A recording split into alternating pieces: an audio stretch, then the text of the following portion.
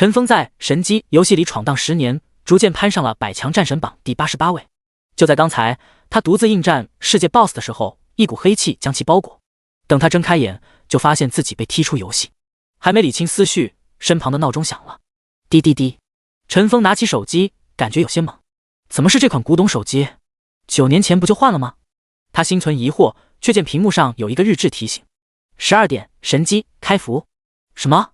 陈峰揉了揉眼睛，神机明明运营10年了，怎么才开服？难道？他连忙查看手机日历，2049年10月1日，我这是重生了，回到10年前。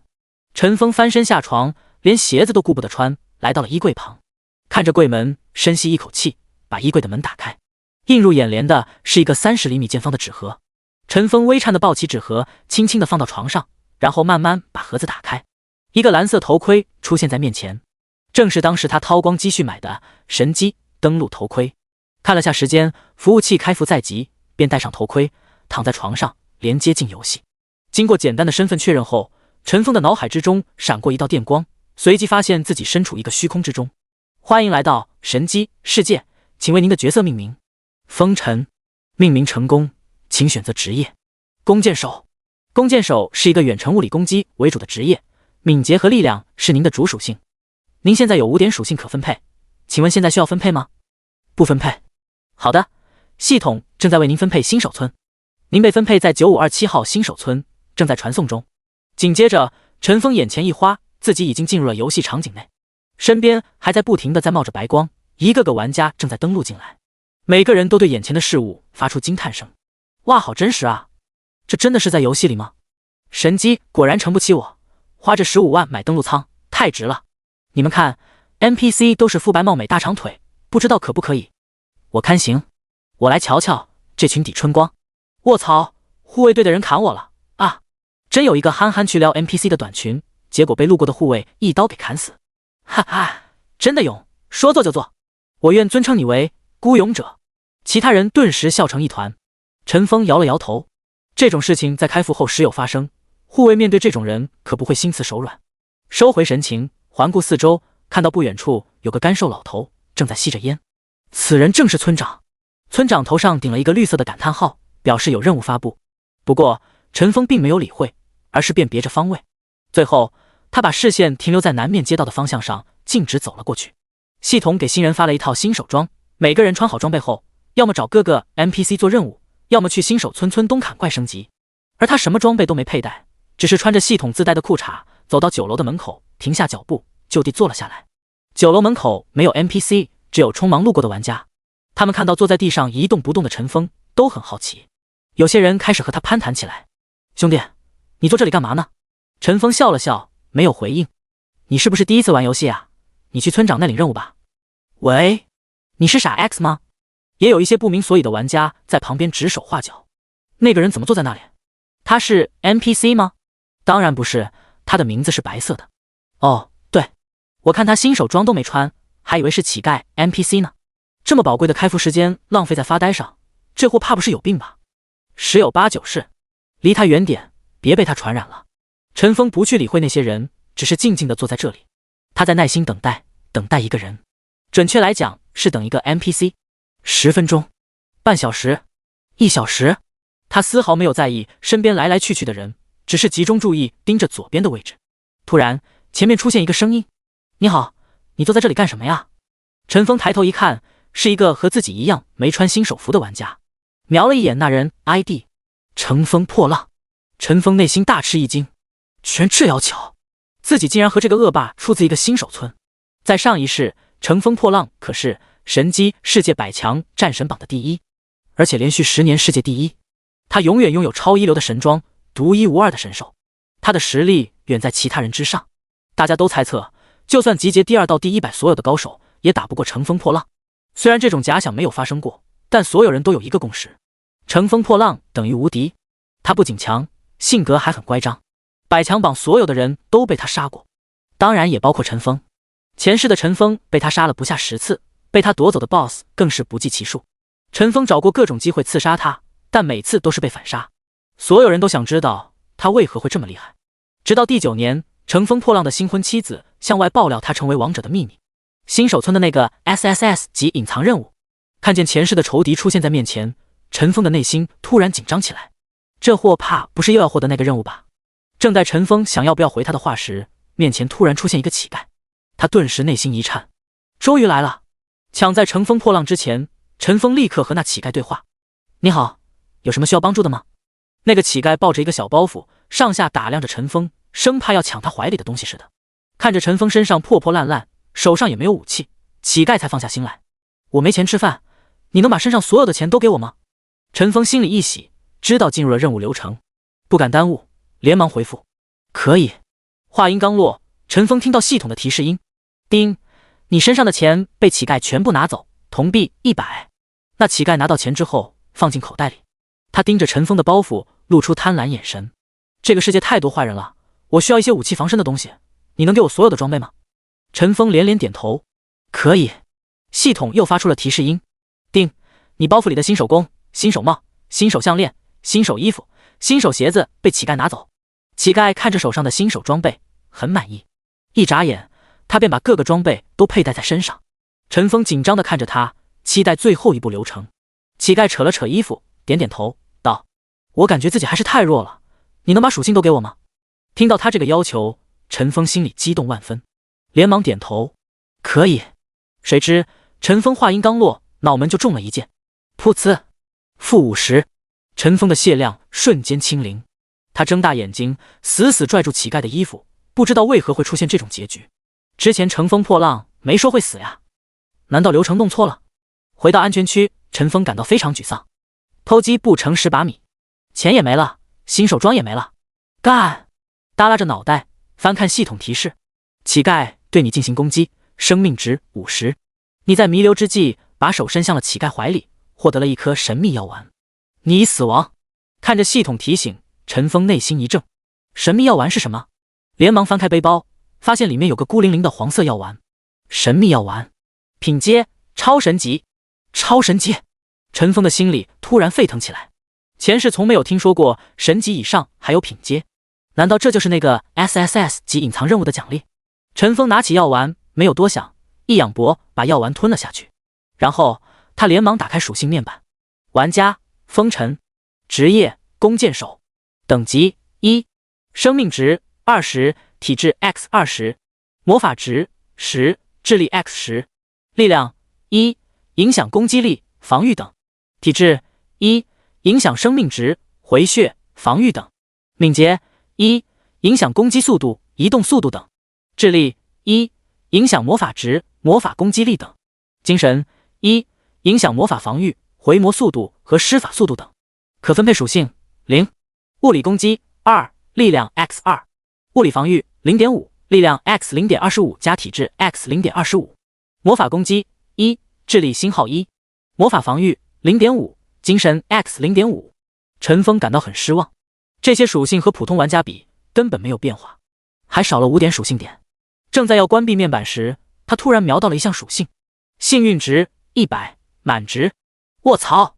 陈峰蹦了起来，居然是满幸运值。第2章连环隐藏任务。陈峰到现在才知道前世乘风破浪真正的秘密，满幸运值。难怪他装备、宠物都比别人高。陈峰忍不住仰天长啸。安全区的人莫名其妙地看着他，纷纷议论起来：那不是坐在酒楼门口的那个家伙吗？他是不是疯了？恐怕是。你看他到现在新手装都没，这货怕不是被人骗了吧？谁吃饱了去骗新手装啊？又卖不出去，难说。我刚才死了就掉了一件新手衣服。哎，你知道哪里有衣服卖吗？哦，我知道，在那边。恢复平静后，他心里有些后怕，刚才真的好险。如果让乘风破浪抢先对话，自己就没戏了。除了他，陈峰相信此时此刻没有其他人满足条件。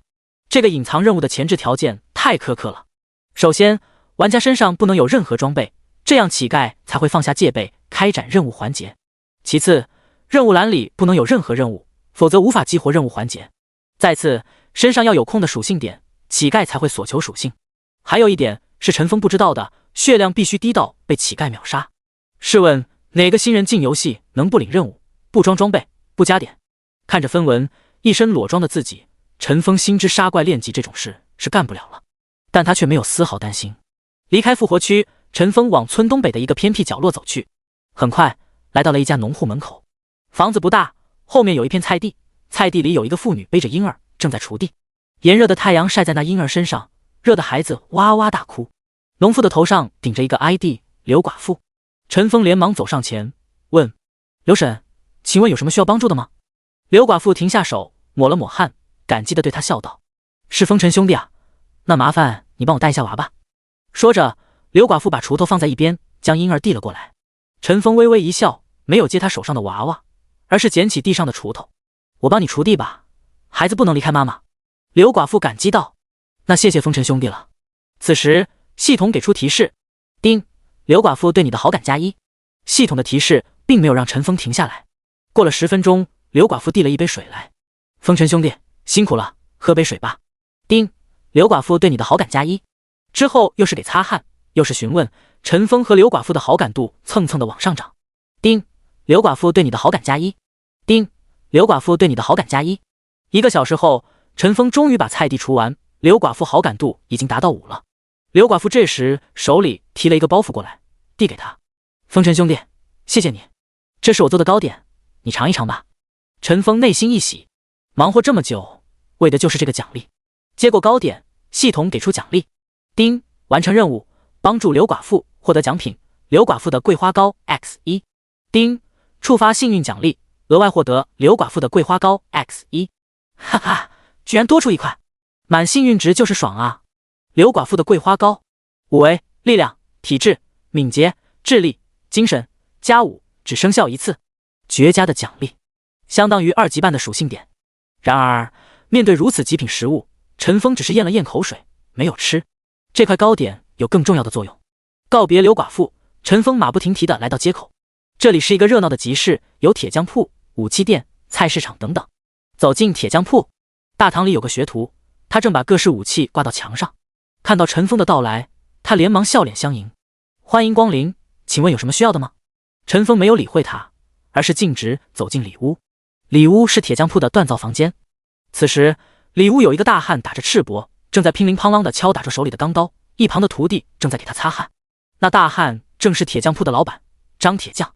看着他在忙，陈峰没有打扰他们，而是找了个凳子在一旁坐了下来。约莫过了15分钟，张铁匠一只手把钢刀放到水中萃取，另一只手接过徒弟递过来的茶水，一口气饮尽。这时张铁匠才发现陈峰的存在。他把钢刀交给徒弟，来到陈峰身边，一边拿毛巾抹着汗，一边：风尘兄弟，有什么事吗？陈峰站起身，从包袱里拿出桂花糕，递给张铁匠：张师傅，刘婶说你干活太辛苦，让我送些糕点给你吃。他还叮嘱你一定要注意休息，千万别累着自己了。张铁匠听到这话，眼睛一亮，他把手里的毛巾丢到一边，从陈峰手里夺过桂花糕，立马尝了一小块。他闭上眼，一脸享受的模样，点点头道：果然是阿兰的手艺。此时系统也给出提示：丁，张铁匠的好感+5。张铁匠将剩下的桂花糕小心的包好，然后独自走进一旁的小房间。陈峰没有跟过去，只是目送他进屋。不久后，张铁匠从屋内出来了，手中的桂花糕已经不见，取而代之的是一把弓。陈峰内心一动，来了。他知道这是一把紫色武器，前期绝对的神器。张铁匠来到陈峰的身边，把武器递给他：谢谢风尘兄弟，这是我无意得到的一把弓，花了1个月时间才把它修复好，现在赠予你，也希望你将来在阿兰面前多帮我说说好话。陈峰兴奋地接过弓：我会的，谢谢张师傅。就在接过弓的那一刻，系统连续给出2道提示：丁，你完成隐藏任务张铁匠心里的秘密，获得物品凯特之弓紫色。丁，触发幸运奖励，奖品升级为凯特之弓金色。陈峰顿时惊掉了下巴：我尼玛，满幸运值还有这功能！第3章黄金武器。丁，恭喜你获得第1把黄金武器，奖励5点属性点。陈峰欣喜，被乞丐抢的5点属性还回来了。没等他高兴几秒，世界频道突然来了一个通告：恭喜玩家风尘完成隐藏任务，获得全服第1把黄金武器，欢迎更多玩家来挖掘神机世界的秘密。恭喜玩家风尘完成隐藏任务，获得全服第1把黄金武器，欢迎更多玩家来挖掘神机世界的秘密。连续3次系统公告，把全服玩家都炸开了。卧槽，黄金武器！老子连商店的白板武器都买不起，这货竟然有黄金武器了！妈的，我就说嘛，这么多人抢野怪肯定不对劲，原来有隐藏任务玩法。风尘求任务攻略，同求攻略，10万华夏币一条，20万。陈峰自己也被这突然起来的系统公告吓一跳，不是只有传说级装备才会公告吗？其他玩家发的消息他也有留意。出售隐藏任务流程是一个赚钱的法子，但必须有等级装备碾压才能干，否则就会平白无故给自己增加竞争对手，那可得不偿失。神机武器系统品阶分为白、蓝、紫、金等常规武器，常规武器之上还有传说、圣器、神器等等。这个任务原本的奖励是一把紫色的武器，凯特之弓，紫色1级，力量加15，敏捷加40，物理攻击加150，射程30米。而现在却变成了金色武器，凯特之弓，黄金1级，力量加20，敏捷加50，攻击加200，射程35米，高达70点属性，200点攻击力。要知道，新手弓也才加5点敏捷，10点攻击而已，并且一般弓箭射程只有15至25米，它的射程却高达35米。对弓箭手来说，距离意味着生存。这把1级的凯特之弓比15级甚至20级的蓝白武器都要强，而这一切只是一块桂花糕换来的而已。陈峰看着物品栏里的另一块桂花糕，眼睛一转，嘴里不禁露出笑来。放好凯特之弓，告别了张铁匠，出门在街上转了个弯，然后又回来了。陈峰再次来到张铁匠身边，拿出桂花糕递给他。张师傅，刘婶说你干活太辛苦，让我送些糕点给你吃。他还叮嘱你一定要注意休息，千万别累着自己了。说完，他眨了眨眼睛，再次期待地看向张铁匠。陈峰的心里已经打好了算盘，拿到第2把凯特之弓之后就拿去拍卖。以现在的行情，这把弓起码能卖个180万华夏币，那接下来的日子就不用天天吃泡面、吃压缩饼干了。然而这一次张铁匠并没有搭茬，他无视了陈峰手上的桂花糕，只是点点头，咂巴着嘴。谢谢风尘兄弟传达，阿兰的桂花糕很好吃，你一定不能浪费。听到他的回答，陈峰内心不免失望。拎着桂花糕，陈峰故意在张铁匠面前晃了晃，他依然没反应。唉，对此陈峰只能暗自叹息，果然不行，像这种级别的隐藏任务，一个人一般只能做一次。陈峰悻悻地收起手里的桂花糕，走出了铁匠铺。看着手里的桂花糕，实在想不出还有什么别的用处，头一抬，桂花糕直接往嘴里一塞，吃了下去。丁，你服用刘寡妇的桂花糕，5为力量、体质、敏捷、智力、精神加5。吃了桂花糕，装上凯特之弓，属性立马飙升。玩家风尘，职业弓箭手，等级1，生命值120，体质 X20，魔法值60，智力 X10，力量6加20，体质6，敏捷6加50，智力6，精神6，可分配属性5，物理攻击52加200，力量 X2，物理防御8，力量 X0.25 加体质星号0.25，魔法攻击6，智力 X1，魔法防御3，精神 X0.5，射程35米，幸运值100，可分配技能点1，天赋技能射手天赋，攻击时附加敏捷 X0.5 的伤害，普通攻击有280加，可以说是非常恐怖。对于现阶段的玩家来说，生命值普遍在100左右，即便是主加体质的职业，生命值也不过200-300。他现在的输出可以说基本一件一个人头。不过现在还不能出门，还缺少一件弓箭手特有的装备剑，总不能抡着弓冲上去近身搏斗吧。战士消耗品是回血药，法师消耗品是回魔药，而弓箭手最大消耗品就是这个弓箭了。陈峰虽然做了3个隐藏任务，但依然分文未得，这也是隐藏任务的特点，奖品单一。所有普通任务和隐藏任务都可以分为 D、C、B、A、S、SS、SSS。D 类隐藏任务每个人都能触发，非常大众，许多还能反复刷。C 类隐藏任务触发条件有些苛刻，每天有限定次数。B 类隐藏任务对于奖励总数有要求。A 类隐藏任务可遇不可求。至于 S 级以上的隐藏任务更是全服为1。已经做了3个隐藏任务，刘寡妇那个是 C 级任务，一天出10个。张铁匠那个是 B 级任务，总共出10个，而那个乞丐任务就是 SSS 级任务，全服为1。陈峰从铁匠铺出来，摸了摸比脸还干净的钱袋，心想要搞点银子才行。重新回到出生原点，村长身边，陈峰笑着向他打招呼：“村长，有什么事需要我帮忙的吗？”村长抽了口旱烟，从口袋掏出50枚铜币交给陈峰：“老头子，我嘴馋了，你去帮我买一些野兔肉来。”丁，请为村长带来野兔肉 X5， 任务奖励50铜币，100经验。现在离开府已经过去2个小时，村长身边已经有不少人摆摊卖兔肉，1块兔肉10铜币。有许多的玩家为了快速做任务，直接在摊贩那买兔肉，转头交给村长。也有许多玩家舍不得那个钱，吭哧吭哧的跑到村东自己去打野兔。只不过现在练级的人太多，打怪效率堪忧。而陈峰有第3种选择，口袋里揣着50铜币，来到武器铺。武器铺就开在铁匠铺旁边，店老板是一个光头大叔。他看到陈峰的到来，连忙笑脸相迎：“客官，需要什么武器吗？”紧接着陈峰面前跳出一个页面，里面有1至5级的各种武器。1级武器100铜币1银币，5级武器10银币。白板武器就这么贵，对新手玩家来说非常不友好。选中剑矢，剑矢普通的箭头，看起来不太锋利的样子。攻击+1，价格2铜币支，40铜币小捆，1小捆等于20支。陈峰买了25支箭，然后离开了新手村。一般来说，练级的玩家都是从村子东面出去的，那里有各类怪物供大家猎杀，包括1级的野兔、2级的野狗等等。而陈峰是从村西出去的，那里有草地、花丛、菜园、田地、河流等等，比较适合玩家在这里修炼生活技能。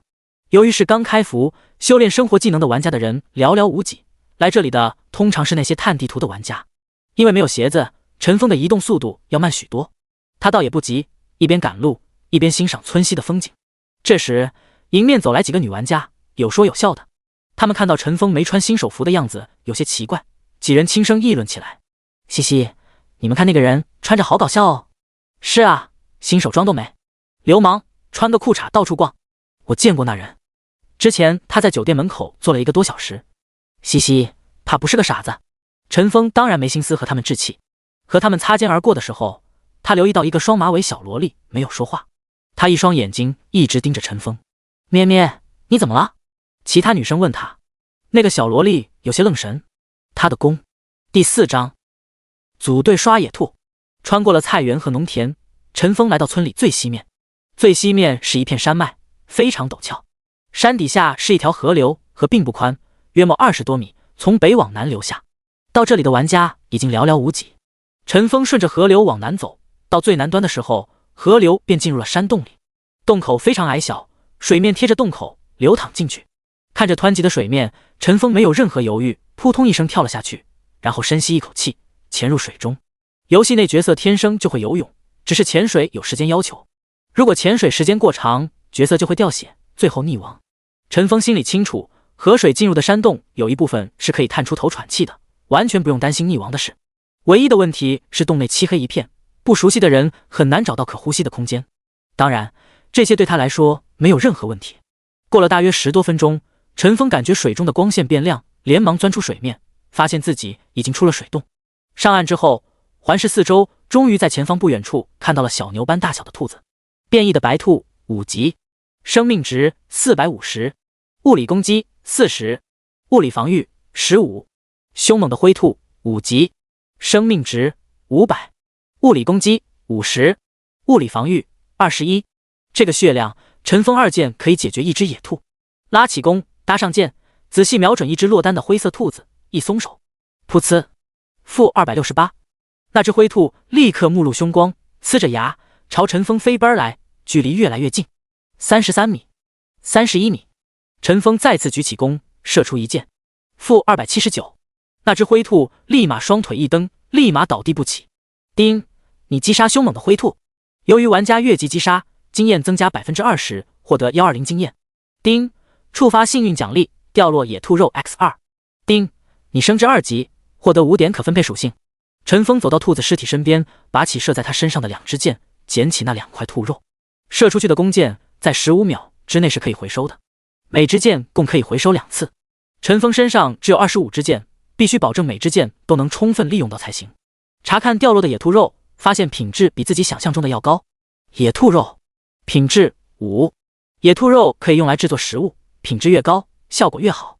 村外的野兔肉品质是1，这里的野兔肉品质是3，陈峰获得的是品质5，应该也是受到幸运奖励影响。至于升级的5点属性，他选择加了2点力量、3点敏捷。前期1点力量所加的2点攻击比1点敏捷要高，等转职之后，敏捷影响程度才会提升上来。而且好的弓箭都需要高力量才能拉动，所以加力量是必然的。收拾好战利品之后，陈峰再次将目光放在野兔上，只是这一次碰不到落单的兔子了。30多米处有3只兔子正在玩耍，他再次拉起弓，对着白兔射去。-264， 3只兔子以4米每秒的速度飞快地跑来，在他们离陈峰31米时，他射出第2箭。-271， 一只野兔倒地。丁，击杀凶猛的灰兔，由于玩家越级击杀，经验增加 20%， 获得120经验。丁，触发幸运奖励，掉落野兔肉 X2， 另2只野兔相距27米。陈峰射出第3箭。-261， 2只兔子又前进了4米。在射出第6箭的时候，3只兔子都已倒地，最近的一只兔子只有15米了。3只兔子360经验，陈峰又升了1级。前期升级经验非常少，1到2级是100，2到3级是200，3到4级是400，4到5级是800，后面每升1级，经验需求翻1倍，直到21级。把属性点分配好后，陈峰立马跑到射杀的2只兔子身边，把兔肉、箭矢捡起来。但第3只兔子就不敢过去了，那边有一窝10多只兔子在一起，他这点血量被2、3只兔子围住必死，无奈只能眼睁睁看着兔子身上的2只箭矢消失，真是心疼。要是有个人给自己顶怪多好。有了前车之鉴，陈峰打算把兔子引到自己身边再射杀。就在他把箭对准远处的4只兔子时，一个声音从背后响起：“打扰一下，请问你需要帮助吗？”陈峰吓一大跳，这个地方怎么有玩家过来？他连忙摆出防御架势，回过身，却见河边站着一个双马尾小萝莉。这人看着眼熟，很快便想起之前在村西遇到的几个女玩家，只有这个小萝莉没有参与讨论，一直看着他，好像叫咩咩。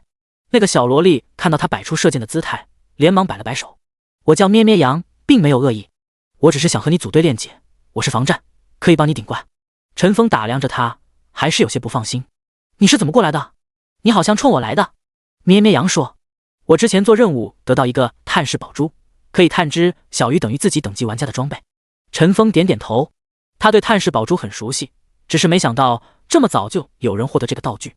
咩咩羊接着说：“我探知到你的弓之后非常惊讶，原来那个获得黄金装备的竟然是你。”陈峰方才还想要顶怪的人来着，哪知这妖巧就出现了。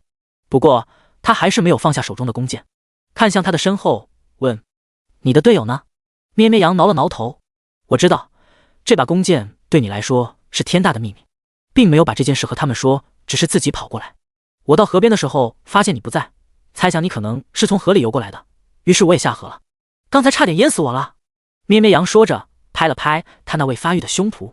听到他主动为自己保守秘密，陈峰心里略微松懈，想到自己确实需要一个肉盾在前面，于是收起了弓。“你的防御血量是多少？有技能吗？”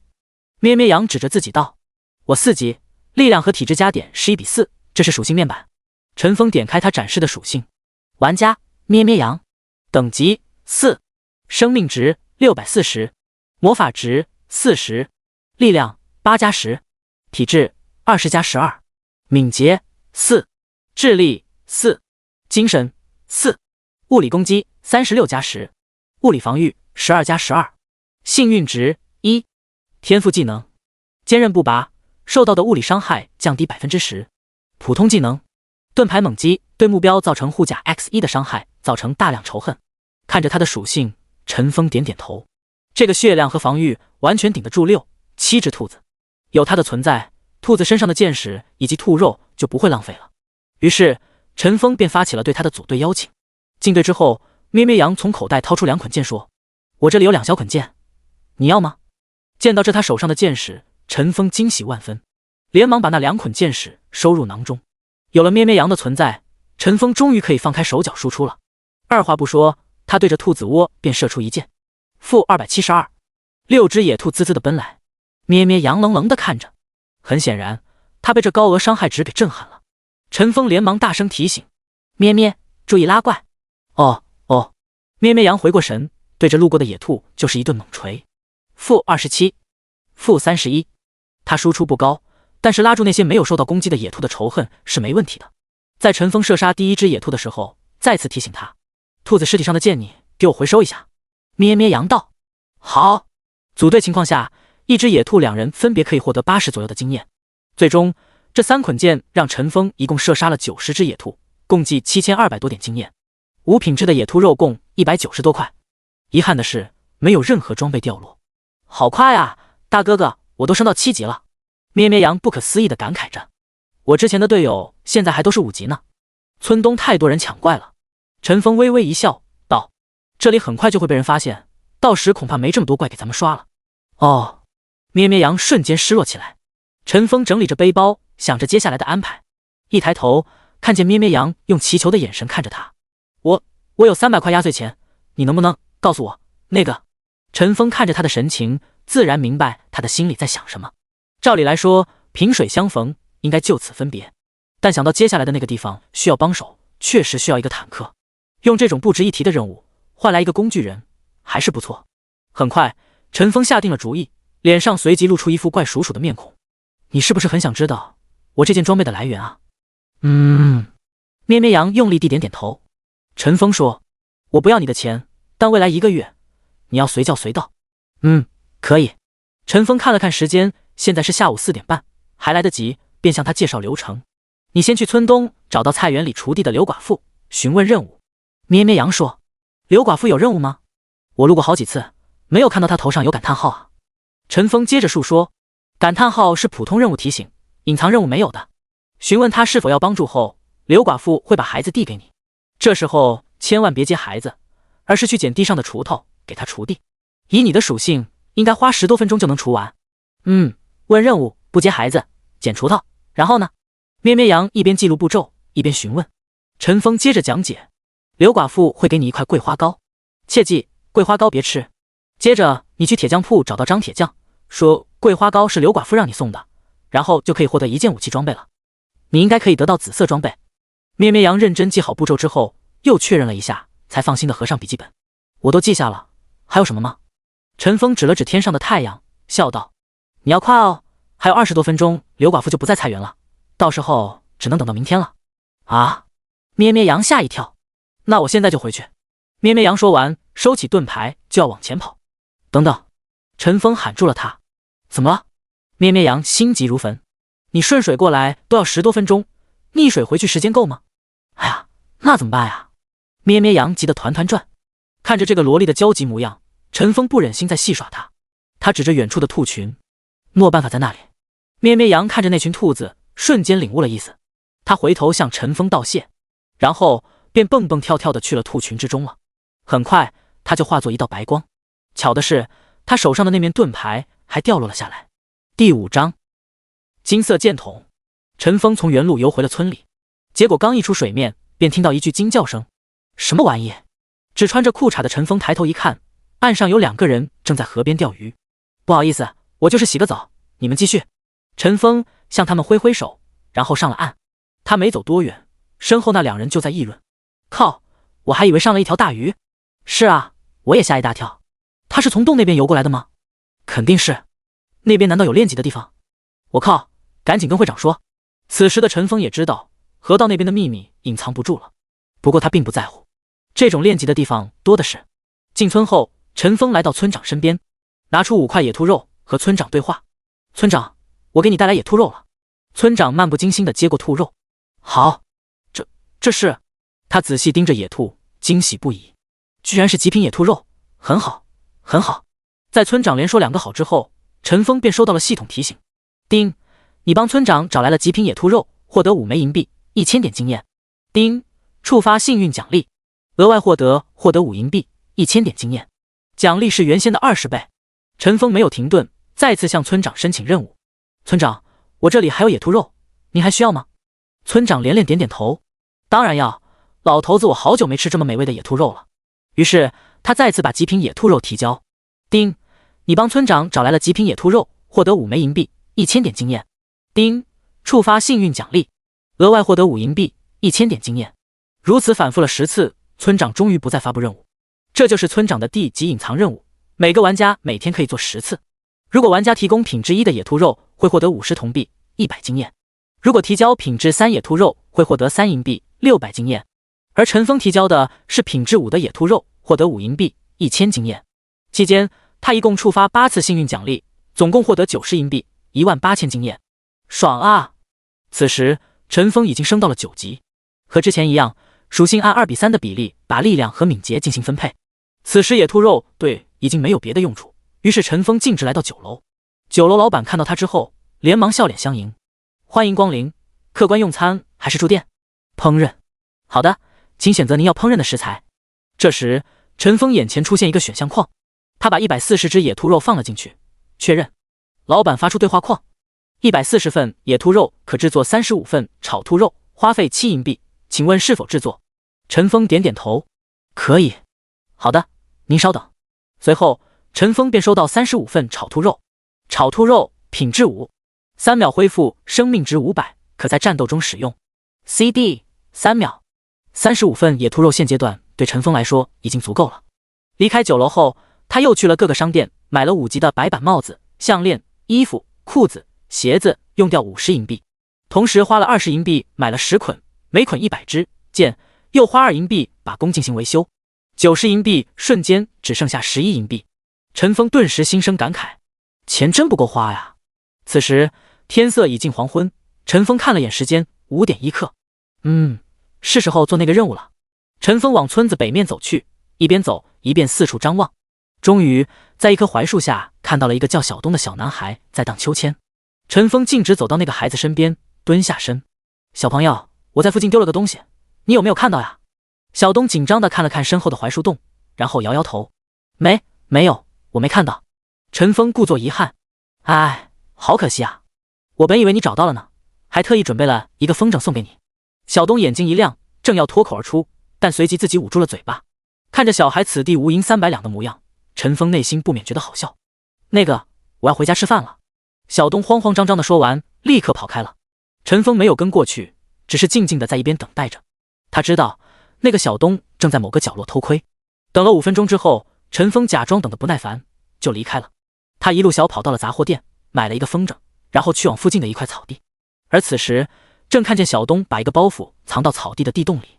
陈峰悄悄走上前，拍了拍他的肩膀：“小东，你已经帮我找到了呀，谢谢你。”小东吓一跳，尴尬地收起手里的包袱。他把包袱的口袋打开，递了过来，不情不愿地说：“大哥哥，你看这里有没有你的东西？”陈峰随意瞄了一眼口袋，摇了摇头：“不在这里。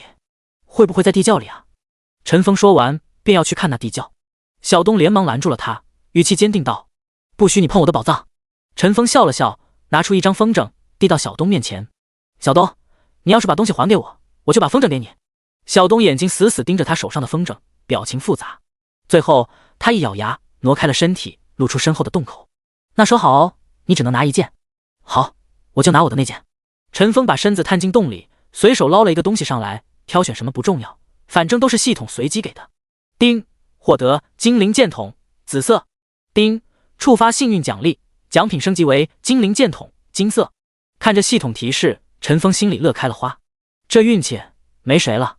精灵剑筒，金色，5级，力量加40，敏捷加70，攻击加120，自动回收，射出去的箭会自动回收。由于是副武器，攻击力并没有1级的凯特之弓加的多，不过在属性方面弥补了。而且这个自动回收技能是个非常好用的功能，打 BOSS 是根本没有时间回收箭矢的，往往是射在 BOSS 身上后，过了15秒箭矢就自动消失了。平时练级也省去了捡箭的时间。装备上精灵剑筒，属性又提升了一个台阶。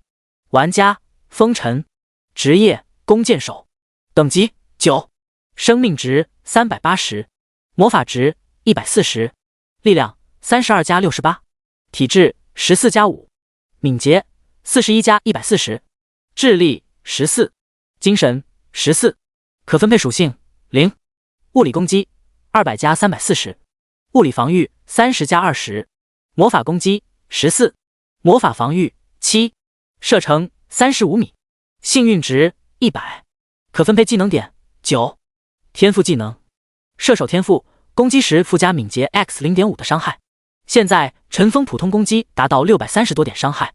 滴滴滴，好友消息响了，目前他唯一好友就是咩咩羊，消息自然是他来的。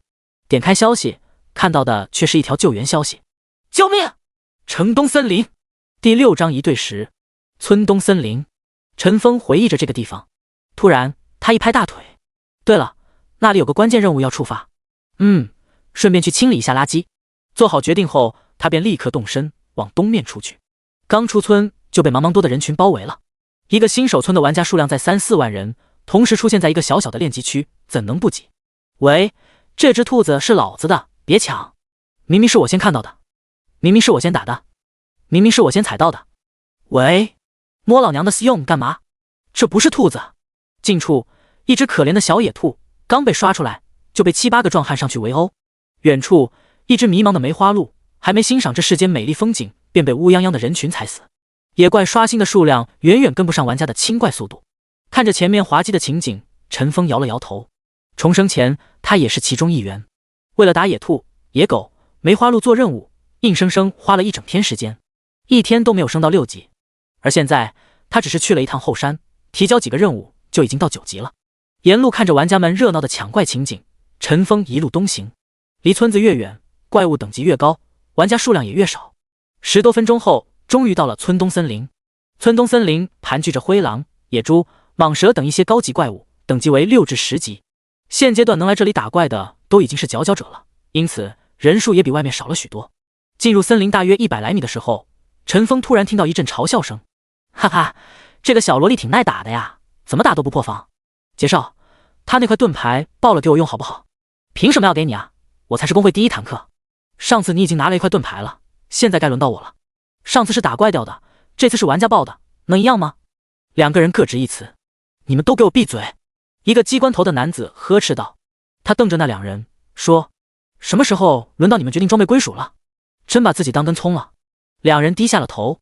陈峰躲在树后仔细观察着前方情况。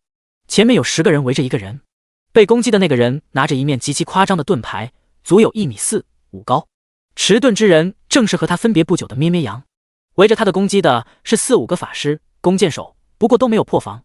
那些攻击每次都是强制扣他一点血，同时他头上不停地在冒着10、8的绿色数字，显然他已经中毒。虽说伤害不高，但1秒掉血依然有10多点，长久下去咩咩羊必然会把血药耗尽。当看到机关头 ID 的时候，陈峰嘴角微微一扬，哼，竟然是他。领头人叫杰少爷，本名叫赵少杰，是陈峰所在的这个城市的纨绔。在前世，这家伙没少跟自己作对。观察好四周环境，陈峰举起弓箭，瞄准其中的一个法师，一松手，噗呲，负587。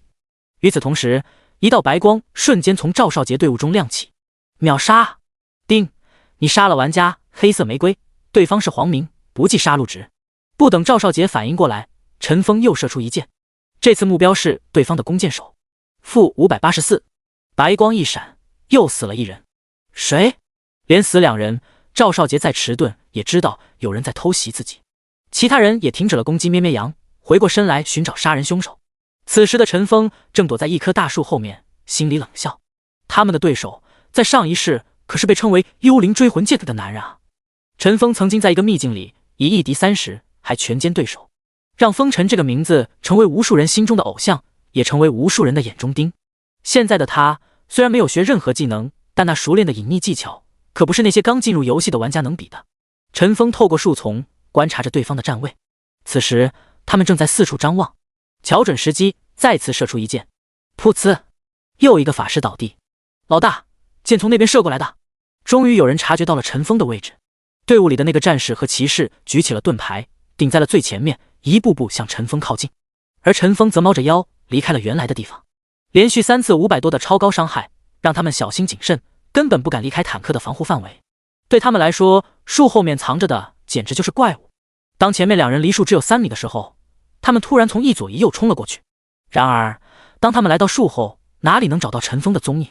此时陈峰正在离他们90度的方向举起弓，噗呲，又是一道白光。赵少杰身边的最后一个法师也被秒杀了。妈的！赵少杰已经气急败坏，他朝陈峰的藏身方向大声吼道：风尘，你出来，我已经看到你了。如果是一般人，听到自己名字被喊出来，可能真的现身了。但陈峰怎么会上当？被攻击的人可以翻看历史记录，自然能查到他的名字。很显然，赵少杰刚才是收到那几人的信息了。陈峰没有理会他，继续寻找着机会。对方已经死了4人，远程还剩一个射手和一个术士。对方已经猜测出陈峰的方位，很快自己的位置就会暴露。他拉起弓，瞄准一个术士，一松手，又是一道白光。找到他了！一个盗贼第一时间发现陈峰，直接向他冲了上来。赵少杰连忙冲身边的弓箭手大喊：“射他，别让他跑了！”那弓箭手连忙拉起弓，却发现无法瞄准，太远了。对方可是在30米以外，自己攻击距离只有20米，怎么可能射到？那弓箭手连忙往前跑了几步，生怕对方躲进树林。而这一次，陈峰并没有躲，他身后不远处有5只8级的野猪，如果惊扰了他们，陈峰这点血可不够他们拱的。盗贼离陈峰越来越近，在2人相距20几米的时候，那盗贼突然身形变得模糊，随后便消失不见。隐匿！陈峰没有理会那盗贼，而是将弓箭对准了对方最后一个具有远程攻击的弓箭手。噗呲，再次命中。那个弓箭手别提有多憋屈，眼见要瞄准对方，却被带走了。此时赵少杰队伍还剩4人，一个盗贼，一个骑士，一个防战，以及赵少杰本尊持剑战士。而那个盗贼已经依靠隐身来到身后，此时正举起匕首，他的一切行动都被陈峰看穿。突然，陈峰往旁边一滚，与那盗贼保持了2个身位的距离。在陈峰起身的同时，手里的剑已经脱手，一支箭出现在那盗贼的脑门上。你怎么能发现我？陈峰冷笑一声，看着他光化。他或许认为自己等级高达7级，一定能偷袭成功。然而，陈峰的等级却是9级，早在10米外就看到他模糊的人影了。嘿嘿，你跑不了了。陈峰抬头一看，赵少杰已经出现在面前。此时，他已经施展了一个突刺，冲到了陈峰跟前。第7章，抓贼。赵少杰表情早已狰狞，10人队伍被杀的只剩3个，不恼怒才怪。面对赵少杰的突刺，陈峰没有丝毫慌乱。其实，以他的敏捷，想要躲开这一记冲刺也不是不可能。然而，他并没有动。陈峰转过头，看向旁边，道：“喂，别看戏了。”“嘻嘻，遵命，风尘哥哥。”一个调皮的声音响起。紧接着，一面巨大的盾牌挡在陈峰和赵少杰中间。砰！负18。盾牌后面露出一个双马尾，冲着赵少杰做鬼脸。这人不是咩咩羊，还会是谁？干！赵少杰口吐芬芳。看着赵少杰吃惊的模样，咩咩羊得意地晃了晃脑袋，2条辫子甩起来，甚是好看。他终于出了刚才被围殴的恶气了。赵少杰瞪了眼咩咩羊，转头看向陈峰，恶狠狠地放下话：“风尘，你给我等着，咱们后会有期。”陈峰轻蔑一笑，道：“你可等不了。”说完，拉起弓，对着赵少杰就是一箭。负517，依然是秒杀。赵少杰眼睛瞪得老大，一副不甘的模样，化作白光。陈峰抬起头，看向那2个坦克。那2人见老大都死了，再也没有胆量挑战，掉头就跑。但他们那种乌龟般的速度，在陈峰面前怎么可能逃得掉？陈峰弯起弓，2箭一个，先后将他们射杀。就在最后一个人倒下的时候，世界频道突然发出公告：恭喜玩家风尘一次性击杀10名恶徒，获得反抗先锋的称号。恭喜玩家风尘！反抗先锋？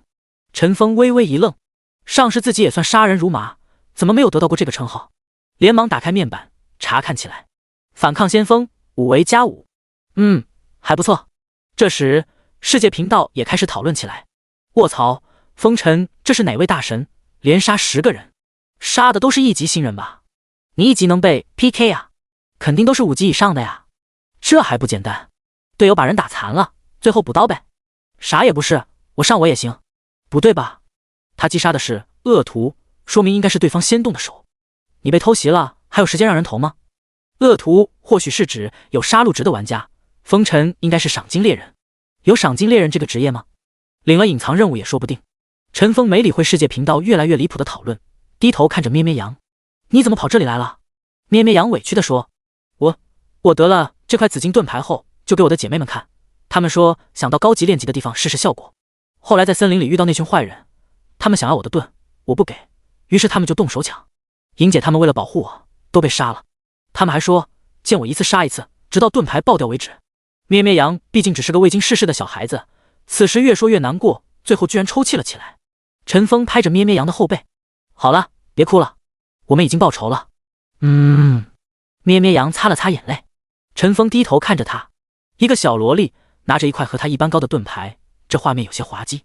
他对咩咩羊问道：“你盾牌的属性怎么样？给我看看。”咩咩羊把盾牌属性展示出来：紫金盾牌，紫色，1级，体质加20，物理防御加90，魔法防御加40。倒刺，当受到近战攻击时，会对其造成10点神圣伤害。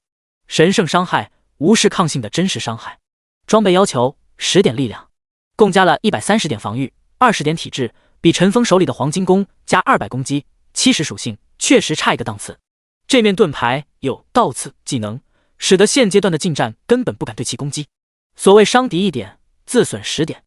难怪刚才赵少杰他们只有远程职业对咩咩羊进行攻击。陈峰又看了下世界频道，大家都在讨论赏金任务如何领取的事。虽说这和实际情况毫不相关，不过这个话题倒是提醒了他，新手村确实有个类似的隐藏任务道具，虽然不是赏金任务，但效果差不多。陈峰说：“咩咩，想不想再惩罚那些坏人？”咩咩羊用力的点着头，睁着他双大眼睛：“想。咱们要去再杀他们吗？”陈峰摸了摸他的小脑袋：“有比这更好的办法。你先进村，晚一点我找你。”此时天已经逐渐黑了下来，周围视线也差了许多。神机的时间和现实是一样的，也有白天、晚上。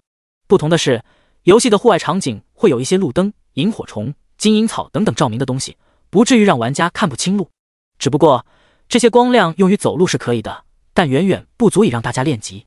玩家需要去杂货铺买火把、蜡烛之类的照明道具，才能看清怪物。蜡烛，照明范围10米，持续时间1小时，价格10铜币。火把，照明范围20米，持续时间2小时，价格1银币。装备位置勋章位，一个普通角色有4个勋章位，晚上对他来说是非常不利的。在没有视野的情况下，35米的射程毫无用处。不过陈峰也不太担心，视野解决方案有很多。在他的记忆里，新手村至少有2个相关的任务，其中一个就是和现在的计划有关。陈峰并没有和咩咩羊一起回村，而是掉过头继续往村东森林深处走。清除路上的几个落单小怪，他来到了树林的尽头。村东森林东面是一个废弃矿洞，矿洞门口站着2个警卫。当陈峰靠近他们时，其中一个警卫举起大刀对准他。什么人？陈峰回道：我听说这里有矿洞，想来采矿回去卖。警卫甲表情严肃：矿洞危险，没有通行令，一律不得进去。陈峰假装惊讶道：这矿洞里发生了什么事啊？警卫甲下意识说：里面的矿工都疯了。你闭嘴！警卫乙连忙打断他，然后面对陈峰：这些事与你无关，总之没有通行令，不准入内。与此同时，陈峰收到了系统消息：丁，你察觉到废弃矿洞里很不简单，决定好好调查一番。看到这条消息，陈峰知道前置任务已经完成。告别2个警卫后，陈峰回到了村子里，先是去杂货店买了些蜡烛、绳子之类的杂物，然后来到村子南边的一户人家前。这是一家渔户，平日里男主人梁大叔出去打鱼，女主人梁大婶拿鱼去集市卖。陈峰在门口等了一会，到了7点的时候推开了门。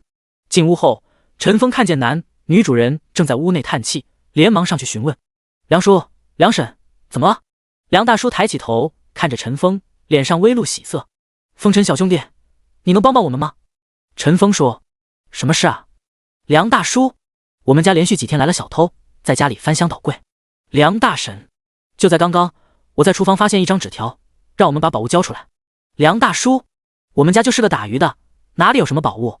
梁大婶，你能不能帮我们把那贼人抓住啊？此时陈峰收到系统消息：丁，获得帮渔户擒贼任务，是否接受？接受。陈峰随后对他们说道：梁叔、梁婶，你们放心，我一定会抓住他的。那太好了，我们终于可以睡个安稳觉了。陈峰又安慰了他们几句，出了门，然后找了一个偏僻的角落躲了起来。看着离去的陈峰，梁大婶轻轻和梁大叔商量：老头子，要不我们把那个东西交出去吧？梁大叔瞪了他一眼：妇道人家知道什么？有人惦记这个东西，说明它价值非凡，我还指望他给咱再盖一间屋子呢。那也不能要钱不要命啊！富贵险中求，只要那个贼人落网，咱们就没事了。唉，希望风尘顺利抓到那个小贼吧。老两口聊了半个小时，也渐渐倦了。进了卧室，关上灯，不久就进入了睡眠。陈峰在外屏住呼吸，等待目标的出现。过了10几分钟，一个黑影出现在屋后，吱呀一声，窗户被打开了。陈峰精神一振，知道好戏要开演了。第8章，发布通缉令。陈峰拉起弓，瞄准黑衣人的腿部，一松手，负397，扑通，黑衣人直接栽倒在窗台。那人中箭之后并没有迟疑，立马就地一滚，随即一个翻越，逃离了现场。陈峰收起弓，等黑衣人跑了20几米，才起身追了过去。其实他刚才完全可以补射几箭，将那人射杀当场，但那样做的话，只是完成一个地级任务而已。他现在要做的是悄悄跟着他。黑衣人虽然一只脚有伤，但行动速度依然迅捷。他边跑边回头，并没有发现跟踪者。绕了几个弯之后，黑衣人突然一个闪身，进入了一个庙里。庙的门楣挂着一副匾额“关帝庙”。那黑衣人来到一间屋内，关上门，把身上的黑衣、头上的黑布一一解下，露出一个大光头。盗窃之人竟然是一个和尚。那和尚拿出金疮药、纱布放在桌上，一咬牙，拔出腿上的剑，顿时疼得龇牙咧嘴。他一边打开药瓶，一边狠狠念道：“梁老头竟敢找人暗算老子！过几天我让你们夫妻双双喂鱼！也不知道是哪个家伙坏我好事！”啊！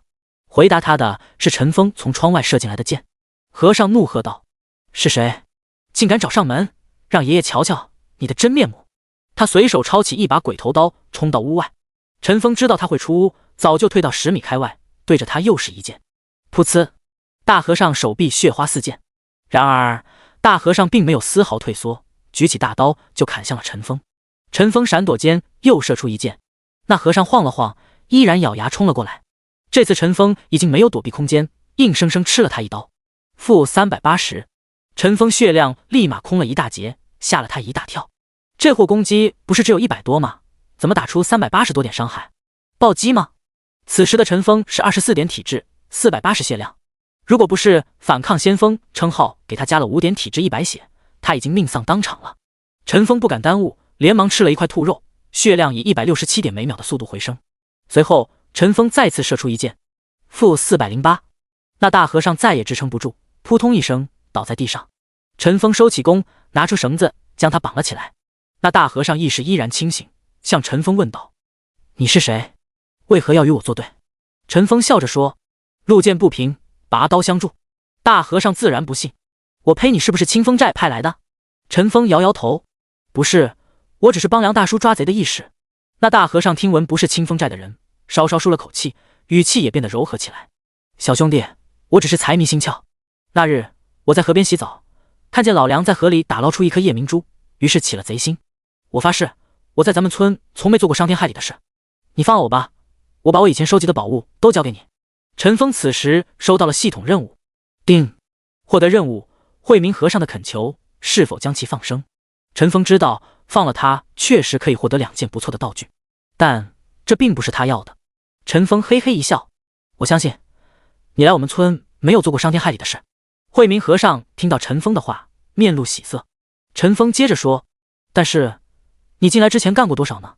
慧明和尚脸色惨白。陈峰没再和他废话，拿出一块布堵住他的嘴，然后把他拖进屋内。放下慧明后，陈峰趴到他的床前，在床底下翻找着什么。不久，陈峰便摸到一块有些松动地砖，翻开砖，拿出一个包袱。慧明看着陈峰手里的包袱，脸色惨白。这些都是他之前非法得到的赃物。陈峰没有打开包袱，只是放进道具栏里。他知道里面都是任务物品，没有其他功能。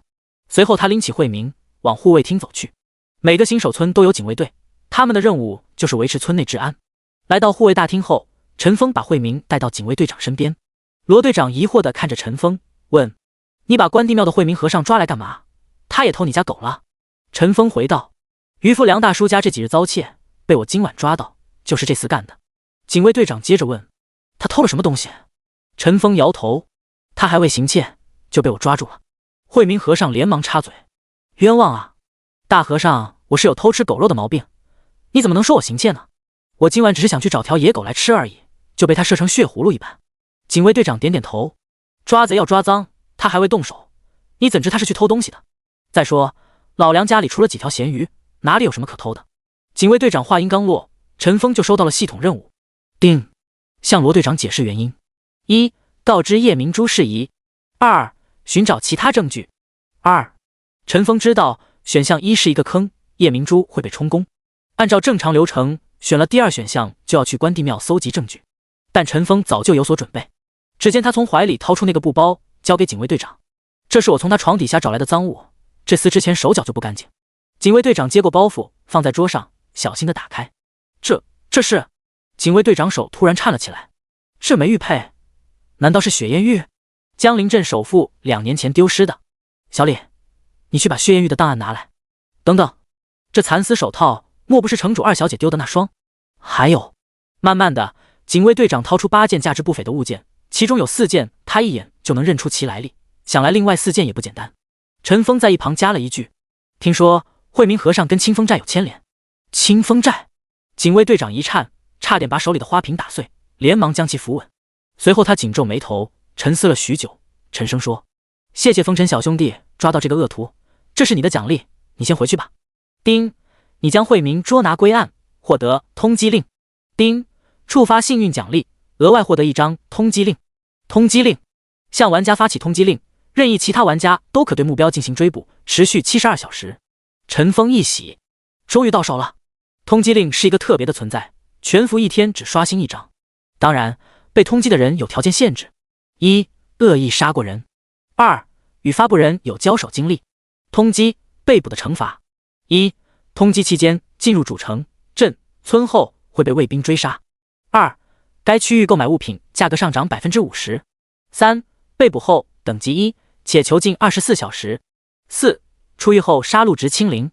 抓捕奖励：升1级，高概率获得其身上1件装备、巨额赏金以及赏金猎人等头衔。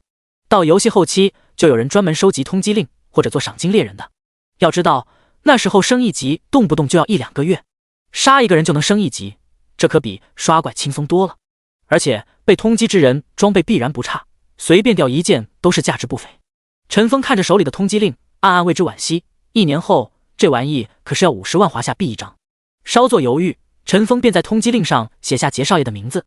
丁，您对杰少爷使用通缉令，请问这个是否是您的通缉目标？陈峰面前跳出杰少爷的人物形象，陈峰点击确认。世界频道立马发布一条消息：勇士们请注意，杰少爷被纳入通缉名单，将其击杀者可以升1级，并且 95% 概率随机获取其身上的1件装备。其他奖励请就近去护卫厅府领取。通缉剩余时间72小时。勇士们请注意，连续3条世界频道公告，全服哗然。村东森林，杰少，你看世界频道。一个牧师对正在砍怪泄愤的赵少杰说：“看什么看？安心练级。”10人被1人歼灭，赵少杰心情自然不好。杰少，你好像被全服通缉了。另一个人补充。赵少杰一愣，连忙翻开系统公告。操，这是哪个生儿子没屁眼的人干的？第9章海明珠。看着热闹的世界频道，陈峰并没有参与，也没有去通缉赵少杰。如果3天内赵少杰没有被抓，他再去不迟。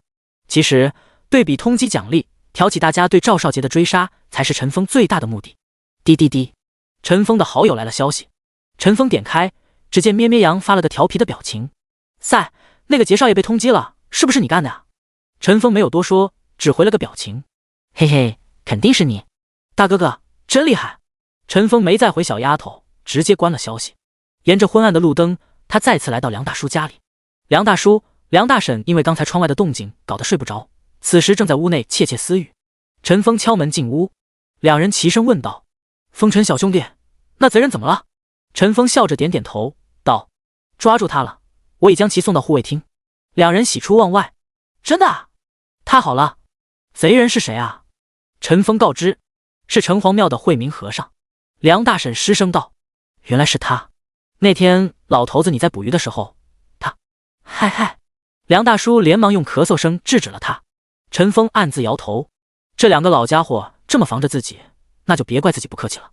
他表情突然变得严肃，压低声音道：“惠民和尚说，他知道你们家里有颗价值连城的夜明珠，他已通知清风寨的人，如果他不能带过去，清风寨就会派人过来取。”啊！梁大叔、梁大婶惊呼：“清风寨！”陈峰点点头，脸色很沉重。警卫队长已经确认对方就是清风寨的人。梁大婶听到这，一口气没上来，晕了过去。“老婆子，你醒醒啊，老婆子！”梁大叔连忙掐他人中，将其唤醒。好半天，梁大婶才醒过来。梁大婶刚一醒来，就抓着陈峰不放。那我们怎么办？清风寨的土匪杀人不眨眼啊！上一任的警卫队长都是死于他们之手。风尘，你救救我们吧！陈峰脸上依然很严肃。我倒是有一个办法，就怕你们不愿意。老两口连忙问：什么办法？你快说。陈峰将自己早准备好的说辞道出：你们将夜明珠交于我，我将其佩戴在身上，这样大家都知道夜明珠在我这，你们就不会被清风寨的人惦记了。两人连连点头，好方法。梁大叔连忙进了厨房，把手伸进灶台，不久后就摸出一个小木盒。看着他的藏宝之处，陈峰暗自佩服，谁能想到这么名贵的东西居然放在那么肮脏的灰尘里。梁大叔打开木盒，房屋内立马变得通亮，犹如白昼一般。陈峰暗自赞叹，果然是好东西。然而看到夜明珠后，梁大叔又犹豫起来。我本来还指望这颗夜明珠换点钱，给我们盖间房子呢。陈峰知道他的意思，掏出10银币递给他。这颗夜明珠就算是我买的了，这10银币够你们盖一间屋子了。梁大叔还是不太舍得，这个太少了吧？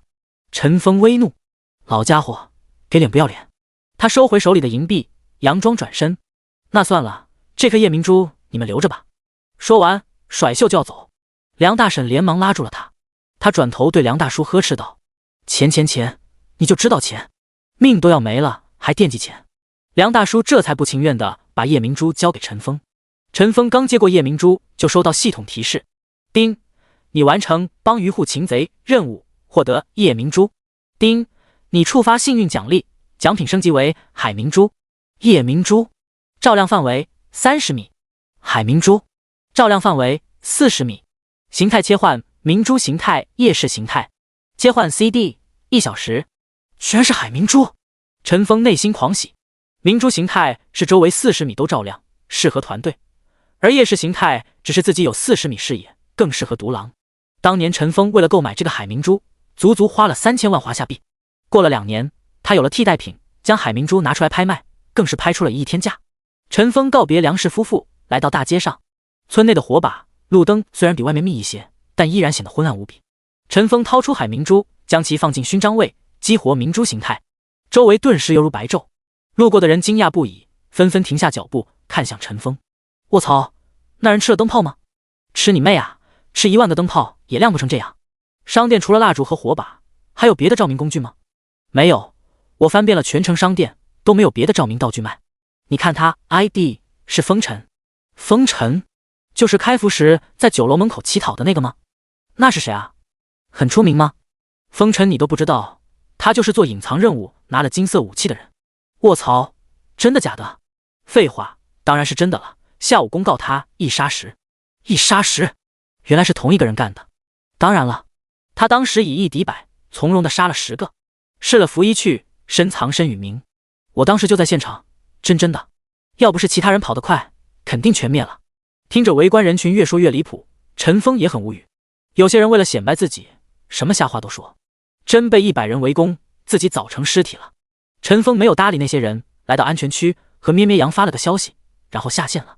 第10章，废弃矿洞的秘密。陈峰摘下头盔，坐了起来。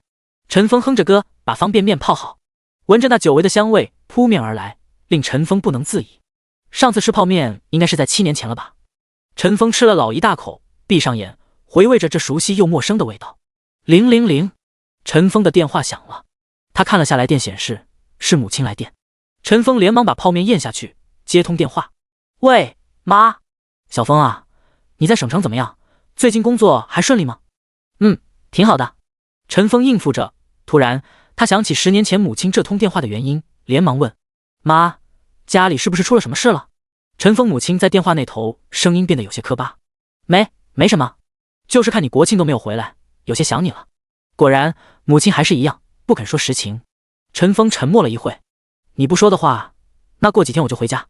陈峰这句话反倒让母亲更加紧张起来：你要是忙的话就别回来了，家里没事。这时电话那头传来了一阵嘈杂声，他连忙挂断了电话。陈峰黯然坐在床上，他已经回想起来，今天父亲在路上被人撞了，此时正躺在医院。由于家里穷，并拿不出钱开刀治疗，以至于父亲的腿后来一直一瘸一拐。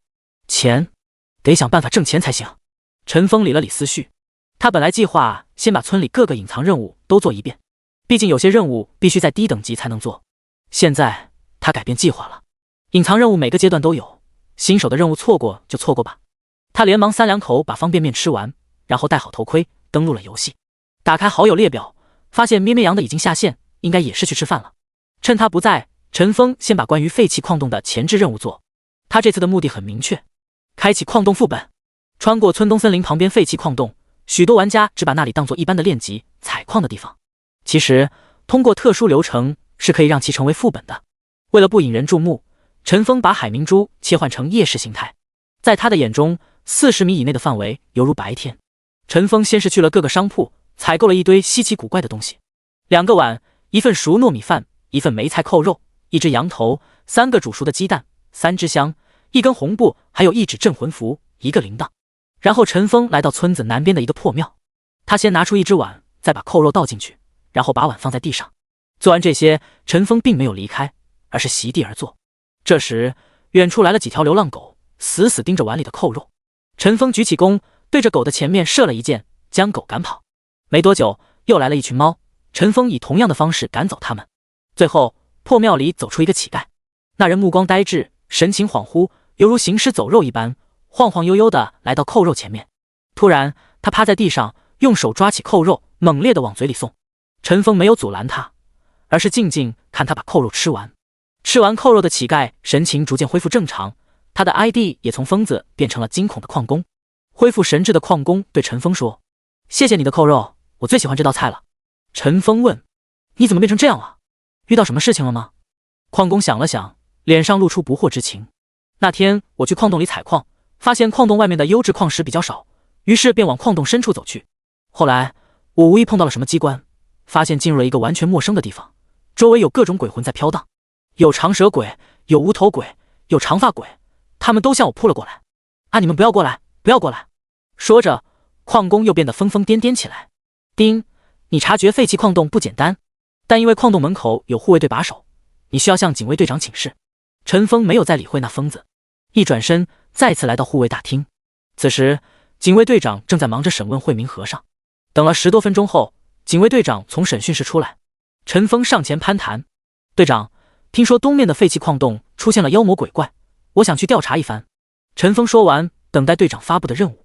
按照正常流程，陈峰要去收集证据，拿回来给队长。然而，这次队长却直接说：“好，这是通行证，进洞前展示给洞口警卫即可。”丁，你获得矿洞通行证，请探索矿洞的秘密。陈峰一愣，这就给了？不用做任务吗？难道因为刚才抓贼的事得到了警卫队长的信任和好感？陈峰想不明白，当然也不会纠结，带着通行证离开了护卫厅。滴滴滴，咩咩羊上线了，我来了。陈峰回道：“来村东出口。”好嘞。3分钟后，咩咩羊甩着2根马尾辫，手里拿着那块巨大的盾牌，吭哧吭哧地走了过来。风尘哥哥，这次我们去哪啊？不去西边河里吗？陈峰指了指东门，村东森林后面。哦，咩咩羊没再多问，举着火把跑到陈峰面前带路了。晚上虽然光线不好，但练级的人丝毫不比白天少。兔子依然被疯抢，梅花鹿还是被群殴，只不过没有白天那么多纷争，大家似乎都心平气和了许多。走了10分钟，2人进入了村东森林。森林里的玩家明显比白天多了不少，尤其是5至7级的练级点，刷出来的怪幼士被一群人抢夺。2人走了大约15分钟，周围的人数逐渐变少。突然，咩咩羊尖叫起来：“啊，有蛇！”呲溜一声，他躲到陈峰身后去了。陈峰抬起头，看到10米外有一条灵蟒。灵蟒8级，生命值1000，物理攻击90，物理防御50。陈峰安慰咩咩羊道：“不用怕它，破不了你的防的。”咩咩羊把头探了出来，看着前面那条大蟒蛇，还是有些发怵。陈峰心知神机的真实触感会让许多玩家产生类似反应，不过那都是一时的，恐惧源于未知，多打几次照面就没事了。面对这种情况，陈峰也有经验，他故作担忧道：“咩咩，我血量少，被那条蟒蛇攻击的话，几下就挂了，你可要保护好我。”哦。咩咩羊深吸一口气，拿着盾牌重新回到队伍前面。他小心翼翼，一点点地往前挪。当咩咩羊离那蟒蛇只有5米的时候，那灵蟒突然大嘴一张，朝他袭来。咚！负一咩咩羊，负10灵蟒。蟒蛇头重重的撞在紫金盾上，看上去动静挺大，但它并没有对咩咩羊造成实质伤害，反倒自己被反弹了10伤。咩咩羊发现蟒蛇真的伤害不到自己，渐渐的便不再害怕。此时的陈峰已经举起弓，但他并没有射击。30米之外有火光攒动，动静不小。第11章奎尔伯。陈峰收回目光，再次把箭瞄准面前的蟒蛇。负489，灵蟒血量立马少了1/3。有咩咩羊的存在，陈峰不用考虑走位的问题，输出的倒也安心。又射出2箭，灵蟒血量清零。叮，击杀灵蟒，获得190经验。8级灵蟒竟然没撑过3秒钟。咩咩羊蹦跶着上前查看蟒蛇掉落的东西。蟒蛇鳞片，制作防具材料。咩咩羊一边把鳞片丢进背包，一边抱怨：讨厌，又没有掉装备，和后山的兔子一样小气。陈峰笑了笑，耐心和他说明，普通野怪装备掉落的概率几乎为0，精英级别以上的才偶尔掉落白板装备，蓝装以上的装备更是要通过 BOSS 才能掉落。咩咩羊挠着脑袋问：精英怪是什么？ BOSS 又长什么样？陈峰说：从名字颜色就能区分，普通怪的名字是白色，精英怪名字颜色是绿色或蓝色， BOSS 名字颜色是橙色或红色。咩咩羊恍然大悟道：哦，刚才我们打死的大蛇名字是白色的，说明它是8级普通怪了，难怪你3下就把它射死了。陈峰摇了摇头，没解释，自己是3箭射死蟒蛇没错，但这是建立在一把金色弓、一个金色箭筒的基础上的。一般同等级的人对那蟒蛇只能造成40-50的伤害，需要20-30次攻击才能将其灭杀。那时蟒蛇也造成上千点输出了，所以即便是白色普通怪，也不是一般人能单挑的。陈峰抬头看了下前方战况，低声对咩咩羊说：你把火把灭了。哦。咩咩羊没有多问，直接把火把放回背包。周边顿时暗了许多下来，只有附近的金银草和萤火虫带来一些微弱光亮。哎，那边好多人。咩咩羊也发现了远处的人群。嘘。陈峰给他比了个噤声的手势，牵着他的小手缓缓靠近。渐渐的，咩咩羊终于看清里面的情景，有16个人在围攻一头巨大的野猪。那头野猪直立站着，足有2.5米，手里捂着一根2米长的石棍，呜呜作响。他的头上正顶着金灿灿的名字：野猪头领奎尔伯。野猪头领奎尔伯9级，生命值11000-20000，物理攻击250，物理防御120，魔法防御60。战场上，奎尔伯生命值逐渐消磨，负10，负25，负8。赵少杰没有出手，他在指挥着战场。1号弓箭手，注意你的位置，离 BOSS 太近了。1号坦克被连续暴击绿了，赶紧撤退。2号坦克拉好仇恨。牧师注意切换治疗对象。注意 BOSS 要用技能了，盗贼回来。猎人的宝宝别动，死了就死了。看着他的指挥，陈峰暗暗点头。赵少杰不久后会创立英雄豪杰公会，虽说在后期公会排名争夺中排名不高，但前面1-2年还是很有存在感的。陈峰的上一世9527号新手村第一个 BOSS 就是赵少杰带队击杀的。咩咩羊靠在陈峰耳边悄悄地问：风尘哥哥，咱们要不要去抢他们 BOSS 啊？不用着急，先看看。陈峰摇摇头，关注着前方的情况，他知道战局要发生变化了。突然，战场中的奎尔伯怒吼一声，皮肤由原来的白色变成棕色。只见他高高跳起，跳到在空中20-30米的高度，然后重重地踩在地上。轰！他周围10米范围的人全部受到波及。负321，负335，负319。这一踩直接命中5个人。3个血比较厚的玩家倒还好，但被波及的牧师和盗贼就惨了，直接被秒杀。奎尔伯此时的血量还剩8000，激发了第2形态。他的攻击速度更快，而且普通攻击还带小范围扫射伤害，这让赵少杰等人压力倍增。本来输出就不足，治疗压力也大，现在减员2个，更加吃不消了。这时，一个术士来到赵少杰身边，低声道：杰少，我感觉不太对劲，附近好像有人。赵少杰哼了一声，呵呵，螳螂捕蝉，黄雀在后，想赢我，谁吃谁还不一定。你是指？赵少杰没有解释，而是在队友频道发布各种指令。奎尔伯的生命值还在下降，5000、4000。正在围观的咩咩羊突然察觉到不对劲，他低声向陈峰询问：他们怎么边打边退啊？是要逃跑吗？陈峰笑了笑，他们不是要跑，而是要祸水东引。咩咩羊一脸疑惑，祸水东引？陈峰没有说，而是示意他看战场。此时，奎尔伯再次高高跳起，而此时赵少杰等人早已做好准备，所有人都往草丛里滚去。轰隆！卧槽 ，BOSS 踩到老子了！糟糕，被发现了！妈的，跟他们拼了！草丛里蹦出5、6个人，还有3个倒霉蛋直接被秒了。人群中传来赵少杰的大喝声：“动手！”他手下的那些队员全部调转枪口，集火攻击草丛里的这些敌人。那些人刚才受了 BOSS 这一击，本来血量就不满，又突然被10多个人集火，顿时被打得措手不及。战斗只持续了2分钟了。赵少杰这边牺牲了一个法师，把对面6个全歼。赵少杰冷哼一声道：“这点本事还想偷袭我？乌合之众！”他大声喊：“杂鱼清理了，大家专心打 BOSS。今晚只要参与 BOSS 战的，不论死没死，都可以领3000华夏币奖金。”众人立马高呼：“杰少威武，老板大气！”还有13个人 ，BOSS 还剩3000不到的血量，旁边的隐患也都拔除了，这个 BOSS 一定拿下。赵少杰信心十足，一旁的咩咩羊却心急如焚。风尘哥哥，他们这么多人，咱们是不是没机会了？陈峰依然很淡定，不好说，接着看。咩咩羊一脸不解 ，BOSS 这么点血了，他们还会翻车？然而，就在奎尔伯血量降到2000血的时候，他突然仰天怒吼，皮肤从棕色变成了红色。赵少杰连忙下达指令，除了肉盾，全都后撤。众人连忙后退，离 BOSS 有20米远。突然，奎尔伯弯下腰，右手紧握石棍，侧身半蹲。大家都很好奇，奎尔伯接下来的招式是什么？突然，奎尔伯猛地把右手往前一甩，手里的那根巨大石棍脱手而出。不好！赵少杰大声惊呼。那石棍带着破空声向前面划出一道亮眼的光线，所处之人血量猛降，负650，负680，负720。这惊天一棍一共扫倒6个人，其中击杀了1个牧师、2个法师、1个弓箭手，前排的2个肉盾也被打残了。咩咩羊看到这个场景，立马变得精神起来。哇 ，BOSS 好强啊！可惜那2个肉盾没死。陈峰微微一笑，未必。战场上，2个少了1大半血的战士劫后余生，连忙呼唤最后1个牧师来治疗。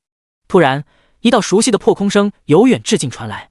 赵少杰抬头一看，立马吓得魂飞魄散。那根石棍飞回来了。第12章，全城首杀，负520，负462，负431。1个牧师，2个坦克命丧当场。这是 BOSS 第3阶段的杀手锏，回旋斩击对前方30米的直线方向的敌人造成2段伤害。16个人的队伍现在只剩下6个人，1个骑士，1个剑士赵少杰，1个术士，1个猎人，2个弓箭手。赵少杰看着 BOSS 仅剩的2000血，怎么可能退缩？大家一起上 ，BOSS 没血了。说完，他直接冲了上去。负95 ，BOSS 头上冒出的伤害让赵少杰大呼意外，他大脑飞转，很快就想明白了，连忙大喊：“大家上 ！BOSS 防御降低了，集火！”其他人也反应过来，展开了全力攻击。奎尔伯举起石棍，对着赵少杰脑袋就砸下来。砰！负492，那个骑士挡在了他身前，但这个伤害吓了他一跳。看来 BOSS 不仅是防御下降了，攻击也提高了，至少提高了1倍。骑士连忙掏出药吞了下去。然而还没等他血量回上来，奎尔伯第2棍就下来了。负452，本来就不是主力坦克的他，根本经受不住第2击，扑通一声跪地死了。还剩5个人，只剩赵少杰1个人顶在前排了。他咬紧牙关，继续输出。BOSS 只有1200血了，哪怕最后就剩1个人，只要 BOSS 先倒，他们就是胜者。谁知 BOSS 丝毫不理会赵少杰，直接高高跳起，落到1个弓箭手身边。负421，又才死1个。随后他举起石棍，冲到了另1个弓箭手面前，将他也秒了。草泥马！赵少杰直接爆粗口，这 BOSS 哪里是猪，他精得跟猴似的。优先击杀敏捷职业，免得被放风筝。又过了10秒，术士、猎人也都被他锤死当场，只剩赵少杰1人。混蛋！看着 BOSS 仅剩的900多血，赵少杰怒不可遏。要不是之前陈峰杀了他们10个人，使得他们10个主力少练1个小时，现在也不至于伤害就差这么一点点。他举起手里的双手剑，冲向 BOSS， 希望会发生奇迹。负87，负411。赵少杰心头一震，真有奇迹，再来1击就行了。然而当他再次攻击的时候， BOSS 只飘出来1个伤害。负97，赵少杰心如死灰，眼睁睁看着石棍锤向自己。负462，赵少杰化作一道白光，临死前他看到了2个熟悉的面孔走来，风尘、咩咩羊。世界频道，杰少爷，风尘，卧槽尼玛，抢老子 boss！ 我英杰公会和你势不两立。什么 boss？ 其他人还没反应过来怎么回事，系统给出了答案。恭喜风尘、咩咩羊成功击杀野猪头领奎尔伯，由于是本城 boss 首杀，2人获得月牙城勇士称号。特此通告，月牙城勇士5为加10。挖月牙城杀了 boss 了，又是风尘。风尘是不是下午连杀10人的大神啊？是的，下午公告获得反抗先锋称号的就是他。难道这个杰少爷也是下午的受害者了？哈哈，你猜对了，杰少爷，他不是通缉犯吗？是啊，有组队来当赏金猎人的吗？我看见他就在复活区。哪个复活区？9527号新手村。啊，我就在9527。森林里，陈峰在清理战利品，没心思理会世界频道的那些人。咩咩羊在一旁问：风尘哥哥，刚才为什么你射 boss， 没有射那个坏蛋呀？陈峰一边翻找装备，一边说：我要在他们被团灭之前建立和 boss 的仇恨，否则 boss 会回满血的。哦，咩咩羊点点头，似懂非懂。他又问：那你可以先杀 boss， 再杀他啊？陈峰摇摇头：不行， boss 绝大部分贡献值都是他们，虽然最后一击有许多贡献值，但最终还是会低于他们。咩咩羊一脸懵逼，那是什么意思？陈峰看着他，认真的解释：第一，经验我们得不到；第二，装备归属不是我们，要等10分钟才可以拾取。哦，我懂了。好奇宝宝咩咩羊不再提问，而是睁着大眼睛看陈峰挑选装备。过了3分钟，陈峰总算把战利品理清。不愧是首爆，奎尔伯居然一次掉落3件装备。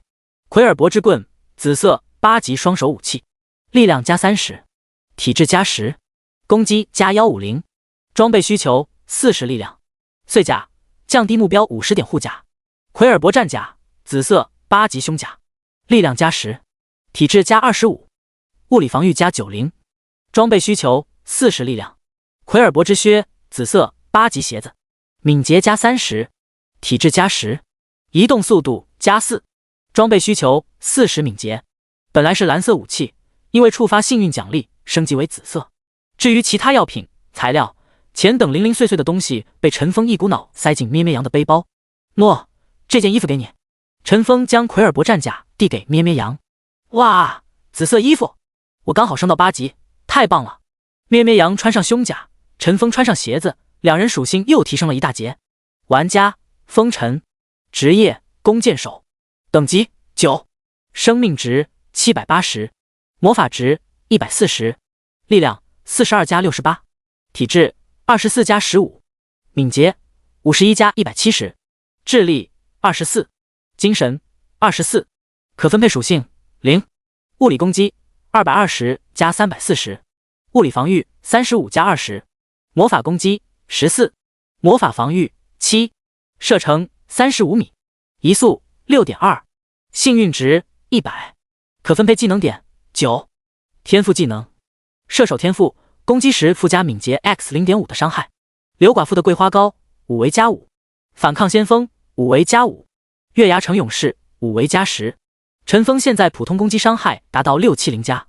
玩家咩咩羊，职业战士，等级9，生命值2200，魔法值180，力量28加15，体质55加55，敏捷19，智力19，精神19，可分配属性0，物理攻击86加25，物理防御36加210，魔法攻击19，魔法防御9加40。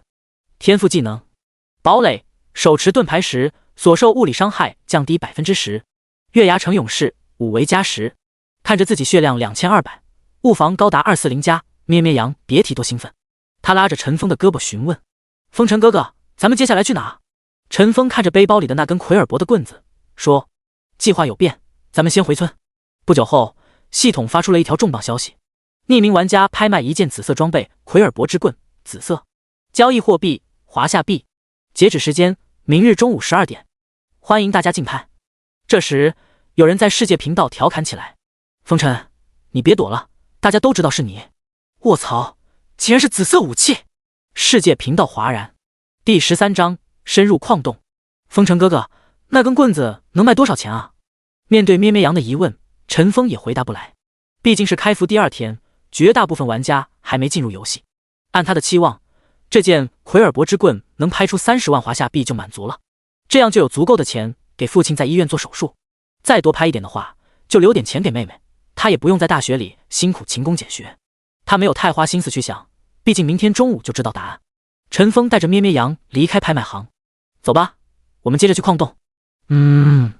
复活区。风尘，哦，你个老六。赵少杰看着奎尔伯之棍的属性，暴跳如雷。30点力量，10点体质，150攻击。他的属性越高，赵少杰心里就越痛。这根奎尔伯之棍简直就是为自己量身定做的啊！30分钟后，废弃矿洞前，陈峰和咩咩羊走到矿洞门口的2个警卫队士兵前。陈峰掏出通行证交给他们，我们要进矿洞，这是通行证。那2个警卫查看一番，让开了，你们可以通行了。之前有很多人在矿洞出事，你们也要注意安全。陈峰点点头。进入矿洞后，周围瞬间变得漆黑一片。与外面场景不同，矿洞内没有任何其他光源。咩咩羊手里的火把在这黑漆漆的洞里显得那么的微弱。看着前方幽暗、阴森、诡异的隧道，咩咩羊全身冒起一股寒意。他紧紧贴在陈峰身上，抓着他的胳膊。风尘哥哥，好黑呀，你能不能也点个火把呀？陈峰拍了拍他的脑袋，示意他不要紧张。随后他将海明珠切换成明珠形态，瞬间矿洞内犹如白昼。见此情形，咩咩羊惊呼：哇，好厉害，这是什么宝贝？陈峰只是淡淡回道：一件照明道具而已，没什么稀奇。咩咩羊绕着他转圈，啧啧称奇。对于他的反应，陈峰也是见怪不怪。走吧，还有很多事要做呢。咩咩羊甩着他的马尾辫，踢着和他人一般高的盾牌走到了前面。陈峰并没有跟得太紧，而是和他保持了15米的距离。洞内的空气非常沉闷，隐隐还能闻到腐烂的味道。突然，一阵低沉的呻吟声响起，咩咩羊连忙停步，严阵以待。只见周围陆陆续续爬起来10多具僵尸，缓缓朝他靠近。僵尸矿工9级，生命值1800，物理攻击160，物理防御70。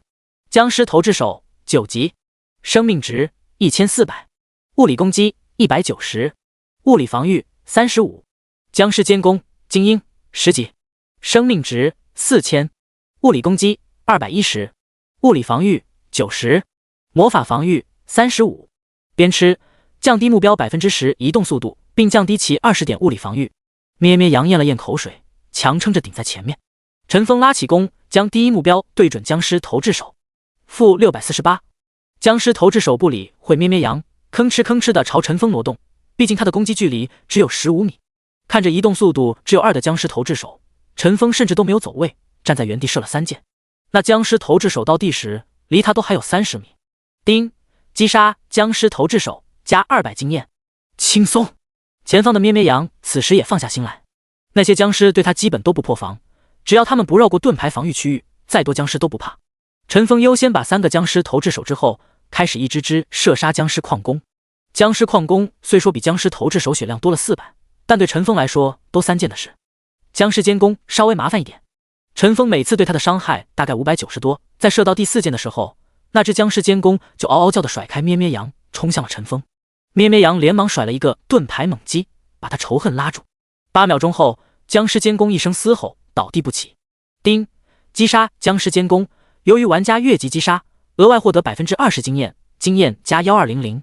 这一波经验上涨了4000加，而9级升10级需要25600，再来7、8波就差不多了。叮！触发幸运奖励，掉落物品，电击术2连射击。陈峰一喜，居然一次性掉2本书，实属罕见。电击术法师技能，对目标施展电击术，造成智力 x1.2 加30的伤害。CD 2秒，技能点消耗1。2连射击弓箭手技能，对目标连续进行2次射击，第2击伤害为 80%。CD 5秒，技能点消耗1。陈峰二话不说，将2连射击的书一拍，终于学习了这时的第1个技能。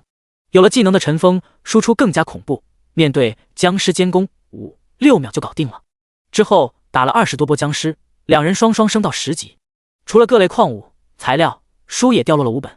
突袭战士技能快速突进10米内的一个敌人。虚弱。术士技能，降低目标 10% 攻击、防御。宠物召唤。猎人技能，怒吼。战士技能，提高150护甲，持续3秒，并强制附近5米敌方单位攻击自己。惊异圣光。牧师技能，提高50点治疗效果。掉落的各类材料，怒吼给咩咩羊了，其他的书都被陈峰拿走。这些都是普通的技能书，卖不出什么好价钱。不过这些技能书对陈峰来说有别的用处。半小时后，陈峰两人走到了一个洞穴里，这是矿洞的尽头。咩咩羊抬头看看四周，没有发现别的出路，很是好奇。风尘哥哥，这里就到头了啊？没有 BOSS 吗？陈峰神秘一笑，道：好好看着。陈峰先在地上铺了一块红布，在红布上放了一个羊头，然后在其前面放一碗糯米饭，糯米饭上插上3根香，又拿出3个鸡蛋放在碗前。咩咩羊在旁边看着陈峰布置这些奇奇怪怪的东西，一脸茫然。他很想询问原因，但又生生忍住了。陈峰把东西准备好之后便站起身，他从背包里掏出一个铃铛，摇了起来。叮铃铃，叮铃铃，叮铃铃。突然洞穴里吹起一阵阴风，那股阴进来之后仿佛有意识一般，绕着羊头转了起来，差点把地上的红布吹起来。陈峰又摇动手里的铃铛，叮铃铃。那股阴风再也忍受不住诱惑，突然聚集在一起，化作了一副人形。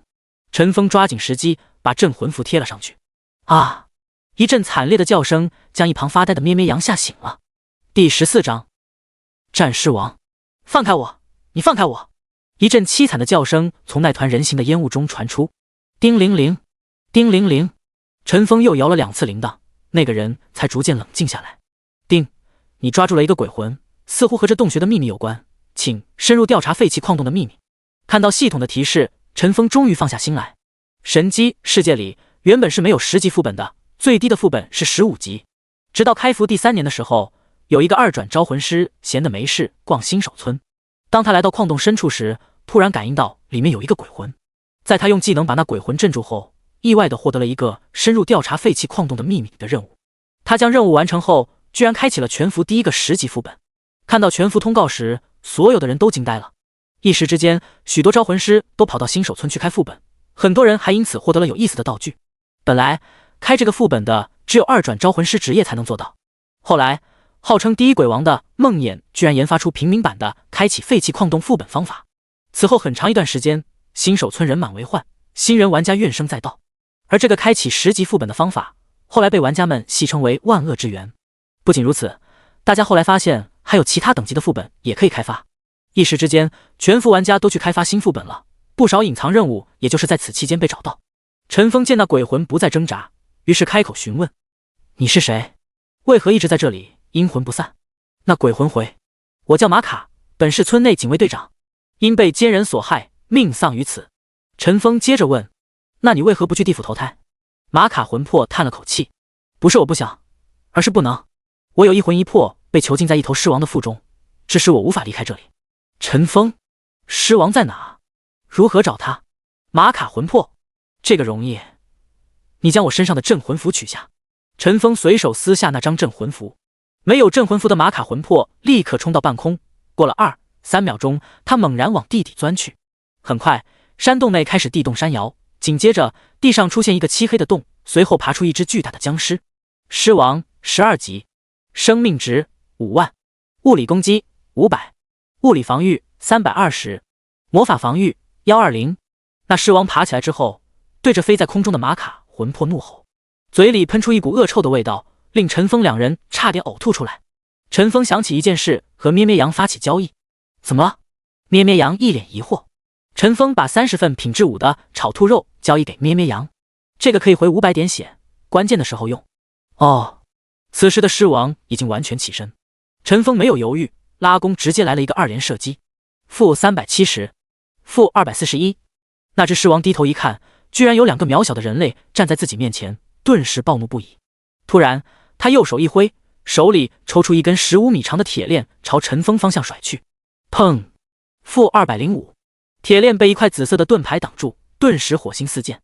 即便咩咩羊防御高达240多，还带10%物理减伤的被动，依然被打出200多伤害。这要是抽到陈峰身上，估计半条命都没了。咩咩羊吃了一块回血丹，继续顶在陈峰前面。回血丹，生命值加200， CD 3秒。狮王攻击虽然很高，但是攻击速度并不快，3秒攻击一次。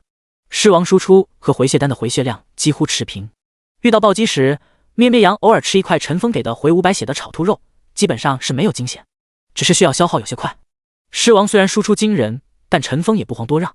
在狮王的3秒攻击间隔期间，陈峰可以射出3箭，造成1000至1300的伤害。陈峰一边射箭一边留意 BOSS 血量，负328，负331。为了怕 OT 导致 BOSS 转移仇恨，有时候陈峰还需要停下攻击，等待咩咩羊的技能 CD。好在狮王前面攻击很单一，除了偶尔的暴击，战场上基本上是有惊无险。在 BOSS 血量达到3万的时候，他突然停止了攻击。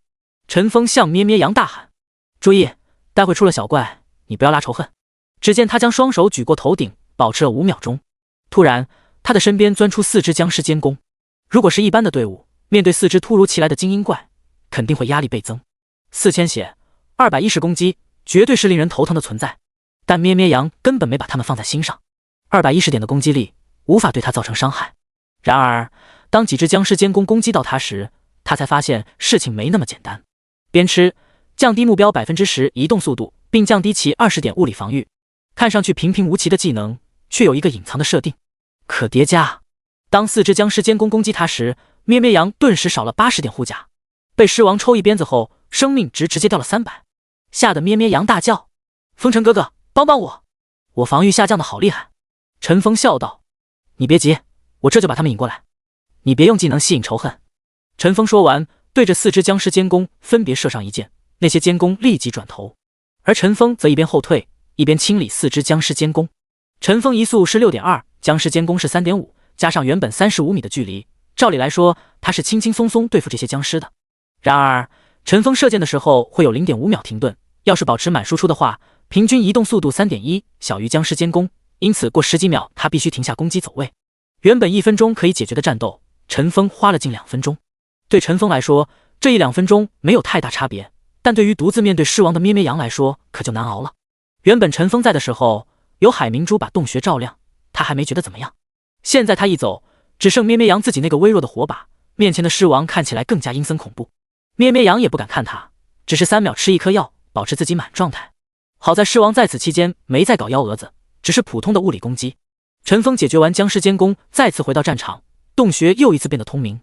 陈峰刚一进来，狮王就发出嘶吼声，手中紧握铁链，猛地在周围旋了一周。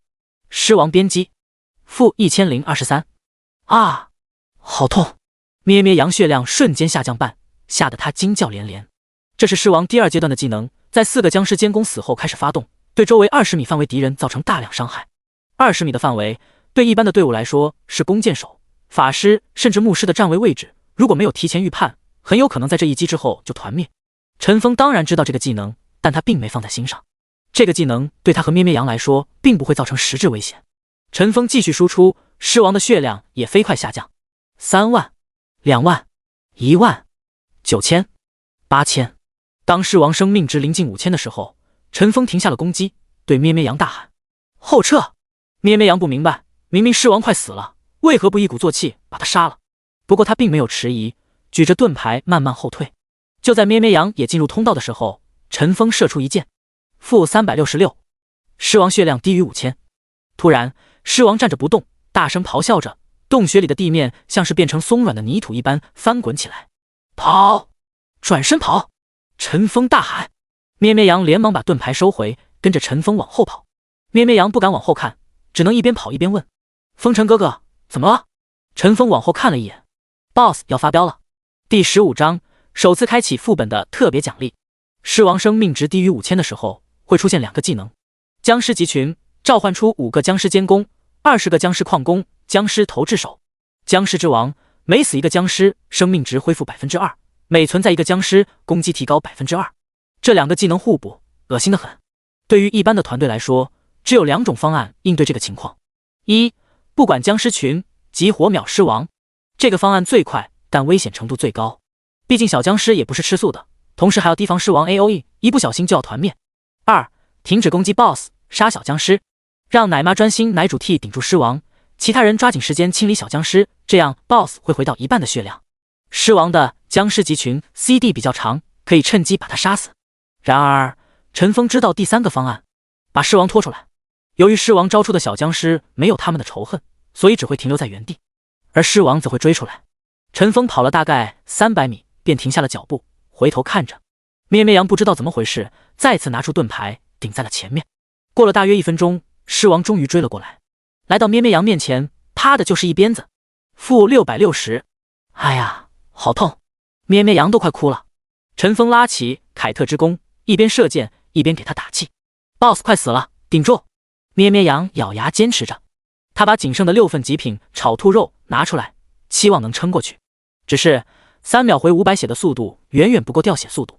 负659，咩咩羊加500，咩咩羊负377，狮王负381，狮王负369，狮王负566，咩咩羊加500，咩咩羊。突然，狮王手中的鞭子猛地一挥 ，AOE 技能再次使出，啪，负1233，咩咩羊血量直接见底，而他的血药也进入了 CD。咩咩羊眼睁睁看着狮王再次举起鞭子，完了！咩咩羊眼睛一闭，大声喊道：“风尘哥哥，你一定要帮我报仇啊！”然而，他等待的鞭子却迟迟没有落下。我死了，还是狮王死了？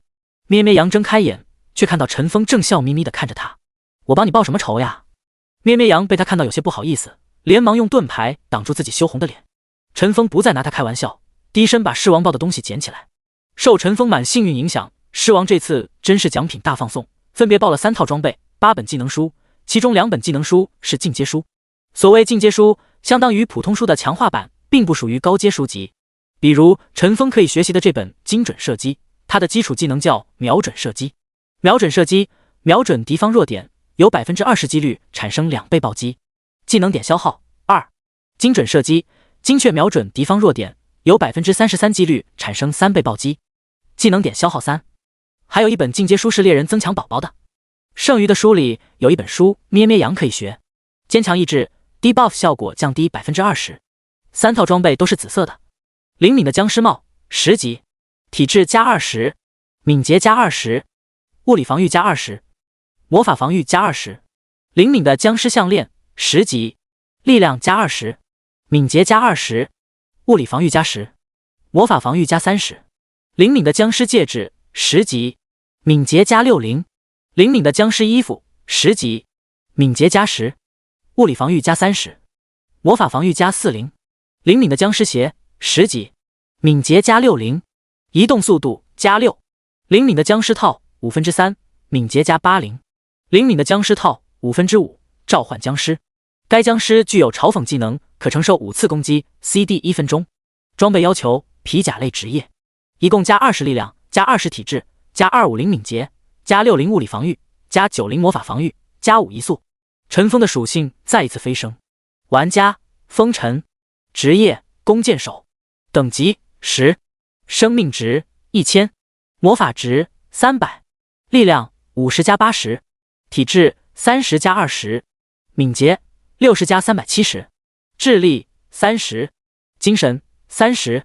可分配属性0，物理攻击260加320，物理防御45加60，魔法攻击30，魔法防御15加90，射程35米，移速 9.3， 幸运值100。天赋技能射手天赋，攻击时附加敏捷 X 0.5 的伤害，2连射击，对目标连续进行2次射击，第2击伤害为 80%。精准射击，精确瞄准地方弱点，有 33% 几率产生3倍暴击。陈峰现在普通攻击伤害达到790加。此外，有一套适合盔甲类职业的迟钝的僵尸套给了咩咩羊，剩下一套适合智力类职业的精神的僵尸套，陈峰打算过些天拍卖掉。这3套装备就是这个副本的装备，一般刷一次会有1至2件，运气好的还能从僵尸监工那爆个1件。由于一共有15件散件，一般人想刷出一套还是挺困难的。而作为副本开拓者的陈峰，咩咩羊直接3套全齐，简直不要太爽。收拾完战利品，穿上新装备的2人朝废弃矿洞外走去。当他们刚到洞口的时候，听到身后传来嘶吼声，隐约能听得出那是狮王的叫声。咩咩羊脸色一变，正要说什么，却被陈峰一把拉出了洞。陈峰没有理会咩咩羊疑惑的眼神，径直来到门口的2个守卫身边。那两个守卫问：洞内为何传来恐怖的吼叫声？里面发生了什么事？陈峰回道：我们在里面遇到了狮王，刚才将他制服了。两人听到陈峰的话，吓得魂飞魄散，哆哆嗦嗦地问：真的是狮王？陈峰正要回应，却见身边卷起一股阴风，阴风过后，一个模糊的人影出现在陈峰身边。那两个人见到这个人影后，更是惊慌。你是马卡队长？马卡点点头。是的，我中了清风寨贼人的计，死在洞中，其中一魂一魄被狮王所拘，多亏这二位，我才能顺利逃脱。那两人指着洞内，那里面的狮王。马卡说：狮王岂是那么容易击败？两位勇士只是将其重创，过不了多久，他便会重获新生。等他恢复力量，肯定会出来危害人类。卫兵心里略微好了一些。那该怎么办？马卡指示他们：你们去召集天下英雄，前来对付他，这样他就无力害人了。马卡这句刚说完，陈峰就收到系统提醒：丁，恭喜你完成深入调查废弃矿洞的秘密，成功开启10级副本废弃矿洞。丁，由于你是本服第一个开启副本的玩家，奖励品质提高。丁，触发幸运奖励。连续3个提醒，看得陈峰发懵，又是奖励品质提高，又是触发幸运奖励，到底会出现什么奖品呢？虽然陈峰心里已经做了准备，但当他真正看到奖励的时候，还是吓一大跳。卧槽，老子走狗屎运了！第16章后羿的灵位。丁，你获得后羿的灵位，感受其巨大的力量。你的天赋技能射手天赋得到提升。射手天赋，攻击时附加敏捷 X0.5 的伤害。射手天赋高级，攻击时附加敏捷 X1 的伤害，敏捷伤害直接翻倍。陈峰现在的敏捷是430，原天赋是增加215点伤害，现在是增加430点伤害。如今他的普通攻击伤害达到恐怖的1000加，如果触发暴击的话，3000多。其实真正让陈峰开心的并不是这个天赋增强，而是那个道具后羿的灵位。后羿的灵位，传言嫦娥偷吃仙丹奔月之后，后羿郁郁而死，其徒庞蒙厚葬师傅后，用其骨灰制作成此灵位。听说有人在极阳之时见过后羿降临，一般人看到这件道具绝对是一脸懵逼，哪怕是在陈峰的上世，了解这件道具的也没几个，而对陈峰来说却再熟悉不过。上一世陈峰在神机的第1年相当苦逼，因为没有人脉，没有资源，也没有运气，他只能像其他普通玩家一样苦哈哈的生存，靠打金过日，还要被大公会的人各种欺凌。转折点在1年后的一个秘境，当时60级的陈峰无意得到一个卷轴，然后被传送到一个秘境里。所谓秘境，是一个不同于副本的神秘地方，里面没有重置、刷新的概念，道具拿走一件就少一件，而且许多东西都是独一无二的。在秘境里获得金色装备都算运气差的，得到传说、圣器甚至神器的人也不在少数。由于陈峰进入那个秘境比较晚，许多区域已经被人开发，只剩秘境的核心区域后羿神殿没有占领。等陈峰到达神殿时，里面汇聚了数百个人，都是服务器里最顶级的存在。陈峰这种排名数十万的人，在他们面前犹如蝼蚁。就在那些人为争夺后羿神殿里的10多件神兵利器大打出手之际，陈峰趁乱捡了一样东西就溜之大吉。此后陈峰就是凭借这件东西开始在游戏里腾飞，从排名数十万名的小喽啰逐渐跻身为100大战神榜的行列。那样东西就是现在陈峰手上的后羿的灵位，而道具文字介绍就是关键。极阳之时，后羿降临。所谓极阳之日，就是9月初9重阳节。所谓极阳之时，就是重阳正午。今天是10月1，阴历9月初6，99重阳节在10月4号，离今天还有3天。如果陈峰错过机会的话，就要再等1年。并且激活道具的条件除了时间，还有地点，附近最高的山顶。新手村最高的山顶无非就是西面的那座莫冈山了。现在的问题是，莫冈山盘踞着清风寨的匪徒，那可是20级的副本。陈峰挠了挠头，喃喃道：3天时间从10级升到20级，有点难度啊。就在陈峰还在想自己的任务时，突然被一股巨大的力道晃醒。风尘哥哥，风尘哥哥！陈峰收回遥想，看着自己面前的咩咩羊。怎么了？咩咩羊说：风尘哥哥，我得到了一个转职证明，有什么用啊？陈峰一激灵，什么？给我看看。咩咩羊把一封卷轴给陈峰。陈峰一看，果然是一转的职业证明。转职证明卷轴一般是玩家在30级做完转职任务之后才能获得，原本并不是什么稀奇的东西，但能在10级就获得转职卷轴，那可是了不得的事。陈峰把专职卷轴还给咩咩羊，说：你已经10级了，待会到村子和村长对话，可以开启去星月镇的传送门。到了新月镇后，直接去政务大楼，大厅的旁边可以找到职业导师，直接对话就可以转职了。咩咩羊兴奋地跳了起来，哇，现在就可以转职啊！我听说转职都要很高的等级，怎么现在就能去啊？陈峰摸了摸他的脑袋说，原本你也是要很高等级才能转职的，但咱们不是刚开了一个副本吗？这是系统奖励给你的。咩咩羊用力的点点头。这时陈峰听到有人说话，他抬起头，发现旁边多了几个人。不知何时，警卫队罗队长已经到来，在和前任亡故的警卫队长马卡对话。罗队长正哭哭啼啼，显然对马卡很是不舍。队长，我一定要替你报仇，剿灭清风寨。马卡一脸郑重，严肃地说，千万不要，你是新任警卫队长，要谨记自己的使命，保护村子。罗队长哽咽着想去拉马卡的手，却发现触摸到的是一片烟尘。马卡此时身影已经越来越模糊，他转过头，感激地看着陈峰和咩咩羊，张了张嘴，想要说些什么。此时天空刮来一阵风，将他仅剩的一丝残影吹散了。罗队长屈膝下跪，向天空拜了3拜，起身后向陈峰微微欠身。随后他命人搬来一块石头，放在洞口，石头上写了4个大字：废弃矿洞。与此同时，系统在世界频道公告，恭喜玩家风尘咩咩羊开启10级副本废弃矿洞，欢迎大家前往9527号新手村探险。一个消息再次炸醒全服玩家，怎么又是风尘？他是 GM 吧？楼上的别丢人显眼了，现在的网游哪里有 GM？ 你是2022年穿越过来的吧？重点不应该是10级副本吗？我们新手村也有矿洞，没听说有副本啊。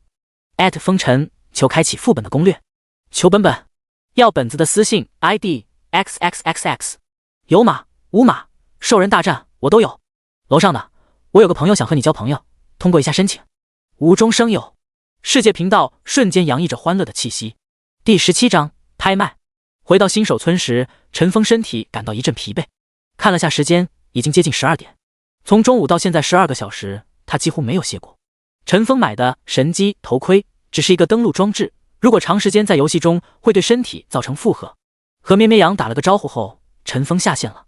咕噜噜，刚回到现实中，陈峰的肚子就开始抗议了。他看了眼旁边的泡面，没有什么食欲。泡面这种东西就是这样，长时间不吃会很想念，但真的顿顿吃的话，肯定受不了。何况陈峰在重生前早已经习惯了山珍海味的生活。拿起手机看了看微信余额，182.3元。想到明天中午的拍卖，陈峰一拍大腿，吃夜宵去。陈峰带着手机钥匙出了小区，穿过2个街道，来到一条夜市小街。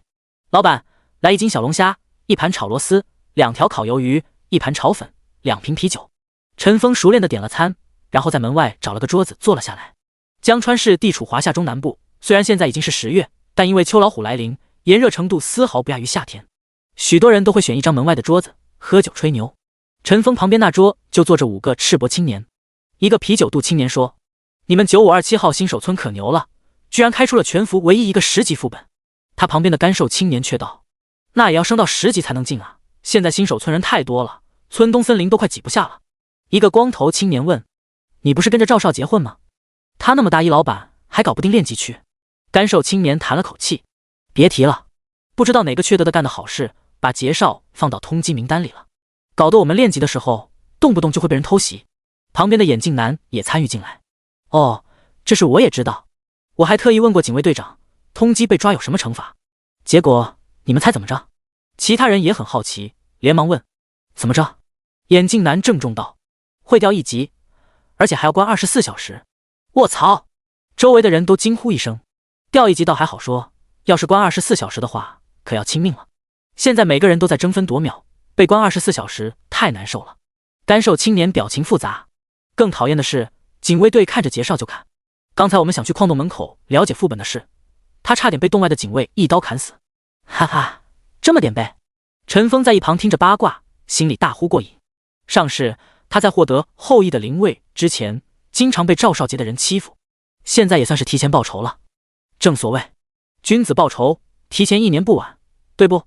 大头，你等级怎么升得那么快？都已经9级了。啤酒肚问对面一直没吭声的人，其他3人也看了过去。那个叫大头的沉思了许久，压低声音，这件事你们别说是我说的。其他人见他神神秘秘，也立马被吊起兴趣，连忙拍胸口保证，有什么秘密啊？我们绝对不说。大头问，新手村西面你们知道吗？那4人点头道：知道，那边都是村民的农田、菜园，最西面是一条河和一座大山，但是那边没怪啊。大头解释，就是那条河，下水沿着河道往下飘，可以到一个练级的地方，5至10级的怪都有。什么？啤酒肚惊呼，发觉自己声音太大，连忙捂住自己嘴巴。他压低声音，真有这种地方？大头点头，要不然我等级怎么来的？其他人都深吸了一口气，后面他们谁都没有说话。不久后，啤酒肚站起身，我先回去了。我也要回去了。好，改天再聚。陈峰一个人喝着啤酒，吃着小龙虾，吸着螺丝，听着八卦，很是惬意。付完账之后，余额只有30多块了。陈峰回到房间的时候，已经到了晚上1点半。他没有登录游戏，而是直接倒在床上昏睡过去。这一天，他太充实了。这一晚，他睡得很沉。陈峰睁开眼的时候，天已经非常亮了。他猛然坐起身，拿起手机查看时间，11点30分，居然睡了10个小时。他连忙起身洗漱，迅速解决一碗榨菜泡面，然后登录游戏之中。滴滴滴，刚进游戏就看到消息不停地跳动，点开一看，都是咩咩羊询问他上线的事。陈峰没有回复他，而是径直来到拍卖行。陈峰点开自己拍卖的那件奎尔伯之棍，现在的竞拍价是5万8，这个价格已经很久没有动了。虽说价格离陈峰预期差了很远，但他并不担心。拍卖这种事他经历过无数次，知道不到最后1秒根本不能确定最终的价格。他当年拍海明珠时，最后3秒的竞拍价格是800万华夏币，他最后1秒直接提交了3001万，一举夺魁。事后证明自己决断英明，当时就有人出价3000万，被他险胜。11点59分0秒，价格开始跳动，10万。陈峰内心依然毫无波澜。11点59分10秒，20万。陈峰心知价格不会低于30万了。11点59分31秒，30万。果然达到了陈峰心理预期。11点59分48秒，50万。陈峰内心一突，有足够的钱供妹妹在大学的开销了。11点59分56秒，100万。陈峰吓一跳，突然冒出个100万，完全出乎意料。11点59分57秒，价格不变。11点59分58秒，价格不变。11点59分59秒，价格不变。这时系统出现了略微的停顿，陈峰知道这是系统在结算。他紧张的点刷新，拍卖界面上出现一朵正在转动的菊花。1秒过后，系统终于显示出来1000万。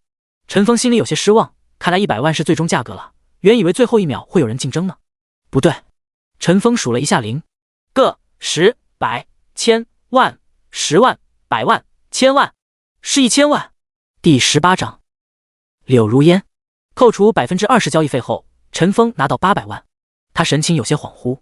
上一世赚这么多钱花了多久时间？2年还是3年？陈峰没特意统计，这一次居然1天就完成了。想到父亲的手术，陈峰连忙下线，拿起手机给母亲拨了过去。嘟，喂，小峰。听着母亲憔悴的声音，陈峰很是心疼。他知道母亲一夜未睡。妈，爸怎么样了？陈母微微一愣，儿子知道这事了，连忙矢口否认，没什么，你爸挺好的。陈峰说，妈，你别骗我了，爸爸是不是被车撞了？你怎么知道？陈母很惊讶，她特意没把这事告诉给儿子，就是怕他担心。陈峰不理会母亲的问题，我给你转了100万，你先让爸把手术做了，别留下后遗症。100万？陈母十分震惊，你怎么有这么多钱？不会是做了什么违法的事吧？陈峰安慰他道，妈，你放心，这个钱是我挣的。哦。陈母没再多问，儿子一向很懂事，没让自己操心过。和母亲挂完电话后，陈峰给妹妹去了电话，响了半分多钟才接通，电话那头传来略带嘶哑的声音，哥，你怎么打过来了？陈峰心里一酸，国庆这几天别的同学都是到处吃喝玩乐，而妹妹却找了3份家教。他打起笑脸，小雨，难道你不想接哥哥电话吗？陈宇，怎么会？听妈说你国庆没回家，我以为你很忙呢。陈峰，再忙也不能不管我可爱的小雨啊，否则你去妈妈那告我状怎么办？陈宇噗呲一笑。陈峰正色道，小雨，你把家教的活推了吧，好好和同学出去玩。陈宇一怔，强打精神，哥，我不累，反正放假无聊，闲着也是闲着。听着妹妹的嗓音，陈峰很是心疼，你嗓子都成这样了，还说没事。你放心，哥哥挣钱了，刚给你打了50万，不够花就和我说。陈宇一怔，感觉有些不可思议。哥，是真的吗？你没骗我吧？感受到妹妹压抑不住的兴奋，陈峰心里很是温暖。你哥什么时候骗过你了？太棒了，谢谢老哥。陈宇蹦得老高。老哥，我一定在学校给你介绍漂亮嫂子。好你个小雨，敢拿哥哥开涮。陈峰和他打趣。略。陈宇做了个鬼脸。陈峰和妹妹聊了一会儿之后挂断了电话。家里的事安排好了，接下来就全心投入游戏中了。再次登录游戏中，陈峰收到了2条信息，一条是来自咩咩羊的。风尘哥哥，你什么时候来新月镇啊？外面的怪好多。陈峰给他回复，我有点事，你找朋友去练级吧。另一条是系统消息，准确来说是买家留言，高价拍下这件装备是想和你交个朋友，看到留言请添加我，柳如烟。柳如烟。陈峰嘴角微微上扬，看来两人相识的时间要提前2年了。柳如烟是华夏柳氏集团的千金。柳氏集团虽然比不过发行神机的4大顶级企业，但其在华夏的能量是毋庸置疑的，尤其是在江夏省，随便跺脚就要地震山摇，就连陈峰老家文岗镇也遍布了柳氏产业。陈峰略作思考，提交了柳如烟的好友申请，但是没有被通过。陈峰把这事放在一边，踱步走出了拍卖中心。与昨天乱糟糟的场面不同，今天的新手村显得更加秩序，各个玩家跑任务、摆摊、逛街，井然有序。当然，也有不少人在互相对骂，村东约架的给大家紧张的练级氛围添加了不少色彩。陈峰来到村长身边，村长，我想离开新手村。村长上下打量了他，风尘，很不错，没想到你短短时间竟然提升到如此地步，看来是时候让你出去见识外面更宽广的世界了。村长说着，用烟斗在空中晃了晃，不远处的祭坛亮了起来，上面出现了一个蓝色的传送门。陈峰向村长挥手告别，走上祭坛。废弃矿洞副本中，柳如烟带着15人队伍正在和狮王决战。这15人都是美女，环肥燕瘦，十分养眼。此时狮王血量已经不到1万。烟姐，你这个剑紫色武器太给力了，减少狮王这50点护甲，让我们输出大幅提升啊！一个叫朵朵的美女弓箭手道。是啊，太夸张了，比我技能减甲还要多。一个叫大郎喝药的术士说，这可是会长花了1000万华夏币买来的，怎么会差？一个叫小脚丫的法师道。柳如烟没有参与他们的聊天，而是紧紧观察着 BOSS 动作，注意躲避 BOSS 技能，除了 T 其他人退出20米外，2个 T 也注意自己吃药。朵朵，你继续输出，丫丫，你留意自己的距离。其他人按照指示行动，纷纷退出20米外。没过多久，狮王手中的铁链绕着周身一挥，啪 ！BOSS 周围15米范围响起清脆的声音，除了2个 T， 其他人都毫发无损。其他人见狮王用过技能，连忙再次扑了上来。狮王血量稳步下降，8000、7000、6000、5800、5500。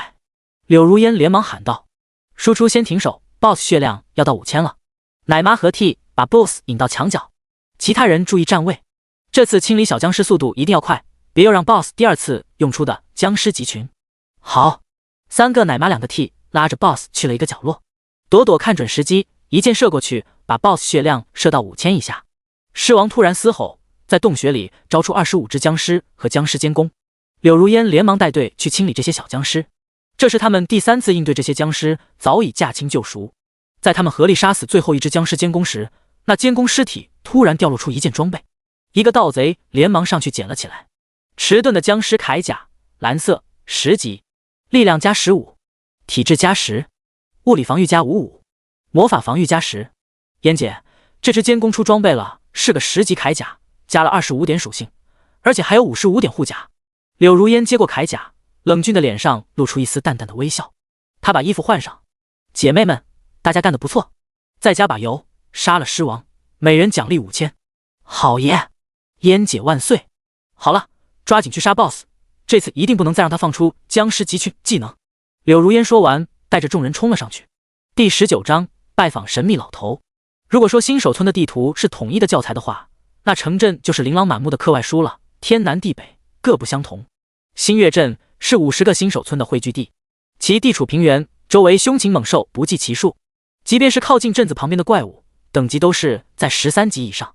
由于镇外的怪物强度太高，所以大部分来这里的玩家都是先去职业大厅学好技能，然后传送到9527号新手村去下副本了。神机的技能繁多，学习渠道也五花八门，但不论从哪学的技能，都有一个严苛要求：消耗技能点。而技能点的获取方式主要来源于角色等级，升一级获得一个技能点，因此选择技能必须小心谨慎。拿陈锋来说，他目前有2个技能：二连射击，对目标连续进行2次射击，第2击伤害为 80%； 精准射击，精确瞄准地方弱点，有 33% 几率产生3倍暴击。其中二连射击是普通技能，消耗1技能点；精准射击是瞄准射击的升级技能，消耗3技能点。来到新月镇的陈锋并没有去职业大厅，而是转头去了西南角。他的目标是一个技能点消耗高达4点的神技。走了10多分钟，他来到了一座房门前。那房子不大，2间屋子，1个厨房，但却有一个极大的后院，后院有一个小小的靶场。陈锋没有进屋，而是走到靶场，拉起弓，射起箭来。虽说神机的场景极其真实，难分真假，但某些东西还是按照游戏的设定来的。比如射箭，当玩家在练级 PK 时，系统并不会要求玩家必须自己能精准命中，玩家只需大致对准目标，系统就会把他射出去的箭自动校正，命中对手。而非战斗场景，系统就不会提供这个功能。比如陈锋现在的行为，换作不懂射箭的人过来，想在20米外命中靶心，那可不是一件简单的事。然而陈锋在没有系统校正的情况下，居然每箭都命中靶心。嘟嘟嘟，陈锋毫不疲倦地射着箭，10支、50支、100支。在他连续命中300支箭后，身后响起了一阵鼓掌声。啪啪啪啪啪啪，陈锋心里一喜，射了10多分钟，正主总算来了。他收起箭，回过头，看见一个头发胡须花白的老人站在门前，对他不停地点头。陈锋走上前，向他抱拳道：“打扰到您休息了，抱歉，我刚才看到你家后院的箭靶，一时手痒，就练起箭来。”那老人家捻着胡须，笑着说：“无妨，无妨，小友箭术不错呀。”冒昧地问一句：“阁下尊姓大名，师从何处？”陈锋抱拳，弯腰道：“在下风尘，没有拜过师，自己瞎练的。”老头笑容满面，回头大声喊道：“晴儿，你来。”不久后，门内走出一个落落大方、温文尔雅的女子，看她面目不超过18。晴儿走到老人身旁，搀扶着他，语气略带责怪：“爷爷，你又跑出来了，不是让你在屋内休息吗？”那老头拍了拍晴儿手背，指着陈锋：“这个娃娃剑术不错，你去和他比试比试。”晴儿看向陈锋，见他是个俊俏小伙，脸上有些羞涩，不知他从何处拿出一弯弓，走到陈锋面前。他转头问老人：“爷爷，你想怎么试他？”老头看向天空，上面飞来几只小鸟。陈锋和晴儿心领神会，立马搭弓射箭。陈锋对着小鸟来了一个2连射，咻咻。虽然是系统技能，但还是需要陈锋手动瞄准。那晴儿见陈锋连射2箭，脸上略显不悦，他只拿出1支箭，看似随意的射了过去。咻！待3支箭掉到地上后，晴儿吹了声口哨，喊道：“大黄！”屋内突然窜出一条大黄狗，朝那3支箭掉落的地方奔去。不久，3支箭都被他叼了回来。陈锋2支箭，每支箭都射中1只小鸟，而晴儿的箭则是1箭双雕。晴儿摸了摸大黄的脑袋，得意地看着爷爷。很显然，他的箭术更胜一筹。老人捋着胡须，点点头：“不错，平局。”听到爷爷的宣判，晴儿小跺一脚：“爷爷，怎么是平局啊？你偏心。”老人没有理会孙女的小脾气，接着说：“技巧方面还行，你们再比试力道。”老头挥了挥袖子，院子里突然刮起一阵风，随后2根水缸般大小的木桩被卷到2人面前，谁射得更深，算谁胜。晴儿这次先拿起弓，把弓拉满，屏气，凝神，松手，一道闪电般的箭影划破空气，咔嚓，噗呲，箭头将那根结实的木桩直接被射穿，箭身则深入地底。他收起弓，骄傲地看着陈锋：“木桩都射穿了，还有比这深的吗？”陈锋拉起出凯特之弓，深吸一口气，目视前方。在陈锋松手的那一刹那，空气中仿佛出现了一道巨龙，伴随着隐约的龙吟之声，扑向了那根木桩，触发3倍暴击。轰隆一声巨响过后，那木桩变得4分5裂，同时地上出现一个半米大的深坑。看着面前的情景，晴儿吐了吐舌头。他跑到爷爷面前说：“都射穿了木头，平局。”哈哈，老头哈哈大笑，陈锋也笑不作声。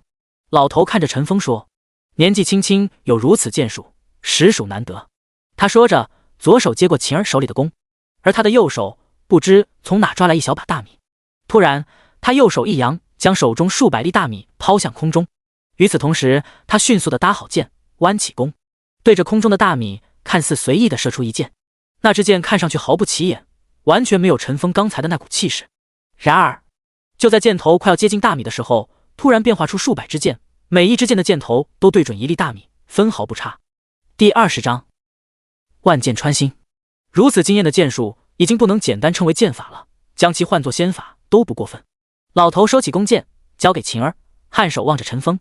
陈峰连忙走上前，双手抱拳道：“老爷子剑术通神，小子敬佩万分。”晴儿来到爷爷身边，对着陈峰做了个鬼脸，说：“真没眼力，我爷爷可是神龙大陆的。”晴儿，老头阻止了孙女的话，然后笑着对陈峰说：“小老姓秦明卓，在家邢二，你叫我秦二爷吧。”陈峰连忙鞠躬道：“秦二爷好，您剑术犹如鬼神，可否传授在下？”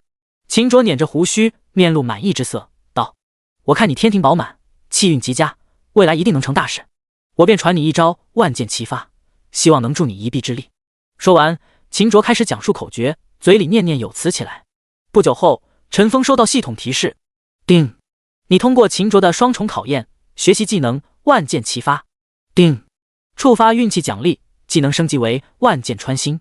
万箭齐发，射击10乘以10米范围的敌人，并附加敏捷 X0.5 的伤害，并降低其 10% 移动速度，持续3秒。CD 8秒。魔法消耗100，施法距离25米。学习要求50敏捷。技能点消耗4。万箭穿心，射击15乘以15米范围的敌人，并附加敏捷 X1 的伤害，并降低其 20% 移动速度，持续3秒。CD 8秒。魔法消耗100，施法距离35米。学习要求50敏捷。技能点消耗5。陈峰内心狂喜，万箭齐发是他上世最常用的技能之一，他正是依靠这个技能将自己等级赶上第1梯队，而这一次他居然获得了升级版万箭穿心，不仅伤害范围增加了，减速效果也增强了，简直神了。花费5点技能点学习之后，陈峰已经迫不及待要去试一试了。他告别了秦卓和秦二，去药店采购了一些回魔的药剂，然后一路小跑出了新月镇。新月镇前有一大片草地，生活着各式各样的动物，有13级的刺猬、14级的野狗、15级的豪猪等等。此时镇外有几个10级的玩家在练级，但由于大多是近战职业，结果被刺猬和豪猪搞得痛不欲生。尤其是刺客，拿这种带反伤的怪简直毫无办法。陈峰背着弓从稀稀落落的人群里路过，兄弟，一起组队不？一个战士玩家发出邀请。陈峰对他笑了笑，摆手拒绝，然后朝草原深处奔去。那战士的队友看着陈峰的背影道：“那个人疯了吧？就这么直直的跑进去了？难道他要去做任务？送死任务吗？速度倒是挺快。”陈峰在怪堆里穿梭，尽量多地吸引仇恨。后面的小怪越聚越多，犹如拉火车一般。刺猬移速是3，豪猪是4，野狗是5，而陈峰移速是9。在空跑的情况下，陈峰完全不担心会被追上，只是跑得太远的话，许多怪会丢失仇恨，所以只能在100-200米的范围打转。聚集了300-400只怪之后，陈峰停下了脚步，他拉起弓向斜上方抬起，松手！一支箭从他手中疾驰而出，待那支箭升到空中的时候，突然变成数百支箭矢。箭矢落下之后，地面立刻跳出一串串数字：-1270、-1380、-5080，暴击；-1177、-5123，暴击。那些触发3倍暴击的怪，血量瞬间下去一大半。陈峰吃了一颗回蓝的药，带着怪群再次绕起圈来，等待技能的 CD。这一次，陈峰脚步更加从容，面对被减速 20% 的怪，他很轻易地带着他们遛弯。8秒后，陈峰再次施展万箭穿心，不少受到暴击的怪已经血量见底。经过5轮射击后，总算把这300多只怪消灭干净。经验加380，经验加350，经验加360，一波下来12万多经验，真爽！丁，你升到11级，获得5点属性点，10级到11级是51200，而11到12级却需要102400。把属性再次加到2第3名，陈峰去收拾地上的战利品。由于都是非人形普通怪，他们没有掉落一件装备，全是肉、皮、骨头、毛发等制作材料。就在陈峰收拾完现场，准备再次聚怪的时候，消息来了。陈峰点开一看，不是咩咩羊，而是好友通过的消息。柳如烟通过了你的好友申请。与此同时，柳如烟发了消息过来，你就是开启副本的那个风尘吗？紫色的奎尔伯之棍也是你拍卖的？连续几个问题让陈峰感觉到柳如烟隐隐的兴奋之情，他只是淡淡回了一句：是我，有没有空？想和你见一面。柳如烟对这个1天3、4次全服广播的人物很是好奇，然而他得到的依然是淡淡的回复：没时间。柳如烟一愣，他堂堂柳氏集团千金，用的还是自己真名，居然被对方毫不犹豫地拒绝了。他很不甘心。我请你带队下副本，5000元一次。他开这个价也不是头脑发热，他刚才带队下了2次副本，第2次在拿了奎尔伯之棍的情况下才险险通关。虽说刷到了2件僵尸套装散件，但提升并不明显。如果让风尘带队，那效率绝对大幅提升。要是在开服前2天就把10级僵尸套装收集齐，那自己工会实力将大幅提升。1天刷10几趟也就10万不到，这点投入对于工会的提升来说简直是毛毛雨。然而他收到的回复依然是那句：没时间。柳如烟都快要抓狂了，这小子是谁啊？油盐不进，1000万只买到这个结果的话，那就亏了。就在他绞尽脑汁请风尘出山时，他却收到了对方的消息。看到这条消息后，柳如烟顿时惊喜万分，他飞快地回了一个数字过去：1000万。第21章练级。柳如烟看到的是一整套紫装精神的僵尸套信息，他当然知道只要等个2、3天，僵尸套装会成批量的出现在市场上，但那只是蓝色套装而已。紫色套装也不是收不到，毕竟它的概率是蓝色的1/10，到时花个2、300万应该也能收到一套。他再次拿出1000万买装备，当然不是人傻钱多，相反，这是正是他机敏的地方。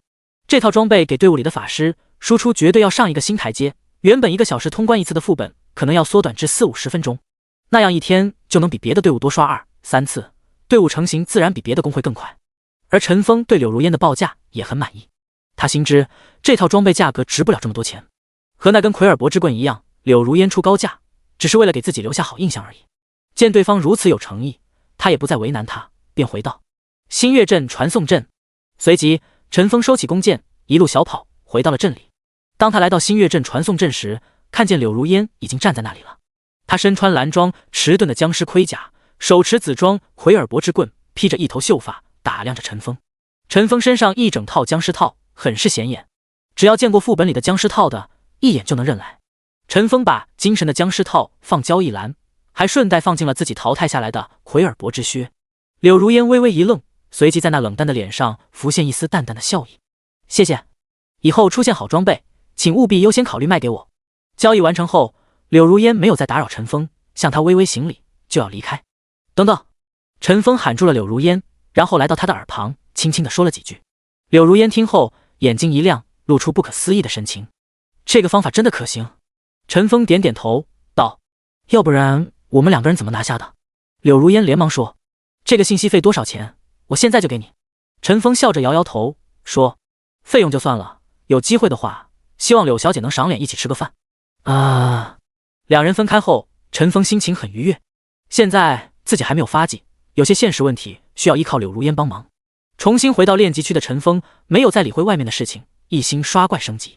陈峰差不多10分钟聚集并清一波怪，每波经验在12万左右，1个小时70多万。前面升级还挺快的，但是越到后面越慢。11升12比10万零2400，12升13比20万零4800，13升14比40万零9600，14升15比91万9200，15升16 183 8400，16升17冒号367 6800，17升18 735 3600，18升19 1470 7200，19升20 2941 4400。刷到晚上11点，一共涨了700万经验，等级17级。而此时其他梯队玩家的等级最高也就13、14级。从等级来看，陈峰只有3级就升到20级，但从经验看来，他还要差5000多万。马上就要3号了，陈峰要在4号之前升到20级，否则后羿的灵位只能等明年重阳才能激活。怎么办呢？陈峰很头疼。刷了10多个小时怪，陈峰身体已经感到很疲惫，脑子也转不太动，先下线休息吧。实在赶不上也没办法，大不了那个隐藏任务晚1年再做，反正不影响自己在游戏里的优势地位。回到安全区下线后，陈峰肚子咕咕直叫，一整天只在中午吃了个泡面，不饿才怪。倒不是他不想吃晚饭，而是下线要回到安全区，太浪费时间。非安全区下线的话，角色会在游戏内停留10分钟。就陈峰那脆皮身板，随便刷一只怪就能把他送走。陈峰再次来到昨晚吃夜宵的地方，老板，来一份烤鱼，多加一份豆皮。陈峰点完餐，坐到昨天的位置上，发现昨天那5人也在，并且旁边还多了3个人。那个啤酒肚说：“你们可爽了，落在新月镇，可以去9527号新手村区刷副本。可怜我到了10级都不敢去镇里，只能继续待在新手村练级。”光头青年说：“我也是啊，清水镇外的怪太强了，没有更换10级装备的话，就是找死。”一个新来的青年说：“是呀，镇里 NPC 卖的装备都是白板，根本不起作用，自己做装备又收集不到材料。”一旁的干瘦青年脸上略显得意，他今天跟赵少杰组队刷了1天副本，等级也升到了13级，甚至还得到2件僵尸套装散件。当然，他不好意思当着这些兄弟的面说这些。干瘦青年说：“也没你们想的那么好，现在全镇50个村的10级玩家都跑到9527号村，太挤了。”啤酒肚白了他一眼，说：“这跟人多有什么关系啊？副本又不用和人抢怪。”干瘦青年说：“谁说没关系？杰少还被通缉呢。每次我们出副本都战战兢兢，切谁敢真动杰少啊？”说者无心，听者有意。正在为升级发愁的陈峰眼睛一亮：“对啊，这不是一个活活的升级工具吗？拿下通缉犯可是能直接升1级啊！”不过陈峰没有高兴2分钟就蔫了。就算靠通缉赵少杰能把自己从19级升到20级，但自己还是要从17级升到19级才行。17级到19级可需要2200万经验啊！17级升到18级的700多万他能做到，但18到19级的1400万可就难了，还差1级的经验，怎么办呢？陈峰又一次陷入苦恼。然而5分钟后，陈峰再次喜笑颜开：“杰少，又要委屈你了。”第22章通缉。想到升级办法的陈峰一扫阴霾，等到烤鱼上来之后放开吃了起来。3人份的碳烤鱼被他一个人消灭得干干净净。第2天上午8点，陈峰吃过早餐，立马登录游戏。今天是游戏开服第3天，新月镇的人也渐渐多了起来，安全区更是热闹非凡。收刺猬外刺10银币一组，20个；收购豪猪猪皮2银币一张，多多益善。求购10至13级法杖或图纸。新月镇附近虽然没有装备掉落，但 NPC 却有不少任务是给装备图纸的。于是，一些学习缝制、锻造技能的玩家开始自己收集材料制作。只是现在能在附近升级的人少之又少，因此材料极其稀缺。陈峰昨天刷了10多个小时怪，背包都已被这些材料给堆满了，但是他完全没有时间去卖。直接卖 NPC 的话也不是不行，只是价格要少3、4倍。这时，陈峰身边白光一闪，一个瘦小的玩家上线了。陈峰看到那人 ID 后，顿时喜出望外，连忙和他打了个招呼：“你好，杰克马。”这个名叫毁创阿里杰克马的玩家一愣，怎么刚一上线就有人和自己打招呼？他打量着眼前的玩家，发现对方 ID 已经隐藏，自己根本不认识。杰克马对陈峰说：“你听说过我的故事？”陈峰笑着说：“你的名字写满了故事。”杰克马听到对方夸奖自己的名字，顿时兴奋无比。“你也认识这个半个世纪前的奇人吗？他可是我的偶像。我的目标是让玩家没有难做的生意。”陈峰点点头。虽然眼前这个瘦的跟个小鸡仔的家伙有些好笑，但10年后他确实实现了他的诺言。陈峰说：“我这里有一批材料要卖，但是没有时间，你帮我卖了如何？”杰克马高傲地抬起头说：“那我要看你的东西和品质了，我可不卖垃圾。”陈峰不和他废话，打开交易界面，把昨天打的材料一股脑都放进交易界面里。杰克马漫不经心地点开交易界面，随后眼睛瞪得越来越大。这么多组刺猬刺，不错，居然豪猪皮也有，还都是品质5以上的。卧槽，怎么还有这么多银狐尾？杰克马看着眼前近100组高品质材料，渐渐地说不出话来。他磕磕巴巴地说：“那个老板，我可拿不出这么多保证金，一般给摊贩寄售，摊贩需要拿出20%保证金。陈峰这批货至少能卖40-50斤，也就是说杰克马要掏出最少8个金币来。他昨天搞了1天才赚1个金币，去哪里弄8个金币？”陈峰摇摇头说：“不用保证金，我相信你，卖了之后再把钱给我，你拿20%提成。”说完，陈峰点了确定交易。杰克马有些懵，自己是被土豪看上了吗？他弱弱地说：“那个，我们要不要拟定一个协议？”陈峰一摆手说：“不用，我现在忙，以后我们还会合作的。”说完，陈峰给他递交了好友申请，然后转身就走了。杰克马都还没反应过来，土豪就已经远去。点开好友申请，他的精神更加错乱了。他竟然就是风尘！我的妈呀！一个小小的插曲耽误了陈峰10分钟时间，采购了一些回魔药剂后再次出阵了。此时他的等级已经达到17级，在镇子附近练级已经没有意义。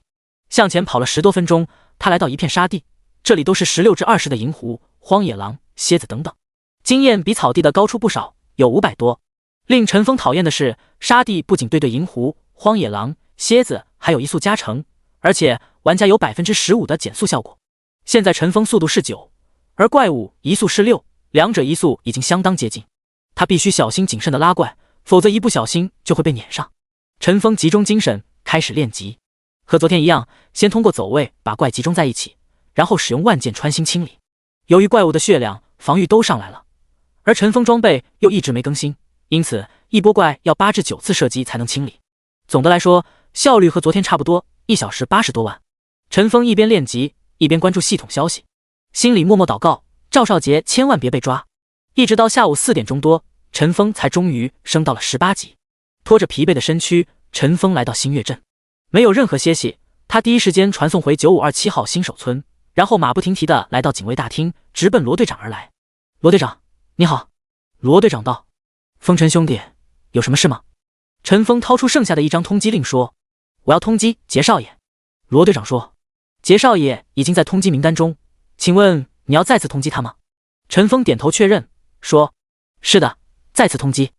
系统再次发布公告，勇士们请注意，杰少爷再次被纳入通缉名单，将其击杀者可以升2级，并且 95% 概率随机获取其身上的2件装备。其他奖励请就近去护卫厅府领取。通缉剩余时间72小时。不出意料，其他玩家再次震惊，卧槽，竟然能连续通缉，杀了这货可以升2级，诱惑好大。楼上的兄弟忍住，杰少爷在9527号村里狗腿子特别多，怕什么？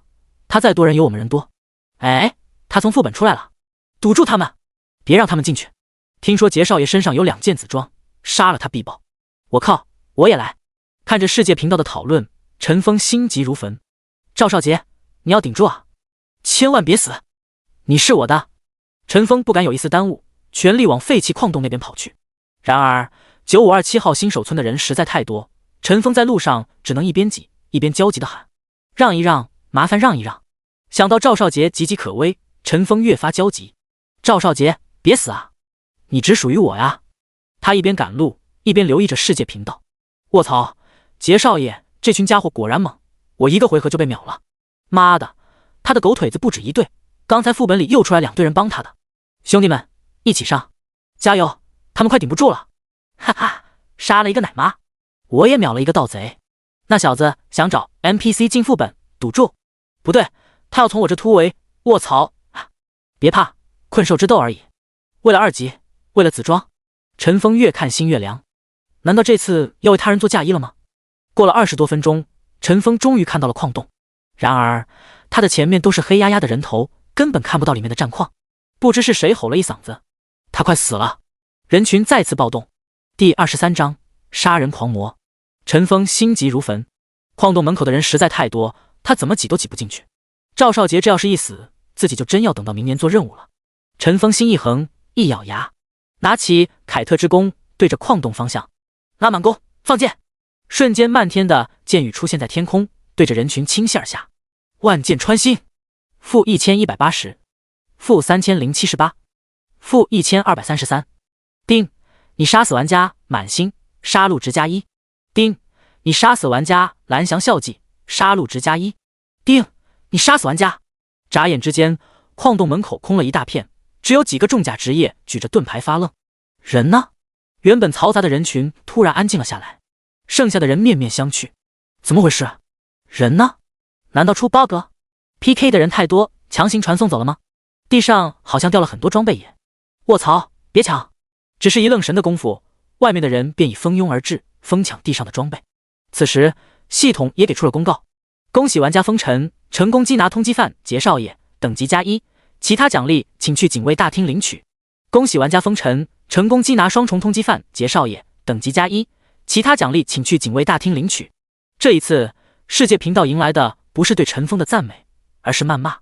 我靠，风尘把我也杀了，奶奶的，老子也躺枪了，我身边好多人都死了。风尘，你这个杀人狂魔，草泥马！其他人开始看得莫名其妙，风尘明明是成功缉拿通缉犯，怎么突然冒出几百个骂他的？不久后，大家都弄清楚来龙去脉，风评又反转了。啧，我还以为啥事呢，原来是狗咬狗，一嘴毛。对啊，自己去参与通缉，就要做好被杀的准备。比起通缉任务，我好奇的是风尘是怎么做到秒杀几百人的。我更好奇，背着几百杀戮值的男人进村会怎么样？全村 NPC 都会杀过来吧？哈哈。陈峰很无奈，当杀戮值大于50，名字会变成红色，而且无法隐藏。他现在的杀戮值有400加，风尘这个名字已经红得发亮。陈峰根本不敢去捡赵少杰报的那2件装备，在得知缉拿成功的一刹那，他就已经逃之夭夭了。不少玩家也发现了这个红名杀人狂魔，但他们并没有动手，反倒是下意识纷纷后退，生怕这个瘟神一怒之下把自己也送走。现在的陈峰是不能进村了，只能沿着矿山一直往南走，在心里吐槽：我日，400多杀戮值，这样等到猴年马月才能洗白啊！一般来说，1点杀戮值需要在线1小时才能消除，400杀戮值也就是需要在线400小时。以1天在线12小时来算，他需要1个多月才能白名。陈峰现在也没有功夫想这个问题，他的身后跟着一大帮人对他虎视眈眈。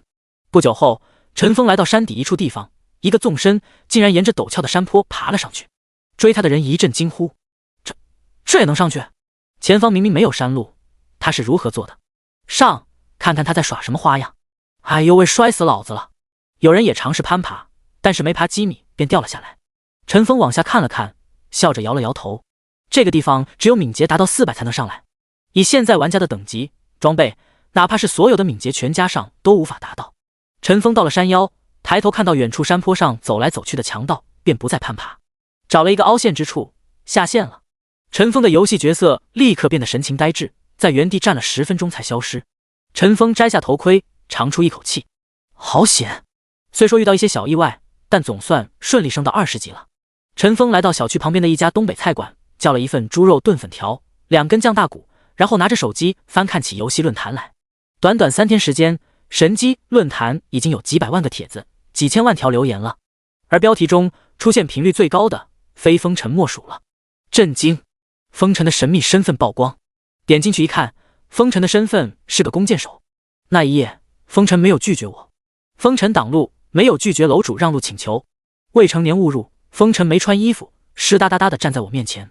风尘没穿新手装，刚从河里出来。这些帖子浏览量奇高，被骂的也最狠。不过有一个刚发的帖子热度极高，500万华夏币通缉风尘。帖子很简单，一句话，一张图，悬赏杀风尘一次500万。图片是一张1亿余额的银行卡账户截图。发布人杰少爷。陈峰笑了笑，没放在心上，他早就习惯了被通缉的日子。陈峰这顿饭吃得很慢，从早上吃了早餐到现在下午5点多还没吃饭，确实饿得厉害。陈峰知道这种饮食很不规律，这样下去胃疼的毛病肯定又要犯，要解决野外下线的问题才行。回到房间，登录游戏，天已经黑了。陈峰把海明珠切换成夜视模式，眼前40米犹如白昼。他悄悄地爬上莫冈山山坡，莫冈山山上都是清风寨的匪徒，山坡上的是15至20级强盗打手，山腰上有扇大门，大门里面就是20级副本清风寨。陈峰举起弓，就在他要射向前方的强盗时，发现了一个很神奇的事情，那些怪物的名字颜色不对。陈峰心一动，收起弓，小心地来到门卫的视线。那门卫见到陈峰之后，非但没有攻击，反倒和陈峰攀谈起来。喂，那位兄弟，你是来投靠清风寨的吗？陈峰，第24章反向任务。丁，是否受邀加入清风寨？突如其来的邀请把陈峰搞懵了。陈峰原计划是想在附近刷一刷怪，因为这里有几率掉落武器，他想要更新自己手里的这把武器。毕竟清风寨里的怪都是20多级的，自己手上这把弓输出已经不够看了。然而系统似乎给他开了一个玩笑，居然邀请他加入清风寨。陈峰闭上眼，努力搜寻清风寨相关的记忆，根本没有加入清风寨的相关信息，也就是说这条路线以前没人走过。想到自己这400多点的杀戮值，陈峰只能点头同意。门卫喜笑颜开，过来拍了拍陈峰肩膀说：小兄弟，你来对地方了，加入清风寨就再也不用担心被官府追杀。陈峰内心不以为然。玩家20级的时候，排着队来刷这个副本，安全个屁！陈峰跟着门卫走进了清风寨。清风寨坐落在莫冈山，里面一共有3个当家的。李元周25级，大当家，手持一把鬼头刀，是大力神。李英州25级，二当家，修炼横练铁布衫，防御极高。李富周25级，三当家，剑弩飞刀，弹簧机关样样精通。门卫把陈峰带到议事厅时，3个当家正在议事，见到陈峰后纷纷停下来对话，饶有兴趣地看着陈峰。大当家李元周说：“来者何人？”陈峰一抱拳说：“在下风尘，因在村外杀人过多，无奈只能投靠清风寨。”李富周说：“你是如何做到的？就凭你背后那把孩童玩具吗？”陈峰笑了笑，从背后取下凯特之弓，说：“请3寨主过目。”说完，他一转身，对门外的天空施展万箭穿心，一支箭射出，千万支箭飞向天空。好功夫！3位寨主鼓掌。李富周说：“你这一手可像极了曾经的护国将军秦卓老爷子的绝招。”陈峰回道：“我这招万箭穿心正是秦老爷子所授。”什么？3个寨主立马起身，全身散发出杀气。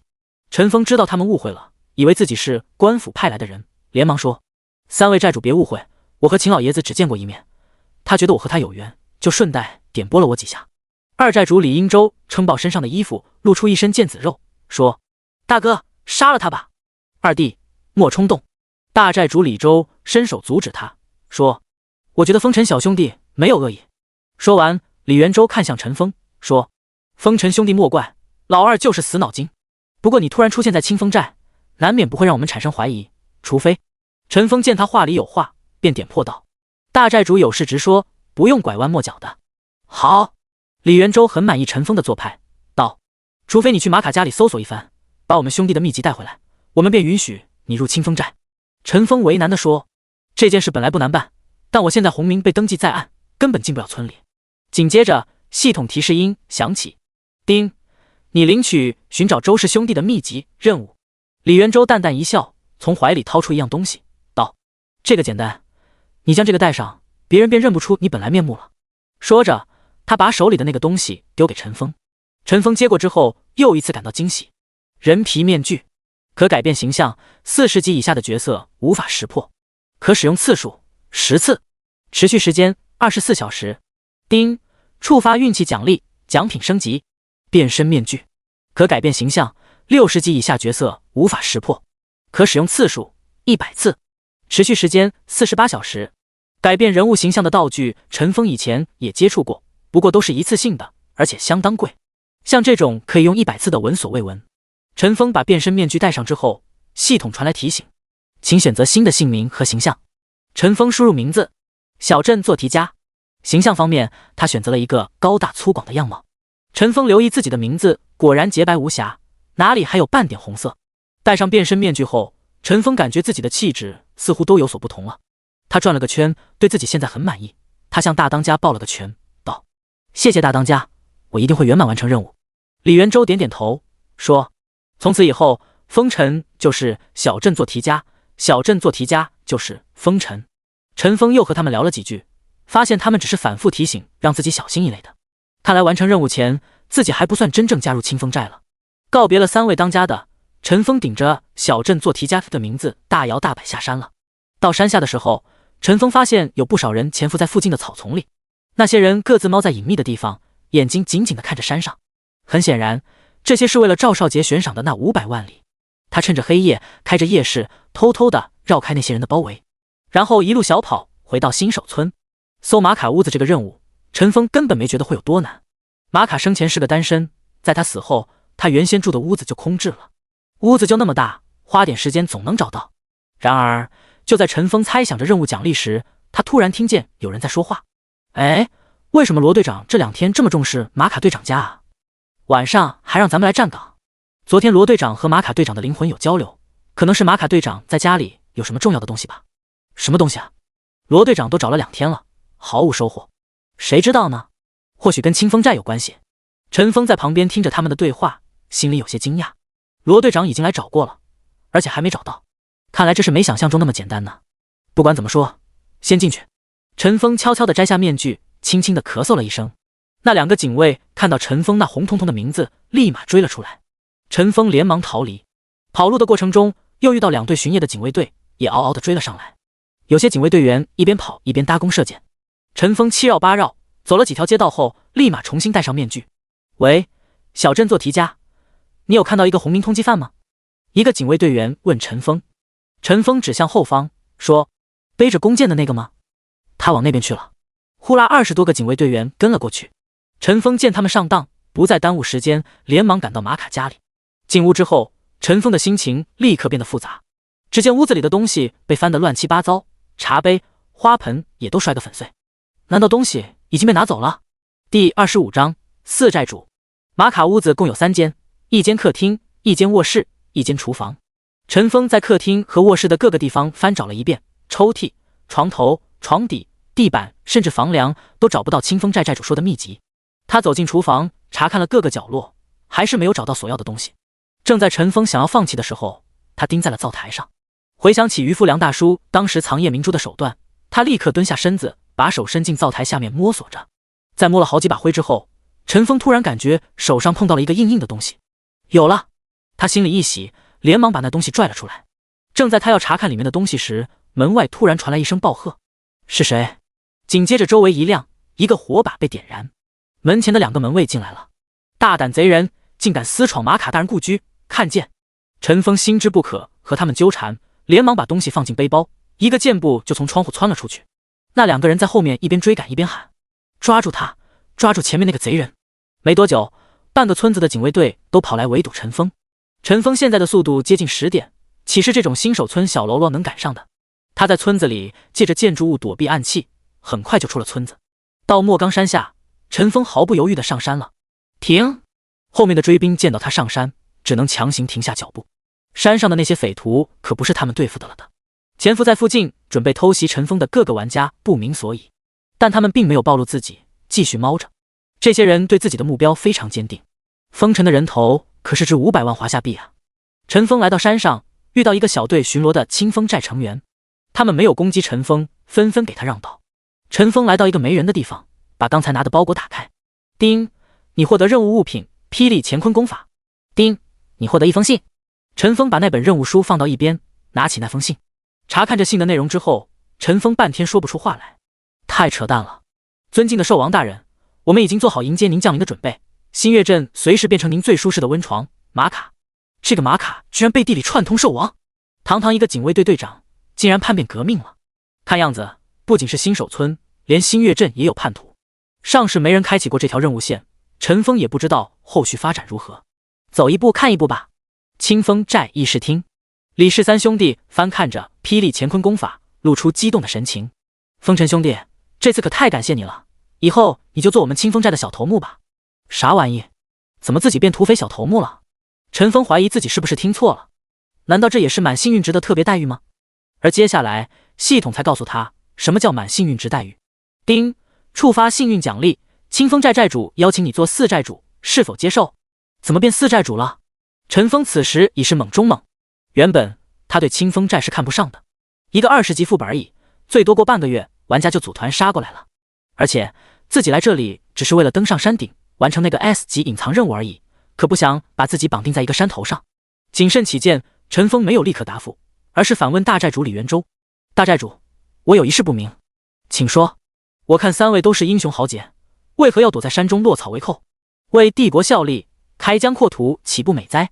李元周皱起眉头，沉默了一会，道：你可听说过兽王比斯特？知道。陈峰点头。李元周接着说：现在我们的敌人不是其他国家的势力，而是兽王。陈峰说：抵抗兽王也不用做贼寇啊。李元周回道：我们一开始就是加入官府，希望和朝廷的义士一起抵抗兽王入侵。然而我们后来发现，现在无论村庄还是城镇，各个地方都渗透了兽王的狗腿子。2寨主李英洲说：有一次那个狗贼马卡趁着跟我们兄弟喝酒，将这本秘籍偷走了。啊！陈峰很是惊讶。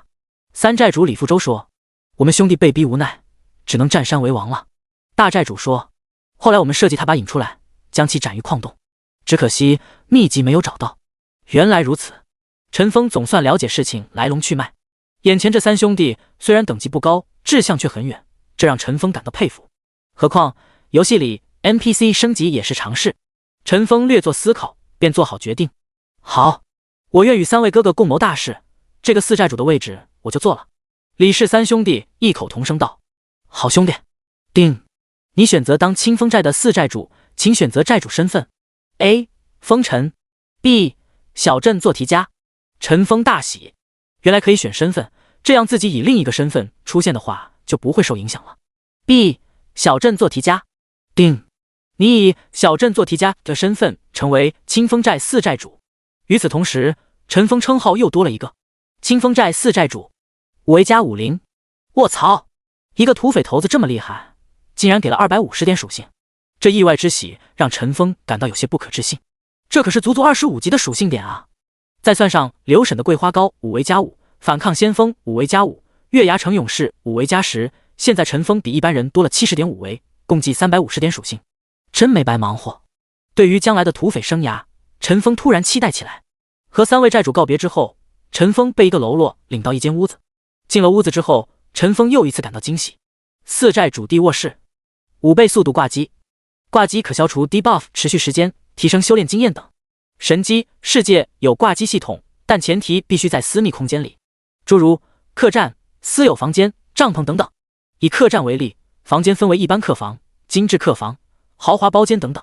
不同等级客房对修炼速度、debuff 消除速度会有不同程度提升，而5倍速度对应的是豪华包间。以陈峰400多点杀戮值为例，在这间卧室里休息的话，只需要8-90小时就可以洗白了。要知道，豪华包间可是1金币1晚上，陈峰在这里却可以免费使用。陈峰把角色关进卧室后就下线了，把头盔轻轻放在桌子上，躺在床上畅想着明天中午他就要变成隐藏职业了，想想还有点小激动。第26章，第一个帮派产生。岩阳镇外100多个13到15级的玩家在围殴一头15级的人形犀牛 BOSS， 大家加油， BOSS 血量很低了。一个法师道。突然那头犀牛猛地往前一撞，把他前面8个人撞倒。此时他身边的都是牧师、弓箭手一类的脆皮职业。只见他提起手里的镰刀猛然挥出，身旁的5个人立刻被秒杀。那个法师见此情形，连忙喊道： T 都吃屎去了，赶紧上前拉仇恨。3个 T 连忙上前顶住 BOSS 的攻击，一旁的牧师也连忙上前给他们回血。犀牛 BOSS 就这样被稳了下来。虽然之后他有过几次反抗，但围攻的人实在太多，在拼掉30多个玩家之后，他终于倒下了。随之而来的是地面上爆了10几堆物品，其他玩家并没有上去哄抢，而是站在旁边静静地看着。那个负责指挥的法师走到 BOSS 尸体旁，把地上的东西一一捡起来。当他在地上拿到一块黑色木牌的时候，手忍不住颤抖起来。剑会令，哈哈，傲视群雄公会即将成为神机的第一个公会，也将是这个游戏的第一公会。收拾完战利品后，他大手一挥道：我们走，建公会去。其他小弟顿时欢呼雀跃起来。老大威武，傲视群雄，天下第一。20分钟后，世界频道进行了公告，恭喜玩家傲天建立了傲视群雄公会，欢迎其他玩家加入。系统连续3次公告，立刻把深夜的玩家炸醒。就建立公会了？这么快？ 傲天建会令你是怎么弄到的？童问。建会令是领任务还是 BOSS 报的？傲视群雄在哪？我要加入会员。我们在月牙城的岩阳镇，这里只收13级以上的精英，不捡垃圾。操，拽什么拽？有垃圾对号入座了。傲天没有理会那些无能狂怒的人，在他看来，一切都以实力说话。刚才掉落了4件紫色15级装备，让自己队伍战斗力再次提升。他相信，如果全服挑出5人小队 PK， 自己的队伍绝对是全服第一。滴滴滴，好友来消息了。傲天点开一看，是表弟赵少杰。表哥，恭喜你啊！傲天回道。机操物6，有什么事？是不是也想搞建会令？赵少杰愁眉苦脸道。下划线，我被关进监狱了，要挂机整整48小时。傲天刚才打了2个小时 BOSS， 没关注世界频道的消息。他惊讶道：怎么，新手村还真有人敢对你动手？只为了升1级就得罪你？赵少杰说。我被双重通缉了，杀我的人可以一次性升2级。傲天深吸一口气，他现在15级，升到下一级需要180多万。如果杀一个人可以升2级，他也会毫不犹豫就动手，就算对方是自己表弟，恐怕也忍不住。傲天轻咳了一声，道：“是谁杀了你？我去找他报仇。”赵少杰说：“风尘。”风尘就是开副本的那个。是的，他还学了一个 AOA 技能，刚才我就是被一阵箭雨射杀的。傲天轻蔑一笑，道：“小小弓箭手，怕什么？他能破我们主 T 的防就不错了。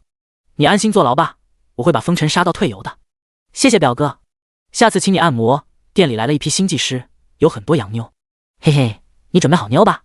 一觉睡到10点的陈峰美美的伸了个懒腰。这几天为了升级，昏天黑地地刷怪，累得要死。昨天总算安稳的饱睡一觉，实属难得。他不紧不慢的洗漱完，然后在小区旁的兰州拉面馆吃了碗炒烩面。11点多的时候，陈峰登录了游戏。进入游戏后，陈峰查看自己的杀戮值，发现已经少了50多点，5倍挂机速度确实爽。从房间出来后，陈峰遇到了一个执事，荀执事，25级，精英。4寨主，早上好。陈峰向他点头回应道：“早，荀执事。”荀执事说：“大寨主、2寨主、3寨主去后山修炼了，他们有交代，清风寨上上下下都归您管。”陈峰一怔，昨天自己刚做土匪小头目，现在直接变成临时大寨主了。他向荀执事说：“好的，我知道了。我去一趟山顶，有什么事你通知我。”荀执事行礼道：“遵令，4寨主。”陈峰没再理会他，直接往最高峰爬去。山顶有一块平地，平地上有一个香炉、祭坛。陈峰手里拿着后羿的灵位，站在中间，等待时间的流逝。11点40 11点50 11点55，随着时间临近正午12点，陈峰手里的灵位一直在震动。突然，那个灵位脱离陈峰的手心，漂浮在空中。那后羿的灵位凌空飞达到4、5米的高度时，突然灵位一阵抖动，啪！灵位摔在地上，变得粉碎。第27章神射手。今天是10月4号，农历9月初9，九九重阳，是一年之中阳气最盛之日。正午12点，乃阳气最盛之时。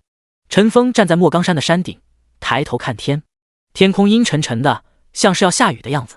但在陈峰拿出后羿的灵位之后，天上的乌云顿时消失得无影无踪。烈日下，那块由后羿骨灰制作而成的灵位贪婪地吸收着阳光。突然，灵位脱离陈峰的手心，飘在空中，吸收了半小时的极阳之气后，猛然下沉，砰的一声摔在地上4分5裂。随后，地上冒出一股浓浓的灰尘，渐渐汇聚成人形。那人看了看陈峰，道：“吾乃后羿。年轻人，可是将我唤醒？”陈峰拱手弯腰道：“正是，在下风尘，对您仰慕已久，特意寻来您的灵位，将您唤醒。”后羿魂魄道：“灵位？哼，你可知这灵位如何来的？”陈峰道：“听闻此灵位是您徒弟庞蒙为纪念您，特意用您骨灰制作而成。”后羿道：“纪念我？呵呵，我的死正是庞蒙所为。他用我骨灰建这块灵位，可不是为了纪念我，而是为了束缚我，将我生前的力量为他所用。”陈峰怒道：“还有此等事，真是欺师灭祖之辈。”后羿很满意陈峰表现，道：“我的力量岂是他那么容易驾驭的？一直到现在，他也不及我万一。”陈峰故作惊讶道：“他还活着？自然，有我神力庇佑，区区万年光阴不算什么。风尘，我有一事相求，不知你可否答应？”陈峰欣喜，知道终于聊到重点了。他连忙说：“前辈请说，晚辈自当万死不辞。”后羿道：“庞蒙谋害我之后，担心我魂元归一再度复活，特意寻了10处秘境将我镇压。”后羿顿了顿，说：“我拜托你之事，正是将我那10处的魂元释放出来。丁，你获得后羿的委托，释放魂元，是否接受？”陈峰没有着急接任务，而是皱起眉头，叹气道：“我资质愚笨，能力低微，恐怕要辜负您的期盼啊。”后羿哈哈大笑道：“这个简单。”只见后羿的手挥了一下，陈峰便收到了系统提醒：“丁，你获得后羿的传承，转职为神射手，是否接受？”陈峰心跳加速，终于来了，接受。丁，你转职为神射手，重置可分配属性点。陈峰原本的射手天赋升级了，神射手，射手天赋，攻击时附加敏捷 X2 的伤害。不仅如此，他还多了2个天赋：神射手穿透，对目标身后10米的2个单位造成100%伤害；神射手乾坤倒转，体质同时计算为敏捷。此时的陈峰已经发生了翻天覆地的变化。首先，射手天赋的升级让陈峰输出大幅提高，普通的射手天赋是附加敏捷 X0.5， 即便是30级后的转职天赋，也不过是敏捷 X1， 而神射手天赋翻了1倍，达到敏捷 X2。其次，穿透也有极大提升。普通穿透天赋只是攻击身后一个目标，造成 50% 至 80% 伤害，而神射手穿透达到2个目标，且都是 100% 伤害。最重要的，神射手乾坤倒转体这个极其稀有的天赋，有了这个天赋之后，陈锋再也不是脆皮了。陈锋把属性点全加到体质上，他现在20级，重置的属性点有100点，算上加5维的称号。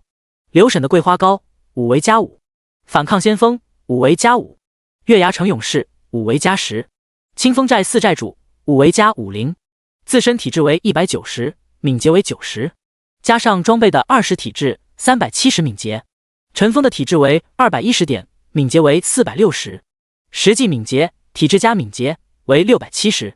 他现在普通攻击伤害达到1660。由于属性点都加了体质，陈锋现在生命值高达4200点，堪比一头血牛。当年他正是因为这个天赋躲过无数次埋伏和追杀。转职为神射手的陈锋心满意足，他对后羿说：“我将来一定会为释放您魂元而努力的。”后羿的魂魄点点头。天空突然刮起一阵强风，后羿的魂魄变得明亮无比，那亮度堪比天空的太阳，让人无法直视。随后，耀眼的魂魄逐渐缩小，变为一个米粒大小的光点，射进陈锋体内。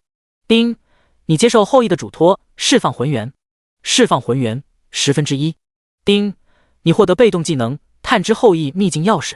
随着后羿魂魄的消失，天空的乌云再次汇聚。突然，天空惊雷闪现，不久后便下起了瓢泼大雨。陈锋倒也不急，踏着轻松的步伐走向住处。忙碌了3天，陈锋总算舒了一口气。3天时间升到20级，这简直就是个奇迹。赵少杰还真是自己的福星，下次见到他可要好好感谢他一番。哈秋哈秋，坐在牢房的赵少杰突然打了一串喷嚏。他看着窗外的瓢泼大雨，喃喃自语道：“谁在念叨我啊？难道表哥已经对那家伙动手了？”此时的柳如烟心急如焚。昨天晚上，他得知神机已经出现了第1个帮派，本已下线的他再次爬起进入游戏。通过消息渠道，他得知傲天是打了15级野外 BOSS 才得到剑会令，于是他连夜组织人手找 BOSS。BOSS 是找到了，是一只巨蟒。只是或许因为新月镇的人实在太多，这里的 BOSS 强度也比岩阳镇外的那个 BOSS 强许多。最关键的是，每当他生命值低于 30% 的时候，一个 AOE 吸血就回满了。从昨晚到现在，死了数百个玩家都没把 BOSS 搞定，怎么办呢？柳如烟翻开好友列表，突然眼前一亮。第28章被围堵了。陈锋回到屋内后，想着下一步规划。上一世他的释放魂灵任务只做了5个，完成度是5%，另外5个魂元被其他的玩家进入秘境释放了，所以他是以 50% 完成度进入下一个任务环节的。即便如此，后来陈锋依然进入100强榜。他曾无数次幻想过，如果以 100% 完成度进入后续任务的话，或许就能冲击前10甚至榜首的地位了。这一次一定不能有这个遗憾。只是即便是最低难度的后羿秘境里的怪，现在的陈锋也很难破防。他看着手里的那把1级黄金弓以及10级的僵尸套装，心下决定要赶紧更换全套紫色品质以上的20级装备才行。正在陈锋想着装备的事时，好友消息来了。滴滴滴，陈锋点开一看，是柳如烟。风尘，现在有时间吗？什么事？能来帮我杀 BOSS 吗？我要打剑会令。陈锋想了想，回道：可以，在哪里？柳如烟道：新月镇东南方向的灌木丛，坐标是 238.389。238.389。陈锋回忆着坐标位置。他说 BOSS 是不是一条大蟒蛇？柳如烟说：是的。陈锋说：我马上到。你在现场留下一个 T2个奶妈即可，其他人都离 BOSS 40米以外。柳如烟一愣，回道：为什么？陈锋没有解释，起身直接下山了。刚到山下，树林里突然站起一个人，问道：喂，兄弟，山上那些东西强盗你是怎么应付的？陈锋笑道：我领了一个任务，去会见山上的3个当家，所以路上怪物没有攻击我。随后又有一个玩家从树林里站起，道：你有没有见到风尘？昨天他从悬崖边爬上去的。这人话音刚落，更多的玩家探出头来，一个个人瞪着老大的熊猫眼，期盼地看着陈锋。显然他们都是为了赵少杰悬赏的500万而来，估计一晚上都没有睡觉。看着眼前这些要缉拿自己的人问自己的下落，陈峰觉得十分滑稽。他摇摇头说：“没看到，或许摔死了吧。”陈峰说完就离开了。看着他离去的背影，许多人议论纷纷。风尘到底还在不在山上？会不会从另一边下去了？不可能，山上都是20多级的怪，他一个脆皮能跑哪去？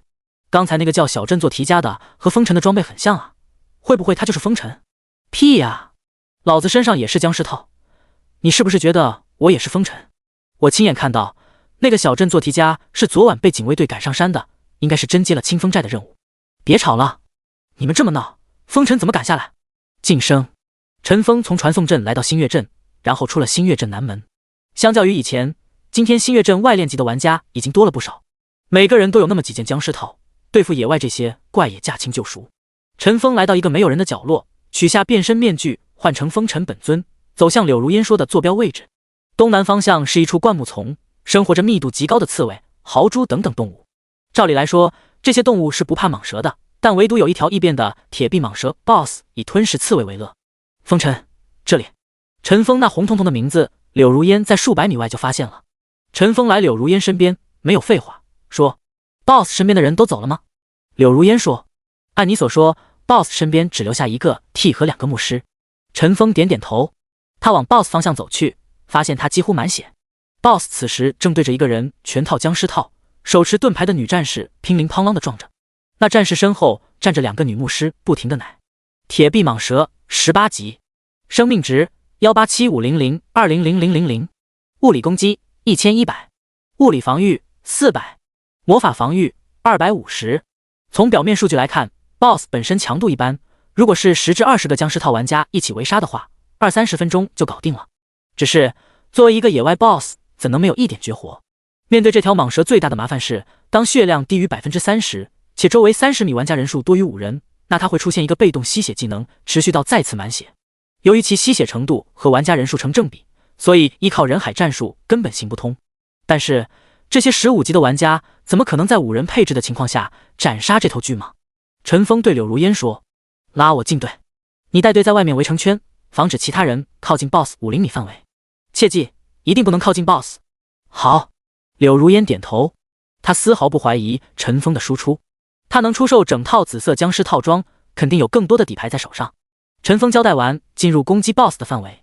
其实这个 BOSS 他完全可以单挑，只是那样的话，他需要大范围拉扯，那样难免让其他玩家进入 BOSS 攻击范围，让 BOSS 吸血。而且有肉盾在前面顶着，他也不用浪费时间走位。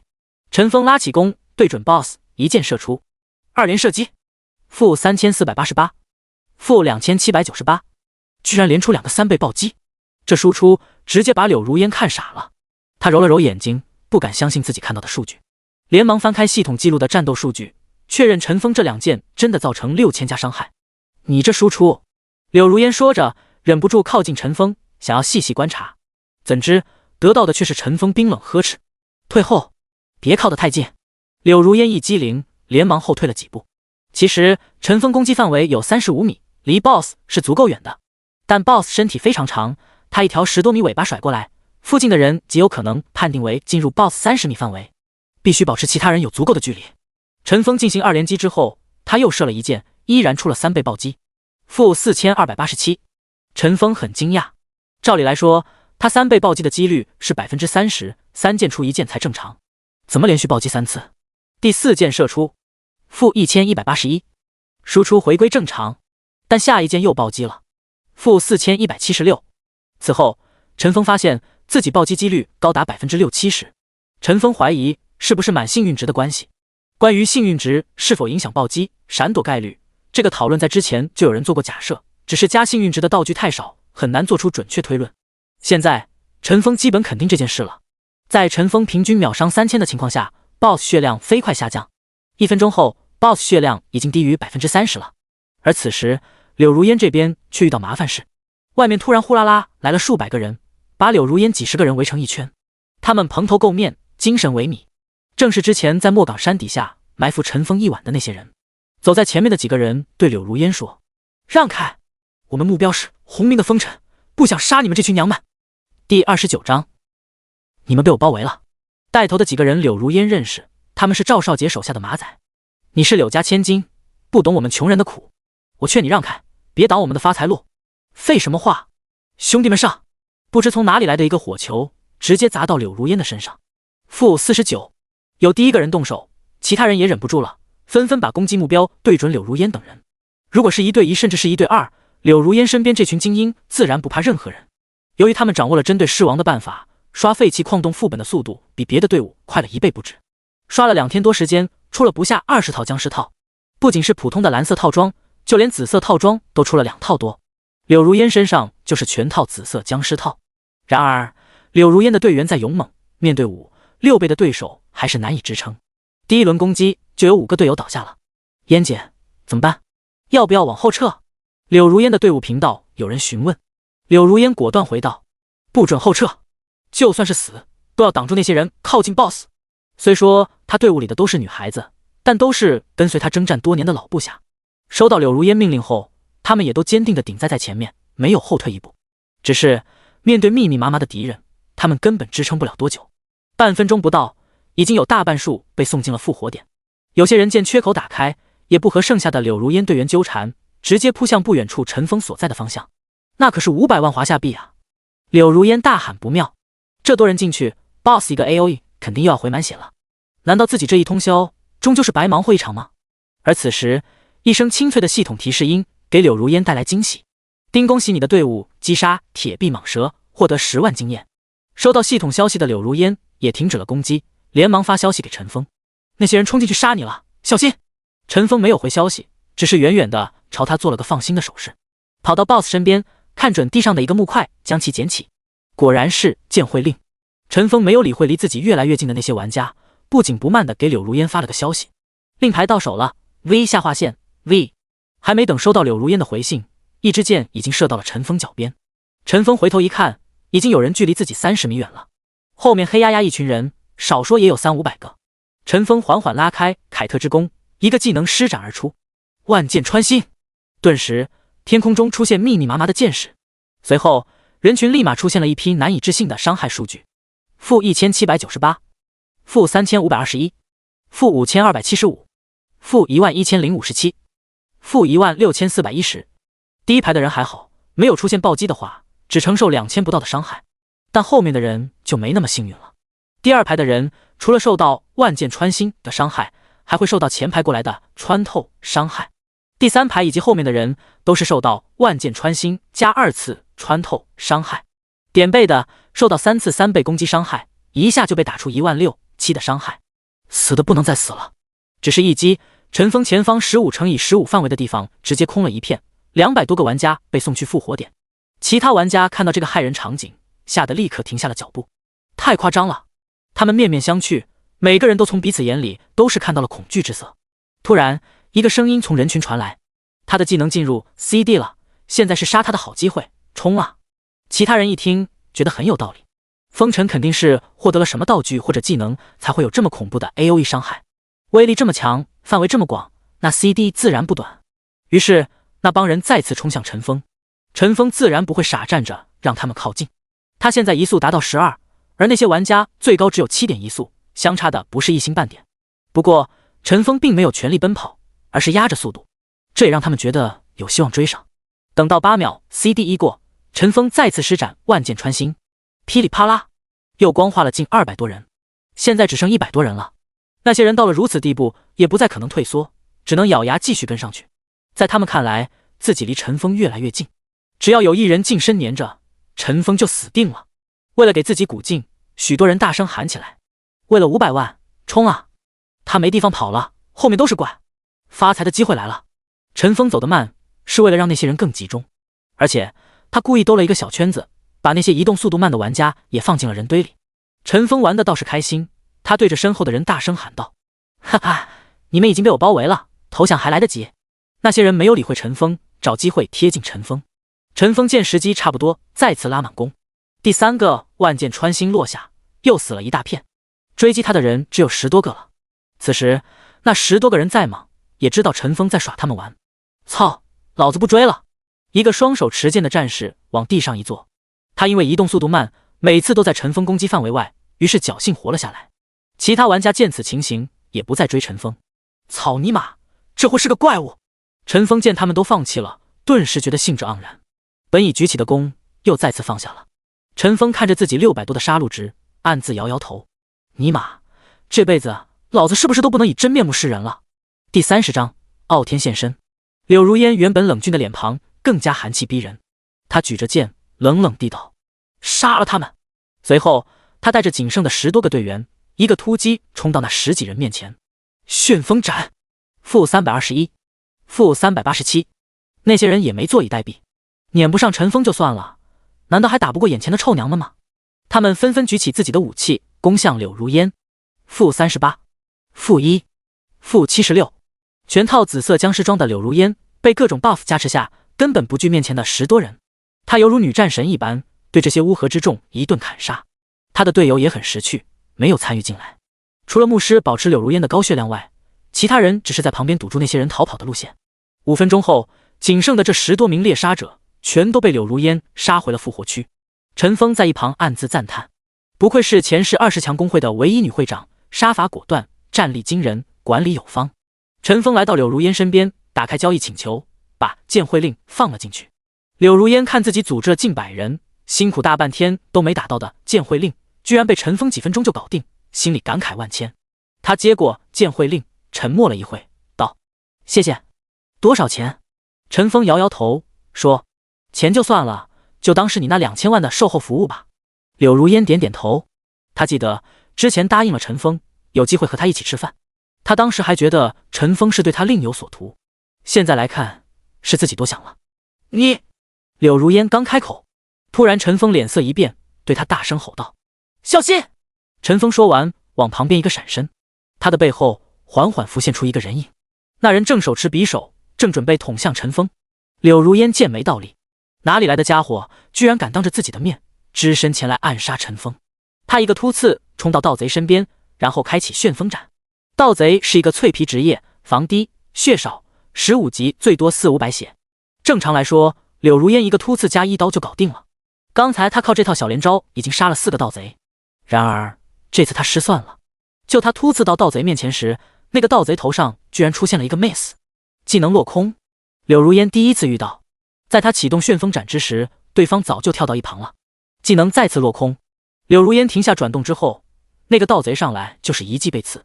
-860，柳如烟血量瞬间见底，他身后的队友见状连忙要上去支援，然而一个2米高的壮汉突然出现在他们面前，犹如一座大山一般挡在中间。他们没有任何犹豫，各种攻击手段释放过去。-12 -1 -25，几乎没有破防。柳如烟等人内心大受震撼，哪里来的2个怪物？自己作为星光镇的顶级队伍，在他俩面前居然犹如小孩一般被碾压。一旁的陈峰也疑惑，盗贼前行到自己身边才被自己发现，这很正常。那个战士是怎么做到前行过来的？难道是……不好！陈峰想到一个可能，立刻想要逃离原地。-1183 -1302，他身上同时中了一箭和一记火球，瞬间下去了2400多血。如果不是他转职成神箭手，血量高达4200，这一下就要了他的老命。陈峰没有任何犹豫，往后撤退了几步。啪啪啪，一阵掌声从陈峰身后响起。陈峰回过头，看清来人后，他立刻变得怒目。眼前的那个男人正是他上世的仇敌傲天。傲天的旁边还站着一个弓箭手。风尘果然名不虚传，2000多伤害居然没杀掉你。防止再次被攻击，陈峰与对方保持40米以上的距离。他惊讶道：你们怎么会突然出现？如何做到的？傲天神秘一笑道：我们就是这样走过来的呀，你眼神不好吧？陈峰自然不信他的鬼话，不过他们的突然现身印证了陈峰的想法。有一种道具叫神隐草，可以让人保持隐身，这种道具极其稀缺，只有秘境之中才能找到。傲天等人装备如此变态，自然是因为去了秘境的缘故。风尘，既然我们现身了，就要让你死个明白。杰少爷是我表弟，你把他送进监狱，我杀你几次，不过分吧？呵呵，看你有没有这个本事了。陈峰和傲天一边聊天，一边注意周边的情景。突然，陈峰搭上弓箭，一个转身，对着左后方嗖嗖射出2支箭，2连射，-1372 -2830，两个伤害从15米的位置冒出。与此同时，一个骑士显出身形，他吃惊地看着陈峰，不敢置信。你……他还没说完，便扑通一声倒在地上，死了。傲天更是震惊，他故意拉着陈峰聊天，就是为了让那个骑士靠近。你是怎么发现他的？陈峰微微一笑，说：神隐草，让小队5名成员进入隐身状态，持续1分钟。你们……陈峰指了指傲天等人，接着说：你们只出现了4个人，必然还有一个在靠近我。傲天更是惊讶，你居然知道神隐草？陈峰说：一开始要是他们2个同时合击我真可能被你们一套秒了。只可惜那个盗贼太自负了，想要单杀我，被我发觉。而现在你们没有机会了。哈哈！傲天仰天长笑，笑话，你别看不起人，你根本不知道我们的装备多么恐怖。陈峰摇摇头说：不，我知道，你们去了范特西秘境。这一次傲天再也笑不出来，他颤声道：你居然还知道范特西秘境？第31章范特西秘境。陈峰没有再废话，拉弓施展万箭穿心，35米射程加15米技能范围，40多米外的傲天2人瞬间命中，负1850，负4862。即便装备了秘境装备，法师和牧师依然改变不了脆皮的命运，被陈峰一剑秒杀。收拾完那2人，陈峰立马把剑对准柳如烟面前的那个刺客。那个刺客攻击力虽然犀利，但他做不到一击秒杀柳如烟。柳如烟的血量很快就会被一旁的牧师奶回来，于是他换了攻击目标，转为柳如烟的其他队友。就在陈峰和傲天对话之际，那个刺客已经杀了5个人了。陈峰没再犹豫，瞄准那刺客之后，一个2连射击，负4081，负1012。那刺客应声而倒。最后那个迟钝战士见傲天等人都被杀，顿时心生绝望。他大吼一声，举着盾冲向陈峰。陈峰不紧不慢地射着箭，负882，负2201，负2011，只用了3箭便把这个血牛射杀。那个战士倒下时，手中的盾牌还掉了下来。陈峰把那盾牌捡起，又到另外4人死亡的地方转了一下，发现还掉落了一把弓箭。范腾盾，紫色，15级，力量加20，体质加60，物理防御加400，魔法防御加250。装备要求40力量，100体质。范凌云弓，紫色，15级，力量加20，敏捷加60，攻击力加400，射程30米。装备要求50力量，100敏捷。陈峰看了眼手里的凯特之弓，凯特之弓，黄金，1级，力量加20，敏捷加50，攻击加200，射程35米。他终于可以退休了。现在陈峰的普通攻击已经达到1800加。此时柳如烟来到陈峰身边，问道：刚才那几个人是谁啊？怎么装备这么厉害？陈峰说：他们是第一个建立的帮派傲视群雄的会长精英。柳如烟惊讶道：啊，那个傲天就是傲视群雄会长啊？陈峰点点头。柳如烟又问了一串问题：你们刚才提到的范特西秘境是怎么回事？他们怎么去的？我们能去吗？陈峰闭上眼，想着几种进去的方案。有的任务会出卷轴，有的 NPC 有机会开传送门，但最简单的莫非是那个了。约莫过了半分钟，他睁开眼说：他们能去秘境，因为是第一个建立工会，系统赠送的。你现在把工会建立好，然后去工会商人那里花200金币购买特西传送卷轴，一定要快，全服就6张出售，卖光了就要做任务碰运气了。啊，就6张？柳如烟吓一跳。陈峰说：你赶紧去吧，也不知道现在有多少工会了，希望卷轴还有库存。柳如烟急忙道：那我先回镇里了。说完他就要出发，突然他停住了脚步，转头看向陈峰说：那你这个红名？陈峰心里一暖，柳如烟果然心细，这个时候还关心自己红名的事。他摆了摆手说：你们快去吧，不用管我。柳如烟用力的点点头道：那你别走远，我拿到传送卷轴就带你一起去秘境。柳如烟说完，带着仅剩的8个队友回去了。陈峰打开好友列表，杰克马和咩咩羊给他的留言都快爆表了。杰克马：老板，东西卖完了，共卖了50金币。老板，能回一趟镇里吗？我把钱给你。我真傻，忘了你进不了城。你在哪？我送过去。陈峰给他回了个消息：新月镇南门外200米。关掉杰克马消息，打开咩咩羊的：风尘哥哥在吗？打僵尸好无聊，能陪我聊聊天吗？陈峰笑了笑，这个小家伙和自己组过队，再和其他人组队确实会觉得无聊。他回道：“来新月镇南门外200米，我给你一个好东西。”1秒钟后，陈峰就收到了回复：“好爷，我马上到，风尘哥哥等我。”陈峰关了消息窗口，慢慢的晃到新月镇南门。刚到没多久，陈峰就看到烟雨盟建会的消息，恭喜玩家柳如烟建立了烟雨盟公会，欢迎其他玩家加入。紧接着就看到柳如烟在世界频道发言，烟雨盟只接受女性玩家，想要申请入会的话，请联系副会长烟小玲。柳如烟刚发完言，男玩家们立马兴奋起来，哇，纯女玩家公会，哈，后宫公会 Sigma， 嘿嘿，这不是为我准备的吗？楼上的，你敢调戏柳家千金，不想活了？柳家里千金怎么了？千金就不能有后宫了？柳如烟，你要建后宫吗？我活好，能干，我持久，我花样多。陈峰看着那群牲口的发言，一个比一个离谱。这时，远处传来一个叫喊声：“老板！”陈峰抬头一看，杰克马跑了过来。杰克马到了陈峰跟前，脸上喜悦之情不以言表。老板，那些材料我花了3个小时就卖完了，这是交易记录。杰克马说着，把交易记录展示给陈峰。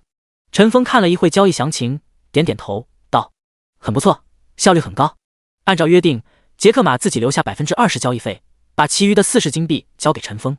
老板，你知道吗？现在的金币可值钱了。镇里有个人收金币，出价1万1个，你要不要也换成华夏币啊？陈峰摇摇头，他现在并不缺钱。突然，他想到了什么，连忙问：“是烟雨盟的人在收金币吗？”杰克马点点头，道：“陈峰连忙点开柳如烟好友，问道：“金币缺多少？”柳如烟回道：“还差30个。现阶段玩家都用钱买材料、买药品了，很少有剩余。”陈峰回道：“来南门，我这里有。”第32章范特西秘境进入。告别杰克马不久，柳如烟就出现在陈峰面前。他接过陈峰给的金币，又一溜烟跑回镇里了。其实以1万块收购一个金币的话，花1-2个小时时间收到180个肯定没问题。只是范特西传送卷轴实在太稀缺，柳如烟必须趁其他工会的人还不知道其用途，赶紧买过来。过了3分钟，陈峰收到了柳如烟消息：“我买到了。”好险啊，只剩2件了。一个工会只能买1个特西传送卷轴，6个卷轴售完就没有了。陈峰回道：“这个卷轴可以传送5个人进秘境，你再去叫1个术士，1个牧师，我带上1个坦克，我们一起进去。那我们要准备什么吗？”清空背包，带好补给，每个人带1个营帐。另外，术士记得带巫毒。好，这个秘境花的时间比较长，一次性通过的话，至少要花4-5个小时。你们先去吃晚饭，1个小时后到南门集合。好。陈峰关掉和柳如烟的对话框，抬头一看，咩咩羊蹦蹦哒哒的朝自己方向过来了。他身上的装备已经是僵尸全套套装了，手上的武器也换了，只有盾牌还是先前那块。咩咩羊抬起头，忽闪着他那双大眼睛，盯着陈峰道：“风尘哥哥，这几天你去哪里了？一直不回我消息。”陈峰笑了笑，道：“有点事情。你转职成功了吗？”咩咩羊兴奋地点点头，说：“我转职成真正的盾战士了。狮王都快打不动我了。”陈峰自然知道他口中真正的盾战士是什么意思。转职前，剑战士、盾战士都是战士这个职业，只是装备选择不同而已，天赋影响极小。转职之后，战士出现真正分支，有走进攻路线的，这一方向的天赋选择是武器精通、伤害加深等等；有走防御路线的，这一方向的天赋选择是护甲、魔抗增加、仇恨加强等等。咩咩羊自然是后者。给你个好东西。陈峰掏出刚才报的那件藤盾，交给咩咩羊。咩咩羊接过之后，兴奋地蹦起来：“谢谢风尘哥哥。”他换上新的盾牌，虽说这块盾牌大小没有先前那块那么夸张，但相对于他那个娇小的个头，依然硕大无比。看着小姑娘这个开心的镜头，陈峰笑着摇了摇头。这面盾牌在市面上卖的话，几十上百万华夏币是要的。陈峰把它交给咩咩羊，倒不是有什么企图，而是为了入秘境的时候提高一些战斗力。秘境之中处处是危机，有一个肉盾顶着，也可以避免自己大范围走动而引起别的麻烦。和咩咩羊约定时间后，陈峰也下线吃饭了。1小时后，陈峰上线来到约定地点，4个人已经到齐：柳如烟15级剑士，嫣然15级牧师，大郎喝药15级术士，咩咩羊15级一转盾甲战士，陈峰20级神射手。嫣然、大郎喝药看到陈峰后激动万分，嫣然直接扑了上来。哇，风尘大神，我好崇拜你啊！陈峰被他突然起来的热情吓一跳，连忙躲在一边。嫣然扑了个空，他倒也没有失落，而是扬起法杖奶了陈峰一口。柳如烟呵斥道：“嫣然，别闹！”哦，嫣然低下了头，偷偷看着陈峰，心一痒，又奶了他一口。大郎喝药倒是没有过激动作，不过他那直勾勾的眼神让陈峰感到一阵心寒，感觉他随时会掏出一碗药给自己灌下似的。好了，人已经到齐，我们出发吧。柳如烟一声令下，打开了特西传送卷轴，五人只感觉一花，便已瞬间来到一个陌生地方。柳如烟看着四周，发现上面是一个巨大的玻璃罩，看不清玻璃罩外面是什么，只能看到深蓝色的波纹。这是哪啊？咩咩羊问。这是海底。陈峰淡淡的回答。海底？几人一惊。是的，这是一个名为范特西的人搭建的，他生前是个江洋大盗，把宝藏埋藏在这里。哇，宝藏！几个女孩眼睛突然亮了起来。别大意，这里随便一个小怪都堪比外面的精英怪，甚至 BOSS。陈峰沉声道。此时不远处响起一阵咔咔声。小心，咩咩羊，注意站位。陈峰话音刚落，远处便飞来一个火球。轰！负361。咩咩羊头上冒出一个伤害，随后那机器人发动滚轮，迅速来到咩咩羊身边，举起铁臂就往他头上砸。负198。要知道此时的咩咩羊可是装备了加250魔抗的藤盾以及全套紫色僵尸套，依然被打出如此高的伤害。防御 A 型机器人15级，生命值8万，魔法值3万，物理攻击850，魔法攻击700，物理防御380，魔方防御450。柳如烟等人不敢相信，一只普通的怪就有8万血，700-800攻。不过他们对咩咩羊的防御也感到吃惊，2次攻击他只掉了550多血，而且这550多血好像只是他1/6点血量。不仅那个风尘是怪物，带来的这个小萝莉也是小怪物。柳如烟见两个队员还在发呆，连忙吼道：“你们别愣神！嫣然加血，小莲给 debuff。哦，小莲、大郎喝药的 debuff 分别可以给对方降低 15% 的物理防御攻击，照理来说可以降低对方130点物理攻击。然而当那 A 型机器人举起铁拳继续攻击咩咩羊的时候，咩咩羊头上冒出的伤害依然不低，142，只减少了40-50伤害。怎么回事？诅咒没什么效果啊。小莲说，机械对这类技能抗性强。陈峰一边射箭一边解释，负1571，负4611，负1225。他普通攻击时对 A 型机器人秒伤达到1400左右，算上暴击和2连击，陈峰秒伤达到2500左右，大概1分钟不到的时间就能够射杀他。只是嫣然奶量有些吃紧，他每秒治疗量只有200。每次在 A 型机器人使用魔法攻击的时候，咩咩羊血量都会急速下降，在咩咩羊不停嗑药的情况下，才能勉强把血量拉上去。好在陈峰输出够给力，只要坚持50-60秒，对方就会先倒下。然而就在大家如火如荼地对付这台机器人的时候，站在后面的陈峰头上突然冒出一个伤害，负1711。卧槽！陈峰忍不住骂了起来。第33章范特西秘境装备更新1。后面突然来了一箭之冷箭，射在陈峰脑门上。陈峰回头一看，是一个亡灵弓箭手，宝藏守护者，剑灵16级，生命值7万，物理攻击900，物理防御380，魔法防御300。陈峰转职神射手之后是全体质加点，现在血量有4000多，这换作一般不甲、皮甲职业已经被秒杀了。此时的陈峰没有丝毫慌张，他立刻使用灵敏的僵尸套的套装技能召唤僵尸。僵尸可承受5次攻击。技能挑衅。陈峰把召唤出来的僵尸放在自己身后，让他吸收那剑灵的攻击。负1。僵尸的受伤机制和普通玩家不同，他只计算伤害次数，不计伤害多少。无论是1点伤害还是1万点伤害，骷髅都只是消耗1点次数。而陈峰自己则继续攻击 A 型机器人。负1248，负4111，负1397。花了8秒钟的时间将那 A 型机器人射爆。叮！恭喜小队成员击杀防御 A 型机器人，加1000000经验。而此时陈峰召唤的那具僵尸早已被射成一滩骨架，那个剑灵正拉着满弓，箭头冒出一团火焰，那火焰越来越亮，越来越大。蓄力3秒之后，剑灵突然手一松，呼，一支火箭猛然朝陈峰射来。此时的陈峰生命值只有2000多，如果中了这一箭，10有8九要挂。眼看那箭头离陈峰越来越近，噗，负1630，这一箭刚好射在赶过来的咩咩羊的盾上。陈峰擦了擦冷汗，要不是那个僵尸抗揍，自己早已经交代在这里了。他拉起弓箭，开始对着剑灵输出，负4521，负1028。虽然剑灵输出比刚才那个机器人要高不少，不过生命值和防御都差了挺多。只花了30秒的时间，剑灵就被陈峰射杀了。叮！恭喜小队成员击杀宝藏守护者剑灵，加12000经验。哇，经验好高啊！嫣然感叹道。柳如烟则走到机器人身边，把掉落的装备捡起来。A 型机器零件，紫色 X5，15级重甲，武器制作材料，紫色装备制作材料。柳如烟还是第一次见到，然而当他捡起地上的2件装备时，立刻惊呆了。范火焰戒指，紫色，15级，智力加80，精神加20，加200火焰伤害。火伤属性在队伍里没有用，但加这么高的智力和精神对嫣然和小莲都有帮助。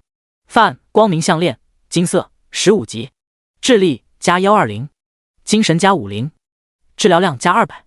我的天！柳如烟忍不住惊呼：怎么了？嫣姐！嫣然和小莲跑了过来。柳如烟把2件装备属性给他们看，他们也看傻了。我的妈呀！1件装备加120智力，200治疗量。他们身上的10级蓝色僵尸套，一整套也就加100多智力。金色装备果然不同凡响。另一边，陈峰捡的是剑灵掉落的东西，这里也掉了2件装备，一紫一金。紫色的是凌云弓，陈峰手上正有一把；金色的是剑带，范凌云剑带，金色，15级，物理攻击加200，力量加30，敏捷加100。作为副武器的剑带已经堪比主武器的属性。陈峰换上剑带，输出又提升了200多。他现在普通攻击伤害已经达到2100加。唯一可惜的是，凌云弓和凌云剑带并没有套装效果，这也是秘境装备的特点。秘境装备和副本装备不一样，它讲究的是单体强悍，极少会套装效果。陈峰对怪的掉落概率很是惊讶，他之前下过无数次秘境，对秘境爆率有许多了解。普通怪极少爆2件装备，至于金色装备更是只能精英 BOSS 级别的怪才能爆出来，而自己小队杀2只怪，居然爆了2件紫装，2件金装，毋庸置疑，这是满幸运值才有的待遇。陈峰抬头一看，一旁的柳如烟3人也分好了装备，金色的光明项链给了嫣然，紫色的火焰戒指给了小莲。嫣然的回血技能有2个，治疗术，对目标进行治疗，恢复100加智力 X1 的生命值，对敌方恶魔单位造成等量伤害。CD 2秒，回春术，使5秒内恢复对方500加智力 X2 的生命值。CD 10秒。嫣然现在智力有350多点，加上200点治疗加成，他治疗术技能一次能恢复650多点，也就是秒回320多。咩咩羊在遇到 A 型机器人，可以不用再嗑药了。装备好新装备，嫣然等人更加信心十足。柳如烟想起刚才的遭遇，有些后怕，他对嫣然、小莲说：下次注意走位，千万别引太多怪。好，2人异口同声。为了开阔视野，陈峰把海明珠激活，顿时40米范围犹如白昼。柳如烟3人虽然感到惊讶，但并没有多问。在他们看来，陈峰身上发生在不可思议的事情也不足为奇。陈峰打开地图，简单辨别了一下方位，带着大家往地图中央走去。与想象不同的是，地图上怪的密度并不如何高。他们走了30-40米才遇到新的怪。防御 B 型机器人16级，生命值12万，物理攻击1000，物理防御600，法术防御300。B 型机器人看到几人后，身体还没动，手上的2个铁拳直接飞了过来。呼，砰，负810，负827。咩咩羊头上冒出2个伤害，嫣然连忙给他加上治疗术和回春术。陈峰给他回了一个2连射，负1622，负1107。可惜都没有出暴击，而小莲和柳如烟只能在一旁干瞪眼。他们不是不想上，而是没意义。小莲的诅咒类 debuff 技能和痛苦类伤害技能对机械效果大打折扣，柳如烟则是攻击太低，面对600物防的 B 型机器人根本就是挠痒痒。他们只能守在陈峰旁边，如果再有别的怪偷袭，他们还能挡一下。那 B 型机器人丢出铁拳后，踩着脚下的滚轮，立马来到咩咩羊面前。此后，他的攻击倒是简单暴力，只会举起拳头乒乓砸在咩咩羊身上。-257，-303，没有技能加成，这点伤害在嫣然的奶量面前不值一提。2分钟后，B 型机器人倒下了，随之掉在地上的是他那双金光灿灿的铁拳。第34章，范特西秘境装备更新2。范机械左臂，金色，15级，力量加100，体质加50，攻击加350，装备要求15级，300力量。范机械右臂，金色，15级，力量加100，体质加50，攻击加350，装备要求15级，300力量。看到这2件装备，柳如烟眼睛都直了。加200力量，100体质，700攻击，也就是提高2000血，1100攻击。他现在自身血量也就2000出头，攻击只有500多，而这一双机械臂比他所有装备加的攻击、体质还多。至于300点力量要求，柳如烟也恰好达到。他身上是一套紫色僵尸套，力量加250，加上他自身的75点力量，恰好达到要求。柳如烟换下奎尔伯之棍，装备上这双机械手臂。此时他的生命值达到4000加，攻击力1600加，算上他天赋技能所增加的10%伤害，柳如烟普通攻击已经接近1800，快赶上陈峰了。陈峰很是感慨，明明自己天赋比他高了2个档次，却被他一双金色武器追上来了。有了新装备的柳如烟腰杆都直了不少，他轻咳一声道：“嗨嗨，大家别大意，留意身边的怪。”话虽这么说，柳如烟走路的时候情不自禁地往前靠，原本冷傲的脸上隐隐露出跃跃欲试的表情。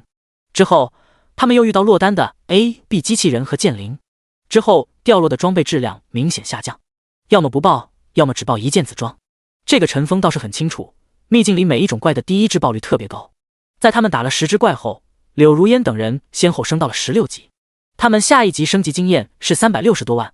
这时走在前面的咩咩羊指着远处说：“那边好像有建筑物。”几人朝他所指的方向望去，发现果然有一个模糊的黑影，宝藏就在那里吧。嫣然说完，几人同时转头看向陈峰。陈峰点点头道：“是的，不过需要钥匙才能进去。”钥匙？几人一脸迷茫。陈峰道：“是的，钥匙在精英怪上，大家留意一下。”咩咩羊问：“精英怪在哪啊？”陈峰默然。其实这个秘境他也是第一次进，上一世的他现在还在新手村的矿洞里苦哈哈的挖矿呢。嫣然指着旁边道：“哎，前面那是什么？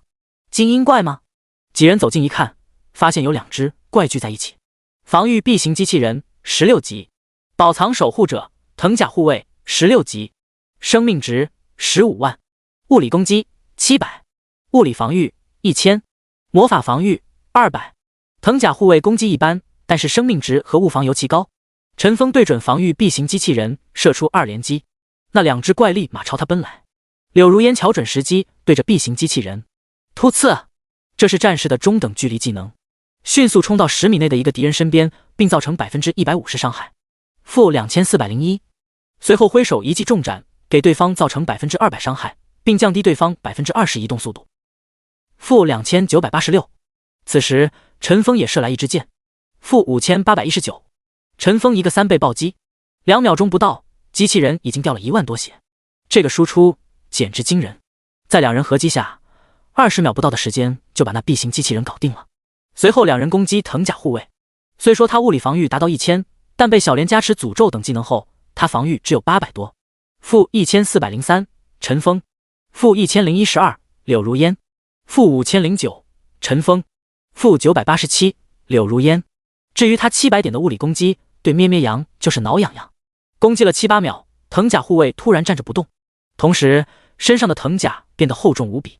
砰！-1，柳如烟的攻击居然没有破防。-198，陈峰的攻击也没好到哪里去，藤甲护卫护甲翻了1倍。这一招令所有人出乎意料，好硬啊！要是有法师就好了。嫣然嘟囔道。队伍里唯一的法系输出就是术士小莲，可惜他智力并不高，输出有限。好在藤甲护卫这个技能只持续5秒，这只是个小插曲，略微影响了一下藤甲护卫掉的血速度，并未改变战局。大约过了3分钟，藤甲护卫用过5次防护技能后终于倒地。丁，恭喜小队成员击杀宝藏守护者藤甲护卫，加12000经验。由于是第一次击杀藤甲护卫，这次又让大家见识到了金色装备，而且还是2件。范藤盾，金色，15级，力量加60，体质加100，物理防御加500，魔法防御加300。装备要求60力量，200体质。范藤甲，金色，15级，力量加80，体质加80，物理防御加400，魔法防御加400。装备要求80力量，150体质。2件装备，物防加900，魔防加700。看到这2件装备，咩咩羊和柳如烟犯难了。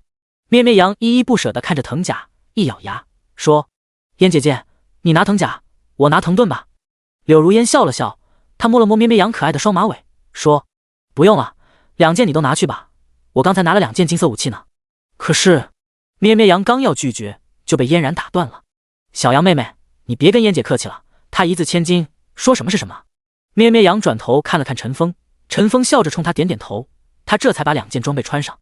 此时咩咩羊的物理防御达到1200加，法术防御达到800加，秘境的怪已经无法对他破防了。而后众人胆子也大了起来，经常一次性拉2、3只怪。可惜后面怪的爆率都低了许多，杀了10多只怪，除了一大堆材料以外，只爆了一些紫色装备，黄金装备一件没出。陈峰心心念的黄金宫更是毫无踪影。几人来到地图中央，那是一个宏伟的宫殿。正待他们靠近宫殿大门时，地上突然一阵晃动，随后从地底爬出一个高大的怪。宝藏守护者哈卡，精英18级，生命值50万，物理攻击1500，魔法攻击1000，物理防御1200，魔法防御1000。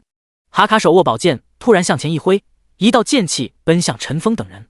咩咩羊举起盾牌一挡，头上冒出一个惊人的数字-3210。咩咩羊的血量空了一半，嫣然连忙给咩咩羊奶。哈卡攻击完之后没有跑过来，而是突然往天空一跳。等他落地的时候，地面发出轰隆一声巨响。与此同时，陈峰5人全都被震晕了。第35章范特西秘境。哈卡落地的位置很诡异，他居然直接跳到队伍最后排，举起宝剑对着陈峰就斩下来。陈峰头上跳出一个红色粗体数字-4108，暴击！陈峰血量直接见底。哈卡举起手中的宝剑，准备再次劈砍下来。众人心急如焚。要命的是，咩咩羊还在20多米外，远水根本就不了近火。就在大剑即将落到陈峰头上时，哈卡突然回过身，砍向了旁边的僵尸。陈峰僵尸套装1分钟可以召唤1次的僵尸。就在刚刚，陈峰操作僵尸使用了技能挑衅，强制一个敌方单位攻击自己1次。趁哈卡攻击僵尸的时间，陈峰连忙后撤，拉开自己和他的距离。而柳如烟等3人用身体护住了陈峰，但是并不敢进攻。好在僵尸倒地前，咩咩羊赶到了哈卡身前，他连忙使用2个拉仇恨的技能狂吼加1000护甲，并强制周围10米敌方单位攻击自己，持续5秒。盾牌猛击对目标造成护甲 X1 的伤害，造成大量仇恨值。被狂吼的单位只能强制对咩咩羊进行普通攻击-1，-1，-1。哈卡虽然攻击高达1500，但面对左圆括号1300加1000右圆括号防的咩咩羊，也只能干瞪眼。5秒过后，哈卡没有立刻攻击，而是举起宝剑伸向天空。滋滋滋，上方的玻璃罩突然射出数道电流，射向哈卡的宝剑。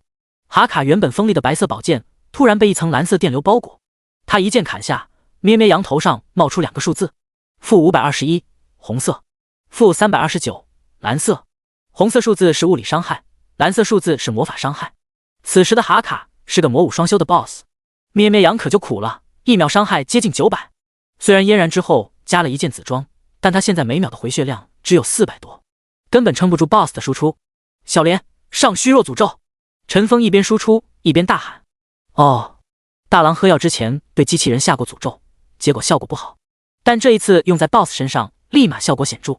虚弱诅咒，物理攻击下降 15%， 精神干扰，魔法攻击下降 15%， 这样 BOSS 物理攻击下降225，魔法攻击下降150。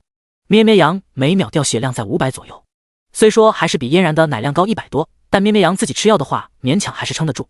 如果 BOSS 不用技能的话，陈峰和柳如烟当然没有闲着。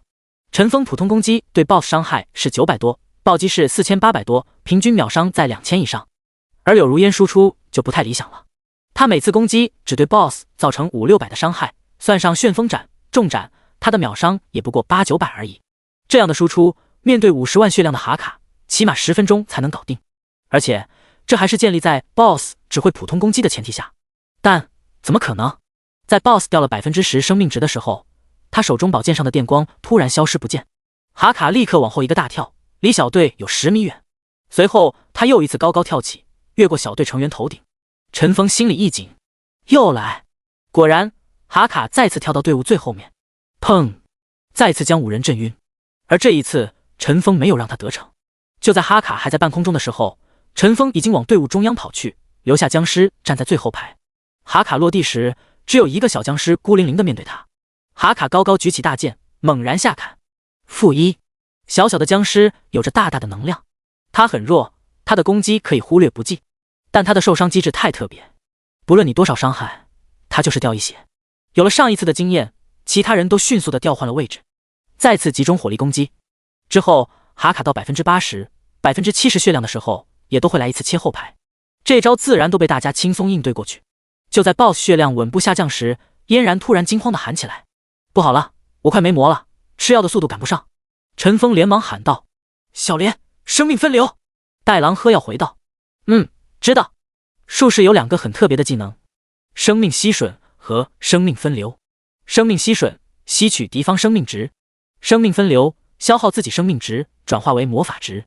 生命分流可以给自己回魔，也可以给队友回魔。进秘境前，陈峰点名要术士，而不是法师，主要就是这个原因。有了大朗喝药的补魔技能，嫣然魔法总算慢慢恢复了。过了20分钟 ，BOSS 血量来到了10%。突然，哈卡大吼一声，向天空高高跃起。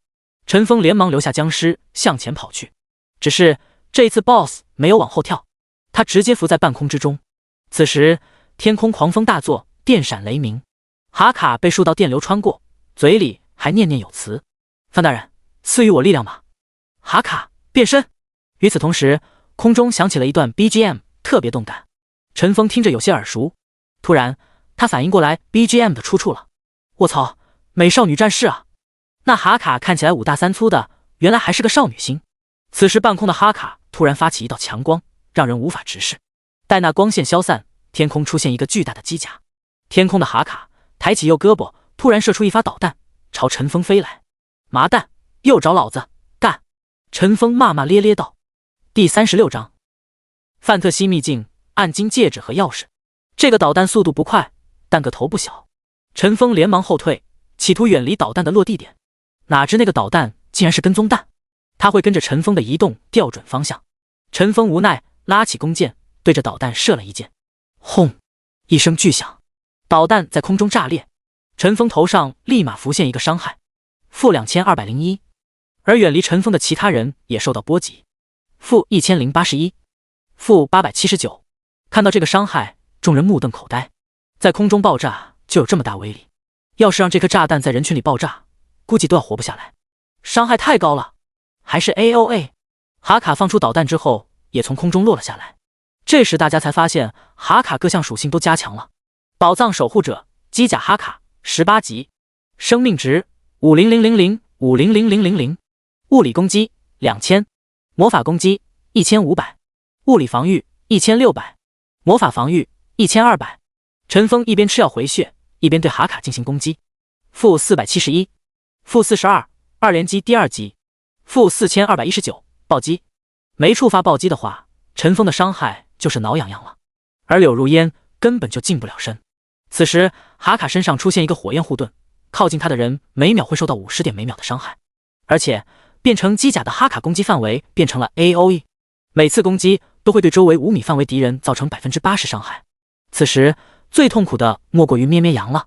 -841，红字，-539，蓝字，-50，火焰护盾，平均每秒掉血1400。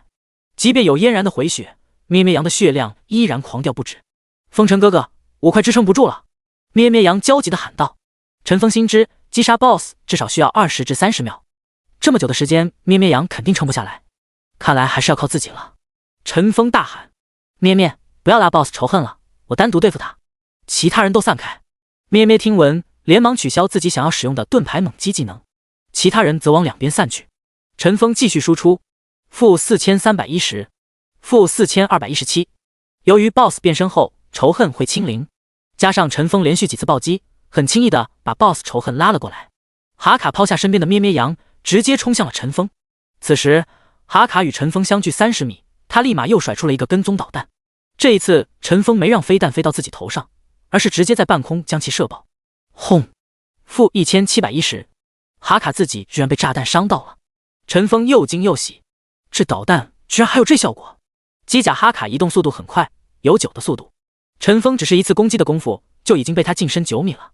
相距20米的时候，哈卡手里喷出一团火舌，陈峰连忙往后跑。20米长的火舌差点把陈峰屁股给点着。陈峰把两者距离拉长到30米以上时，突然一个转身，使用技能万箭穿心。负1021。哈卡移动速度顿时下降到7。之前陈峰不敢使用 AOE 技能，就是怕引来附近的怪。现在他在之前清理过的路径上放风筝，自然不怕这个了。哈卡血量在此过程也在缓慢下降。35211。30157。在陈峰一边后退一边输出，哈卡始终攻击不到陈峰，很是恼怒。突然哈卡的尾部出现一个火焰喷射，哈卡则急速飞向陈峰。30米、20米、10米、5米。眼见 BOSS 转瞬即至，陈峰没有惊慌，再次召唤僵尸。挑衅！负1。僵尸又一次拦下对方攻击。陈峰没有射箭，而是趁哈卡攻击僵尸的功夫再次远离他。此后哈卡再也没有出什么花样，在陈峰连续多次3倍暴击之后，终于倒地不起了。丁，恭喜小队成员击杀宝藏守护者哈卡，加500000经验。爷，风尘哥哥好棒！咩咩羊嫣然扑向了陈峰，小莲则跟着柳如烟去看哈卡掉下的物品。柳如烟把 BOSS 掉下的各种材料放到一边，找到了6件装备物品：范特西宫殿钥匙、火龙、法师技能消耗3技能点，哈卡的机甲头盔金色，18级重甲头盔，召唤哈卡亡灵，术士技能消耗2技能点，落地斩，战士技能消耗3技能点，哈卡的机甲指环暗金。其中哈卡的机甲头盔加了50力量、100体质、300点物防、100点魔防、2000血，一个头盔加了4000血，简直离谱。几人商议，还是留给咩咩羊，他还有100多万经验就升到18级。而那个暗金戒指也不是凡品，哈卡的机甲指环暗金18级，力量加100，体质加100，敏捷加100，迅敏，激活后移动速度加10，持续3秒 ，CD 10秒。从属性来看，这个戒指并不如何突出，但它真正特殊的地方在于，这是暗金戒指，一个附带技能的暗金戒指。暗金戒指极其稀缺，进入幻境这么久，这是他们第一次报到暗金级别的戒指。同时戒指位置充裕，陈峰目前僵尸套一直没换，就是为了第5件套装效果。召唤僵尸，帽子、项链、衣服、戒指、鞋子，任何一件都不能动。但戒指位置有4个，佩戴这个戒指不占用套装位置，而且附带主动技能的装备非常罕见，通常是暗金级别以上的才会附带。那个迅敏技能可以说是保命神技，无论 PK 还是打 BOSS 都极其有用。佩戴好戒指，陈峰再次得到提升，加了2000生命，达到6200，伤害也提高了600，达到2700加。分配好装备后，陈峰准备带队进入宫殿，却见咩咩羊红着脸找到他，说：“那个风尘哥哥，刚才战斗太紧张了，你怎么了？”陈峰看着他，咩咩羊低下头说：“我要尿尿。”第37章范特西秘境伏击战。为了缓解咩咩羊的尴尬，柳如烟也说：“我也想上厕所呢。”咩咩羊急道：“那怎么办？直接下线吗？”柳如烟说：“傻妹妹，我们有帐篷呀，搭个帐篷就可以了。”咩咩羊惊讶道：“啊，还有帐篷这种道具吗？”嫣然拉着咩咩羊的手说：“工会里的 NPC 有卖呢，1金币一个，可贵了。”这时柳如烟已经掏出帐篷来，正要搭建，却被陈峰打断了：“要不先回城吧？还可以回城吗？”众人疑惑，陈峰点点头说：“可以。秘境里头有集合石，可以把人传送回城镇，不过1块集合石每人只能使用1次。”那太好了，我们去找集合石吧，我还要去买一些补给品呢，药都没了。咩咩羊高兴地说：“我也要回城。”其他人点头应和。于是众美女跟着陈峰来到大殿前，那里有一块雕有火炉的石柱。陈峰指着石柱说：“那就是集合石，把手放到上面就可以传送回镇子里， 10分钟后在这里集合。好，众女回答。不久后，陈峰目送4人传送回镇，但他自己没有回去。这么大一个洪明，要是到传送镇，估计会被护卫队围起来剁了。镇里的护卫队可不是新手村，那都是30级以上的精英级别的 NPC。陈峰拿出柳如烟给他的帐篷，钻了进去。帐篷里面相当于一个临时安全区，可以让人在野外下线。陈峰下线后去冲了个凉水澡，打开抖音刷几个视频放松放松。突然他刷到一个熟悉的面孔，妹妹陈宇。谢谢老哥送给我这个礼物，爱你哦。紧接着陈宇展示出一个粉色的神机游戏登录头盔。陈峰看到这条视频后感觉有些心酸。所谓送礼物当然是不存在的，这头盔是妹妹自己买的。他这个哥哥很少关心妹妹的喜好，以前只是给她寄一些生活费，但那点钱远远不够现在大学生的开销，导致陈宇要自己去做家教，勤工俭学。这次给了他50万，他却只舍得买5万块最便宜的头盔。陈峰看了下他视频下的留言，大部分都是羡慕他有个好哥哥，但是有一条留言很刺眼：俊少爷，呵呵，什么哥哥？是秦哥哥吧？被人包养了还好意思晒，贱。下面还有条跟在后面的留言：腿舔折，俊少说的对，他哥哥我见过，穷酸的要命，衣服都是地摊货，怎么可能买得起这个？看到这2条留言，陈峰都快炸了。那个俊少爷陈峰知道赵少杰的弟弟赵少俊追求妹妹好几次，妹妹都没有理会他。按照上一世的剧情，这家伙后来还举报了妹妹家教，害得他在学校记过。要不是陈峰之后在游戏里崛起，赚了不少钱，妹妹差一点就落在这人渣手里了。陈峰咬牙切齿道：赵少俊、赵少杰，如果不给你们点颜色看，我名字倒着写。陈峰导出游戏装备的截图，选了那个暗金戒指的属性。哈卡的机甲指环，暗金18级，力量加100，体质加100，敏捷加100，迅敏，激活后移动速度加10，持续3秒 ，CD 10秒。同时留言：小雨在游戏里好好升级，别理那些阿猫阿狗，到了18级就把这个送给你。而后陈峰看了下时间，快到约定时间了，于是把手机关机，登录游戏。进入游戏后，陈峰从帐篷中醒来，这时他听到外面的声音很嘈杂，心里大感不妙，连忙从帐篷里钻出。负829，你受到曼陀山炎帝技能火墙攻击，生命值829。刚一出来就被地上的火给烫伤了。久经沙场的陈峰立马知道怎么回事，被埋伏了。太大意了，蹲帐篷这种常见操作自己居然没去防。陈峰花了半秒时间查看周围情景，4个队友都在。咩咩羊举着盾把嫣然和小莲保护起来。柳如烟在对方的人群之中厮杀，不过对方奶妈兵法操作到位，没有给他机会秒杀。远处有2支队伍正在合击自己小队，一支队伍陈峰很熟悉，傲视群雄队5个人：法师傲天会长，骑士傲视狂，防战傲视大山，盗贼傲视无影，弓箭手傲视俊朗。另一支队伍是曼陀山队5人：牧师曼陀山碧螺春会长，法师曼陀山炎帝，法师曼陀山冰霜，防战曼陀山一驼，德鲁伊曼陀山熊宝。陈峰刚一露面，傲天就下达指令，集中火力秒了风尘，各种技能朝陈峰飞来。负1020雷电术，负1021火球术，负1138火球术，负321冰霜术减移速，负1023弓箭。看着陈峰中了各个技能，傲天很是满意。上次偷袭陈峰就是2个人配合失误，让对方逃过一劫。这一次集合这么多人，肯定能把他秒了。傲天计划确实很完美，其他人执行也很到位。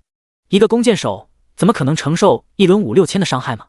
只是有一个小小的意外因素，他们的对手是陈峰，是全体至神射手，2件黄金装，1件暗金装，外加60全属性的大变态。他偏偏有6200多血，被一轮集火还有800多血。陈峰在出帐篷的那一刹那，已经施展出万箭穿心。在他被攻击的同时，曼陀山炎帝、曼陀山冰霜、曼陀山一驼3人已经被箭雨笼盖。负8109曼陀山一驼暴击，负5621曼陀山炎帝技能加穿透，负10002曼陀山冰霜技能加穿透加暴击。同时陈峰使用戒指的技能迅敏，逃出了火墙范围，也远离了对方攻击距离。陈峰掏出炒兔肉，身上一同闪出2道亮光，嫣然的治疗术、回春术都加上了。3秒钟后，尘封血量已经有3000加。与此同时，德鲁伊、曼陀山、熊宝、盗贼傲视、无影、骑士傲视、狂三人一雄也往陈锋面前扑来。陈锋连忙后退，后退的过程中，对着德鲁伊本体来了一记2连射击，负1921，负1121，损失3000血的德鲁伊居然没死，他立刻对自己使用了一个回春，但是他本体不敢再前进了，只能指挥熊宝宝继续追击。然而还没等他喘过气来，一个幽灵突然出现在面前，对着他吃之外2剑，负821，负773，德鲁伊倒地不起，砍死他的正是小莲的新技能召唤哈卡幽灵，而傲视、狂和无影2人已经趁机接近了陈锋。风尘，这次看你怎么逃！闪击，冲锋！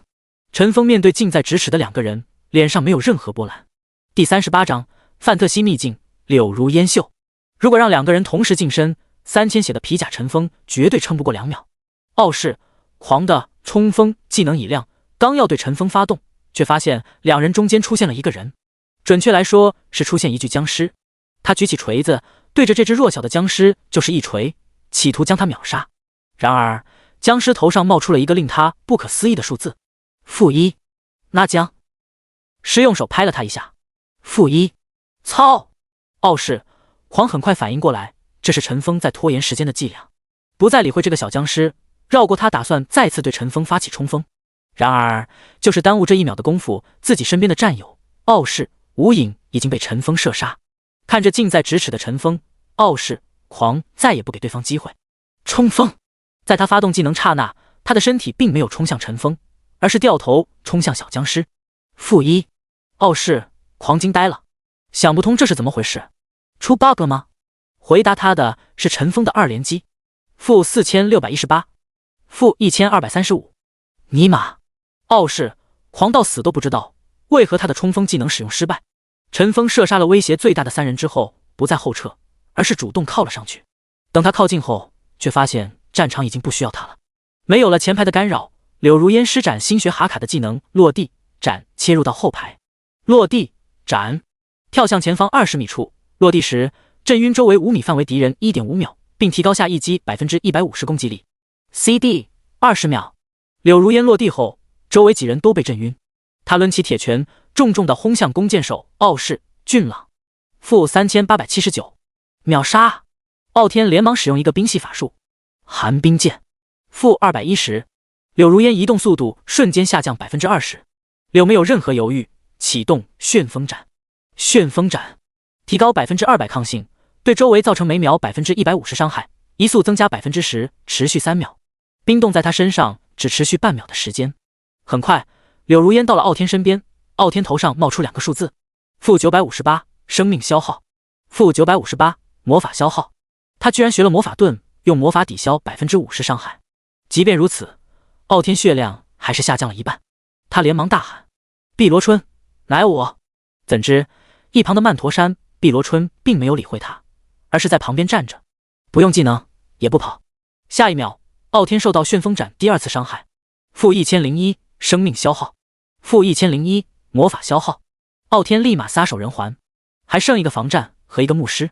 柳如烟掉头杀向曼陀山、碧螺春，刚靠近对方时，碧螺春突然大声喊道：等等！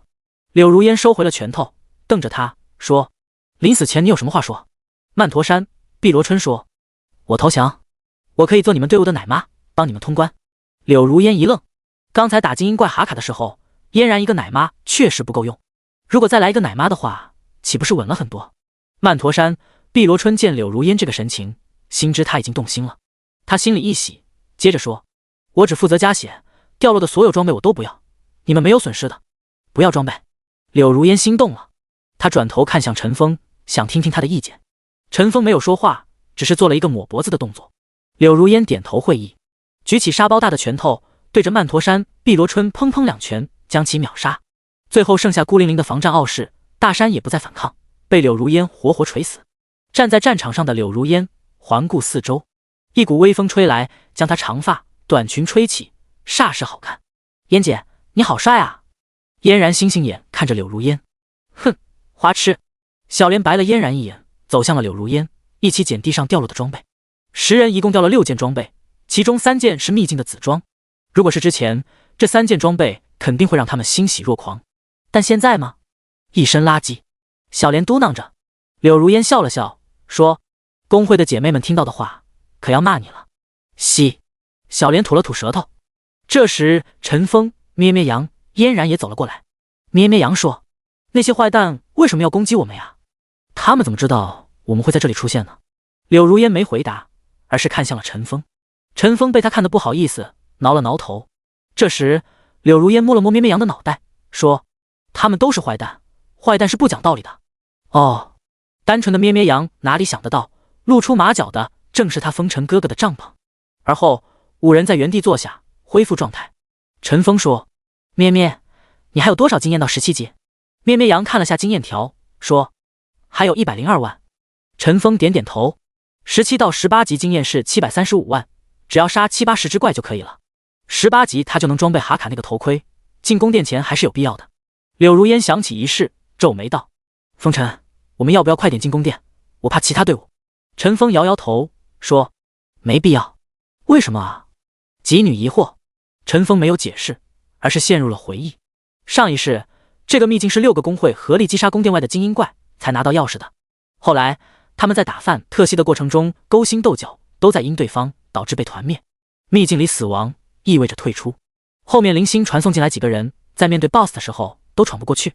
直到半个月后，傲视群雄等工会集结了3支队伍，才把范特西击杀。这一次自己灭杀了2支队伍，剩下的4支队伍能不能搞定精英怪还两说。他确实一点都不着急。陈峰站起身说：“好了，大家再把附近的怪都清了吧，最好每个人都换上全套15级紫装。”好，众女附和。陈峰也做好了打算，把身上的僵尸套装都更换掉。召唤僵尸这个技能虽然 bug， 但打范特西的时候连毛用都没有，还不如把自身属性、防御都提上去呢。第39章范特西秘境进攻。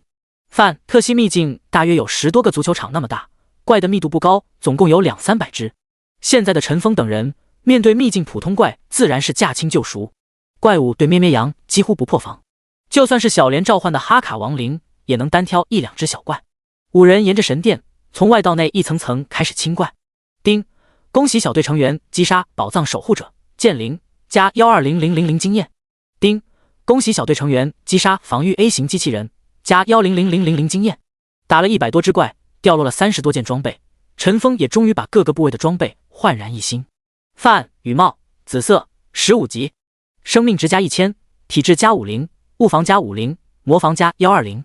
范铂金项链紫色15级，敏捷加80，魔防加150。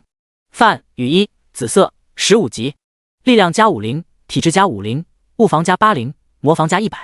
范蚕丝履紫色15级，敏捷加100，移速加6，一共有100体质，50力量，180敏捷，130物防，370魔防，1000生命值。算上范凌云弓紫色15级，力量加20，敏捷加80，攻击力加400。范凌云剑带金色15级，物理攻击加200，力量加30，敏捷加100。哈卡的机甲指环暗金18级，力量加100，体质加100，敏捷加100。以及灵敏的僵尸戒指10级，敏捷加60。装备增加总属性：力量加200，体质加200，敏捷加650，攻击加600，物防加130，魔防加370，生命加1000。现在20级的陈峰自身属性如下：玩家风尘，职业神射手，等级20，生命值8800，魔法值900，力量90加200，体质190加200，敏捷90加650，智力90，精神90，物理攻击380加600，魔法攻击90，物理防御170加130，魔法防御45加370。算上天赋神射手乾坤倒转体以及神射手射手天赋附带的敏捷 X2 伤害，陈峰普通攻击伤害达到3200。咩咩羊算上装备技能防御也有1800加，生命值比陈峰还高，逼近1万。嫣然的治疗每秒回复也达到900加。柳如烟攻击提升不大，逼近2000，防御倒是提升不少，到了900加。此时4个美女都升到了18级。地图扫了一大片，奇怪的是没有遇到其他队伍，陈峰眉头一皱，不对啊，照理来说还有4支队伍，难道他们都被另一个精英怪宝藏守护者哈登清理了吗？带着疑问，陈峰留意着四周。之前他们每过10几20米就能遇上1、2只怪，这一次走了数百米都没碰到一只。奇怪，怪呢？咩咩羊念叨着，随后他大声惊呼：“哎，那是什么？”众人循着咩咩羊的指向看去，一个怪物尸体倒在地上。能在秘境不被刷新的尸体，只能是精英以上级别的怪了。陈峰连忙跑上前，发现地上确实是一只精英怪，宝藏守护者哈登。哎呀，大意了！陈峰略感惊讶，自己有些低估那4支队伍的实力了。在上世确实是6支小队合力击杀了精英怪，但并不代表必须6支小队才能击杀。柳如烟显然也意识到了什么，他忙问：“怎么办？我们也进去吧？”陈峰心里倒不急，特系的实力他是清楚的，那4支队伍通过的可能性不大，除非他们也有1、2个像陈峰这样的变态，否则现阶段就是无解的。他倾向于在外面把怪清光再进去，这样好的练级机会可不多。不过他看着柳如烟焦急的眼神，心知靠言语无法让对方信服。他点点头道：“那好吧，咱们也进去。”说完，他带着4人来到神殿旁边。神殿的大门紧闭，说明对方进去超过10分钟了。柳如烟掏出钥匙就要开锁，被陈峰拦住了。等等，我们换个地方进。随后几人绕着神殿走了小半圈，陈峰指着一个1人高的小门说：“走这里吧。”柳如烟点头，把钥匙伸入孔中，一扭，啪嗒，一个清脆的响声传来，紧接着面前那个石门开始晃动。没多久，那石门向上抬起，轰隆隆，一阵沉闷的磨石声，石门打开了。走吧。咩咩羊第一个钻了进去，第二个是陈峰，柳如烟压后。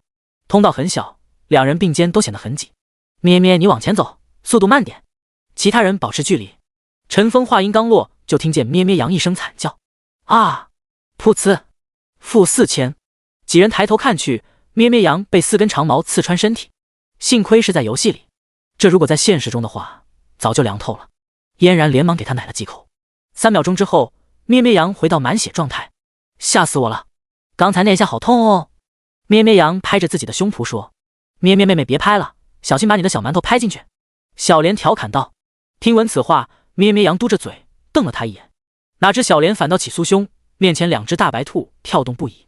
柳如烟此时抬起右腿，踹了小莲的屁股一脚，笑骂道：“就属你嘴贱，你这辈子就该找个武大郎。”柳如烟抬起头，笑着对咩咩羊说：“咩咩妹妹别管他，公会里的姐妹就属她嘴贱。”见柳如烟也帮自己，咩咩羊心情好了不少。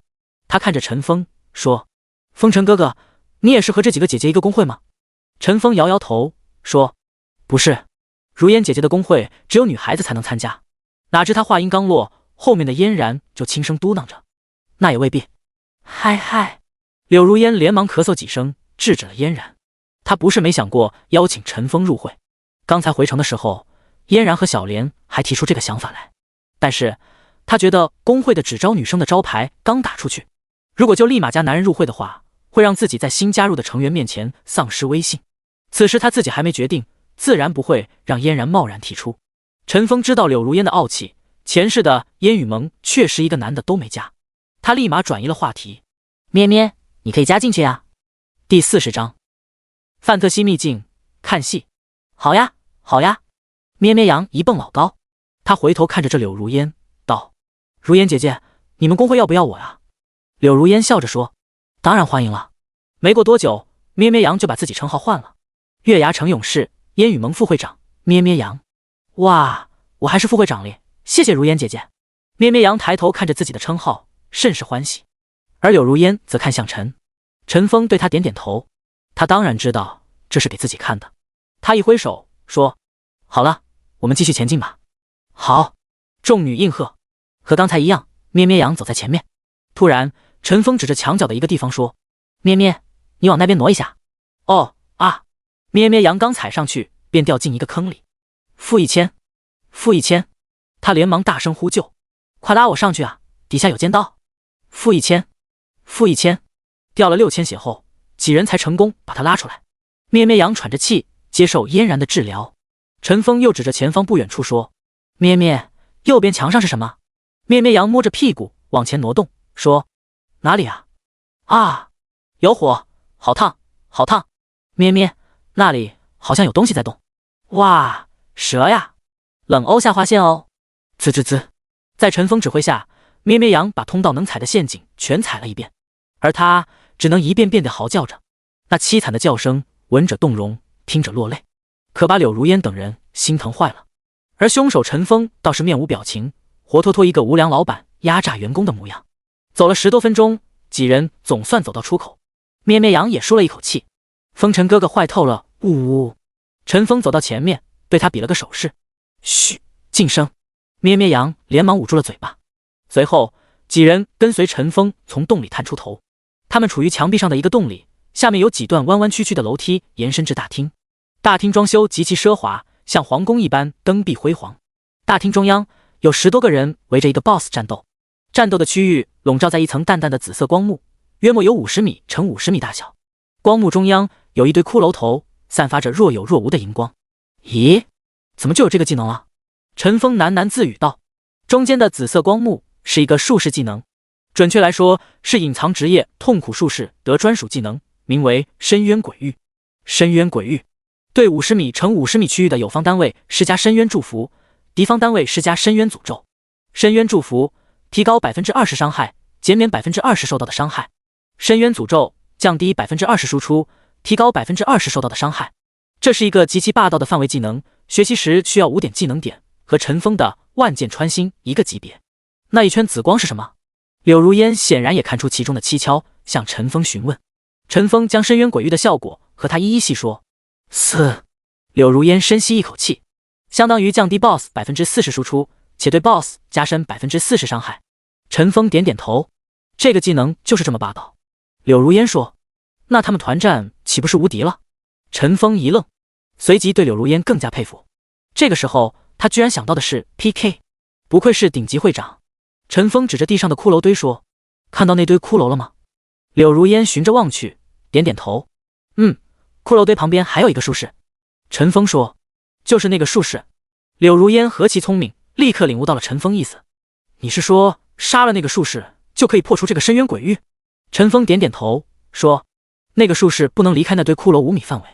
柳如烟点点头，不再多言。他作为会长，第一时间想到的就是工会冲突。既然知道这一招的弱点，那自然有办法对付。陈峰摇了摇头，没有多解释。那个术士是樱花国的一个成员。陈峰的上一世，樱花国的秋菊工会排在世界前10。工会壮大的过程中，最大的功劳要归属那个术士。他恶心人的技能一大堆，保命的技能也是不计其数。先杀他破阵，岂是那么容易的？陈峰只是好奇，为什么在自己上一世他们没有使用这个技能？或许是为了抢 BOSS 选择留一手，然后被人先偷袭带走了。没等陈峰想明白，就听见咩咩羊惊呼，啊 BOSS 秒了2个人。陈峰连忙看去，却见范特西挥动着手中的匕首，把一个弓箭手和法师给秒杀了。范特西20级，生命值526481100000，物理攻击2000，物理防御1600，魔法防御1800，攻击速度 0.6 秒，移动速度11，闪躲 30%。 范特西是一个盗贼，表面上看他的攻击本身不如何高，和机甲哈卡一个档次，但盗贼技能是以连击点数而产生高爆发的。比如被范特西累计5个连击点，同一目标连续攻击5次，他可以释放一个技能冷血，下一次攻击增加 200% 伤害。3个连击点可以触发流血，每秒损失1000点生命，持续3秒。甚至范特西还有15个连击点的触发技能死亡，字面意思只要触发直接死亡，不论你多少血多少防，触发必死，不讲任何道理，极其霸道。因此打范特西的时候一定要注意仇恨转移。如果范特西累计10点连击点还没有释放的话，另一个坦克立马要拉住他的仇恨，这就会出现一个头疼的场景，坦克不敢全力拉仇恨，导致输出 OT 超出坦克仇恨值。刚才就是队伍中的法师和弓箭手仇恨高于坦克，被瞬移过来的范特西3刀给秒杀了。你们华夏人太不小心了！樱花国的秋菊工会会长剑客秋菊半藏大声说道，这么简单的仇恨都控制不好，把我的部下都害死。死的那个法师就是秋菊工会的。哼！江南水乡会长牧师江南风说，小鬼子就会胡说，明明是你们那个法师 OT 把我家的小何害死了，却怪到我们头上。秋菊、半藏说：“你们华夏人就是懦夫，不敢面对自己的错误。如果不是前方的坦克没拉住仇恨，怎么会出现 OT？ 放你娘的屁！”一个光着膀子、满脸胡子、手持大砍刀的战士说：“你没看到我们家的坦克身上连击点数到10了吗？你们家的2号坦克不是应该把仇恨拉过去的吗？”说话之人是鲁莽协会的会长鲁自身。秋菊、半藏说：“还不是因为那个弓箭手把仇恨拉走了。”我操！温文尔雅的江南风也爆粗口了。好了，别说了。一个沉稳的声音响起，他是灭世工会会长灭世顶天。专心打 BOSS， 吵架能解决问题吗？灭世顶天是多个网游的霸主，今天这个4工会队伍也是他牵头组织的。其他人见他开口了，也不再说话。陈峰在上面看着，嘴角露出微笑。灭世、秋菊、鲁莽协会、江南水乡，日后都是大名鼎鼎的20强工会，怎么可能这么轻易在一起合作？刚才的 OT 绝对是樱花国那个坦克搞的鬼，故意压低仇恨。只是秋菊、半藏没想到自己搭了一个法师。陈峰能看到这点，场上的几个会长自然也能想到。随着 BOSS 血量的下降，每个人都开始收缩起来，生怕被对方搞死。喂，江南风，你的奶呢？老子的坦克都快空血了。鲁自身喊道。江南风说：“我技能 CD 了。”灭世顶天，你家奶妈多久没用技能了？灭世顶天说：“他不要回魔啊。”喂，小鬼子，你的剑怕断了吗？怎么不舍得砍？秋菊、半藏说：“我手酸，要缓一缓。”看着下面推诿的场景，陈峰笑得肚子疼。上士活该被团灭啊！啊！小心！下面一众惊呼，战场瞬间发生了巨变。第41章，范特西秘境，黄雀在后。范特西血量低于10万，暴走了。此时他的攻击力增加500，攻击速度也提升到 0.5 秒一次。本来生命岌岌可危的鲁钢板，在几个奶妈放水的情况下，居然一个不小心倒了。要知道，鲁钢板是所有坦克中装备最好的一个，他那个盾牌是金色的，刚从宝藏守护者哈登身上爆出来，也是全队唯一一件金色18级装备。这是鲁自身花了800万华夏币从其他3个队伍竞价中抢下来。老子操你奶奶个腿！鲁自身跳起脚来，口吐芬芳。你们这群龟儿子就知道耍阴招，老子诅咒你们一辈子戴绿帽子。秋菊、半藏说：“鲁先生不要生气，绿帽子其实很不错的，我就很喜欢戴。”江南风说 ：“BOSS 突然暴走是大家都没意料到的，老鲁别伤心。”鲁自身骂道：“你娘个嬉皮，还不是你这个斯文败类故意的，有治疗技能不用，老子不干了。”说完，他提着大刀往后跳了几步。他的3个队友见老大都罢工了，于是都停手了。老鲁，别孩子气。灭世顶天说：“现在放弃等于退出奖品争夺资格，后面可是金色甚至传说级装备等着我们。”哼，鲁自身没再说话，不过他手里的大刀很诚实的砍向 BOSS。他莽归莽，可不傻，那可是传说级装备啊。鲁莽协会这个人见老大又动手了，也跟着一起加入战斗。范特西虽然暴走，但在4个顶级工会的人面前还是被牵着走。8万、7万、6万。柳如烟紧攥双手，焦急地看着下面的战场。他用肩膀碰了碰陈峰，说：“还不动手吗？再不动手就晚了。”陈峰没有回答柳如烟的问题，他盯着下面，反而向他提了一个问题：“如果你是秋菊、半藏，接下来会怎么打算？”柳如烟一愣，他刚才注意力过于集中在 BOSS 身上，没去想下面工会的立场。这时他让自己冷静下来，思考陈峰的问题。如果自己是秋菊、半藏会怎么样呢？突然柳如烟灵光一闪，道：“撤销深渊领域给其他队伍的 buff 加成。”答对了。你看，陈峰指向战场。此时深渊鬼域的范围正在缩小，秋菊工会的3人则偷偷的龟缩起来，就连那个秋菊的坦克也不再拉仇恨。与此同时，其他工会的人身上一个个已经失去了紫气的包围，连范特西的 debuff 都消除了。妈的，小鬼子把 buff 取消了！鲁自身第一个反应过来，然而这时已经晚了。恢复到原始攻防状态，而且处于暴走的范特西何其恐怖！负1972，负2081，一秒2刀，立刻就干趴下鲁自身。不好，大家快撤！江南风、灭世顶天连忙喊道：“只要自己人还在，总有办法对付 BOSS。要是死了，可就离开秘境了。工会商人的秘境传送卷轴已经卖完，鬼知道哪里还弄得到卷轴。然而面对一个暴走的刺客 BOSS， 怎是说走就走的？失去仇恨控制的暴走范特西犹如鬼魅一般收割着在场的人头，只要被他追上，1至2秒就会倒下一个人。只花了1分钟，灭世、江南水乡、鲁莽协会的成员全被他屠宰干净。奇怪的是，范特西并没有优先攻击龟缩在深渊鬼域的4人，仿佛他也知道那片区域很可怕似的。秋菊、半藏见其他人已死，示意术士秋菊、鬼道再次放大深渊鬼域的影响范围，带着那个坦克以及奶妈冲了上去。见时机成熟，陈峰一挥手道：“上，按计划行事。”陈峰和柳如烟一马当先冲了下去，他们的目标是术士秋菊、鬼道。小莲召唤出哈卡鬼灵去找对面那个奶妈，咩咩羊则带着嫣然往 BOSS 方向奔去。深渊鬼域范围太大，半径有50米，即便算上陈峰30米攻击范围加15米技能范围都不能涵盖，只能硬着头皮强行冲进去了。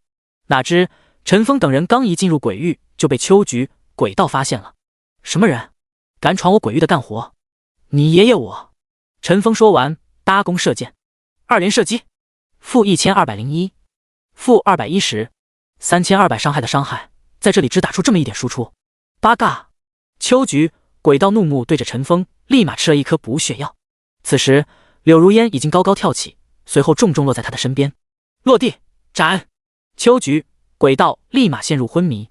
柳如烟举起拳头，正要秒杀对方，却见他身形变得模糊起来，隐遁，身体化为虚无，无法成为攻击目标。这个鬼子真烦人。柳如烟攥着250%的攻击力，却找不到攻击对象，无比恼怒。用旋风斩 AOE 可以伤他。陈峰的声音在远处传来，柳如烟听闻，连忙原地转了起来。旋风斩！与此同时，陈峰的万箭穿心也落了下来。负601，旋风斩；负1621，万箭穿心；负721，旋风斩。一个虚影逐渐变为实体，不甘心地倒下。八格牙路，你们是谁？秋菊、鬼道瞪着双眼，死不瞑目。我都说了，是你爷爷。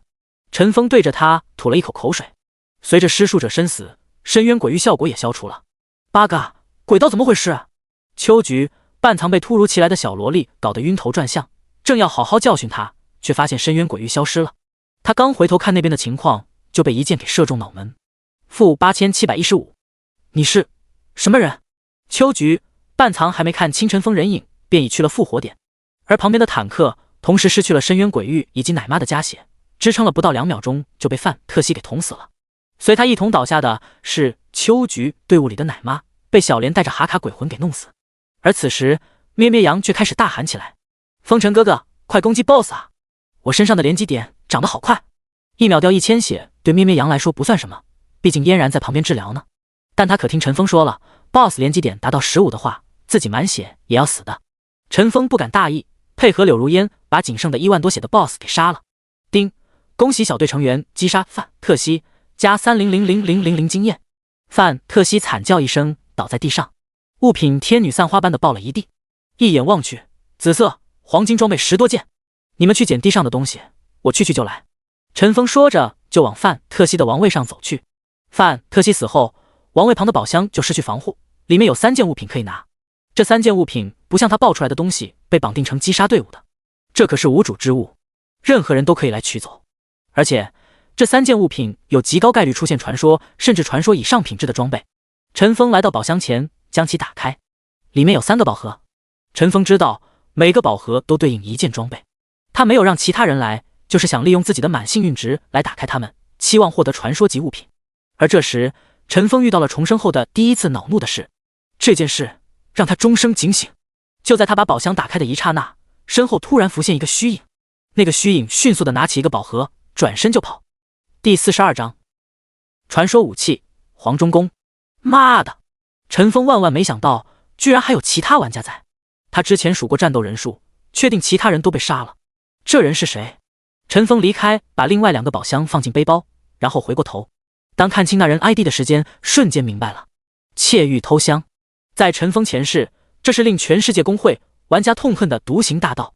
他开局获得了神行太保黑斩堂的传承，学了一个高级技能神隐。这个技能没有持续时间，而且还有1速加成。最主要的，该技能被识破概率极低。陈峰20级，窃玉偷香16级，他也只是在对方近身的那一刻才有所察觉。基本上，只要窃玉偷香不主动攻击捡物品，就不会显形。本以为螳螂捕蝉，自己这个黄雀在后，没想到身后还有个等着鹬蚌相争的渔夫。干！懊恼归懊恼，陈峰手上可没有停留，他立刻拉起弓箭，二连射击。哪知窃玉偷香身形再次变得模糊 ，miss， 目标消失了。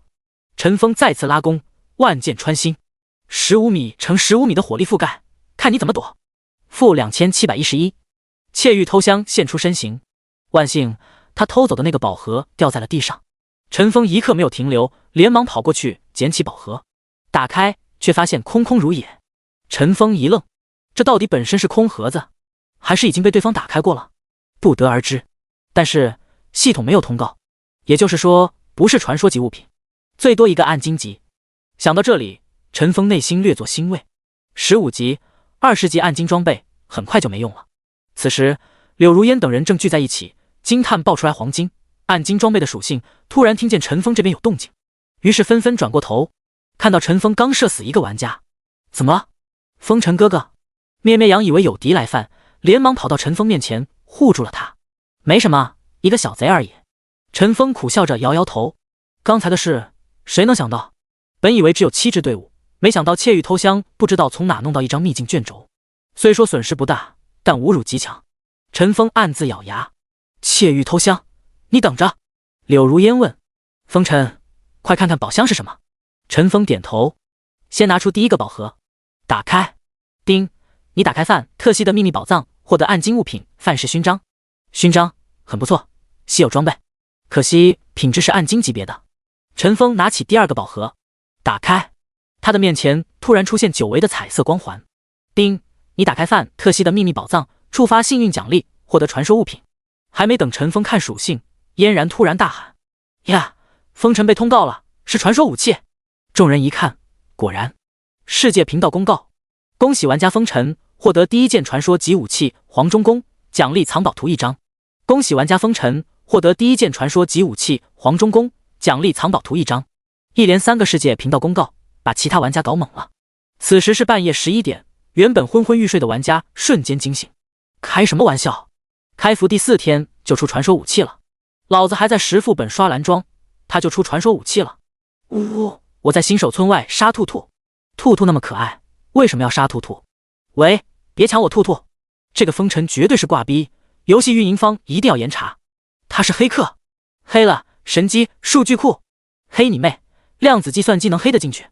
文盲，你做不到就表示别人做不到，坐井观天。风尘哥哥，我是你丢失多年的妹妹啊，加我好友。风尘爸爸，我是你那年犯下错误的结晶，我和妈妈找你好多年了。风尘老公，你忘了你的初恋吗？忘了那个雷电交加的晚上吗？世界频道都要上演一出狗血连续剧了，哈哈！看到这般闹剧，柳如烟等人笑得快直不起腰来，嫣然更是冲陈峰喊道：风尘哥哥，我是你失忆前的女友呀，哈哈！陈峰无奈地摇摇头。柳如烟带着嫣然、大郎喝药来到陈峰身边，说：风尘，传说武器属性是什么啊？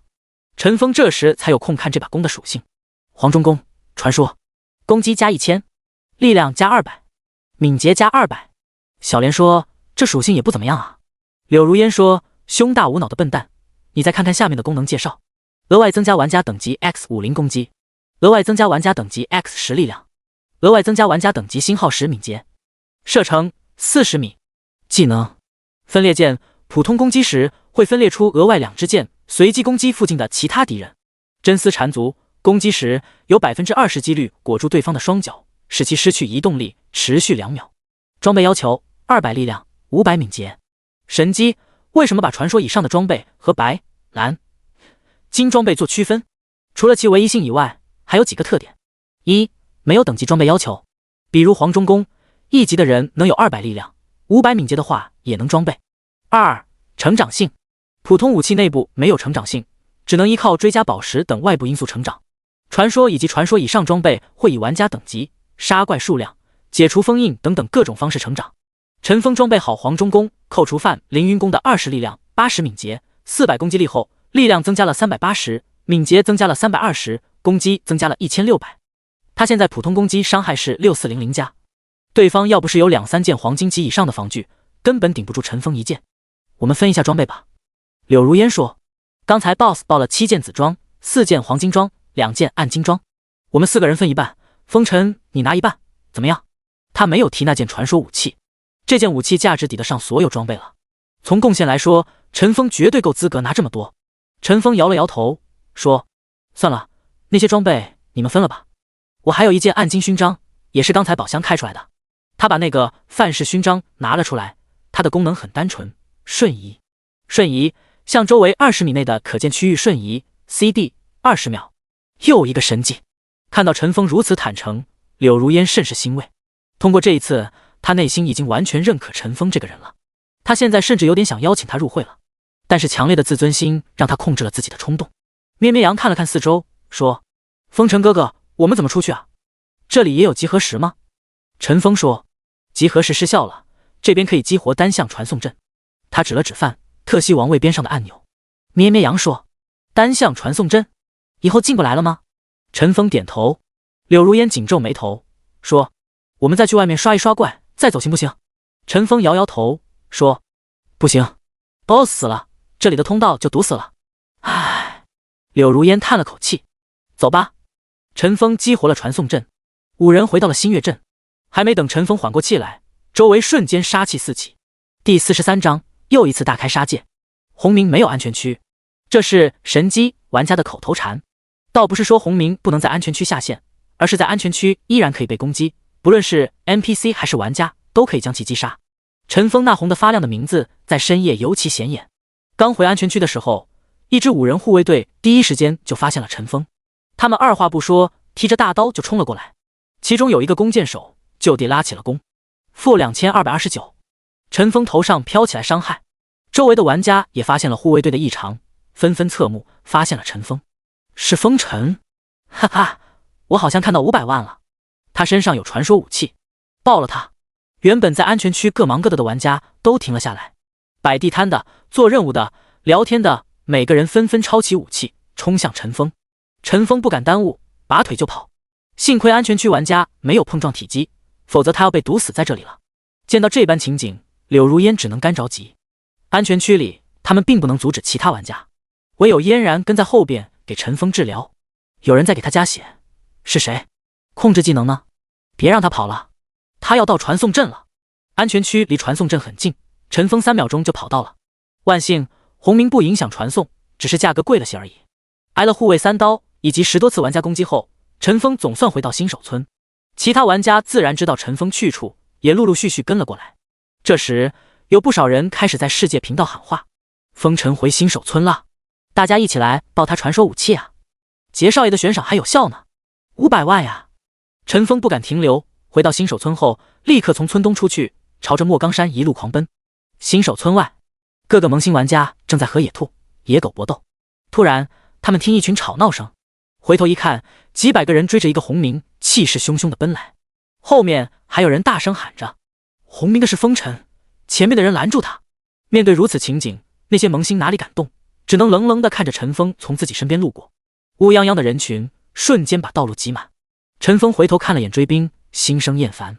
秘境里被偷了一个宝盒，本来就憋了一肚子气，这时候还来一群苍蝇。突然，陈峰停下了奔跑的脚步，回过身，冷冷地看向身后。他拿出传说武器黄忠弓，拉满，万箭穿心，漫天的箭雨飞向天空。负8031，负7928，负24815，负16993。一瞬间，原本挤满了人群的通道路突然空出225平米的范围的空间，15米乘15米范围，所有的人全挂，一个不剩，只留下一片掉落的装备和物品，发着淡淡的光芒。面对如此恐怖场面，后面的追兵突然停了下来。面前的情景太诡异，太恐怖了，就像你在学校操场做操，或者在挤满人的地铁车厢时，突然身边所有人都消失了。这场景令在场的毛骨悚然。漆黑的深夜里，陈峰身上的海明珠把40米范围内的一切照得犹如白昼。陈峰的一举一动都被在场看到清清楚楚。陈峰挽着弓，笔直地站在那里，一动不动。其他玩家就这样站在漆黑的地方，不敢前进。突然，陈峰朝人群方向走了几步，那些人连忙后退几步，没人再敢靠近陈峰45米内。陈峰冷冷地看向他们，一言不发。他回过头朝莫冈山走去。对付那些得了眼红病的人，就得用拳头揍得他们认清现实。有些人他们是得罪不起的。身后那些人只是呆呆地站在原地，看着他远去，不敢向前移动半分。世界频道，其他地方的吃瓜群众还在等待消息。风尘怎么样了？被你们杀了吗？哎，怎么没人说话了？说好全程文字直播的呢？不会都被干掉了吧？陈峰把海明珠切换回夜视状态，身份也换回了小镇做题家。清风寨，陈峰坐在大厅里，荀执事正在一旁给他泡着茶。陈峰一边喝着茶，一边问荀执事：“3位寨主还没回来吗？”荀执事弓腰道：“回4寨主，3位寨主还在闭关。今天有什么特别的事情吗？”“没有什么特别的，不过下午有人想前进清风寨，被我们发现了。”“哦？”陈峰很意外，说：“人呢？”荀执事说：“让他给跑了。”陈峰点点头。现在玩家主流等级在15级，上莫冈山打20级小喽啰的实力是有了，但进攻闯清风寨还是想多了。清风寨里的山贼等级在20至25级之间，现阶段不是普通玩家能攻打的。陈峰回到自己的房屋，看着自己900多的杀戮值，叹了口气：“哎，何时才是个头呀？”下线后，陈峰从床上醒来，摸了摸肚子，感觉有些饿。打开手机，第一个收到的是银行短信：“您尾号 XXXX 的华夏银行进账华夏币1100万元，余额1700万零32.1元。”转账留言：“风尘，1000万是骷髅套装，100万今天的报酬。”柳如烟。陈峰笑着摇摇头，这个柳家千金太较真了。他打开抖音，想要放松一下，结果刚一打开软件，就看见99家的消息。陈峰点开一看，原来是自己在妹妹那条视频里评论留下的那张暗金戒指的截图引起的。兄弟，图上的戒指怎么卖？这张图是真的吗？做的图这么假，一看就是来骗小姑娘的。几万条留言，陈峰根本看不过来，他关了系统留言，没放在心上。结果连刷了好几条抖音都是他的。18级暗金戒指竟然如此变态，用的图就是他那个哈卡的机甲指环的属性截图，力量、体质、敏捷分别加100。18级的玩家总属性才90，一个300属性的戒指确实突破了玩家想象。还有一个是他刚才秒杀玩家的场景，杀人狂魔风尘又一次屠杀玩家，丧心病狂。作者还把陈峰3次宰杀玩家的视频剪辑到一起。评论区观点相当对立，有的说陈峰屠杀玩家天理难容，有的说那些玩家罪有应得，怪就怪自己贪心。两边的支持者最后互相喷起来，支持陈峰的骂对方圣母婊，反对陈峰的骂对方没有人性，各执一词，好不热闹。甚至有人都在游戏里约起架来。陈峰自然没有参与，本想缓一缓心情的，结果越看越心烦。睡觉。第44章清风寨任务。这一晚陈峰睡得特别香，一天时间转职成神剑手，通关秘境，拿到传武，实在是太充实了。第二天陈峰醒来的时间已经10点多了，今天没有特别的任务，他也就不着急进游戏。洗漱好之后，他出了小区，走了2个街道，来到一家东北菜馆，点了2根棒骨，1份猪肉炖粉条，1份锅包肉。风卷残云般解决午饭后，陈峰回到房间进入游戏了。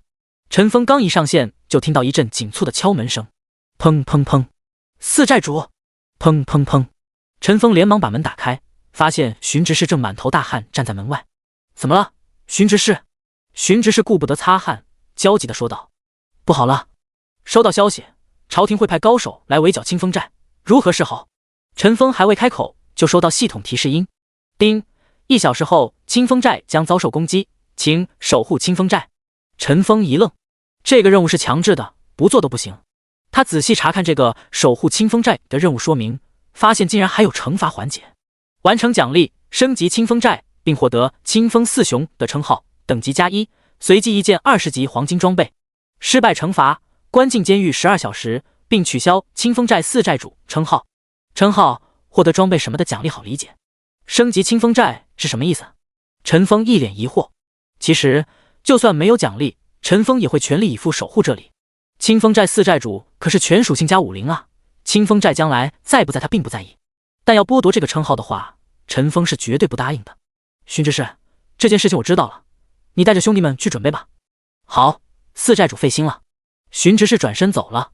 此时的陈峰并没有着急出门，而是坐在床上查看详细的任务说明。突然他发现这个任务有一个招募功能，招募邀请100名玩家参与共同守护清风寨。守护成功后，每个成员可获得15级紫色或金色装备1件，等级+1。对普通玩家来说，这个奖励还是挺诱人的。15级，在世界地图各个地方都有副本可以下，这也是绝大多数玩家第一次接触副本，9527新手村除外。这是一个10人团队副本，通关一次正常只能出1件紫装，下10次副本才能保证每人1件紫装。而守护成功至少能获得紫装，运气好甚至能获得金装。只是这100名玩家去哪里找呢？陈峰打开好友消息，给柳如烟发消息：在干嘛？带队在沼泽之地练级。怎么了？我接到一个任务，要100个人守护莫冈山清风寨，成功了每人可以获得1件紫装或金装，同时还可以升1级。你能叫人来吗？柳如烟有些疑惑，回道：莫冈山清风寨，那不是土匪窝吗？陈峰一愣，他把这事给忘了。清风寨的恶名可是从新手村传到新月镇，每个玩家做任务的时候都多多少少听过这个土匪窝。陈峰正想着怎么向他解释，却见他已经发来消息：我马上叫人。怎么进莫冈山？杀上去吗？陈峰连忙回道：别，你从新手村到莫冈山下，我来接你。OK， 别和其他人提起我的名字。柳如烟一愣，回道：好。柳如烟关了对话。他对陈峰最后一个要求感到有些奇怪，他这个杀人狂魔的恶名全服都知道了，还有什么好怕的？不过他既然这么说，那肯定有原因。柳如烟几刀砍死面前的沼泽蜥蜴，对身后的队友说：姐妹们，先停一下。怎么了，烟姐？众女围了过来。柳如烟环顾四周，说：我接了一个100人任务，完成后可以获得1件15级紫装或金装，并且还能升1级。众女说：哇，什么任务啊？奖品这么好？柳如烟说：去莫冈山清风寨。哦，我知道了。一个叫小脚丫的法师说：是去剿匪。剿匪？好呀。众人兴奋起来。蹦！哎呀！小脚丫捂着脑袋。柳如烟给了他一个脑瓜崩。他抬起头对大家说：不是剿匪，是保护清风寨。哦，我知道了。小莲恍然大悟道：我们要去当土匪。哇，更刺激了，要当女土匪了，哈哈。小妞，今晚陪陪大爷怎么样？众女嬉闹成一团。要是有男玩家看到这个场景，恐怕要惊掉下巴。这些在外人面前看起来娇滴滴的女孩子，私下居然这么奔放。好了，收敛点，像什么话，一个个像女流氓似的。柳如烟笑骂道：我们是女流氓，你就是女流氓头子，嘻嘻。小莲笑道：哈哈。众女也笑弯了腰。好了，我们确认一下人数。咩咩、小莲、嫣然、小脚丫、嘟嘟、朵朵。柳如烟把100个人组成一个大队伍，其他人踢出去了。嫣姐，我也要去。会长，我也想去。许多会众不满，现在的烟雨盟人数超过5000，100人实在太少了。柳如烟正想安抚他们，系统这时发了公告：月牙城勇士们听令，经城主签令，我们将剿灭9527号新手村的清风寨，现招募1万名勇士共同进发，参加者请至政务大厅领取。月牙城勇士们听令，经城主签令，我们将剿灭9527号新手村的清风寨，现招募1万名勇士共同进发，参加者请至政务大厅领取。一连3个公告发在世界频道，瞬间点燃玩家热情。又是月牙城，你们福利真多。9527号新手村有什么特别吗？我们村也有土匪窝，为什么不来剿灭啊？你们村有风尘这个杀人狂魔吗？看来系统都看他不爽了，假借灭清风寨的借口，实则是要去抓捕他。听说他有了1000点杀戮值了，人神共愤啊！杰少爷，500万还做不做手啊？同问，你们问个屁啊！风尘在不在线都不知道呢。世界频道里说话的大多是其他城的玩家，月牙城的各地玩家都蜂拥挤到自己镇里的政务大厅里了。哈哈，我报上名了，怎么会还要1金币报名费？好贵啊！怎么一个工会只能报50人？觉得我们工会没钱是吧？那位哥哥行行好，给我1个金币报名啊！清风寨，陈峰站在主楼顶上，看着周围忙着修缮防御工事的强盗土匪们，心生感慨：老子这个土匪帽子看来是摘不掉了。第45章，大战前夕，莫冈山山腰上的土匪多了许多，原本散落在山腰上的人员都有了队伍，有5人小队、10人中队、20人的匪群。5人队伍有个精英怪，10人中队有一个头目，且带着一架重型弩箭或投石车。20人的匪群有一个 BOSS， 一架重型弩箭和投石车。除了头目 BOSS 是20至25级之外，其他怪的等级都是20。清风寨里面的小喽啰等级略高，在21到24级，和精英怪差不多强度。还有10个25级头目 BOSS 以及25级的巡执事。陈峰看着这个阵容，心里底气十足。外面那群玩家最高不过16、17级，怎么可能冲得进来？要是等个1、2周，玩家集体达到20级，那样自己就难办了。除非……陈峰想着一种可能性，也是他很担心的。这时，他的好友消息来了，是柳如烟。我们到了，这里有空气墙，进不去，你来接下我们吧。陈峰收回思绪，连忙下山。他现在顶着的是小镇做题家的身份，不能切换，毕竟这个身份才是清风寨4寨主。4寨主，4寨主好。你好，4寨主放心，我们一定会胜利的，你们辛苦了。一路上，各个 NPC 都郑重地向他打招呼，陈峰一一回应。从山腰往下看，陈峰发现山底下已经围满了人，不过都进不来。这是系统防止玩家作弊，提前把攻守双方强制隔开的手段。随着陈峰离山底越来越近，下面也有人发现了他。哎，山上下来一个人，要开打了吗？众人看见陈峰的身影了，那是土匪还是官兵？都不像，是小镇做题家。他是小镇做题家，对，他是玩家，我见过他好几次。那人是怎么进去的？他的杀敌数不就比我们多了吗？他作弊，不公平！山下玩家交头接耳，义愤填膺。站在人群前面的柳如烟看着靠近自己的小镇做题家，还是难以接受。要不是陈峰提前告诉他，他怎么会相信眼前之人就是他呢？正在柳如烟愣神之际，突然收到了系统提醒：丁，小镇做题家临时招募你以及你的队伍为清风寨守卫，是否同意？确定。丁，你已临时成为清风寨守卫，请帮助清风寨的勇士阻挡朝廷爪牙的进犯。与此同时，柳如烟队伍的100人全部冒起一团白光，眨眼间他们就被传送到莫冈山这一边。围观的玩家见到这个情景，都是一脸错愕。哎，那群女的怎么进去了？怎么回事？放我进去，我要杀强盗，抢积分。不对，看他们称号，清风寨柳如烟。卧槽，他们是对面的，搞死他们，不能让他们上去。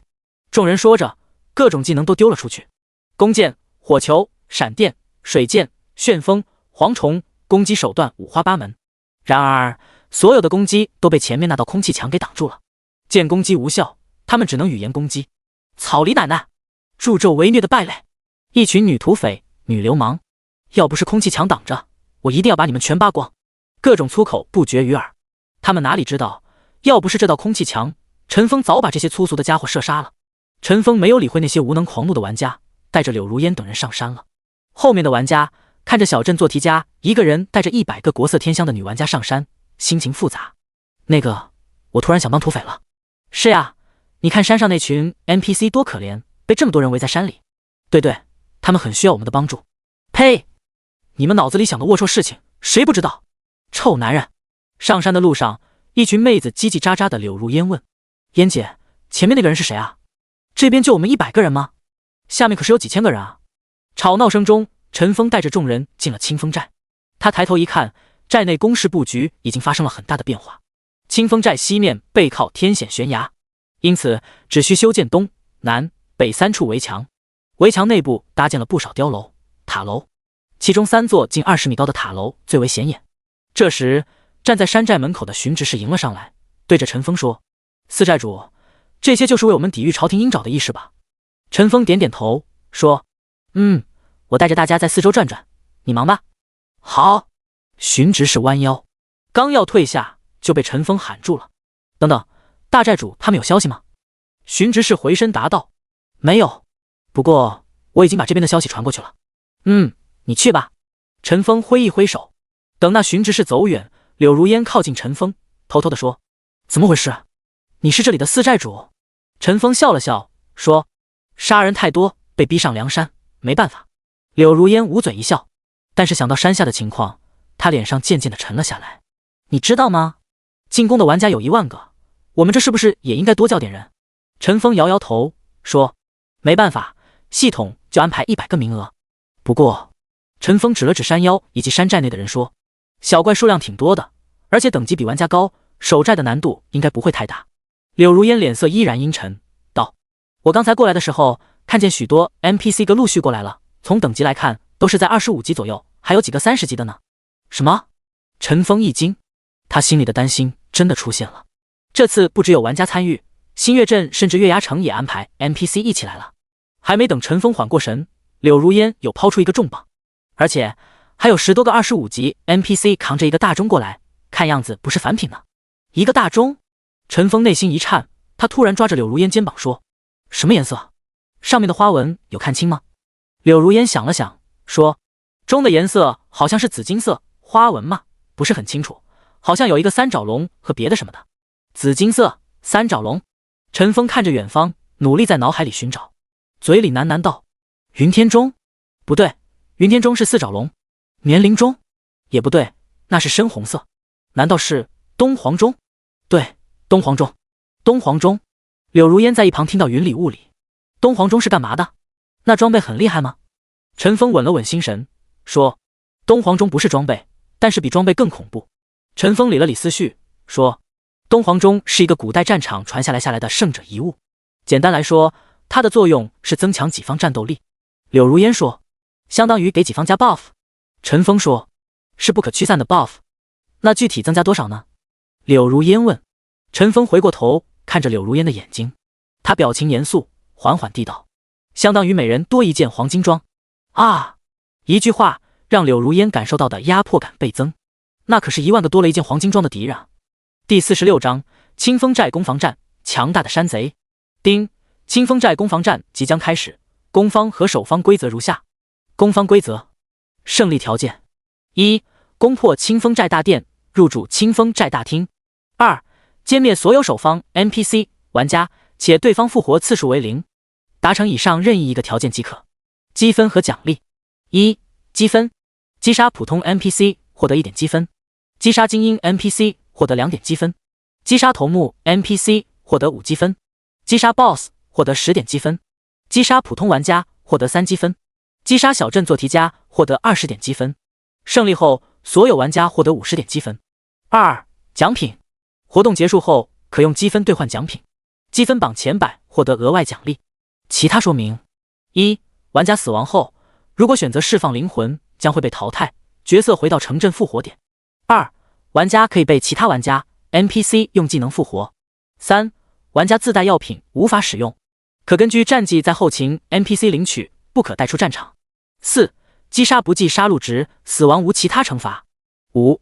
攻击模式为阵营模式，无法对友军造成伤害。守方规则：胜利条件：1. 歼灭所有敌方 NPC 玩家。2. 防守2小时，达成以上任意一个条件即可。积分和奖励：1. 积分，击杀普通 NPC 获得2点积分，击杀精英 NPC 获得4点积分，击杀 BOSS 获得10点积分，击杀主教获得20点积分，击杀玩家获得6积分。胜利后，所有玩家获得100点积分。2. 奖品，活动结束后可用积分兑换奖品，积分榜前10获得额外奖励。其他说明：1. 玩家有2次复活机会，第3次死亡后，如果释放灵魂将会被淘汰，角色回到城镇复活点。2. 同攻方。3. 同攻方。4. 同攻方。5. 同攻方。攻守双方规则大致差不多，区别有2个： 1. 攻方没有复活机会，守方复活3次。 2. 守方积分高1倍，不过从攻方玩家人数是守方玩家100倍来看，这点区别对待大家还是能接受的。随着时间临近，双方玩家都在屏气凝神，攻方玩家挤在山下，跃跃欲试。陈峰等人站在山寨的围墙外，严阵以待。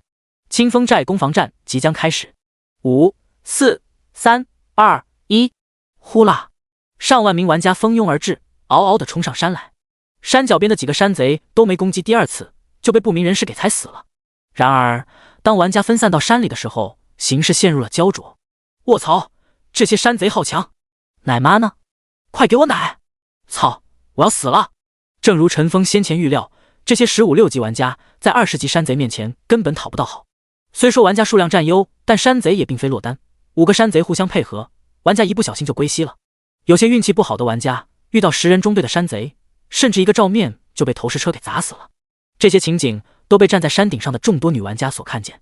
爷山贼们好棒呀！哇，那个山贼头目身手真好，一套就带走了后排的牧师。怎么不让我们出去啊？我也想打架。他们不是不想出去，而是被强制限制在山寨门外15米的范围内。系统或许是为了保护守方玩家的安全，实际上保护了那些进攻方玩家的性命。真让陈峰这个妖孽出去，说不定那些玩家都到不了山寨门口。陈峰站在20米高的箭塔上，脸上并没有露出喜悦的表情。山贼现在占的这点优势并不算什么，他的目光一直看在山地下的官兵 NPC 身上。前面的 NPC 士兵已逐渐分散开来，但他们是并没有急着上山。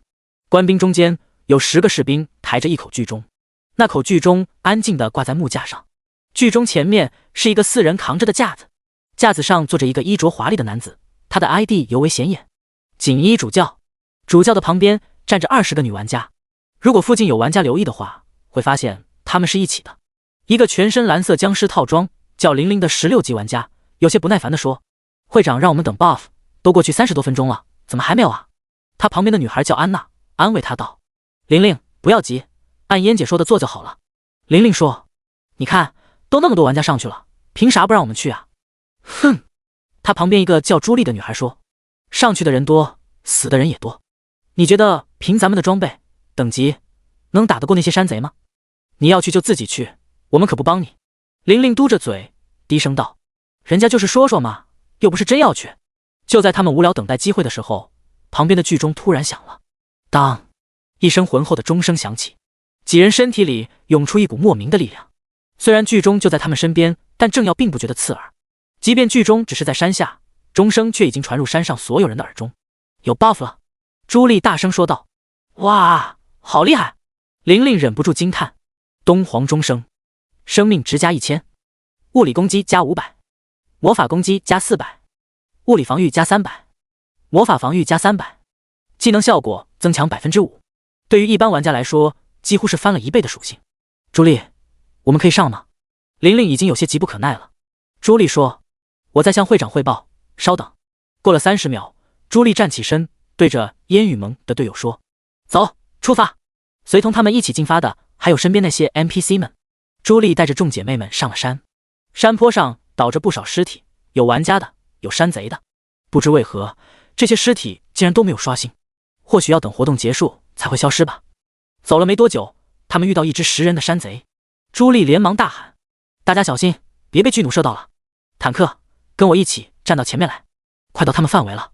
负2816，巨弩直接射到朱莉头上，加275，加381，加397，加346，连续4奶都没有把他奶满。上！朱莉不等自己的血奶满，就带着姐妹们冲上去了。20个人分成5队，4打2，看上去人数占优，但实际情况却不乐观。压力最大的当属朱莉，她对付的是一个22级的头目，那个头目从岩石上蹦了下来，一招力劈华山。负3102，朱莉血量直接见底，死了。第47章，清风寨攻防战，东皇钟首次登场。朱莉，周围的女孩子惊呼起来。朱莉的突然死亡给其他队友带来极大的冲击，有些女孩子愣在当场，甚至忘了攻击。大家集中注意力，别分心。朱莉虽然死了，但是她并没有释放灵魂，她还能以自己倒地的视角观察周围，连忙在队友频道鼓励大家。经过她的提醒，其他成员连忙正视眼前的敌人。那小头目秒了朱莉之后，又找到了另一支小队，再次举起大刀砍下。负1201，伤害并不像刚才那般恐怖。朱莉被秒也是因为点背，刚被巨弩射中，血还没回满，又遇到小头目的技能加暴击。虽说山贼头目攻击没有预期那么高，但少了一个坦克的烟雨盟众女，还是感觉压力有些大。呀，大山贼找我来了。00是个法师，刚才丢了一个火墙，不小心烧到山贼头目了。山贼此时技能刚好，冲上来一个手起刀落。负2012，00也倒下了。众女没想到加了 buff 的情况下，打山贼依然这么吃力。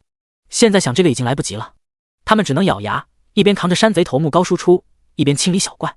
在他们解决9个喽啰的时候，队伍已经减员10个了。最后剩下的10人集中对付小头目。这次每人小心谨慎，花了5、6分钟，总算把小头目给击杀，没有增加死亡人数。丁，你的小队成功击杀山贼，获得1点积分，每人平均获得 0.1 积分。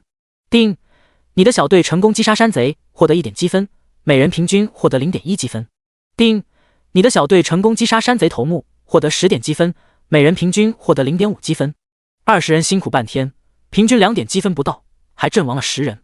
众人看着倒下的朱莉几人，顿觉黯然。朱莉、玲玲，你们怎么就死了呀？积分好难拿呀！我想退出了。妹子们都快要哭了。其实，烟雨萌对这些人在普通玩家当中已经是中等偏上了，普通玩家更是惨不忍睹，有的小队上来就被团灭。虽然有了东皇钟 buff， 但只是勉强给了他们和山贼一战之力的机会。真正想拿到积分，还是要付出惨痛代价的。此时，玩家损失数量已经超过3000，不少玩家都点击了释放灵魂，退出了战场。现阶段有复活技能的牧师玩家少之又少，这种牧师都是跟在顶级队伍当中，哪里会管其他人死活？毕竟在不同队伍眼里，对方都是抢夺积分的竞争对手而已，他们才不会把对方当作战友。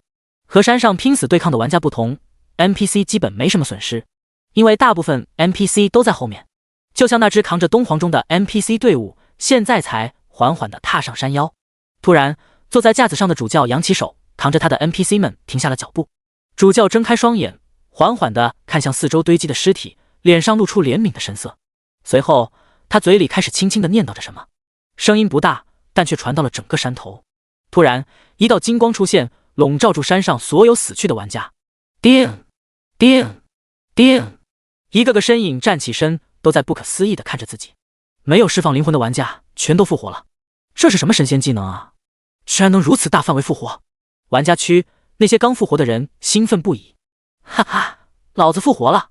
我就知道没那么简单死。刚才还有人劝我释放灵魂，呸！老公，女人呢？老公。与山下热闹的氛围不同，山上的柳如烟等人却是另一番心情。啊，他们怎么能复活啊？耍赖！赖皮！那些山贼好可怜啊，他们死了就死了，我们怎么玩嘛？杀了他们又能复活？柳如烟抬起头看着剑塔上面的陈峰，陈峰也正看向他。前面的情况你怎么看？柳如烟发消息问。结果消息刚点击发送，就收到陈峰的消息。别担心，主教的复活技能冷却时间很长，估计1个小时才能用一次。柳如烟抬起头向他点点头，随后他给身边的姐妹们解释，主教只能用2次群体复活，现在用了就少了1次机会。其他人恍然大悟，原来是这样啊！快看，有人刚复活就被秒了。嫣然指向了山腰的一角，其他人望去，发现有4个玩家复活，恰好在10人山贼中间，还没缓过神来就被剁死了。哈哈，活该！陈峰站在剑塔上一动不动。此时离开场时间已经过了半个多小时，他知道玩家要开始逆转了。果不其然，山下传来了第2声钟声。当，东皇钟声2层，生命值加1500，物理攻击加750，魔法攻击加600，物理防御加450，魔法防御加450，技能效果增强10%。又一次提升，彻底拉平了玩家和山贼的等级差距。山腰上的玩家立马感受到了 buff 的力量，嗷嗷的找上了山贼。现在的他们自信可以单挑一个山贼了，因为血量、防御的提升，头目已经很难有机会秒杀坦克玩家。只有少数没控制好仇恨的队伍会损失1-2个后排。没过多久，10人队伍的山贼群纷纷被玩家宰杀。山顶上的烟雨萌众女玩家又一次抱怨起来：还有完没完啊？那口破钟怎么老响？对啊，我感觉他们每个人都不比我们弱了，这还怎么打？你们看公会频道，朱莉把 buff 截图过来了。哇，好变态啊！柳如烟和陈峰对视一眼，陈峰知道他想问什么，给他回了一句话。还有1声。柳如烟回了一个字，心情复杂。自己是不是被陈峰给诓了？怎么感觉胜利的希望越来越小了呢？第48章清风寨攻防战，强悍的匪群。随着第2次东皇钟声响起，战场上的玩家顿时生龙活虎起来。不仅是玩家，连 NPC 们行动速度也加快了。除了扛着主教东皇钟的那一行人，其他 NPC 都融入到玩家里。有了 NPC 的加入，许多15人甚至10人团队都跃跃欲试的去攻打10人山贼队伍。而真正的高手已经准备挑战20人的匪群了。傲天率领的傲视群雄队伍无疑是其中之一。傲天5人组是第一个进入法特西秘境，比陈峰等人早了2-3个小时。虽然被陈峰爆了2次，掉了几件紫装，但他们身上每人依然有3-4件秘境紫装。整个月牙城就2支队伍能与之匹敌，一支是正在与他联手的曼陀山，还有一支就是正在山顶观战的烟雨萌。傲天，你还生气呢？曼陀山碧螺春走过来，笑着给他加了一个心灵之火 buff， 护甲正10%，力量正10%。傲天丝毫不领情，骂道：“草梨奶奶，之前在秘境里干嘛不给老子加血？”曼陀山、碧螺春被他骂，倒也丝毫不恼，他不急不躁地说：“那种情况下，你多站1秒，少站1秒，有什么区别呢？怎么没用？”傲天瞪了他一眼，道：“老子一火球轰死那个狗日的风尘。”曼陀山、碧螺春说：“你说话过点脑子不？你说秒杀一般的弓箭手还好，但对付风尘那个变态，你觉得你多丢一个火球有用吗？”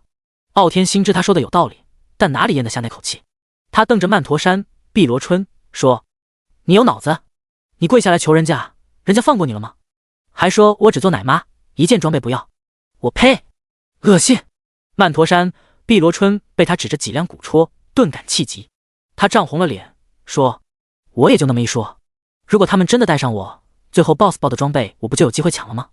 你又不是没看到，风尘可是拿了一件传说武器啊，那可是黄忠公啊，名字看起来就不简单。”碧螺春缓了口气，说：“其实当时柳如烟那婆娘都快答应了，结果被风尘那个王八蛋搅和了。奶奶的！”听到他也提起风尘名字，傲天咬牙切齿，恨恨地道：“风尘，总有一天老子要他血债血偿。对了，怎么没见到那家伙？你看到他了吗？是不是躲在哪个角落偷偷的刷积分？”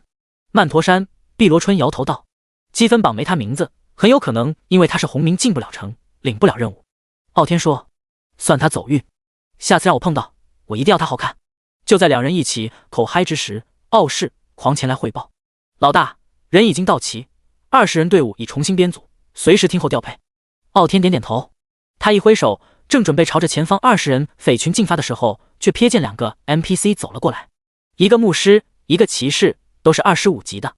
那2个 NPC 到了他们身边，二话不说就给傲视、狂加了几个 buff， 体力充沛，体质加50，神圣护盾，吸收3000点伤害，圣言，攻击时附加100点神圣伤害。傲天狂喜，哈哈，来了2个大腿，天助我也！靠近山顶约莫有100个匪群，而他们是第一个到达匪群附近的。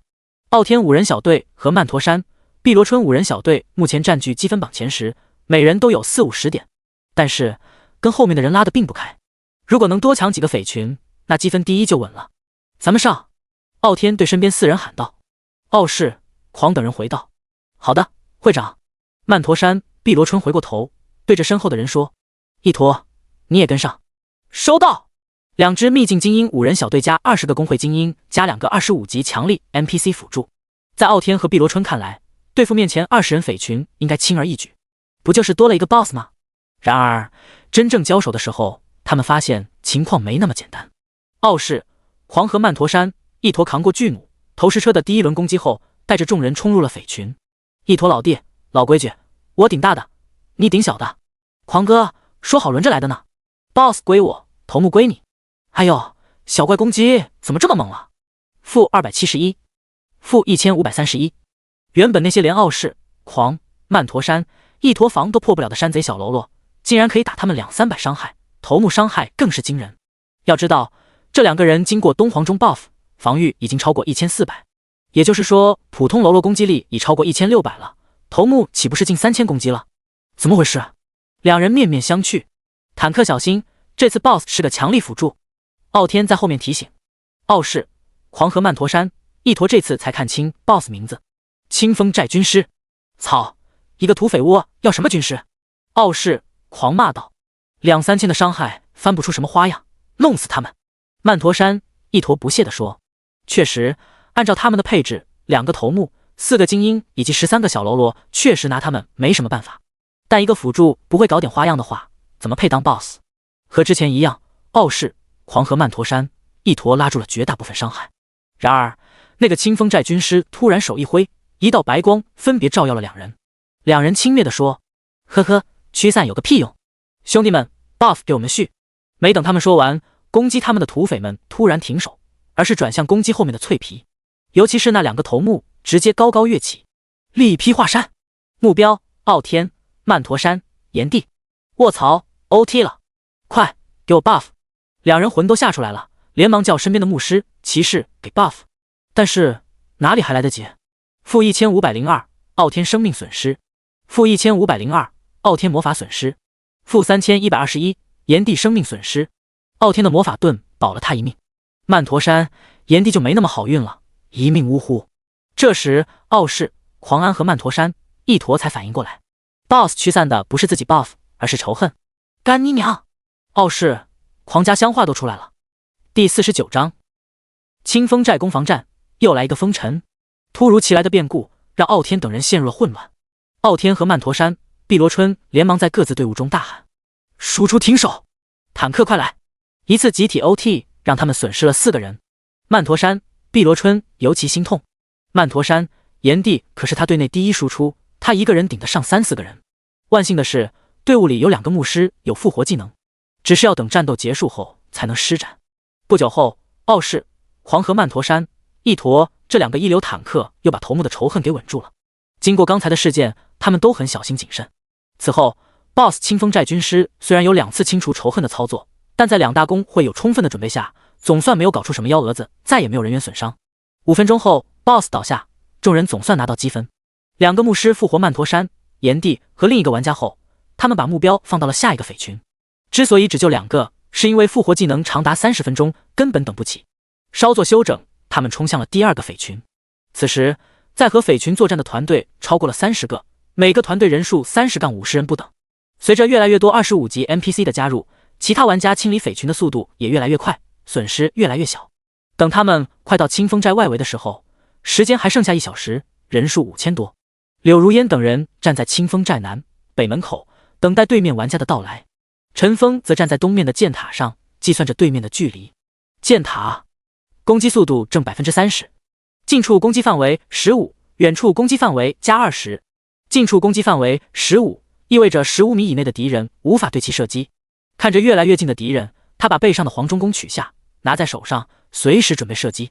战场中，傲天、曼陀山、碧螺春等人越战越勇。傲天，这是第几个匪群了？傲天一边施展法术，一边说。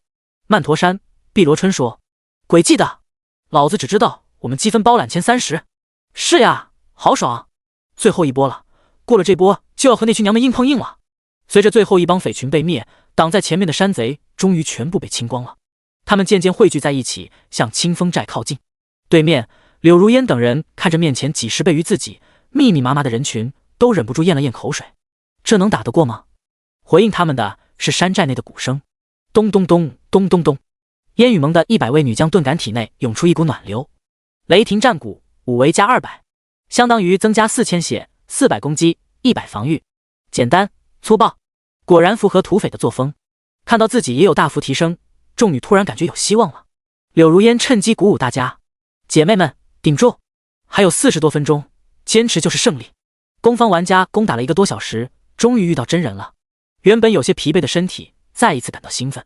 不知道是哪个粗嗓门的高喊：“杀呀！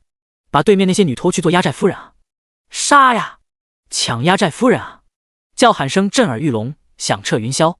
杀呀！攻方玩家们大声叫喊着往前冲。你看，那箭塔上好像站着一个人。傲天见到东门没有玩家手，特意观察了那边情况。曼陀山、碧螺春眯着眼仔细看了看，说：“你不说我都没注意，那是玩家，不是 NPC。”傲天指着那个箭塔说：“哟，那人开始拉弓了。他想干嘛？用1支弓对付这5000多人吗？”曼陀山、碧螺春戏谑地笑道：“他当自己是谁啊？东方不败吗？”哈哈，两人一起笑了起来。就在东面的那个箭塔上，有人射出1支孤零零的箭，眼神不好的玩家根本看不清。那支箭越飞越高，越飞越远。突然，那支不起眼的小箭化作千万支箭矢，犹如蝗虫过境一般射向玩家。-8631，-25419，-15630。一群享受了东皇钟2次钟声，同时还被辅助 NPC 加了多重 buff 的玩家，居然瞬间倒下了。而另外两边的玩家还在往前冲。杀呀！突然，他们感觉旁边的声音小了不少，好奇的往中间一看，顿时瞪大了眼睛。一个35米乘35米的区域变成了空白，原本挤满了的玩家的地方突然躺满了尸体。这是怎么了？地上有陷阱吗？玩家们立刻驻足，生怕和那些人一样中招。与那些不明所以的玩家不同，傲天和曼陀山、碧螺春感觉眼前的场景很熟悉，他们对视了一眼，都从对方眼里看到了恐慌，嘴里情不自禁地蹦出了同一个名字：风尘！不仅是他们，许多玩家也看出蹊跷来。是风尘！他们或是追杀尘封时的受害者，或是那些名场面的见证者。风尘的绝招万箭穿心，只要见过一次，无不记忆犹新。之前他们多么庆幸陈峰不在进攻名单里，否则自己的积分会少拿不少。现在他们多么希望陈峰就在进攻名单里，哪怕分自己一半积分给他也行。陈峰站在箭塔上，冷冷地看着下面，没想到箭塔还增加了自己技能的范围，原本是15米乘15米，现在变成了35米乘35米。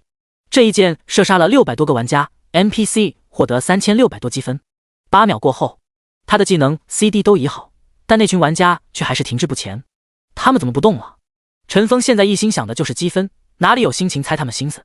东面既然没人可射，但另外两边可还在射程范围里呢。他连忙从20米高的箭塔跳下，负1500，吃这点落地伤害没关系，时间要紧。他来到南面的箭塔下，抬头看着，20米爬上去要半分钟，他可浪费不起。启动范式勋章的技能瞬移，唰的一下，他出现在南面的箭塔上，再次拉箭射箭。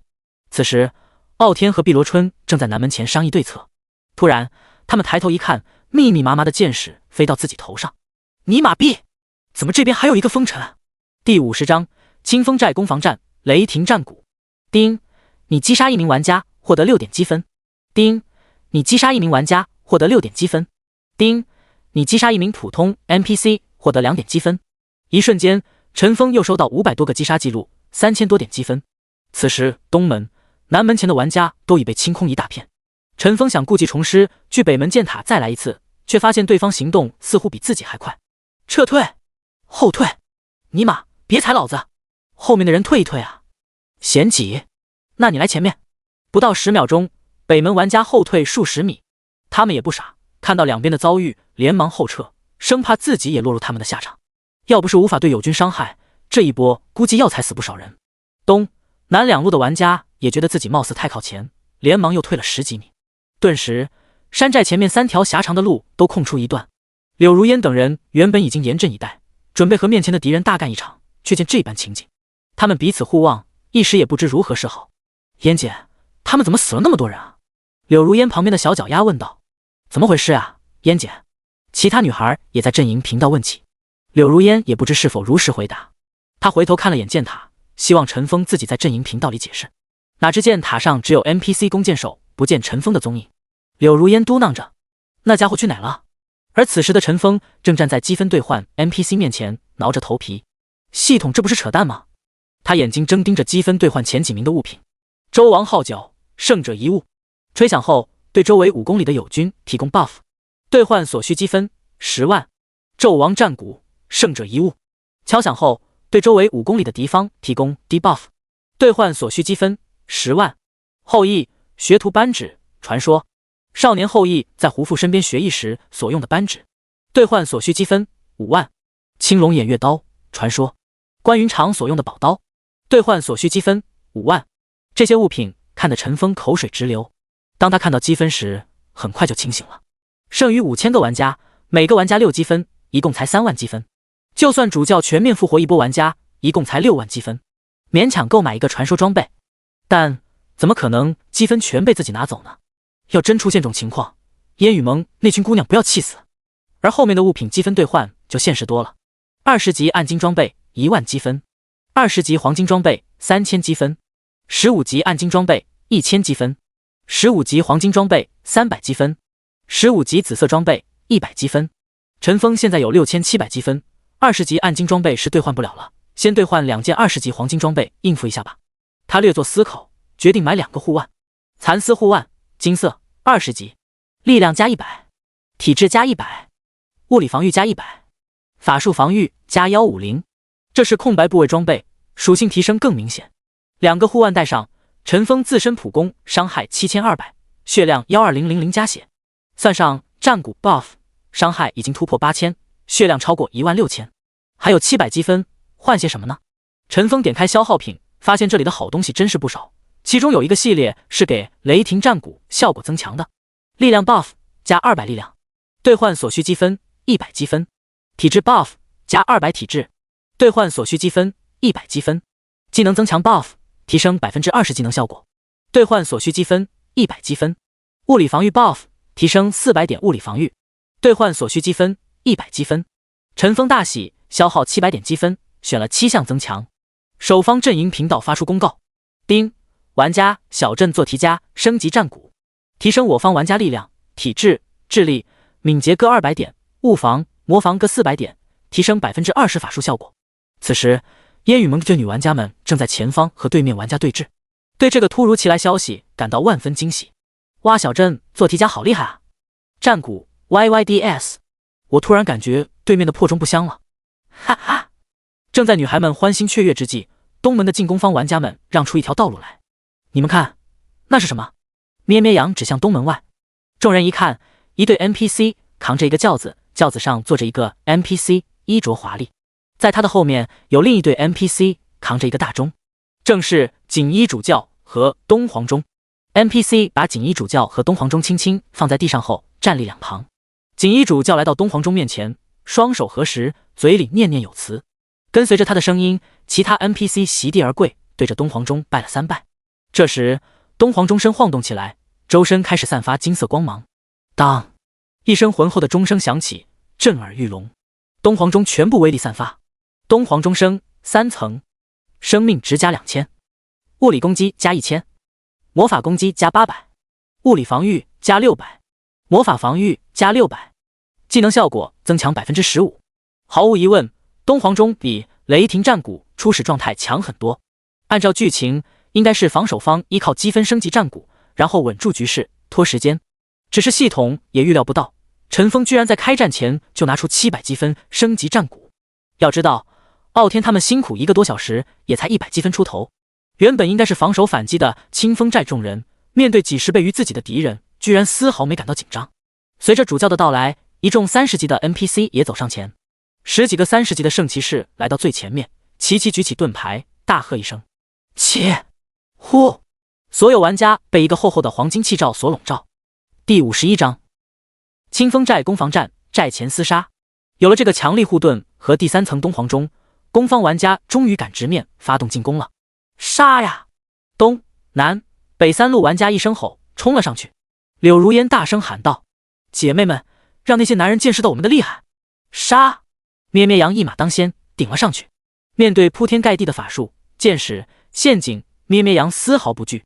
负1箭矢，负1法术，负1近战悟功，负173暴击，加2035治疗术，一串串负1点的伤害，把攻方玩家给看傻了。后排的输出在搞什么？没吃饭吗？那个小萝莉是个怪物！卧槽，完全打不动啊！秘境出来的咩咩羊几乎是全身的黄金装，除了开始装备的金色反藤盾、反藤甲之外，还从反特西掉落的装备中获得了金色头盔和金色护腕。柳如烟有意把咩咩羊打造成第一替，黄金装备优先考虑他。陈峰如果抛开那件传武，咩咩羊的装备甚至不逊色于他。再加上他2转的技能天赋雷霆战鼓 buff， NPC 给的 buff， 5000以下的物理攻击，3000以下的魔法攻击都破不了防。东皇钟虽然猛，但也不过加了1000悟功，800魔功而已。那些没有秘境装的小喽啰哪里打得动他？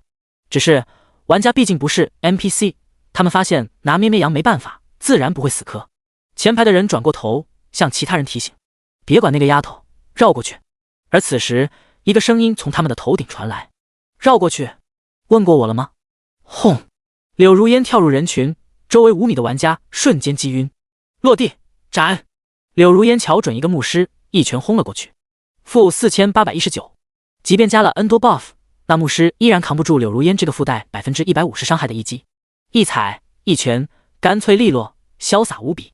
柳如烟的切入立马打断那些玩家的计划，如果任由他在里面输出，己方的脆皮全要被他锤死。有人已经认出柳如烟，连忙喊道：他是烟雨盟会长，宰了他！一瞬间10多个攻击都朝柳如烟袭来，负58，负71，负32，一堆低的要命的数字从他头上冒起。操，不可能啊！这娘们是 DPS 输出角色，怎么防御还这么高？出 bug 了！一堆的人直呼不可能。此时的柳如烟物防2500左右，对方输出均大多在3000至3500的样子。照理来说，每次攻击应该承担几百上千血才对，但他呈现的这个伤害值太不正常了。柳如烟嘴角微微上扬，这全是小莲的功劳。小莲在秘境中获得一本消耗3技能点的书《灵魂连接》，灵魂连接将一个目标受到的 90% 的伤害转移到另一个友方角色当中。此时的柳如烟只承受 10% 伤害，90%的伤害都转到咩咩羊的身上。那些伤害对咩咩羊来说就是挠痒痒而已。对面的玩家显然也意识到了什么，连忙冲己方牧师喊：“他身上肯定有什么 buff， 驱散，赶紧驱散！”还没等牧师抬手，柳如烟已经开始施展旋风斩来。旋风斩提高 200% 抗性，对周围造成每秒 150% 伤害，移速增加 10%， 持续3秒。而驱散技能是概率触发技能，它和双方等级差、抗性等等息息相关。16级的牧师要驱散18级的战士，本来概率就很低，现在柳如烟还加上 200% 的抗性，这驱散成功的概率堪比彩票中大奖。3秒时间说长不长，说短不短。正在周边牧师在等待他技能结束的时候，天上突然下起火雨来。这是烟雨盟的法师小脚丫获得的新技能，配合柳如烟的伤害，顿时秒了5个玩家。柳如烟见自己旋风斩时间快到，连忙一个突袭往回冲，想要逃离牧师的施法范围。咩咩羊见柳如烟往回赶，连忙上去迎接。一个持剑战士见咩咩羊的动作，立马猜出他的意图，用肉身挡住他的去路。别想过去，看剑！那剑士冲到咩咩羊面前，一顿狂砍，企图阻挡他的路线。咩咩羊一脑袋粗线，真以为盾甲战士就是沙包吗？他举起自己手里的单手锤，一锤下去，负1873，各种 buff 加深，他的攻击已接近3000，输出很是惊人。不过对方血量也厚，还有近3000血。咩咩羊举起盾牌，对着他脸上拍了一下，负3310，盾牌猛击，对敌方造成护甲 X1 伤害，产生大量仇恨。这是他唯一的输出技能。那持剑战士哪里还扛得住，瞬间倒在地上。哼，谁说我打不死人？咩咩羊一脚把他尸体踢开，前去把柳如烟给接了回来。对面的人还想扑上来追击，被小脚丫的火龙技能逼退。柳如烟在咩咩羊身后缓了10多秒，等技能 CD 好了又跳了进去，秒杀几个玩家再撤回来。如此往复，让对面头疼不已。与南门的柳如烟这边场景不同的是，北门的烟雨盟玩家就难受多了。由于人数的绝对劣势，虽然他们属性比对面强不少，但因为缺少咩咩羊这种堡垒般的人物，无法顶住对面海量般的攻击，很快就被对方冲破了防线。要不是有清风寨的弓箭手提供掩护，他们早就被灭了。退后，让 NPC 顶在前面。副会长燕小林喊道。攻守两边的 NPC 数量、功能都不一样。攻方的等级高，10来个30级的 BOSS 级 NPC， 几十个25级 NPC， 其中高等级 NPC 但大多数是辅助类的。守方 NPC 在20至25级之间，大部分都是战斗型的，功能性 NPC 极少，不过数量较多，近2000人。这些 NPC 在升级版雷霆战鼓的影响下，比玩家实力还是高出不少的，因此北门一时半会还不会被攻破。至于东路的玩家，基本上都绕着走。陈峰站在箭塔上百无聊赖，刚才射了2波，击杀共计700多人，其他玩家就再也不走这边了。至于南北两路的箭塔已经摇摇欲坠了。主教不知从哪里召唤出2个巨型投石车，正在一下下的砸向箭塔。正在陈峰赶往北方箭塔的时候，前方箭塔已经倒了。轰隆隆，轰隆隆，2声巨响，箭塔倒了。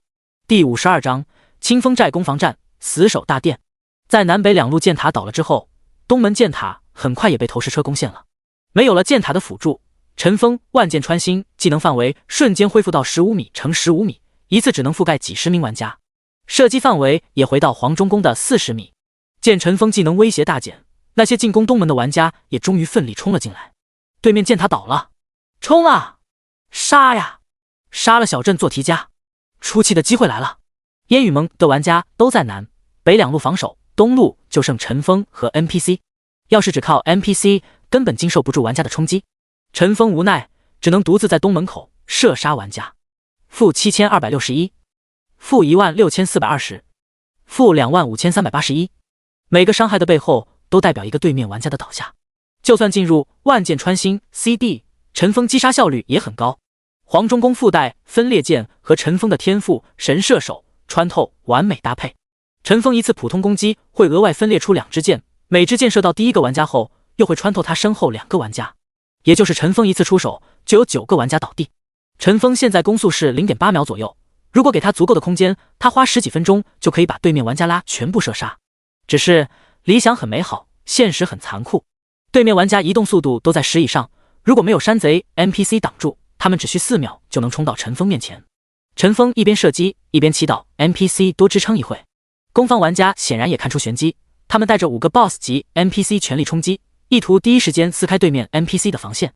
而陈峰分裂键的目标是随机选取的，对方 BOSS 吸收了很多次陈峰的攻击，这又让他的击杀效率降低。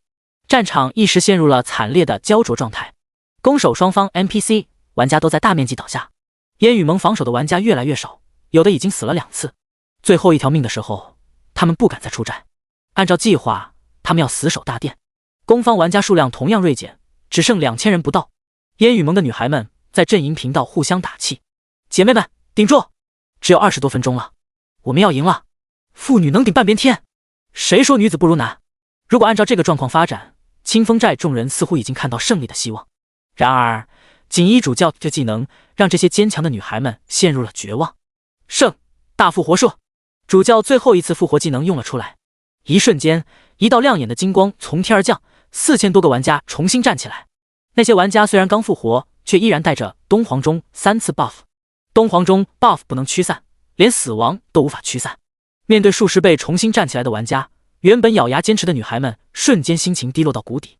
有些意志薄弱的女孩一下承受不住，居然抽泣起来：“呜呜，赢不了了，讨厌，真讨厌，不想打了呀，好难呀！”很快，北门失守，攻方玩家开始进入山寨内。进入山寨的攻方玩家第一时间来到另外2路，企图对陈峰、柳如烟团队形成夹击之势。无奈，东门、南门玩家也只能撤退进寨，3个大门全面失守。姐妹们，不要放弃啊，要战死到最后一刻！柳如烟一边退一边大声激励大家。此时的他心急如焚，他知道这个时候士气比任何事情都重要，只要拿起武器就还有机会，要是放弃的话就真的完了。但他能拿什么激励士气呢？靠嘴皮子可不行啊！他咬着牙，心里做着剧烈挣扎。在他看来，内部问题是极其不想通过外人来干预的，这是他的自尊，他的倔强。但看着大家越来越低的士气，柳如烟终于忍不住了，点开好友私聊陈峰：“风尘，有什么办法吗？”发出这个消息之后，柳如烟心里的焦虑顿时感觉缓下不少。在他内心深处就没有这个男人解决不了的问题。很快，他收到回复消息，没有文字，只有一个手势。OK， 他会怎么做呢？柳如烟心里琢磨着。半分钟后，他知道了答案。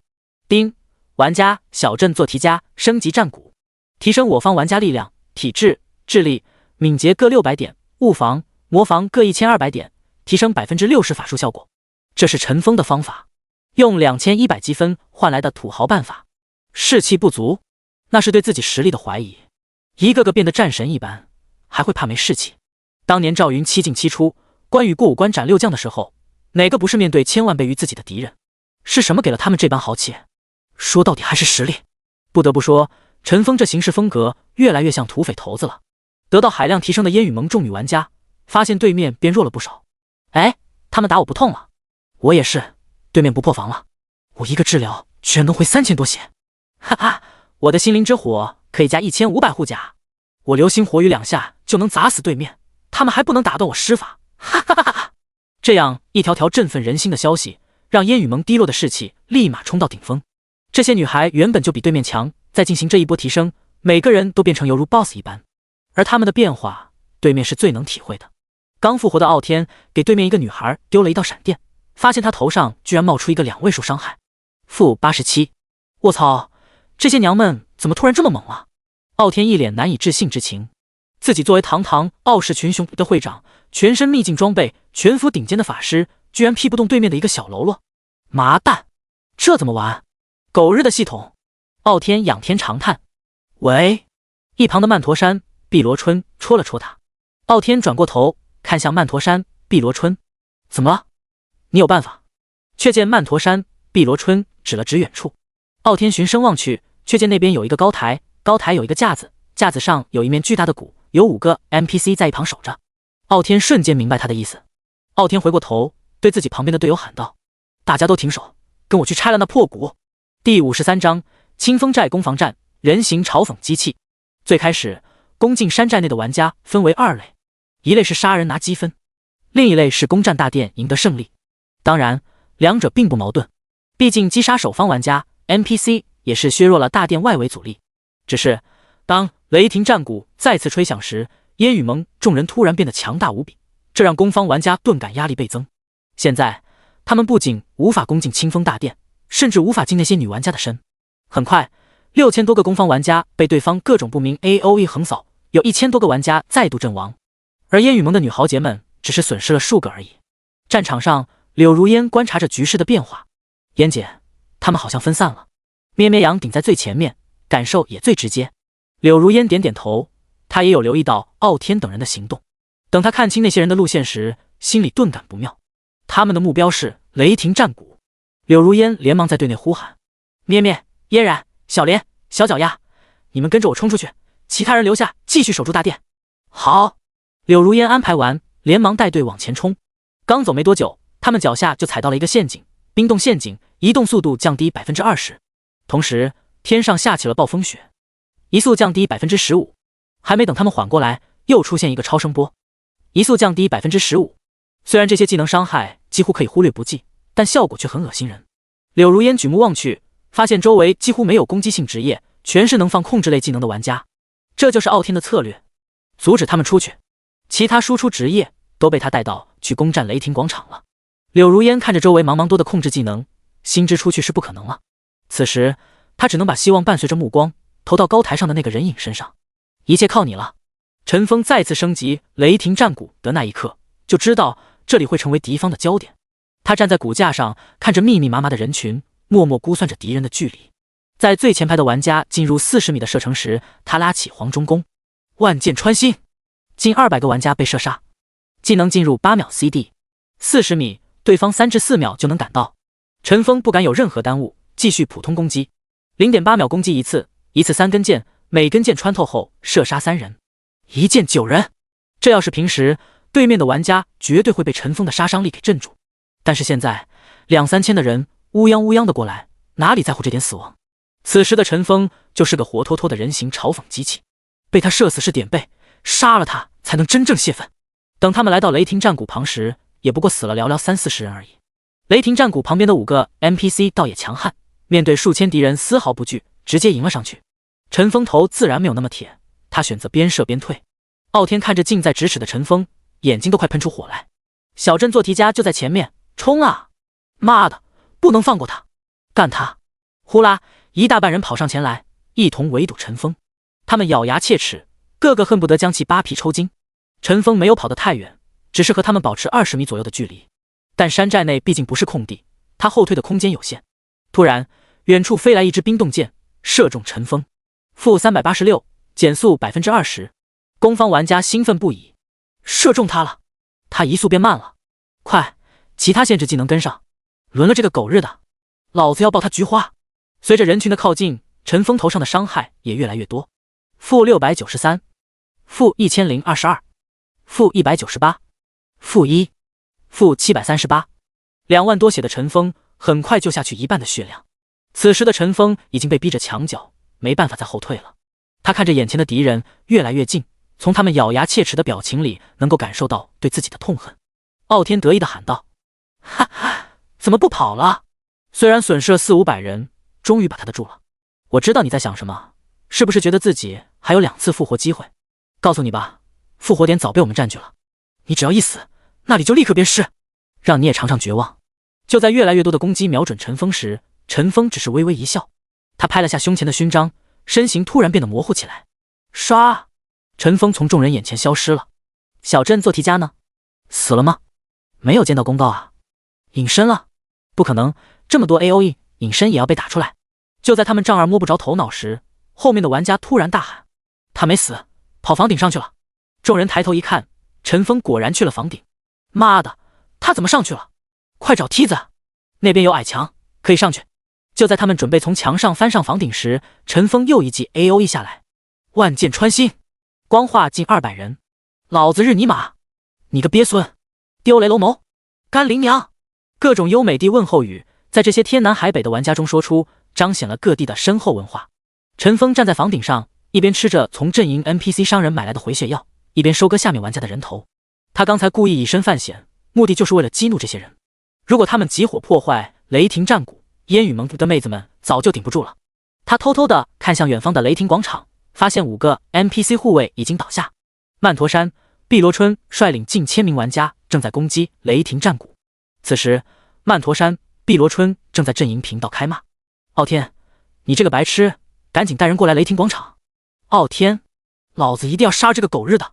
曼陀山、碧螺春，破坏雷霆战鼓后再杀也不迟。傲天，不行，好不容易堵住他，下次可就抓不到他了。曼陀山、碧螺春，草你妈！这个战鼓有100万血，你们不来要打好久。傲天，那我更不去，我一定亲手要宰了这个畜生。曼陀山、碧螺春和傲天显然代表了2类人群，有的觉得大局为重，不能因小失大，有的觉得私仇大于天，有仇不报非君子。在两边互不理睬的情况下，过了5分钟，100万血的雷霆战鼓终于支撑不住，轰然倒塌。随着雷霆战鼓被破坏，烟雨盟的女玩家的属性一瞬间回到解放前，就连陈锋射出去的箭都会有人存活。没有了 buff 的加成，顶在前面的咩咩羊很快就承受不住海量的攻击，死了。连他都顶不住，其他人更不用说。不到1分钟，清风大殿的大门就被攻破，上千名玩家冲进殿内。陈锋在站在屋顶上，看着系统的倒计时：5、4、3、2、1，2小时防守时间到。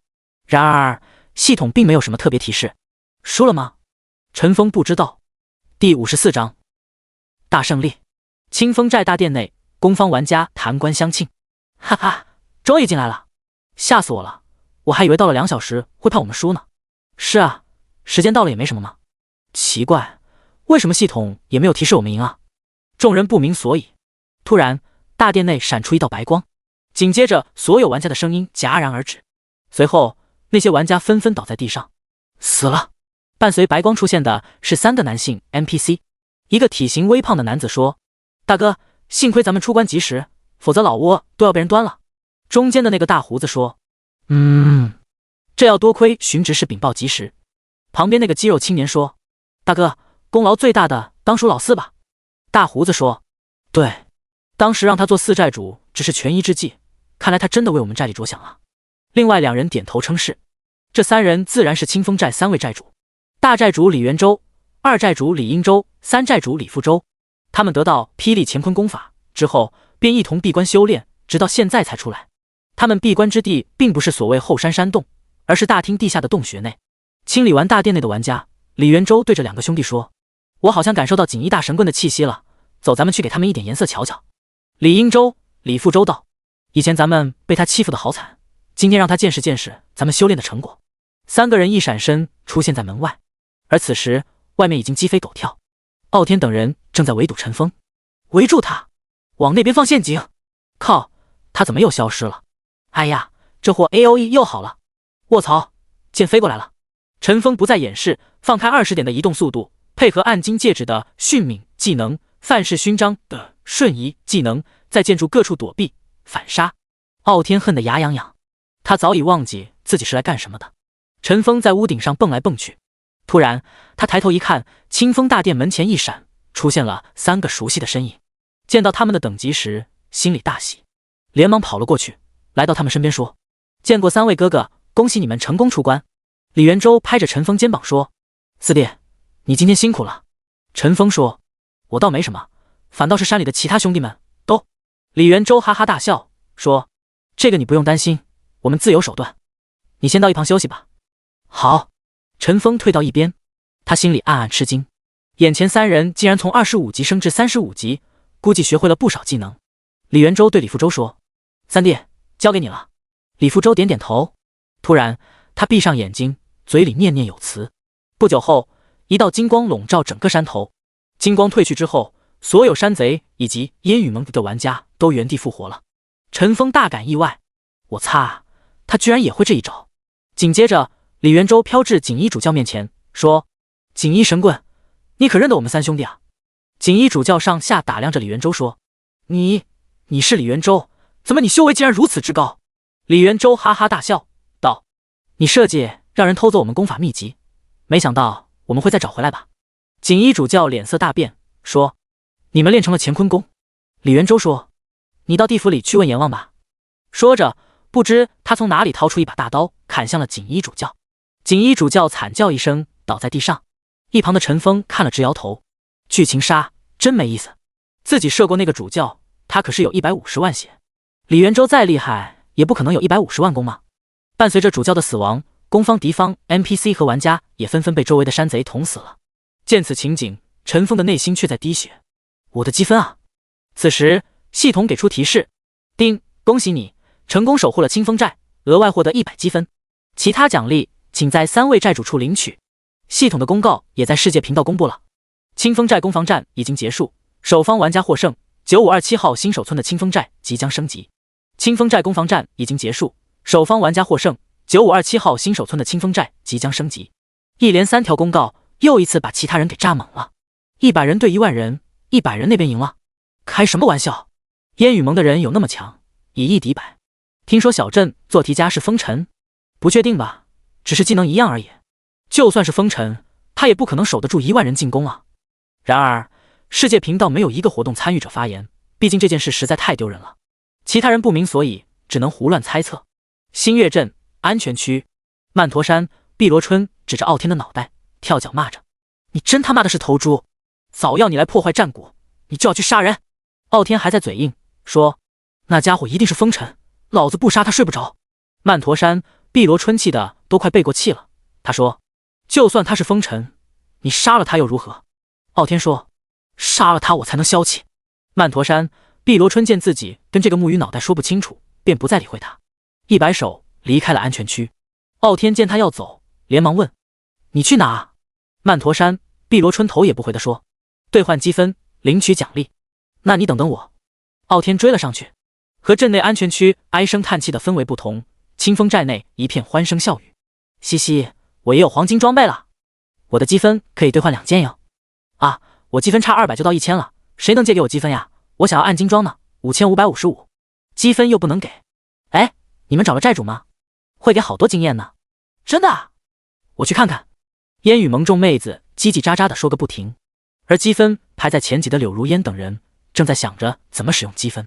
20级暗金装备1万积分，20级黄金装备3000积分，15级暗金装备1000积分，15级黄金装备300积分，15级紫色装备100积分。柳如烟积分有3200积分，考虑是兑换15级暗金装备还是20级黄金装备。最后在对比两边属性之后，还是选了3件15级暗金装备。15级暗金装备和20级黄金装备相差并不大。至于陈峰，没有在积分兑换商人这里，而是来到大寨主面前。他积分排行第1，而且是胜方第1，很显然会有不错的奖励。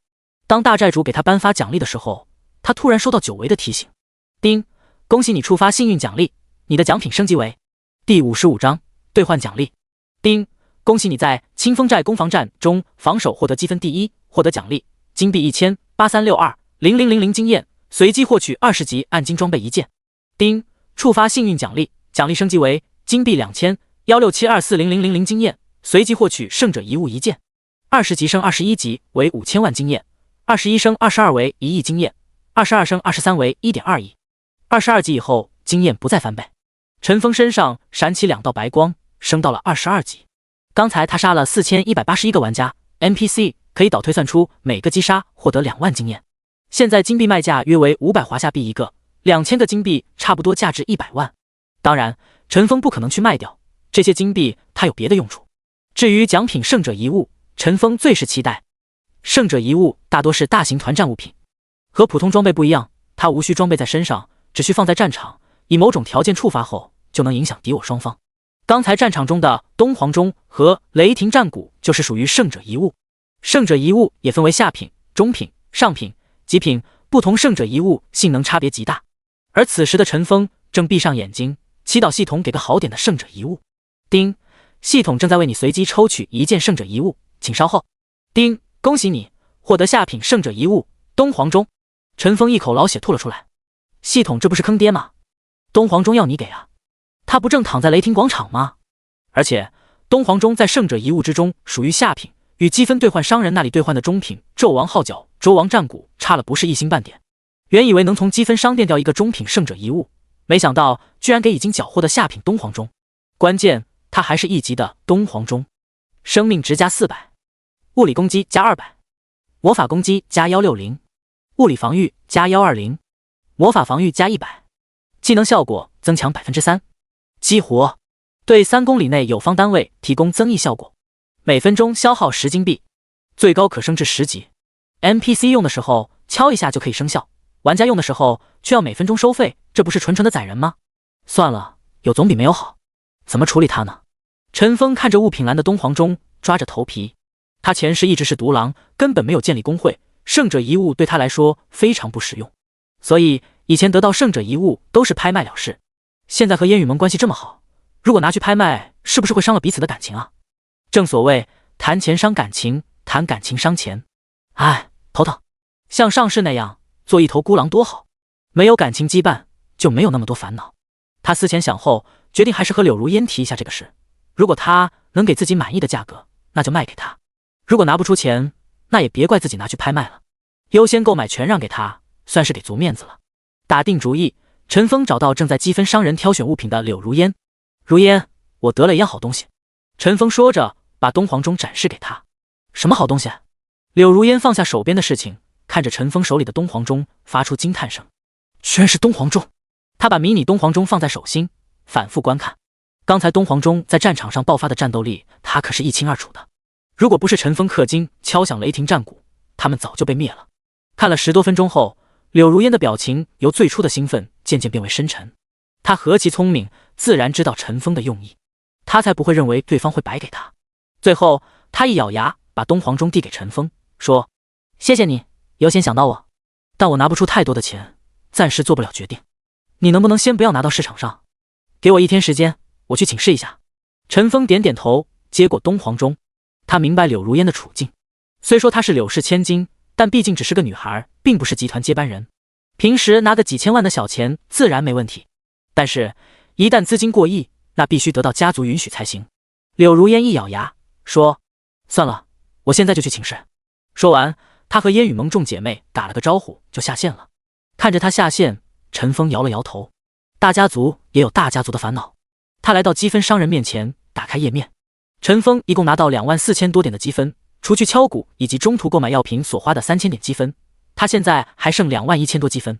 很快他就做好了决定，用1000多积分购买药品。乌鸡白凤丸，2秒内恢复1万生命 ，CD 10秒，兑换所需积分10，可兑换数量20。强力抗毒血清，免疫大部分毒素，持续1小时，兑换所需积分10，可兑换数量20。强效抵抗药水，可提供 200% 抗性增强效果，持续1小时，兑换所需积分10，可兑换数量20。水下呼吸药剂，可在水下呼吸，持续1小时，兑换所需积分5，可兑换数量20。陈峰共买了10样道具，这里的物品效果比新月镇甚至月牙城商店卖的都要好。剩下的2万积分买一件20级暗金装备和一件勋章。灵猴戒指暗金20级，加150力量，加200敏捷，跳跃增加10米跳跃高度，瞄准器勋章加10射程。陈峰现在佩戴着3个戒指，还剩1个戒指位。勋章已经佩戴3个，海明珠、范氏勋章、瞄准器还剩1个勋章位。目前的普攻伤害是8000，生命12000加。积分兑换完毕，陈峰再一次来到3位债主面前。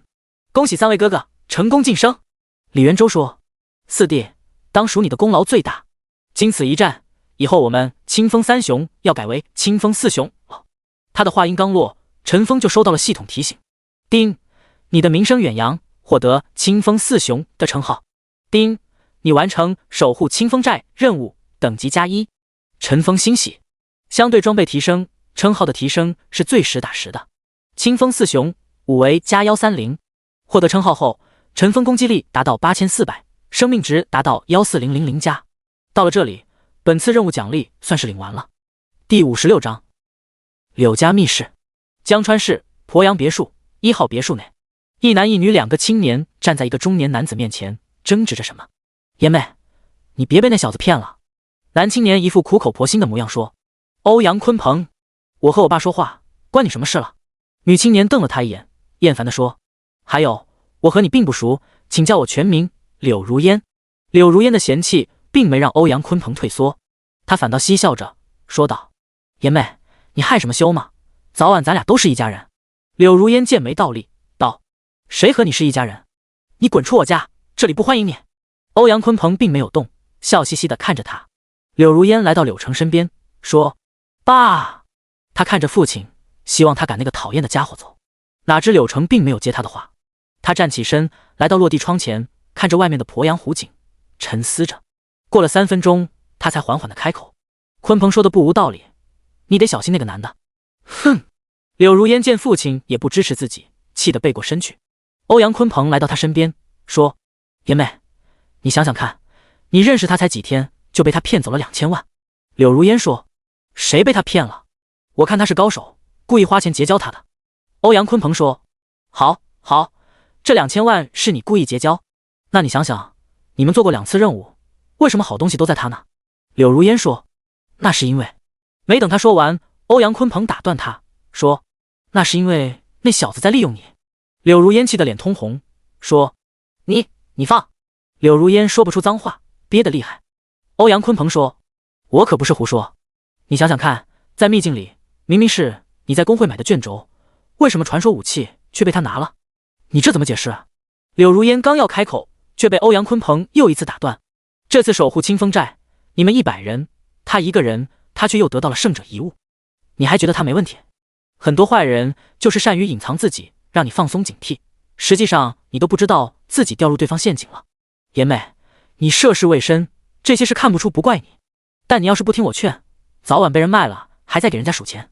说到这，欧阳鲲鹏看向柳成说：伯父，您觉得我分析的是否有道理？柳成点点头说：鲲鹏分析的对，这些年你进步不少啊。欧阳鲲鹏脸上的得意之情一闪即逝，他一躬身道：都是柳伯父平日对我的指导，我还要向您多多学习。柳成淡淡一笑，柳如烟脸上已经渐渐恢复平静，他转过头对欧阳鲲鹏说：你说的对。欧阳鲲鹏看他对方说服，很是高兴，正要开口接话，却被柳如烟打断了。很多坏人就是善于隐藏自己，让我放松警惕。而你……柳如烟指着欧阳鲲鹏的鼻子说：你就是那个坏人。烟妹，你闭嘴！你明明什么都不知道，却在那指手画脚。秘境传送卷轴是我提供的没错，但在里面不论是刷怪、PK 以及最后抢夺 BOSS 都是风尘起决定作用，包括从宝箱开传说武器都是他的功劳。可以说没有他，就没有我们后面，甚至我们第1轮怪都不一定杀得动。所以传说武器他拿的理所应当。柳如烟换了口气，接着说：守护清风寨更是凭借他一己之力力挽狂澜，要不是他提升4级雷霆战鼓的 buff， 我们早失败了。而且换任何100个人，有那4层雷霆战鼓 buff 都能守住大殿。最后他的圣者遗物是因为积分第1而从系统获得的，不是从我手里抢的。爸，你要是听他的，那个圣者遗物我就自己想办法。哼！柳如烟说完，长发一甩，夺门而出。欧阳鲲鹏迷恋地看着柳如烟远去的背影，直到他离开了自己的视线。柳成看着他的神情，笑着摇了摇头，说：鲲鹏，听说你在游戏里得到了一个藏宝图，是吗？欧阳鲲鹏转过身体说：是的，伯父，等我们公会刷几套15级紫装就去挖掘。柳成说：如烟这孩子心高气傲，只会把比他强的人看在眼里，他和那个叫风尘的在一起也是出于这个心理。你只要自己够强大，如烟肯定会把注意力放你身上。欧阳鲲鹏一弯腰道：谢谢伯父指点，我一定会努力的。柳成笑道：你们俩的事我是双手赞成的。欧阳鲲鹏说：谢谢伯父，我爸爸肯定会对柳氏集团给予最大支持的。柳成面露微笑道：你父亲也不会吃亏的。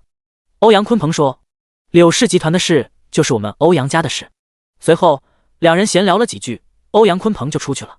在他出去不久，柳如烟走进了父亲的房间，他挽着父亲的胳膊撒娇道：爸，你怎么信他不信我呢？柳成叹了口气，语气沉重地说：信他有1000亿，信你有什么用？能掏出1000亿出来吗？柳如烟一惊，抓住父亲的胳膊道：什么？我们连1000亿都拿不出来了？柳成拍了拍女儿的手背说：你那不成器的大哥成天不务正业，交给他手里的产业被败坏不说，还牵扯到了集团根基。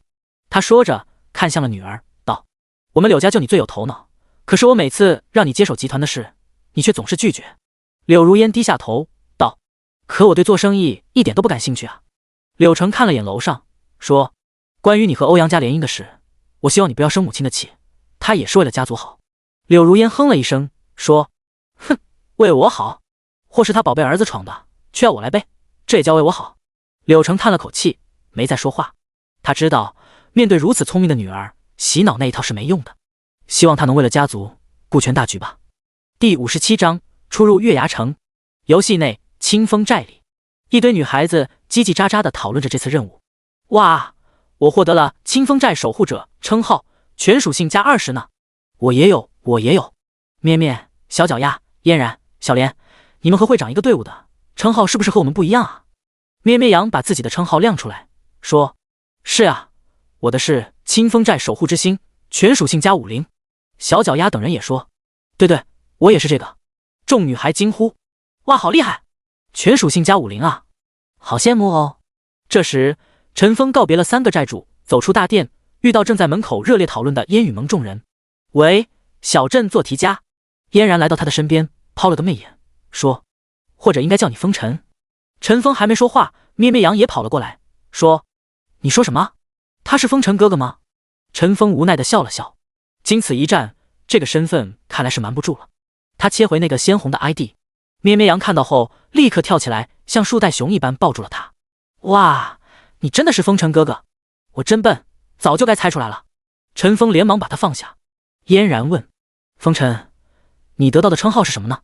陈峰把清风四雄亮了出来，其他女孩也围了上来，问道：哎，这个称号好怪啊，加了什么属性呀？陈峰说：5为130点。啊，130点？众女直接听傻了。陈峰告别了目瞪口呆的妹子，切换回小镇做题家的 ID， 来到了新月镇。安全区里的玩家还在讨论刚才的事。一个法师唉声叹气道：哎，好可惜，只差那么一点。法师旁边的弓箭手悲愤地说：你还好意思提？如果不是你们跟着傲天去追杀小镇做题家，清风大殿早被我们拿下了。你要知道他真实身份，你也会和我一样去追杀他。他是什么身份？不就是任务触发者吗？法师顿了顿，说：小镇做题家就是风尘，风尘就是小镇做题家。这人话刚说完，周围人所有的人都围了过来。什么？你确定？法师点点头，说：本来只是猜测，但在活动最后，我最终确定这件事。哦，为什么？我有一个窥视技能，窥视还能看穿 ID 不成？当然不是，窥视成功后可以查看对面的装备。我窥视了10多次，最后终于窥视成功，发现那人手里的弓就是黄钟弓。啊，那把传说武器？众人恍然大悟，全服就一把传说武器，不是风尘还能是谁？那个弓箭手说：操，算上刚才活动里，我一共被风尘杀了5次。法师说：你说，你要是知道他身份，你会放过他吗？肯定不会。弓箭手咬牙切齿道：他此时对陈峰的怨念已经大于活动的失败了，让老子见他一次杀一次。对，见他一次杀一次。周围的人都点头称是。下次让我见到他，我就……小镇做题家来了。众人你看我，我看你。那个弓箭手说：那个啥，我老婆结婚了，我要去喝喜酒。法师说：哦，对，我也是。其他人也跟着扯起来。哎呀，好晚了，我要去收被子。再聚。呼啦，众人像躲瘟神一样逃离了。陈峰刚回到新月镇，就看见周围空了一圈，其他的人则远远看着他，表情复杂。刚才还兵戈相见，现在又同处一个安全区，确实有些尴尬。陈峰没有理会他们，目光四处搜寻，最终在摆摊的地方找到一个熟悉的面孔，毁创阿里杰克马。陈峰来到杰克马的身边，杰克马此时也发现了他。杰克马激动地站起身，指着陈峰头上的 ID 说：你真的是风尘？陈峰笑了笑，用好友消息回复他：是我。杰克马看了好友消息，又看了看陈峰，喃喃道：原来传言是真的，游戏里居然真的有改变 ID 的道具。随后他变得兴奋起来，抓着陈峰说：老板，还有没有这种道具？我觉得市场上肯定受欢迎。陈峰笑了笑说：恐怕不好复制，我做的那个隐藏任务级别很高，恐怕是唯一的。陈峰心里隐隐觉得这个清风寨任务会影响主要剧情，把游戏内容带往另一个方向，和上一世完全不同的方向。杰克马听他这么一说，神情立刻暗淡了下来。陈峰也不废话，直接和他发起了交易对话，把一系列的东西都放了进去：1级的黄金弓，5级的黄金剑带，10级的紫色僵尸套装，秘境15级的紫装散剑等等。杰克马看着这些东西直流口水。1级黄金弓和5级黄金剑带虽说等级很低，但堪比15级紫色的属性。僵尸套装现在倒不少见，但是市面上大多数蓝色品质在流动，紫色套装还是比较稀缺的。15级紫装更不用说，玩家主流装备供不应求。杰克马擦着口水，把这10多件装备收了下来。老板，我保证半天就将其销售一空。陈峰点点头，这装备他完全可以卖给烟雨盟的那些人，但从长远来看，他必须寻找专业的渠道。自己相当于杰克马的天使投资人，支持他创建将来的那个商业帝国。此后，陈峰没有多做停留，来到了传送阵，花了1个金币，来到了主城月牙城。月牙城非常大，包含新月镇、临水镇等等上百个镇子组成。照理来说，应该热闹非凡才对。只是映入陈峰眼帘的却是空荡荡的街道，稀稀落落的玩家。之所以如此安静，主要是因为从外界传送到这里有个条件，20级。现在是开服第5天，正常刷怪是绝对升不到20级的，除非像陈峰这样做了一些特殊任务。而月牙城内那些玩家倒不是传送进来的，而是依靠双腿硬生生跑来的。一个村大约1至2万人，一个镇下面有40-50个村，也就是约莫50至100万。月牙城涵盖的玩家大约是6-7千万的玩家。类似月牙城这样的主城，全华夏共有20个。如果按现实世界来比较，每个主城大小堪比魔都。要是都依靠玩家走路跑图，那无疑会让大家跑断腿。于是，在城内设计了4个主传送阵，针对主城与外界的传送。每个主传送阵又连接着上百个区域传送阵，针对城内、城门各个地方。此时的陈峰正处于城西的主传送阵，他举目四处探望，终于发现要寻找的目标。第58章，包子铺前的小男孩。陈峰手上有张藏宝图，是在克西秘境获得黄忠弓的时候系统奖励的。和秘境不同，宝藏并非是在特殊地图，而是和世界地图相连。理论上来说，就算玩家没有藏宝图，运气好的话，也有机会遇到宝藏。只是藏宝之地里通常有迷宫、机关、谜题等等布局，玩家如果没有对应手段，根本无法取得宝藏。所以寻宝过程中，玩家需要反复探索4-5次才成功的案例数不胜数。陈峰手上这张藏宝图名为闯王宝图，藏有当年李闯王举兵造反时搜刮的宝物。因为他在兵败逃亡的过程中意外死亡，那个秘密的宝藏便无人知晓。其实这个闯王宝图搜寻难度并不高，只是有一个要求，登堂入室以上开锁技能。开锁以及许多记忆类技能都有等级之分，一窍不通，出窥门径，略有小成，登堂入室，有口皆碑，登峰造极。登峰造极之上还有更高等级，那些都是需要特别机缘才能学到。此时的陈峰正看着一个脏兮兮的小男孩，那男孩正站在一个包子铺前，死死盯着紧紧合拢的笼屉，喉咙里不停地吞咽着口水。这时一个路过的 NPC 过来购买包子，包子铺伙计打开笼屉，正要取出包子给客人，却见一个黑影一闪而过。原来是那个小男孩，飞快地抓了2个包子准备逃离。突然一只粗壮的手从他背后伸出，腾的一下抓住了小男孩的后背，把他提了起来。抓他之人正是包子铺老板包老板。包老板气愤地说道：小兔崽子，天天来我这偷包子，老子赚的钱还不够你偷的。说完他伸手就要夺回包子，那小男孩连忙把包子紧紧搂在怀里。包老板拉扯了几下，发现掰不开他的手，于是抬起右手一巴掌呼在他脸上。那小男孩吃痛，手下意识一松，包子便掉在了地上。小男孩立马蹲下身，想把地上的包子捡起来，却见旁边伸出一只大脚踩在那2个包子上，同时用力一碾，将包子碾碎，包子皮、包子馅顿时和地上的泥土合在一起。谁知那小男孩并不嫌弃肮脏的包子，还要伸手去抓，包老板却顺势一踢，把那包子踢到路边。小男孩还要捡，却见一边的野狗抢先扑了上去，3两口就吃掉了。那小男孩看着被狗吃掉的肉包，双手攥紧拳头，眼睛瞪得老大。那包老板此时还不解气，提着拳头就要揍那男孩，却被一只手给抓住了。抓他手的正是陈峰。陈峰笑呵呵地说：包老板，和气生财，何必为了一个小孩气坏自己身体呢？包老板上下打量着陈峰，哼了一声说：这小子天天偷我家包子，我要是不给他点颜色，他长不了这个记性。陈峰说：他偷了你多少包子？我帮他把钱付了。那老板见陈峰愿意掏腰包，脸上立马换了副笑脸，说：他天天在我这偷包子，数量可不少呢，你起码得给5个金币才行。陈峰道：卧槽，你家包子皮是金子做的，还是包子馅是金子做的呀？包老板脸色一变，生怕他说出你这包子保熟吗之类的台词，连忙解释道：因为这小子的存在，我们很多客人都怕被他偷钱，所以选择绕道走。他影响我们多少生意，你知道吗？陈峰点点头，他没再和老板争论，拿出5个金币给他，说：再拿10个包子，不过分吧？包老板收到钱后喜笑颜开，连忙点头，说：应该的，应该的。小李，给客官拿10个肉包。随后，包老板把包子送到陈峰手上。陈峰接过包子，转身递给那小男孩。谁知那小男孩一把夺过包子，一句话没说，一转身跑了。此时有2个玩家路过，看着这幅场景，噗呲笑了起来。其中一个牧师玩家说：哈哈，又有个傻子被骗了。另一个战士玩家说：是啊，那次我劝你，你还不听，拿出全部身家给包子铺老板，结果打水漂了吧？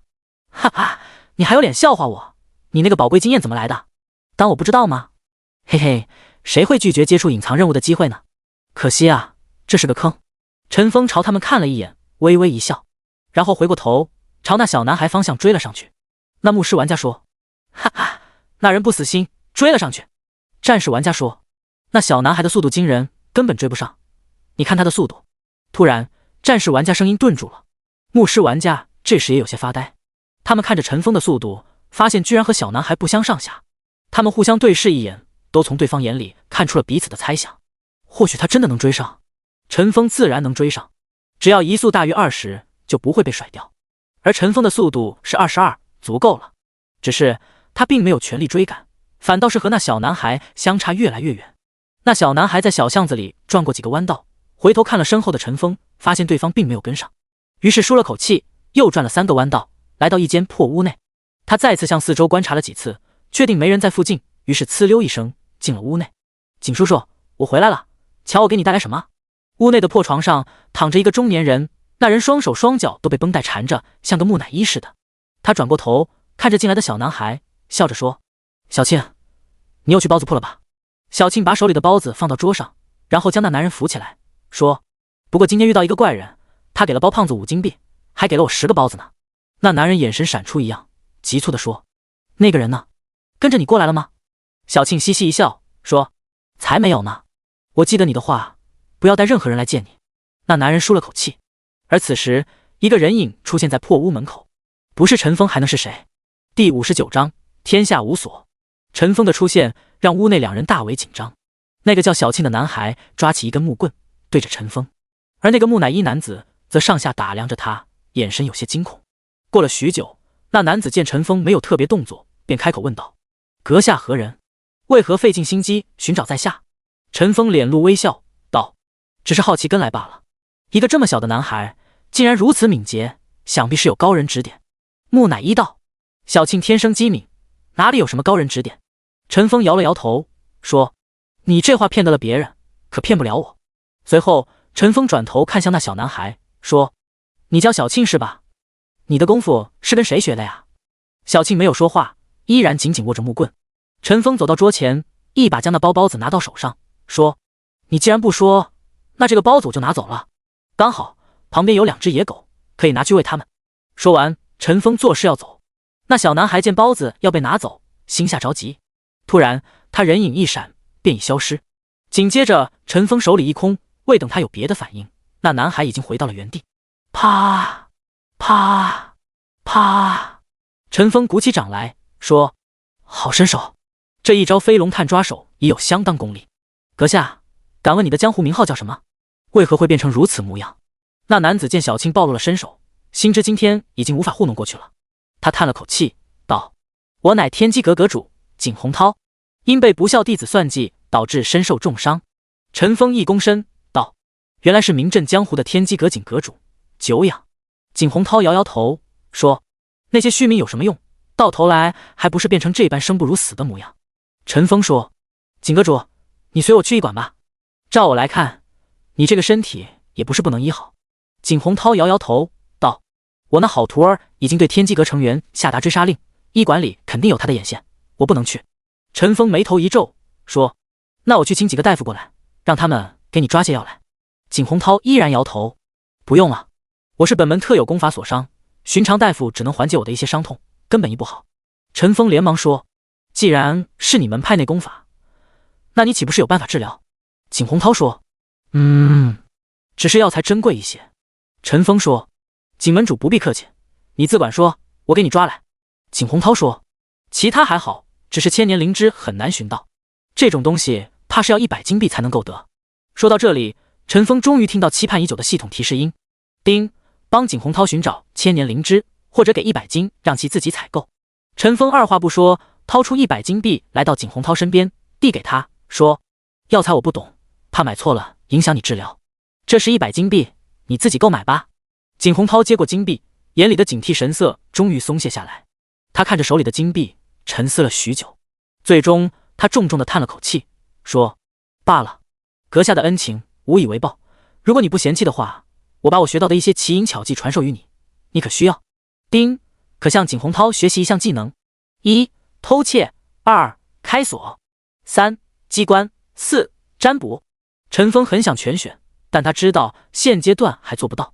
他向景洪涛鞠了个躬，道：“多谢景阁主，我想学习开锁。”景洪涛点点头，对一旁的小庆说道：“小庆，把我的工具箱拿来。”小庆连忙把手里的木棍丢到一边，在床底下拿出一个小木箱。那木箱看着不大，也就铅笔盒大小。然而当小庆把工具箱打开之后，里面竟然慢慢向外展开。随着小庆小心翼翼地打开里面的各个机关，那工具箱最终占据了半个屋子。见此情景，陈峰内心不禁赞叹，不愧是天机阁出品，简直鬼斧神工。小庆按照景洪涛指示，拿出几样东西放在旁边。如果其他玩家见到这些东西，估计会觉得很惊讶，那些东西太眼熟了，现实中太常见了。起先，小庆拿起5根相同长度的细线，每根细线下面都绑了一个小铁球。随后，小庆拿出一根木棍，把细线的另一头绑在木棍上。然后，一个牛顿摆出现在陈峰面前。景洪涛说：“一个优秀的开锁大师必须有灵敏的听力，你来数一数铁球有几次碰撞。”景洪涛说完，小庆晃动了一下牛顿摆，让5个铁球在空中互相碰撞起来。陈峰闭上眼睛，心里默默数着碰撞次数。1分多钟后，牛顿摆停了下来，陈峰眼睛也睁开了，说道：“192次。”景洪涛没有置评，只是淡淡的说：“双手的稳定性也是开锁关键。你伸出双手，手心向上，5根手指张开。针不到，不能动。”陈峰照做。随后，小庆拿出10根细针，小心翼翼地竖立在陈峰手指上，大气都不敢出，生怕将其吹倒。陈峰双手摊开，保持每根手指上都针一直站立不倒，维持了5分钟。景洪涛点点头，说：“不错。”陈峰没有动，继续保持。景洪涛脸上露出满意的神情。他刚才的话是干扰因素，如果陈峰动了，会影响评分。随后，他向小庆点点头。小庆从箱子里又掏出1根针，捏在手上。突然，小庆把手里的针扎向陈峰的眼珠子。陈峰依然一动不动，甚至眼皮都没有眨一下，保持之前的姿势一动不动。指尖上的针也未倒下1根。好！景洪涛大喝一声，他的身上涌出一股气浪，将陈峰手上的针吹倒。此时，陈峰才将手收回。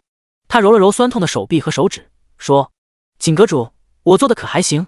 景洪涛满意的说：“小镇做题家，以你的资质学习开锁，绝对能登峰造极。”陈峰大喜，景洪涛竟然直接给了最高评价。不枉他前世反复研究攻略，上一世他并没有机会做这个任务，因为景洪涛教了2个玩家就会换地图，陈峰一直未碰到过他。紧接着，系统给出提示：丁，你通过景洪涛的考验，学成开锁技能，并达到登峰造极境界。丁，你触发幸运奖励，开锁技能境界提升到天下无锁境界。陈峰又惊又喜，还有天下无锁境界啊！第60章，陈峰的报复。陈峰对开锁技能了解并不多，对这所谓天下无锁的境界更一无所知。通常来说，开锁是盗贼的必备技能。有些盗贼利用高级隐身术躲开 BOSS 视线，悄悄地打开宝箱，因此经常有其他玩家打半天 BOSS， 找到的却是个空宝箱。比如上次在秘境里阴了陈峰的窃玉偷香，他就常干这种事。想到窃玉偷香，陈峰顿时变得狠厉起来。窃玉偷香，别让我遇到你！向景洪涛、小庆告别后，陈峰往门外走去，不曾想却迎面遇到一个人。那人手里拿着一个千年灵芝，兴奋地来到屋内。陈峰和他对视一眼，顿时一愣。窃玉偷香？对方见到陈峰 ID 显然也很讶异，毕竟小镇做题家的大名今天响彻全服，尤其是月牙城的玩家。两人互相点了点头，随后擦身而过。本计划下一步做藏宝图任务的陈峰立马改变了主意，不杀那家伙10次8次的话，陈峰怎么咽得下秘境那口恶气？出门后，陈峰没有离开，而是观察了一下四周，然后跳到屋子顶上趴了下来。通过屋顶的破洞，可以观察里面的动静。此时，景洪涛和小庆正在给窃玉偷香做测试。窃玉偷香的眼睛已经被蒙住，他的双手正伸向一个稻草人。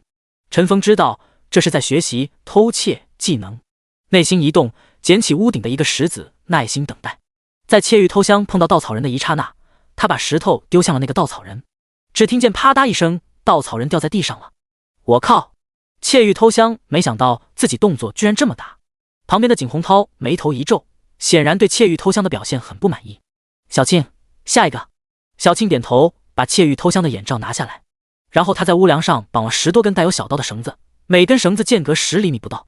小庆把各根绳子错开拉高，放手，所有的小刀在空中来回飘荡，错落不一，在窃玉偷香面前形成了一个简易刀阵。景洪涛说，窃玉偷香1分钟之内通过这个刀阵，不被小刀所伤就算过关。窃玉偷香点头，深吸一口气，从刀阵的一头出发，走进刀阵。以他的天赋和敏捷，躲过这些刀阵问题不大。他集中注意，心里默默祷告着，不能再犯刚才一样的错误了。随着他小心翼翼地往前挪动，很快就走过了3只匕首的区域。来回晃荡的刀一共有12把，再过9把刀就成功了。陈峰在屋顶上拿起一颗石头，故技重施，将它扔了下去。啪嗒，石头刚好撞到第4只匕首的刀尖上，那只匕首立刻改变了反方向，对着窃玉偷香的头上就扎了过去。噗呲，负392。啊！又一次中途失败。我日！窃玉偷香恼怒万分。这时他似乎察觉到上面的异样，猛然抬起头，看到的却是屋顶破旧的瓦石。这破楼掉下几块碎石倒也正常。操，真他妈点背！窃玉偷香顿感无奈。这时景洪涛对他说，好，测试到此为止，我现在传授你偷窃技能，以你的资质可以略有小成。在外面的陈峰听到这个结果很是高兴。偷窃技能晋升可不容易，窃玉偷香想成为前世那样的天下大盗恐怕没那么容易了。秘境里他偷自己一个宝箱，现在自己毁坏他一次技能任务，一报还一报。自己应该是赚了。此时的陈峰心情大好，本想现在蹲守杀他几次，现在也没那么迫切了。陈峰小心翼翼地离开了这间破屋，回到传送阵，准备传送到马市，正式开展藏宝图任务。这时好友来了个消息，陈峰点开一看，是嫣然。风尘，你有空吗？陈峰回道，怎么了？会长心情不好，我们和他说话他都无精打采的，我们都觉得来陪陪他比较好。发生什么事了？不知道，嫣姐刚才上线后就闷闷不乐的，我们问他也不说。哦，我试试吧。陈峰关上消息，仔细搜索上世和柳如烟相关的记忆，怎奈他和柳如烟正式打交道是在开服1、2年后，现在的柳如烟遇到什么事他也不清楚，他能想到的就是那个东皇钟了。难道柳如烟家人不支持他买？不应该啊，东皇钟现在拍卖最多也就1个亿左右的资金，对柳氏来说不是轻而易举的吗？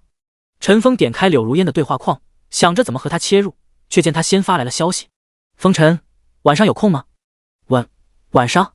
陈峰一愣，不过他还是回了过去。有。你住哪？陈峰心里一突，这就问自己住处了。他难道想……陈峰脸上突然感觉红彤彤的。我住新建新村12号楼601。好，你电话多少？我过去找你。139xxxxxxxx。随后柳如烟便下线了。陈峰一愣，想到自己租住破屋的环境，连忙也下线了。下线后的陈峰没有任何耽误，飞快地收拾屋内环境，捡起散落的方便面桶，收拾乱放的鞋袜，打扫地面卫生。10几分钟的功夫，房间竟然焕然一新。什么味道？他鼻子用力一吸，空气中散发的泡面味、脚臭味、汗臭味一股脑进入鼻孔之中。哦，这气味真是上头。陈峰第一次发现自己房间味道这么重，连忙把窗户和门打开，透透气。但哪里会散得那么快？香水，对，喷点香水。陈峰翻箱倒柜，只是他这个模样怎么也不像会买香水的人。这时，他在桌子底下发现一瓶灭蚊水，拿起来对着空气喷了喷。味道还算不错。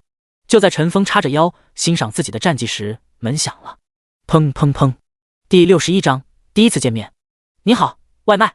站在陈峰面前的是饱了吗外卖员。那外卖员看了眼订单名字，问陈峰：请问是张灿吗？陈峰敲了敲隔壁房间的门，说：你外卖来了。来了。里面一个声音响起。随后，一个200多斤的胖子光着膀子，穿着拖鞋来到大门口。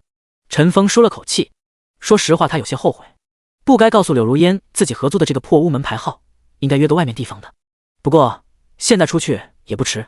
陈峰想到这，走进了房间去拿自己的钥匙和手机。当他出来的时候，看见张灿那个肥硕的身形还堵在门口，门外似乎还站着一个人。你是风尘？门外响起一个甜美的声音，不可置信地说着。张灿流着哈喇子看着门外的那个女人，下意识地点点头。那个女子沉默许久。那个，你先把衣服穿好吧。哦。张灿连忙转身跑回自己的房间。这时陈峰才看清门外的女人模样。她一头长发，丹凤朱唇，肤白貌美，下半身穿着一条裙子，露出修长的小腿。两人对视之后，都从对方眼睛里看出异样的光芒。风尘，柳如烟。两人齐声道。噗呲。哈哈。两人不禁笑了起来。刚才吓我一跳，我还以为你……柳如烟比划了一下粗壮的腰围，指了指刚进去的张灿的房间。呀！张灿的门咔嚓一声被打开，吓了柳如烟一跳。陈峰连忙冲出去，把外门重重的关上，一把拉着柳如烟的手，带着她从楼梯跑了下去。哈哈！两人边下楼边笑。到了楼下，柳如烟拍着胸口：吓死我了。陈峰说：如果我真长那副模样，你还会和我一起出来不？柳如烟略作思考：我会多叫几个工会的妹子来，让他们应付你。陈峰笑了笑：那我这长相可够资格和柳千金吃饭哟。柳如烟瞥了他一眼，勉勉强强，比一般人强点。此时两人发现彼此手还握在一起，连忙把手分开，头也撇向了另一边，场面略显尴尬。沉默了一会儿，陈峰想到了他来意，问：那啥，找我有什么事吗？柳如烟笑容瞬间冷了下来，他叹了口气：找个地方坐坐吧，咱们边吃边聊。陈峰点点头。半个小时后，一家高级西餐厅内，陈峰优雅地喝了一口番茄浓汤，然后淡定地切了块西冷牛排，所有动作都显得熟练从容。柳如烟饶有兴致地看着陈峰，仿佛捉摸不透眼前的男人。陈峰送了一块牛排到嘴边，说：你怎么不吃啊？看我太帅，秀色可餐是吗？噗呲。柳如烟忍不住笑了。我只是奇怪，你明明合租在那么破旧的老房子里，为何对西餐又这么熟悉？你这刀叉的用法，没有3-5年是练不出来的。陈峰嬉笑道：我天生聪慧，看一遍就会了。柳如烟莞尔，他当然不信这种鬼话。陈峰知道他不信，但也不便解释，总不能说自己重生回来的吧。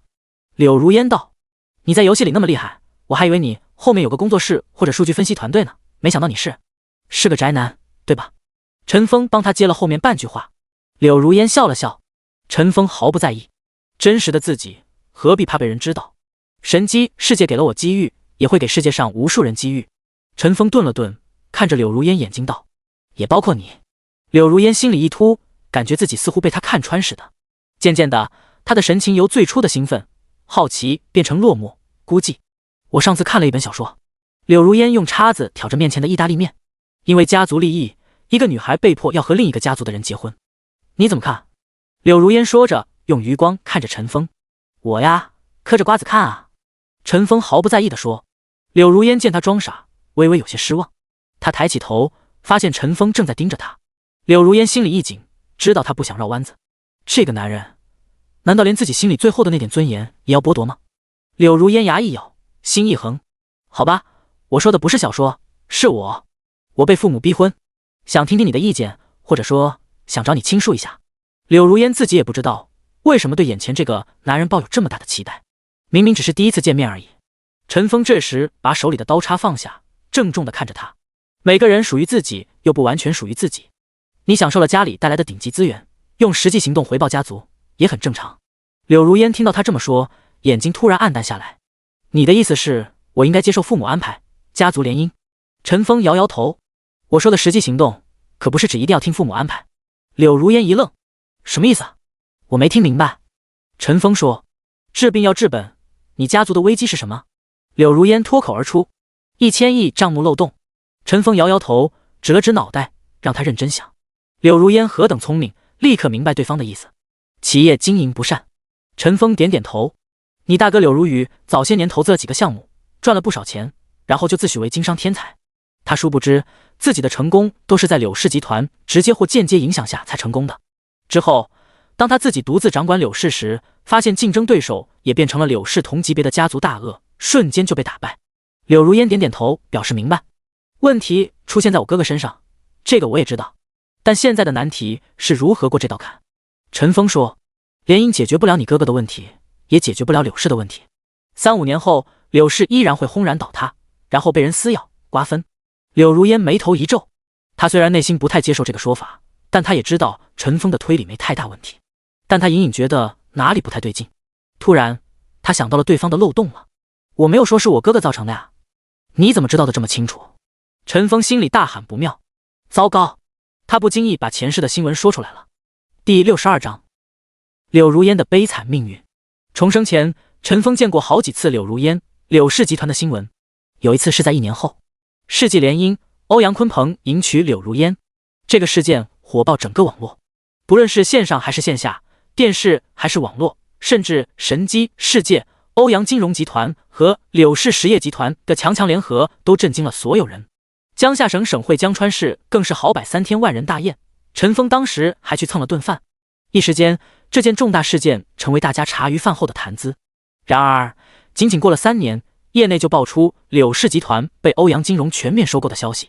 原来，所谓2家联姻只不过是欧阳家的把戏罢了，目的就是把自己的资金渗透到柳氏集团之中，最终掌控整个柳氏。但是，你还是没说我们有什么办法摆脱困境啊？柳如烟没深究陈峰话里的漏洞，毕竟集团的事，这才是压在他心头的石头。陈峰，1000亿，银行肯定可以解决的。柳如烟，问题是所有银行都拒绝贷款给我们，这肯定有人在背后捣鬼。陈峰，如果有神机的发行方给你们站台呢？柳如烟一愣，怎么扯到神机了？他仔细思考，最终还是摇了摇头。神机发行方与我们柳家没有来往，这个方案行不通。陈峰微微一笑，道：“或许哪一天会认识的。”陈峰说完，便不再多言。柳如烟见他神神叨叨的，不知道卖了什么关子。不过，虽然没有得到确切的答案，但他心里舒服不少。之后，两人没再谈柳家的事情，而是聊起游戏的趣事。当提到窃玉偷香偷窃宝箱的时候，柳如烟很惊讶，原来还有第3个藏宝箱啊！我以为就2个呢。陈峰，虽然我第一时间把他杀了，但只在地上找到一个空宝箱，当时觉得太没面子，就没好意思提。柳如烟，有没有可能那个宝箱本来就是空的呢？陈峰沉思一会，开出空宝箱的可能性不是没有，但这个口气我哪里咽得下？柳如烟，后来呢？你有找他报仇吗？后来在月牙城的时候。于是陈峰把刚才破坏窃玉偷香的技能任务的场景描述了一遍。柳如烟忍不住咯咯地笑了起来，你可太坏了，那个叫窃玉偷香的可不要恨你恨得牙痒痒。陈峰，他不一定知道是我呢，我的攻击没有落到他身上，系统显示不出来的。柳如烟，总的来说还是他更亏，装备再好总有淘汰的时候，但他这种技能等级可不是那么容易提升的。陈峰点头，未来的窃玉偷香能成为全民公敌，就是因为他的2个技能，高级隐身以及高级偷窃。前期偷宝箱，中期偷 BOSS 身上的物品，后期偷玩家，恶心至极。陈峰也着过他的道，被他用神级飞龙探抓手在身上偷走了暗金装备，更有点背的玩家被他偷走传说级装备，气得那人花钱请全服第1人乘风破浪去追杀他，持续了1个月才罢休。这一次陈峰废了他偷窃技能，相信在未来1、2年他应该不会出来兴风作浪了。两人边吃边聊，柳如烟的心情也渐渐地放开了。到了晚上9点，两人从餐厅出来。不久后，陈峰坐着柳如烟的跑车来到新建新村小区门口。陈峰下了车，刚要进去，却被柳如烟喊住了。风尘，陈峰回过头，恰好对上了柳如烟那明媚的眼眸。只见柳如烟轻咬朱唇，说了句谢谢你。陈峰潇洒地向他摆摆手，走进小区。看着陈峰的背影，柳如烟喃喃道：谢谢你，给了我抵抗的勇气和方向。陈峰哼着小曲，爬了6楼，来到601门外。刚一打开门的时候就吓一跳，只见自己租住的那个房间门口被一个庞然大物堵着。陈峰连忙打开走道的灯，发现门口坐的是一个大胖子，正是隔壁的张灿。张灿见陈峰回来，连忙从地上爬了起来，那迅敏的速度让陈峰怀疑他是体操队出来的。张灿一把抓着陈峰的胳膊，摇晃着：“我的女神呢？陈峰，你把我的女神带去哪里了？”看着他那滑稽的模样，陈峰不免觉得好笑。“你认识她吗？”张灿一愣，磕磕巴巴道：“她是我的初恋，她是我的女神。”陈峰把他的手掰开，放在他自己胸口上。“那你晚上祈祷一下，说不定你的女神就来找你了。让一让，我要进去了。”陈峰说完，费劲地把张灿推开，打开自己的房门，进去了。反锁之后，陈峰舒了一口气，这破房子是没法待了。想到银行里还有1600万，陈峰决定尽快买套房子，离那个死胖子远一点。登录游戏后，陈峰出现在月牙城。想到柳如烟的困境，他翻到背包里的东皇钟，盘丝着。原本柳如烟是要拿下这个东皇钟的，但现在柳家遇到这么大的资金漏洞，很显然不适合再拿出资金买下它。送给他，或者之后再收钱。陈峰当然舍得，但是意义不大。他此时心里已有计划，要利用东皇钟搞一个大动作。打开好友列表，给杰克马发去消息：“在哪？”杰克马秒回：“新月镇交易区，原地等我，马上到。”“好的，老板。”随后陈峰传送回新月镇。密密麻麻的地摊中，杰克马的摊位尤为显眼。他花了不少价钱做摊位装修，颜色、装潢都比普通的卖家更豪华。见到陈峰到来，杰克马立马把摊子收起来：“老板，你寄售的东西都差不多卖了，只有一件紫装没卖出了。”陈峰点点头：“老板，这是这次的交易数据，共有1100金币，给您880金。”陈峰这次没收他的钱，说：“账我记下了，钱你自己留着，我再给你转100万华夏币宣传费，帮我拍卖一件东西。”杰克马吓一跳：“什么东西？宣传费就要100万？东皇钟？卧槽，真有这玩意啊！”杰克马下巴都快掉下来了。第63章拍卖东皇钟。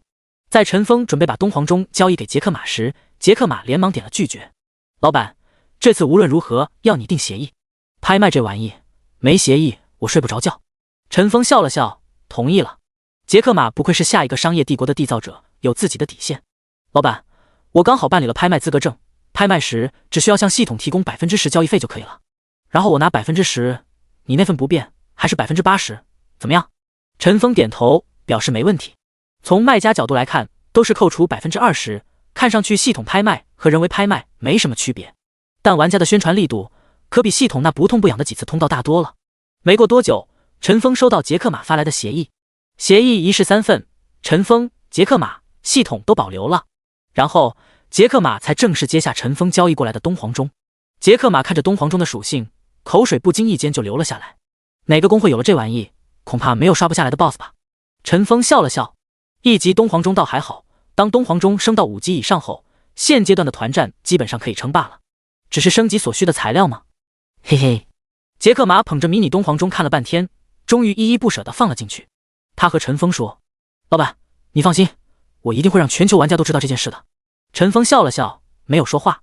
杰克马以为他不信，连忙解释：“我有个大学同学，他爸可是华晨生物科技的老板，他想和我一起成立一家公司，打算专门在神机里做商贸呢。”“什么？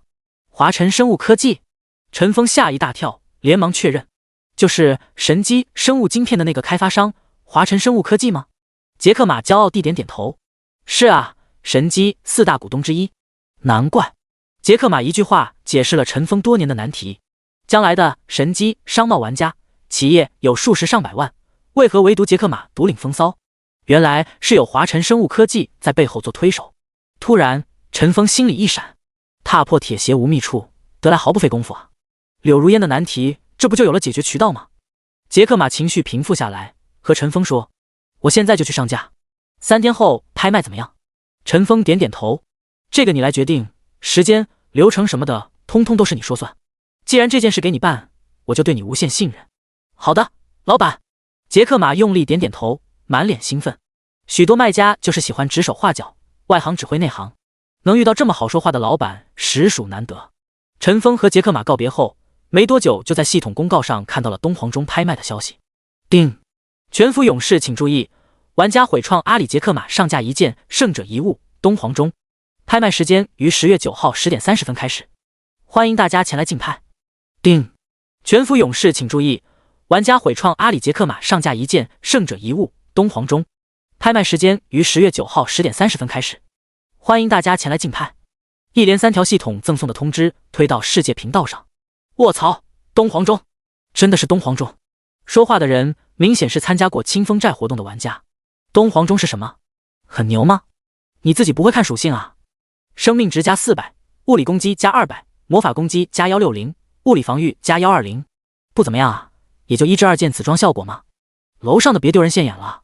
东皇钟可以升级，这才是1级，升到10级起码翻10倍，那可堪比2、3件黄金装备了。对啊，东皇钟还可以多次叠加，当时在清风寨可是叠加了3次。SB 玩意，什么都不懂就敢贬低东皇钟，小学生！各位大大，我错了，别喷了。与此同时，杰克马在世界频道置顶了该消息。置顶在世界频道聊天框最上方置顶，每次持续3秒，每次消耗5金币。杰克马选择10分钟置顶一次，1小时30金币。此后，其他国家服务器的玩家也陆陆续续看到了这条消息。东洋樱花国秋菊工会的会长秋菊半藏看到这条消息之后兴奋不已。八嘎！华夏那群废物只会浪费好东西，这个东皇钟必定属于我大倭民族。半岛国泡菜部落工会会长泡菜金钟说：西巴，东皇钟，一看这名字就是我们半岛国流传过去的。华夏那些无耻之徒又偷窃我们圣物。漂亮国奥迪尔工会会长奥迪尔皮耶罗说：法克，如此神圣之物怎么能让那些弱小的华夏人拿到？这是主赐予我们的一件下品的胜者遗物，引起全世界顶级工会的注意，这是陈峰始料未及的。看了看时间，快到晚上11点了。陈峰退出游戏，下线休息了。他前世因为长时间在游戏里，导致身体健康状况大幅下降，而后还出现了严重的胃病。这一次，陈峰不想把自己逼得那么紧，该休息还是得休息。第二天醒来，陈峰吃过早餐，重新上线。这一次，他的目标是闯王宝藏，没有任何停留，连续几个传送，陈峰来到月牙城西北面的小镇黄沙镇。陈峰从西门出来，沿着西北的路一直前行。当路上遇到的玩家越来越少时，陈峰把 ID 换回了风尘。闯王宝藏位于月牙城和楼兰新城之间的一个沙漠中央，路上怪物等级挺高，在20至40级之间，好在怪物密度不大，小心行走的话可以避免和那些高级怪物正面相遇。出了黄沙镇区域，风突然大了起来。陈峰眯着眼睛看着就前面漫天的飞沙，皱起了眉头。运气真不好，遇到沙尘暴了。沙尘暴持续时间可长可短，短的1、2小时，多的1、2天。由于没有占卜技能，无法确定沙尘暴的持续时间。陈峰心里盘算着，要不要回去，等大风过去再来，反正也不太着急，晚一天就晚一天吧。正在陈峰准备回头的时候，看见风沙里卷出一样东西。陈峰一看，发现居然是一个人，确切来说是一具玩家尸体。第64章神棍触击。风沙减屑，减移速很常见，但把人吹到天上活活摔死的情况却不多见。陈峰原本有一丝顶风闯沙漠的想法，被这大风瞬间吹没了。陈峰摇了摇头，回过身准备打道回府，却遇见一个身穿道士服的玩家顶风走了过来。那人戴着一副眼镜，左手掐印，右手拿着一个罗盘。他全神贯注盯着罗盘，路也不看，只在嘴里念念有词：快了，快了，左边，左边，哎，右边，右边。眼见陈峰要和他撞到，陈峰连忙侧身让开他，哪知那人也刚好转向，两人撞个满怀。你怎么回事？陈峰恼怒道。这一瞬间，他甚至起了杀心。那个人名叫触击，见对面已经搭起弓箭，连忙致歉：无量天尊，对不起，我刚才在占卜，没注意。触击边说边抬头看陈峰。当他看到风尘2个红彤彤的名字时，啊的一声，吓得罗盘都要掉了下来。你就是那个风尘？陈峰拉起的弓并未放下，而是邪魅一笑：当然是我。你占卜的是什么？罪大恶极之人吗？触击见状，立马挥动双手。陈峰以为他要施法，不等他说话，直接一松手，负26931，3倍暴击，秒杀。陈峰松了口气，幸亏没让他出手，鬼知道他有什么稀奇古怪的技能出来。陈峰瞄了眼触击的尸体，他还没有释放灵魂，尸体还在原地。正在陈峰转身往黄沙镇的方向走去的时候，却见触击的尸体上飘出一行字：风尘大神，我是特意来找你的，没有恶意。陈峰停下了脚步，触击见陈峰停了下来，连忙打了一行字：求你别走，你听我解释，稍等。随后，触击尸体上飘起一张黄色符纸，呼，那黄符突然点燃，燃起绿色火焰，那火焰逐渐下沉，钻入触击尸体的鼻中。下一刻，触击尸体身上的血条再次出现，只是血量只有1点。触击随即站起身，连忙掏出另一个符纸，手一挥，那符纸便在空中点燃。随着符纸燃烧殆尽，触击的血量竟然回升了1大半。啪啪啪！陈峰在一旁鼓起掌来，不错不错，倒是果然配得上隐藏职业，比牧师技能还有用。触击见陈峰没有再次射他，连忙舒了口气。陈峰见他状态恢复的差不多了，开口问道：说吧，找我什么事？你怎么知道我在这？触击扶了扶头上的道帽，无量天尊，其实我并不知道你在这。陈峰一皱眉，喝道：别废话！触击吓一跳，连忙简要概述：我做任务获得一张神机符，可以找到一个神秘任务，然后我就带着罗盘过来了，结果我发现神机符只是就在你身上。触击顿了顿，观察陈峰的表情，发现并没有异样，便大胆问了一句：那个风尘大神，你这里来是不是有什么隐藏任务要做呀？陈峰心里一突，系统太精了，知道自己带着藏宝图，特意把玩家指示过来了。陈峰略微沉思，便说：是又如何？我还需要你的帮助吗？触击挺起腰，清了清喉咙：无量天尊，我猜你要经过这道沙漠，对否？陈峰白了他一眼：这还要占卜吗？只要眼睛不瞎都看得出吧。触击被起手往前踱了几步，一副得道高人的模样。无量天尊，你可知前面这道风沙需要几天才会停下吗？陈峰皱起眉：少则1-2小时，多则1-2天。触击夸张地摇了摇头：无量天尊，经过我的占卜，这起沙尘暴还要7天0.5个小时才会停。陈峰一愣，他完全没想过需要这么久，心里有些焦急。据他上世的回忆，闯王宝图会在3天后被彻底发掘，自己1个礼拜后再去，黄花菜都凉了。触击此时背着手还在叨叨：无量天尊，你可知如此强烈的沙尘暴，常人可是无法通过的呀。陈峰见他那个欠抽的模样，一个箭步冲上前，一脚踹在他的屁股上。哎呦！触击捂着屁股蹦跶着。陈峰瞪着他：有话直说，再废话，我一箭送你去安全区。我看是你的回魂符多，还是我的箭多？无量！触击刚一开口，就看见陈峰拿起了弓箭，连忙说：我有颗定风珠，可以带队友无伤穿过沙尘暴。陈峰嘴角一笑，道：恭喜你，回答正确。说完，他把弓放下了。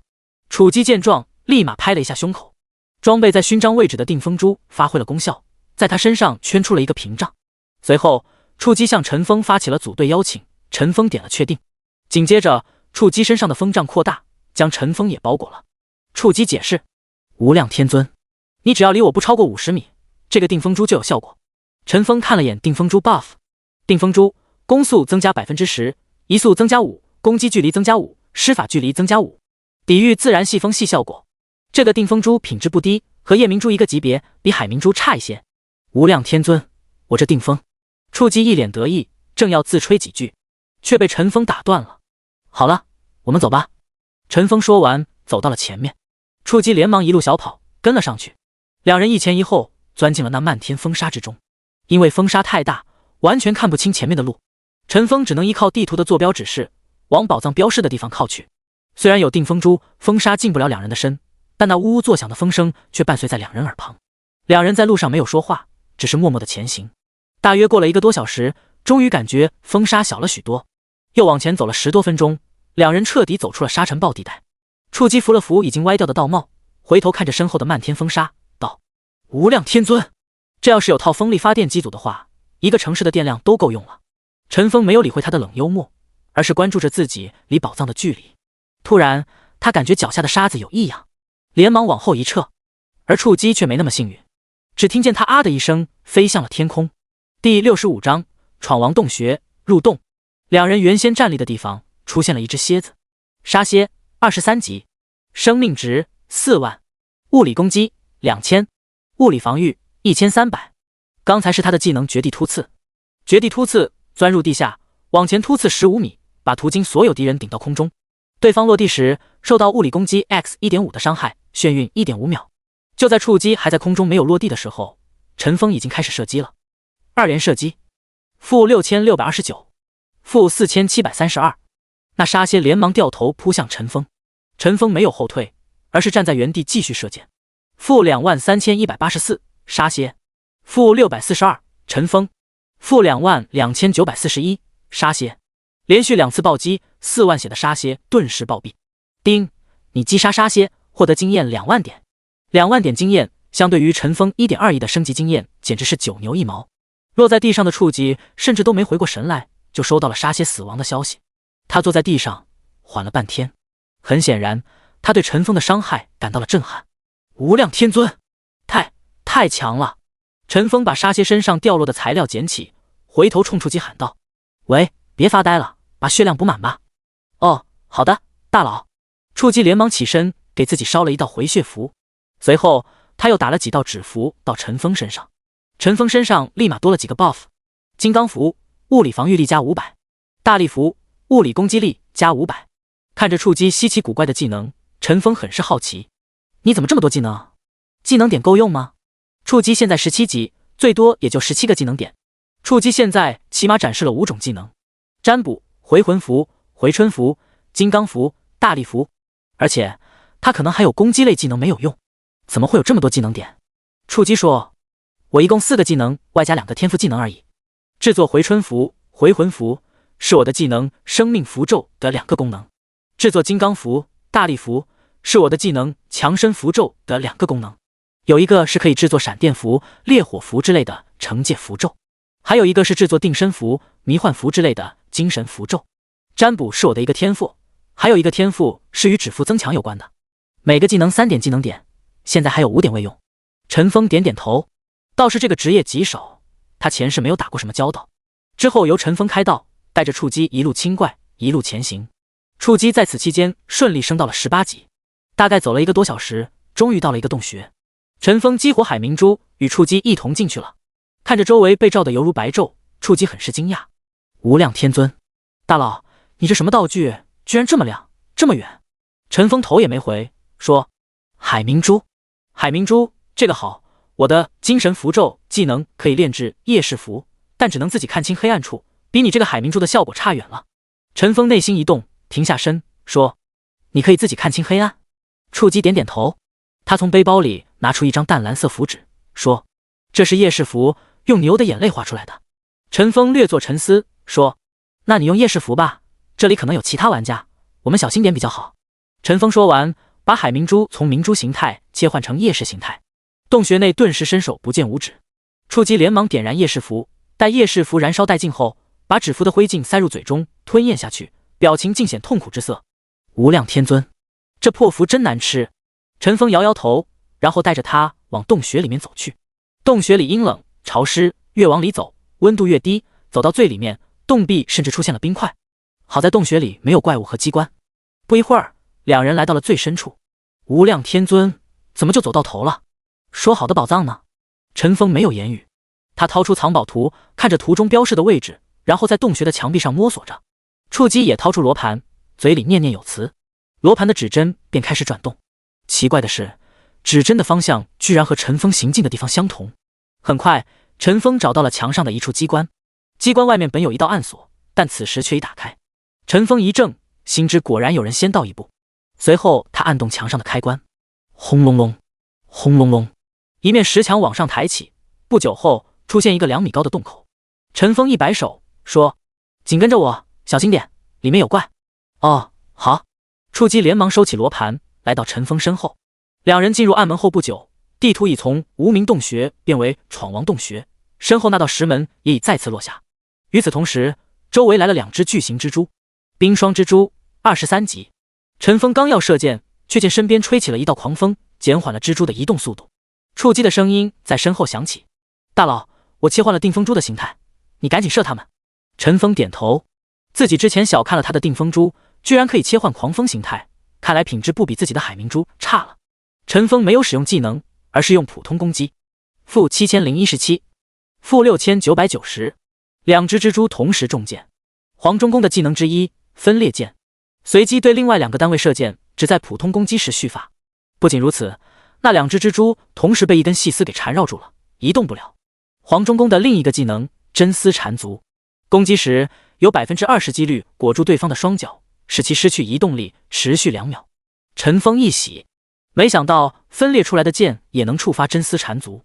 之前在守护清风寨的时没有注意到，主要是玩家都是被秒杀，看来是分裂剑不分主次了。那2只蜘蛛动弹不得，急得滋滋直叫。突然，他们嘴里吐出一根细丝，朝陈峰飞来。可能是周围太冷，那细丝在空中飞行的时候，被周围的空气冻结成冰丝。噗呲，陈峰头上冒出一个伤害，负892减速，负924减速。陈峰射箭速度从 0.8 秒变成1秒，伤害不高，无伤大雅。蜘蛛吐丝过后，便不再使用技能，用力挣脱着。陈峰则继续射击，终于赶在蜘蛛近身之前将它们射杀。2只蜘蛛死了之后，没有掉落装备，而是掉落了几件叫冰蚕丝的锻造物品，可以用来制作20级的防具弓弦。收拾完战场，2人继续往前行。闯王洞穴两边的小房间很多，不过都已空空如也，只有许多的冰霜蜘蛛、冰霜巨鼠在里面啃食着布袋。想来这里是用来存放粮食的地方。2人搜寻了3个小房间，除了射杀怪物掉落的材料，并没有发现什么特别的宝物。触击来到陈峰身后，轻轻地说：“大佬，会不会已经有人走在了前面啊？”陈峰点头。在他们走到第4个房间外的时候，发现里面灯火通明，里面还传来声音：“老大，这个房间里面有宝箱。”第66章闯王洞穴，偶遇欧阳鲲鹏。陈峰悄悄来到房门口，探头往里看，只见里面有20多个17、18级的玩家围着一只冰霜蜘蛛、一只冰霜巨鼠战斗。那些人走位非常小心，生怕把另一个角落的几只冰霜蜘蛛、冰霜巨鼠给惊扰到。房间最里面有3个宝箱，从位置来看，不把这些蜘蛛、老鼠清理掉是很难接触到那些箱子的。触击看着里面的情景，又看了看陈峰通红的名字，突然他掏出一个拂尘，满脸兴奋地对陈峰说：“大佬，咱们把他们灭了吧。”陈峰瞄了他一眼，像看白痴一样看着他，说：“你当我是杀人狂魔呀？”“啊，你不是吗？”触击不可思议地看着他。陈峰一时无语。其实他每次杀人都是出于无奈。第一次，废弃矿洞外，由于副本外被围的水泄不通，为了赵少杰双重通缉任务，被堵在外面的陈峰被迫只能大开杀戒。第2次，新月镇外，一堆人为了赏金追杀自己，被反杀。第3次，新手村外，又是一堆赏金猎人来骚扰，被反杀。至于清风寨，那实属阵营问题，没有好坏之分，天地良心。陈峰虽不认为自己是啥好人，但也不是一言不合就杀人夺宝的恶魔吧。然而当他把原因向触击讲完时，得到的却是他那充满不幸的眼神。在触击的眼中，陈峰说的话都是强词夺理。刚见面时他还一言不合射杀自己呢，要不是自己有回魂符，已经死回安全区了。陈峰看着他的表情，知道怎么解释都没用，只能叹了口气，离开了这个房间门口。触击看了看里面杀怪的众人，又看了看陈峰，连忙跟了上去。大佬，里面的3个宝箱不要了。陈峰说：“3个普通宝箱而已，咱们不至于杀人越货。”触击问：“那如果是高级宝箱呢？”陈峰给了他一个眼神，自己体会。触击立刻领悟：无量天尊，大佬就是大佬，俗物入不了法眼。陈峰摇头，也不尽然。自己的目标是闯王宝藏，把这些人杀了，可能会带来更多的敌人。要是那些人是黄沙镇的还好，死了之后回到安全区，届时就会被沙尘暴堵住过不来。如果是附近城镇的，等他们再赶过来，可能就不是眼前这几个人了。只是有些时候往往事与愿违。就在2人准备往前清理蜘蛛和巨鼠的时候，之前那个房间里的人退了出来。不远处陈峰的杀怪声一下就惊动了他们。前面是什么人？一人大声呵斥道。在他们看来，前方黑洞洞的，什么都看不清。突然一支明亮的火箭射到洞顶，将陈峰、触击给照了出来。这是弓箭手的技能，照明箭，照亮周围25米的范围，持续3分钟。老大，这里有2个人，我们的宝箱肯定是他偷的，真的有不要命的，敢惹老子！紧接着一个手持大刀的玩家冲了出来。是谁？敢在太岁头上动土？陈峰看到对方 ID， 微微一愣，居然是他。那个手持大刀的人叫山海鲲鹏，是山海盟工会的会长，也是现实中柳如烟的未婚夫欧阳鲲鹏。世界真小啊！欧阳鲲鹏并非月牙城的，而是来自楼兰新城的天雪山镇，就在这里不远。而欧阳鲲鹏看到陈峰 ID 后，那个嚣张气焰突然熄灭，脸上神情变得古怪，显然有些不知所措。他身边的小弟还在叫嚣：“老大，肯定就是这2人，就是他们把咱们宝箱偷走了！老大，杀了他们！”触击一手拿着拂尘，另一只手伸向口袋，准备迎接下面的战斗。欧阳鲲鹏看着面前的陈峰，心里的念头转了好几圈。突然，他回过身，一巴掌扇向旁边叫得最大声的小弟，说：“闭嘴，没有礼貌。”然后他回过身，脸上堆满了笑容，道：“风尘大神，久仰久仰，今天怎么有空来我们楼兰城的地界溜达呀？”虽然客气，言下之意却是说陈峰闯了他们地盘了。陈峰说：“哦，闲来无事，到处溜达。游戏吗？哪分什么月牙城、楼兰城，你有空也去月牙城那边逛逛。打怪升级，没人拦你们的。”欧阳鲲鹏说：“哦，那也是，只是这闯王洞穴也没什么特别，怪物又少，还不掉装备。要不我给你介绍一个地方，那里有极品装备、高级技能书，你去那里可比这破洞收获大多了。”哈哈，谢谢你的好意。陈峰笑了笑，说：“我到这里就是溜达溜达，玩腻了就回去了。”欧阳鲲鹏脸上阴狠之色一闪而过，咬着牙说：“那不打扰你闲逛了。”陈峰也一拱手，说：“大家各忙各的，再会。”随后，陈峰带着触击往洞穴深处走去。看着陈峰离去的背影，欧阳鲲鹏的小弟凑了过来，说：“老大，就这么让他走了？怎么不干了他？”欧阳鲲鹏说：“我们刚才的站位太紧凑，他有一招 AOE 伤害极高，使出来的话，恐怕我们要被团灭。”小喽啰问：“那他把咱们的宝箱抢走了怎么办？”欧阳鲲鹏阴冷地笑了一声，然后狠厉地说：“嘿嘿，这个游戏可不能光靠蛮力的，要用脑子，我自有安排。”阿月追踪上了吗？旁边出来一个大胖子，说：“会长放心，他跑不了的。”很好。触击跟在陈峰身后，时不时地转身看向后面。走了100多米，见那些人身上的火光始终停留在原地，这才放下心来。“大佬，你刚才怎么不秒了他们啊？以你的攻击力，不是轻轻松松吗？”陈峰没有回答他。闯王洞穴太矮，他的万箭穿心技能图标是暗的，无法使用。此时他心里想的是另一件事，那些人的宝箱被偷了，谁会偷他们宝箱呢？陈峰往四周看了看，没有发现那人身影。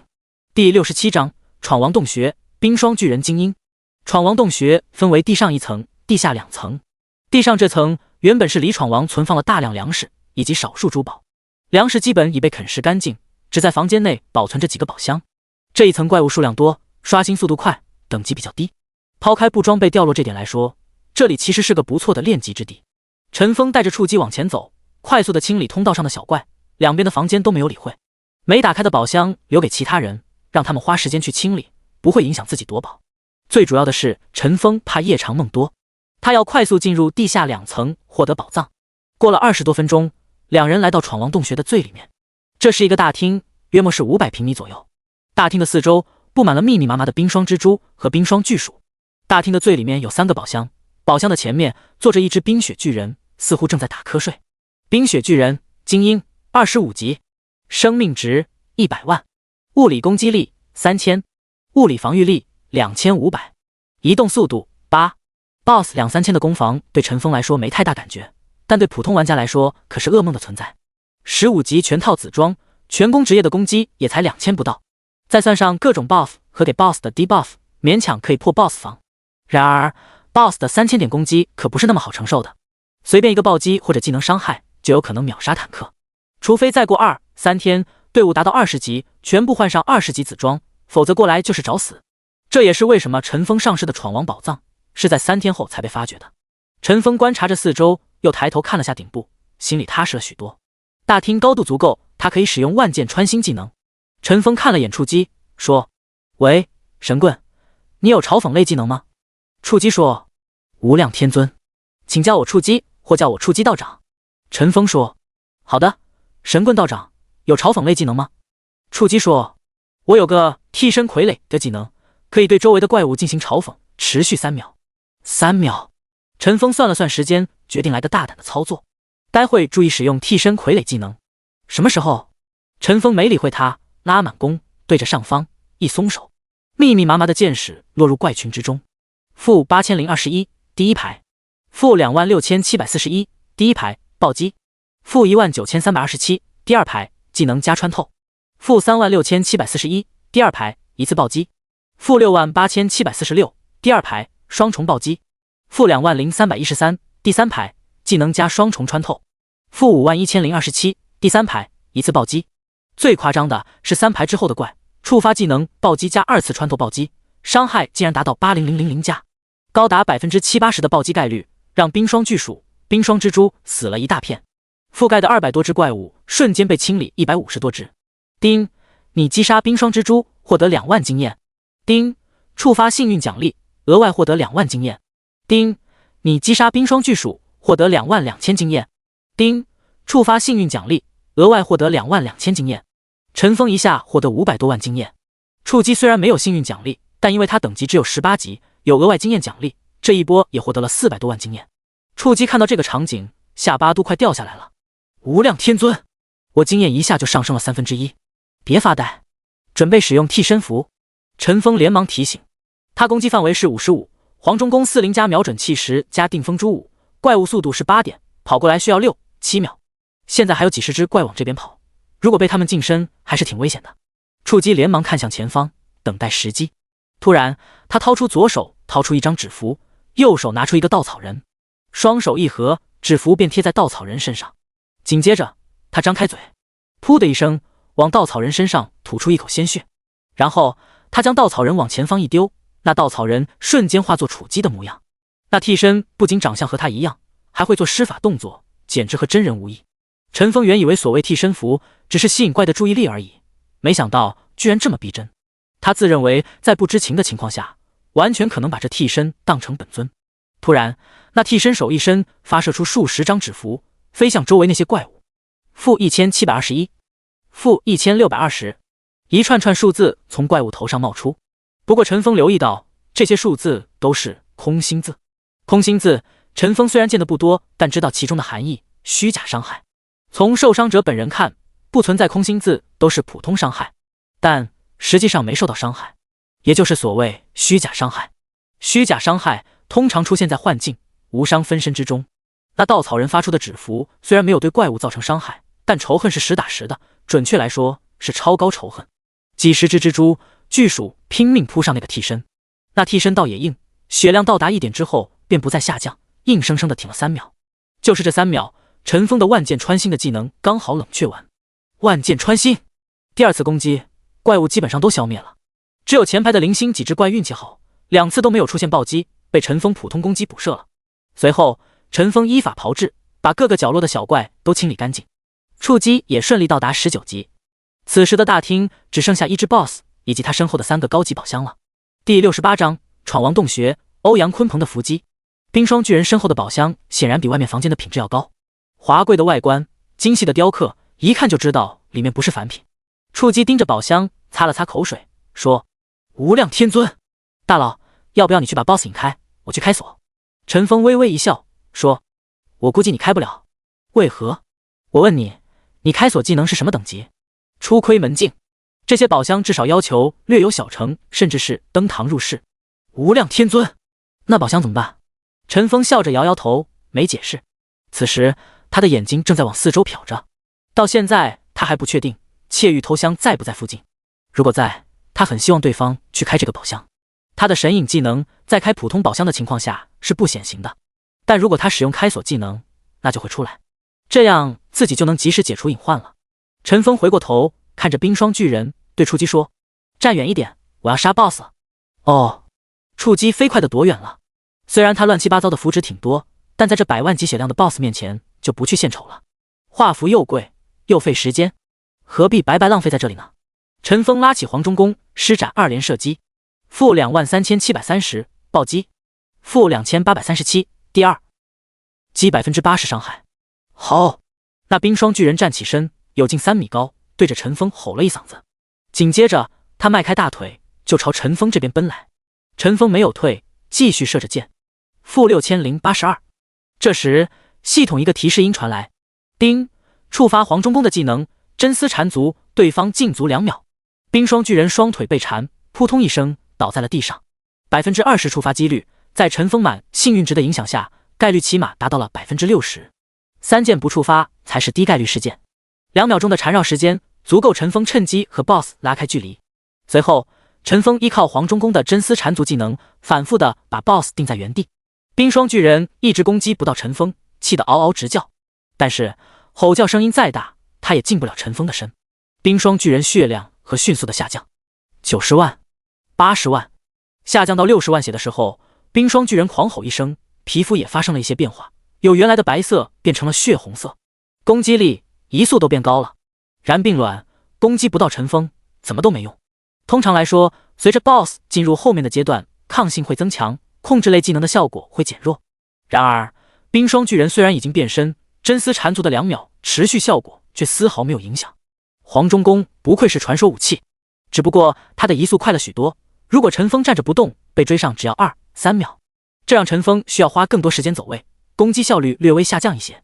负6148，负23658，真丝缠足，平均1秒1-2万的伤害。冰霜巨人的血量还在下降的非常快，很快 BOSS 生命值来到10万。这时冰霜巨人突然狂暴起来，全身红色的毛发炸裂开，然后他双手猛捶地面，大厅上方突然大面积落下冰球，陈锋一不小心就中招了。负6321，击晕，全被雪球砸晕。冰霜巨人见状兴奋地嚎叫着，然后他四肢踩地，后脚蹭了几下地面，头一低，犹如一头犀牛一般撞向陈锋。好快！陈锋心里暗暗叫苦，那一速已经接近20了，近身只需2秒。陈锋刚刚清醒，就见冰霜巨人已经举起他水缸般大小的拳头轰向自己。不过他并不惊慌，只是淡定地抬着头看着 BOSS 的攻击。正当冰霜巨人要把拳头垂下在陈锋身上的时候，突然他一个转身去攻击身后的目标了。砰！负9362，冰霜巨人身后出现一个替身傀儡。看到这伤害，陈锋还是有些后怕的，幸亏没打到自己身上，否则凭仅剩的这7000多血量根本挺不住。趁着冰霜巨人攻击触击的替身之际，陈锋连忙往入口方向退去。3秒的时间足够他跑到30-40米外了。然而还没等他喘气，他的头顶突然出现一道闪电，轰隆！负1027。与此同时，一个火球也飞了过来，负1239。紧接着是一根冰箭，负732，减速。然后一串人影先后从外面进来，正是欧阳鲲鹏等人。哈哈，风尘，这下逃不掉了吧？大家散开，别被他的 AOE 射到。欧阳鲲鹏洋洋得意，队伍里有追踪技能，对陈锋的动向了如指掌。由于地图一片漆黑，他们原本是打算边清理边摸索，现在有陈锋前方带路，他们也不用花时间探索，直接跟在陈锋后面一路尾随到大厅外。等了许久，终于等到这个时机。现在 BOSS 血量已残，陈锋生命值也没多少，一切尽在自己计划中。欧阳鲲鹏看着陈锋头上鲜红的名字，又盯着他手上的黄忠弓，心里忍不住瘙痒。他身上上千的杀戮值，爆出那把传说武器，岂不是板上钉钉？2、3剑就会缠住 BOSS 2秒钟，还不怕 BOSS 抗性？有了这把传武，什么 BOSS 杀不了？哈哈，爽！正在欧阳鲲鹏歪歪之际，他发觉身后的队友都没吭声，连忙回头。原来队友还没来得及散开，就已经死了一大半。他抬头往前一看，己方的几个刺客正站在陈锋原先站立的地方发呆。人呢？欧阳鲲鹏觉得不可思议，风尘的反应这么快吗？呵呵，自然有这么快。回答他的是30米外陈锋的讥讽声。此时他手里拿着一颗药丸，往嘴里一塞，加2500，加2500，加2500，加2500， 0.5秒跳动一次回血，持续2秒。乌鸡白凤丸，2秒内回复1万生命值 ，CD 10秒。你看着陈锋瞬间满血，欧阳鲲鹏震惊的说不出话来。对方不是被 BOSS 逼的什么技能都交了吗？怎么还能瞬间出现在20米外？第69章闯王洞穴开宝箱。陈锋在对付冰霜巨人的时候，万箭穿心技能一直留着，为的就是这一刻。多年的游戏经验告诉他，越是脆弱的时候，敌人越会冒出来在背后偷袭。刚才自己被冰霜巨人的冰球砸晕时，第一时间就通知触击使用替身傀儡挡住 BOSS， 目的是为了节省范氏勋章的瞬移技能。所以在遇到偷袭之后，他第一时间就用出了万箭穿心，然后立刻瞬移到一边。可恶，就差一点！欧阳鲲鹏懊恼不已，刚才应该等刺客近身才发起攻击的。哈哈，幼稚！陈锋哈哈大笑，知道我为什么刚才不吃药吗？听到这话，欧阳鲲鹏顿觉心惊。你难道是故意的？陈锋道。不然呢？为了勾引你们出来，我甚至往门外靠近了几步。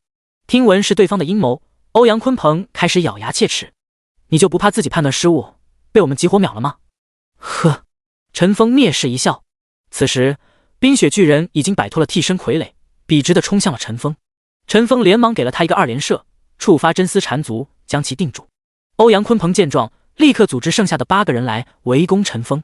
别以为你秒了我们10几个人就赢了，在我们8个人的骚扰下，我看你怎么杀 BOSS。 欧阳鲲鹏说完，命令其余人都散开。陈锋要是攻击他们，那 BOSS 就不能被控制；要是不理会自己，那他就是一块砧板上的肉而已。欧阳鲲鹏此刻脸上又一次浮现出笑容，心想：你有所防备又如何？但我的计划还是能够进行。于是他大声对队友喊道 ：“BOSS 放一边，优先击杀风尘。”爆了他身上的传说武器。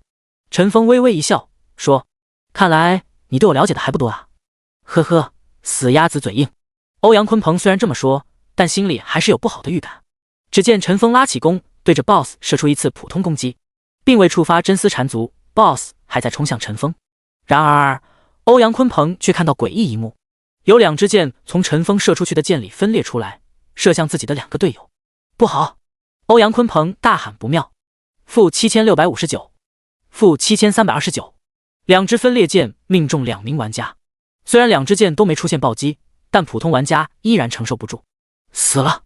陈锋一边走位，一边靠近山海盟的人。分裂箭简直就是 bug， 只要在陈锋视线范围、攻击范围内的人都会默认为分裂箭的攻击对象。每当陈锋进行位置调配，射出去的箭就有2个人倒下。1分钟不到，7个山海盟的人都被陈锋带走了，只剩欧阳鲲鹏一个人。此时的欧阳鲲鹏举着大刀，正从陈锋身后冲来。老子和你拼了！一招力劈华山，正中陈锋头部。-4271，陈锋没有动，强吃他这一招。他转过身，看着欧阳鲲鹏，戏谑地说：“不错，还是特殊职业，刀客。”欧阳鲲鹏没有片刻停顿，立刻来了一套2连击。-1984，-1264，陈锋血量下降了一半。陈锋举起弓箭，对准他的脑袋，嘴角微微上扬，道：“对了，听说闯王宝藏的宝藏里有一本秘籍，叫胡家刀法，可惜你拿不到了。”说完，陈锋一松手，一支箭直接命中欧阳鲲鹏的脑门。-24280，欧阳鲲鹏听到陈锋最后一句话，光话前眼睛里透露出懊恼不甘。天雪山镇安全区。操！风尘，老子与你不共戴天！一个犹如猛兽般的怒吼响起。此人自然是欧阳鲲鹏，他无意获得学到特殊职业刀客，师傅给了他一张藏宝图，说是里面有他想要的东西。此前他并不知道里面有什么东西，但刚才听那个风尘提醒，才知道宝藏是胡家刀法，胡一刀，胡匪的胡家刀法。闯王宝藏，胡家刀法，我早该想到了。此时此刻的欧阳鲲鹏别提有多恼怒了。会长，怎么办？一个刚才随同的队员过来询问。欧阳鲲鹏盯着闯王洞穴方向，咬牙切齿：“给我集结工会所有人，一起强闯闯王洞穴！敢到我的地盘夺宝，我要他有命进，没命回！”陈锋清理了山海盟的隐患之后，把冰霜巨人剩余的几万生命值也清理了。丁，恭喜你击杀冰霜巨人，获得经验100万。丁，触发幸运奖励，额外获得经验100万。陈锋看了下自己升级经验，23级8800万1.2亿。他摇了摇头，叹了口气，去捡 BOSS 掉的物品了。装备掉了3件，都是25级的，2件蓝色，1件紫色。无量天尊，大佬果然厉害，一个人就单挑了 BOSS， 还清理了20多个杂鱼。依我看啊，那些人就是弱智，居然敢来惹你，他们这是茅坑里找石头，找死！触机不知道从哪里冒出来，对着陈锋就是一通彩虹屁。陈锋没有理会，而是把 BOSS 包的材料展示给他。你看看有没有想要的材料？无量天尊，让我瞧瞧。触机翻看着材料，挑出了2样，说：“这块冰晶石不错，我可以炼制冰系符纸。这3份寒冰朱砂可以用来画符，应该会附加特殊效果。”剩下的东西都被陈锋丢进包裹里了。大佬，触机拍了拍陈锋的肩膀，指着远处的3个宝箱说：“宝箱怎么办？我开锁等级不够啊。”陈锋微微一笑，站起身，带着触机来到宝箱旁。他蹲下身，抚摸着宝箱，问触机：“这3个宝箱就是闯王宝藏了，中间那个箱子应该就是那本胡家刀法。”触机一怔：“这里就是闯王宝藏了？我以为还有更深的洞穴呢。”陈锋点点头，然后他从背包里掏出一个开锁工具，捅进旁边的一个宝箱的钥匙孔里，只花了1分钟时间便把宝箱打开。啪嗒，叮！你使用略有小成的开锁技巧打开了宝箱。两人往里面一看，发现里面都是各种金银珠宝。陈峰把手伸到里面，立马获得系统提示：丁，你得到大量珠宝，转化为金币1000斤。丁，触发幸运奖励，额外获得1000斤。陈峰把宝箱信息共享给触机，触机立刻口水直流。无量天尊，居然有1000斤，我到现在1斤都不到，倒是这个职业太费钱了。陈峰笑了笑，给他交易了500斤。触机连忙取消交易面板，他挥动双手，连连拒绝：我什么都没做，没资格拿这么多。陈峰依然交易给他，说：你应该拿的，刚才你不是用了替身傀儡吗？不是白拿。触机摸了摸后脑勺，有些不还意思。那我就不客气了。然后陈峰开了地另一边的宝箱，这次得到的是各种丹药：鹤顶红、大力丸、醒神丹，各种功能要20多粒。这一次触机只拿了2粒临时加精神、智力的丹药，方便下次画符的时候附加更强效果。最后两人把目光伸进了中间最大的那个宝箱。陈峰把工具捅进锁孔，这一次开锁时间久一些，花费了2分钟。丁，你使用登堂入室的开锁技巧打开了宝箱。陈峰缓缓把宝箱盖子打开，一道白色光芒从宝箱里射出。哇！触机惊叹着。然而在他们身后出现了一只手，伸进了宝箱里面。第70章闯王洞穴，地穴入口。眼见那只手就要伸进宝箱，一张符突然拍了上去。定身符。那只手硬生生停在离宝箱只有10厘米的位置，手指还在空中不停地挠着，显得十分不甘心。吃了一次亏的陈峰自然不会犯第2次错误，早就交代了触机见机行事。陈峰回过头看到的果然是熟悉的面孔，窃玉偷香。哟，我当是谁呢？原来是老冤家呀。陈峰说着，笑嘻嘻的一件件的把宝箱里的东西拿起来。这是一件黄金装备啊，不错不错。这里还有个卷轴，这是好像是刀客职业的转职卷轴呢。这是一本书，你猜猜看，这是不是胡家刀法呢？陈峰把宝箱里的东西拿出来，故意在窃玉偷香面前晃着。窃玉偷香眼睛瞪得老大，嘴唇微颤，显然对陈峰手里的东西非常渴望，眼睁睁看着东西放进陈峰口袋。他咬牙切齿道：风尘，这次算你运气好，下次我还会来找你的，你杀了我吧。看着窃玉偷香的神情，陈峰很满意，他嘿嘿地笑着说：死，你肯定是逃不过的，但是死之前需要你也感受下被人惦记的痛苦。窃玉偷香一怔，被人惦记。紧接着世界频道置顶了一条消息：风尘，窃玉偷香，你个王八蛋，抢我宝箱，偷走了我的胡家刀法，以后见你一次杀你一次。窃玉偷香看着陈峰发的世界消息，先是一愣，然后明白他的意图了。他恶狠狠地看着陈峰，正要说什么，脑门上却中了一箭，死了。世界频道本是一条很正常的声讨消息，只因为发布者是陈峰，立马引起了大家的讨论。哟，窃玉偷香是谁啊？竟然让我们世界第一恶人吃亏！苍天啊，大地啊，终于有人给我出了这一口恶气啊！胡家刀法是什么啊？怎么一股浓浓的武侠风？没见识，我就学了一套罗汉拳，有胡家刀法，不很正常吗？卧槽，那我岂不是有机会学葵花宝典了？杨伟，你敢练葵花宝典，以后就别理老娘。老婆，别啊，要不咱们一起练。天雪山镇，欧阳鲲鹏正在调配工会人员，突然看到陈峰发的世界消息，立马就被吸引了。胡家刀法，窃玉偷香，难怪先前打开的宝箱是空的，原来有个小偷。他转过头问身旁的一个胖子：阿月，你记性好，窃玉偷香这个人你见过没？阿月低下头，努力地回想着，似乎见到过，咱们去闯王洞穴的时候，安全区碰到过他。这时窃玉偷香从安全区复活，刚好和阿月四目相对。老大，窃玉偷香在这。什么？欧阳鲲鹏立马看向窃玉偷香。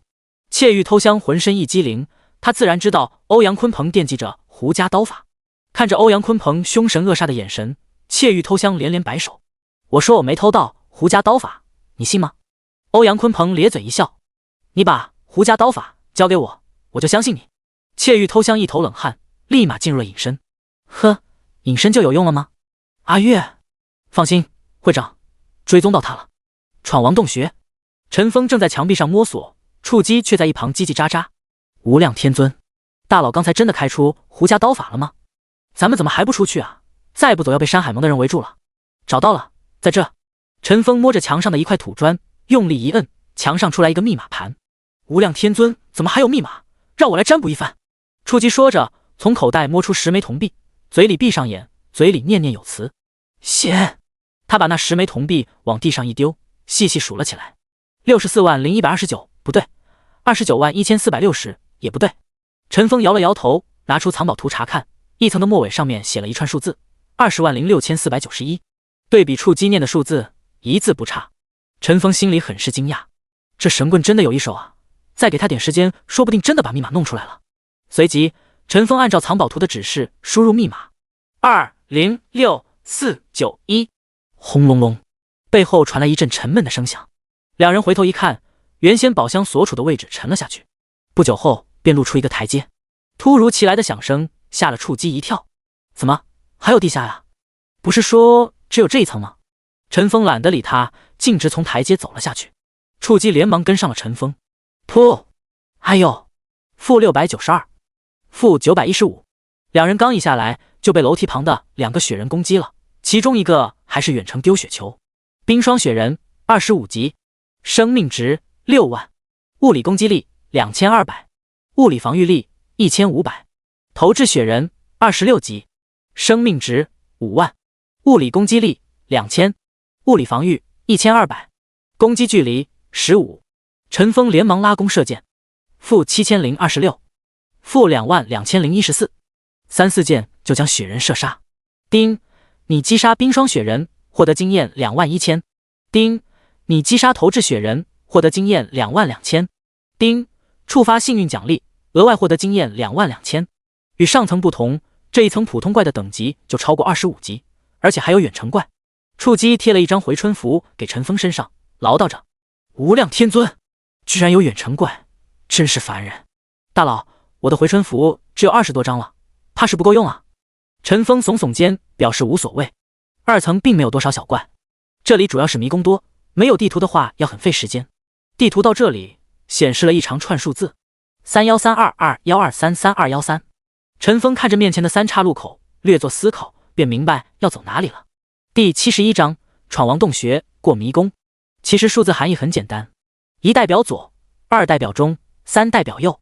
正在陈峰要进入迷宫的时候，突然想起刚才宝箱里的东西，他从背包掏出一本书，递给触机。哦，对了，有一样你的东西。触机接过来一看，又惊又喜。这是一本技能书，叫茅山阵法。茅山阵法可以对玩家场景布阵。学习要求70智力，50精神。职业要求道教。技能点消耗4。无量天尊，居然是茅山术！触机一脸的兴奋之情难以言表。他从一个无名 NPC 那转职成道士，那道士给了他一本秘籍外就没管他了。这一次居然从外面学习到技能，很是惊奇。兴奋之余，触机突然有些不好意思：“那个，你什么都没有呢，却先给了我一本书。”陈峰笑了笑说：“谁说我没有？你看这是什么？”陈峰说完，把新学的技能展示给他：移动射击，射击时可以保持80%移动速度。学习要求200敏捷。技能点消耗4。看着这个被动技能，触机震惊了。无量天尊，大佬岂不是无敌了？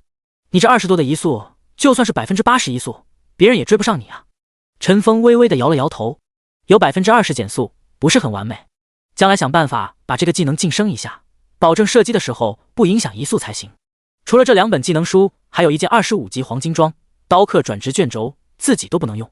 好了，我们进迷宫吧。陈峰说完，朝着3岔路口最右边那条路就走去。要不要先算一卦呀？哎，等等我！触机屁颠跟了上来。如果说一般人凭运气就能进闯王洞穴的话，那这个地下一层就是那些人的噩梦，随便走错一条就可能绕回起始路口。因为有藏宝图的指示，两人行进的速度非常顺利。他们要做的就是清理路上3、5成群的冰霜雪人，投掷雪人而已。提前做好准备的陈峰没再让他们近身，移动射击虽然不完美，但基本上还是可以无伤顺利将其歼灭。走到第7个岔口的时候，两人突然听到有人在说话：“老大，他们肯定走不远，我觉得过几个岔口就能堵上他们了。老大，这边的怪似乎是刚刷新的，他们就在前面。”陈峰眉头紧皱，好快！这些人果然阴魂不散，居然趁着冰霜剧没有刷新的时候直接闯进来了。他看了眼自己技能，万箭穿心又变暗了，在这低矮的迷宫也使用不了。这时初姬脸上挂着贱兮兮笑容，凑上前来：“大佬，我有办法引开他们。”陈峰摇头不信，怎么可能？他们手上肯定也有藏宝图。嘿嘿，你瞧好了。触机不多解释，走回刚才的岔路口。过了1分钟，陈峰发现自己刚才进来的那个入口逐渐变得模糊。没多久，那个入口竟然变成了一堵墙。紧接着，触机从那堵墙里穿了进来。陈峰指着消失的入口，感觉不可思议：“你怎么办到的？”触机摇头晃脑，一副高人模样：“我在外面做了一个假入口，真入口用障眼法堵住了。未来24小时内，如果他们根据藏宝图走，就会进入死循环，甚至回到起点。”陈峰很是惊讶：“你这个神棍居然还有这本事！无量天尊，请叫我触机道长。”触机甚是得意。陈峰略作思考，便知道是那本茅山阵法的缘故。他心里很是疑惑，道士这么强，为何自己上市的百强战神榜里却没有一个道士？是道士这个职业后期无力，还是玩家自身的原因？陈峰想不通，也不再追问。他抬起头对触机说：“我们快点吧，他们迟早会发现问题的。”两人不再闲聊，一路向前。由于材料有限，之后触机只做了2次手脚，一次是故技重施，把入口掩盖，做一个假入口；另一次是把岔入口掩盖，然后在入口旁边做一个假入口，原本在最右边的入口变成中间了，真真假假，让对方防不胜防。效果很显著，原本已经接近陈峰两人的追兵，渐渐的已经没了声音。或许他们正在某个角落抓头皮呢。半个小时后，陈峰来到迷宫最尽头，这里没有 BOSS， 只有一个地下入口。在这个黑漆漆的入口前，陈峰和触机相视一望，然后点了点头，先后下去了。刚一下去，陈峰头上就冒出一个伤害，负2136。丁，你受到雪山灵狐的攻击，生命值2136。眼前一团白色的身影一闪而过，陈峰举剑射击 ，Miss！ 我擦！陈峰感到十分惊讶，这是第一次遇到单纯依靠身法躲过自己攻击的对手。2连射击 ，Miss！ 负4210。灵狐被攻击后立马跳到一边，两人才有机会认真观察这只狐狸。雪山灵狐 BOSS 28级，原本在附近雪山生活，被狐匪驯养后一直保护着闯王宝藏。生命值200万，物理攻击力3500，物理防御力1600，闪躲几率50%，移动速度20。这个 BOSS 简直就是陈峰克星，移动速度不比陈峰慢，还带50%闪避。没等陈峰喘气，灵狐又一次扑了上来，这一次他的爪子前方似乎还闪着蓝光。第72章闯王洞穴，陈峰的实力。丁，你受到雪山灵狐的攻击，生命值2235。丁，你已中毒。丁，你已伤口撕裂。陈峰头上立刻跳出2个伤害，负2235，负500。他只感觉一团白影闪过，再仔细一看，雪山灵狐依然站在原地，仿佛从未离开过。同时，陈峰身上出现了2个 debuff， 中毒，每秒掉血500，持续60秒；伤口撕裂1/10，持续5秒。期间受到雪山灵狐的攻击时，伤害加100，并刷新持续时间，可叠加10层。解除中毒的药物，陈峰有2种，一种是刚才在宝箱里开出来的解毒丹，一种是守清风寨实用积分兑换的强力抗毒血清。在这种情况下，解毒丹是没有用的，因为下一次灵狐攻击还是可能会让自己中毒。于是陈峰毫不犹豫地服用了强力抗毒血清，它的功效是免疫大部分毒素，持续1小时。丁，你已服用强力抗毒血清，免疫强力毒素，持续1小时。真正令陈峰畏惧的是撕裂伤口 debuff， 这个 debuff 不可驱散，只能等持续时间结束。但在犹如鬼魅般的灵狐面前，想要5秒钟不被攻击，有可能吗？当然有可能，只要黄忠公的真丝缠足触发就可以。陈峰对着冲过来的灵狐又是一剑射去 ，Miss！ 灵狐一闪身出现在陈峰面前，挠了一爪子。丁，你受到雪山灵狐的攻击，生命值2231。陈峰头上冒出2个伤害，负2231，负100。楚基立马拍了2道回春符到他身上，加3000，加3000。陈峰血量勉强回满。楚基看了看灵狐190多万的血量，又看了看陈峰惨不忍睹的命中，忍不住来劝陈峰：“大佬，要不咱们先撤吧，这个 BOSS 咱们俩搞不定啊。”然而，只是这么一句普通的劝解，却激起了陈峰的好胜心。他看了一眼触机，没有回他。看来是时候拿出点真本事了。陈峰在又一次被灵狐攻击后，打开了系统设置，关闭系统辅助模式，切换自由模式。神机世界既是游戏世界，也是真实世界。通常，所有玩家都是默认打开系统辅助模式的。系统辅助的功能有许多，比如自动锁定目标、自动触发闪躲等等。以弓箭手职业来说，玩家无需任何射箭技巧，只需选好目标，发射出去，系统会根据玩家命中率、对方闪躲几率，确定这一箭是否命中。如果计算结果是命中，哪怕对方中途发生移动，箭也会自动跟过去。如果计算结果是 miss， 就算对方站着不动，也不会受到伤害。而自由模式刚好相反，在自由模式下，玩家进行攻击时，射出去的箭会根据真实的物理轨迹射出，是否命中只取决于目标位置和箭头位置。和现实世界一样，这个模式对玩家操作极强。在尘封上市，能真正驾驭自由模式的弓箭手不超过3个，而尘封就是其中的第一。此时的尘封感觉角色操控感无比真实，这种体验简直和真实世界一模一样。突然，速度达到20米每秒的灵狐冲向自己，尘封看准时机，微微侧身 ，miss， 那头灵狐一扑而空。紧接着，尘封拉起黄忠弓，对准灵狐就是一箭，负23647，真丝缠足。灵狐立马双腿绑住，尘封没有丝毫停顿，再次搭弓射箭，负5983，负24184，真丝缠足，负23363，渐渐命中。此时，失去移动能力的灵狐，在尘封眼里就是固定靶。由于尘封使用的是自由模式，他那所谓的闪躲概率在他眼里形同虚设。刚才还被雪山灵狐抓得满身伤痕的尘封，突然就把对方死死钉在地上，动都动不了。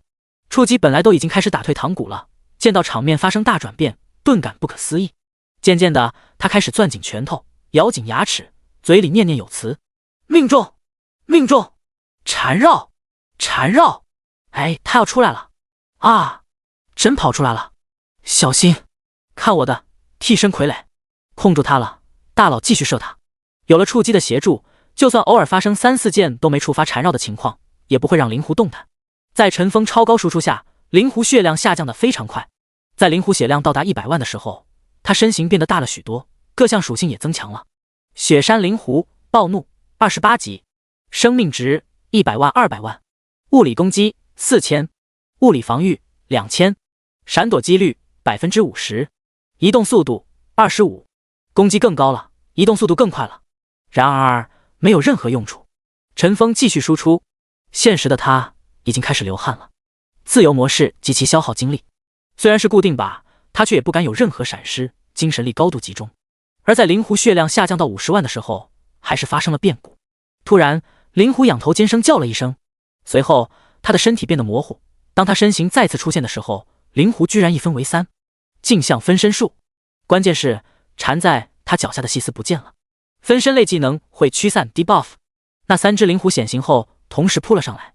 一旁的触击失声惊呼：卧槽，我拉不住了！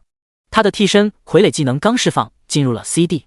现在的他只能眼睁睁地看着3只灵狐扑向尘封。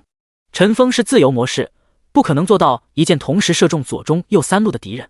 不过他脸上丝毫没有露出紧张之色，他眼睛盯着中间那只灵狐，通过其移动速度判断运动路径。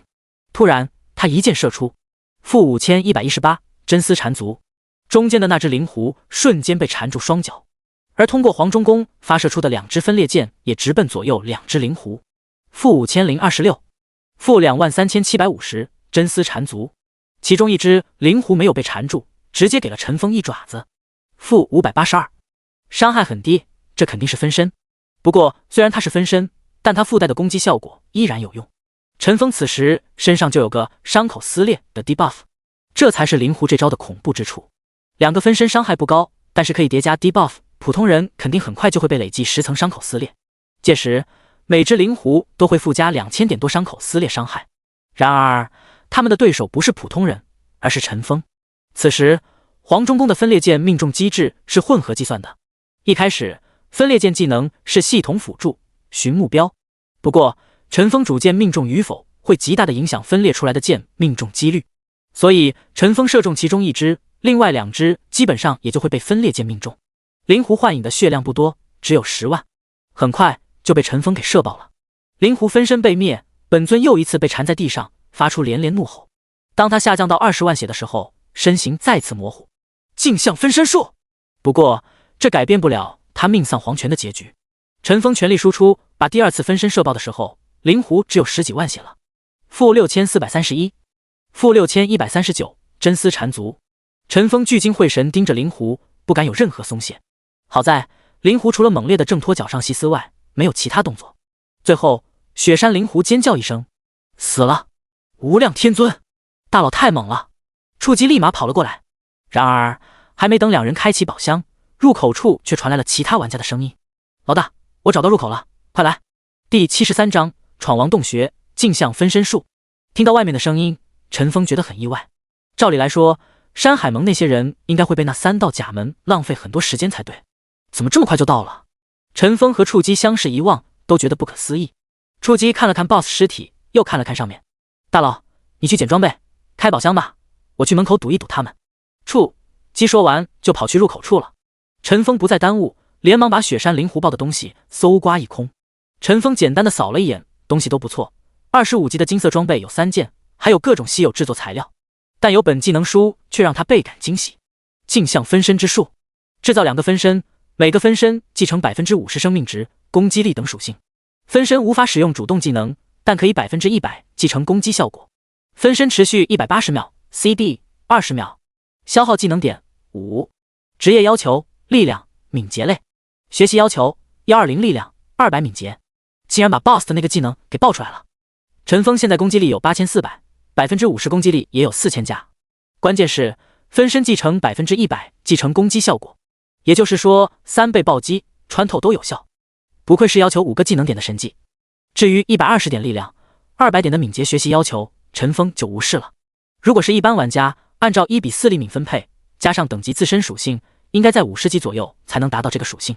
但陈峰光称号就有200全属性了，这点要求简直就是毛毛雨。他双手一拍，把技能书给学了，系统立马传来提示：叮，你已掌握镜像分身术。陈峰毫不犹豫地使用镜像分身术，只见陈峰身影变得模糊，消失在原地。0.5秒后，3个一模一样风尘同时出现了。那2个镜像并不是呆站在原地，而是各自有着自己的小动作，一个在四处观望，另一个在摆弄着弓箭。要不是因为身在其中，陈峰自己也完全区分不出真假来，迷惑性极强。而后陈峰把2个分身派到入口，设置了自动攻击模式。陈峰自己直奔地穴最里面的宝箱了。地下2层的这个宝箱与前面的宝箱风格完全不同，上面的宝箱外形高大，外观豪迈，装饰粗犷，有着典型的军队风格。陈峰眼前这个宝箱完全不同，它非常小巧，和女孩子梳妆盒一般大，外面的图文也很精致。陈峰轻轻抚摸着那个宝箱，准备将其打开。这时他居然直接收到了系统提示：叮，你获得胡匪的箱子。陈峰一愣，他开过的宝箱不计其数，但像这样直接把宝箱端走的情况却不多见。陈峰还没来得及查看宝箱内容，就听见身后传来一声声惨叫声，随同而来的是系统一串串提示：叮，你杀死玩家山海，请杀戮值加1。叮，你杀死玩家山海，海山，杀戮值加1。陈峰连忙把宝箱放进背包里，赶到地穴入口。这时他看到上方有许多玩家举着火把，陆陆续续从狭窄的地穴口下来，而迎接他们的是一顿爆射：负2193，负3218，穿透；负9938，暴击；负3019，真丝缠绕。侥幸存活下来的人被眼前的一幕吓呆了。怎么有2个风尘？哪个是真的？左边那个，不对，右边那个，两边都是真的啊！陈峰的2个分身犹如杀人机器一般，收割着下来之人的生命。坦克类的玩家血量有4-5千，可以承受陈峰分身1、2次的攻击不死。其他玩家可就没那么幸运了，基本上一剑一个。有些玩家试图躲在坦克后面抵挡第一波攻击，却被穿透技能给射死。1分钟不到，已经有40多个玩家死于陈峰分身之手。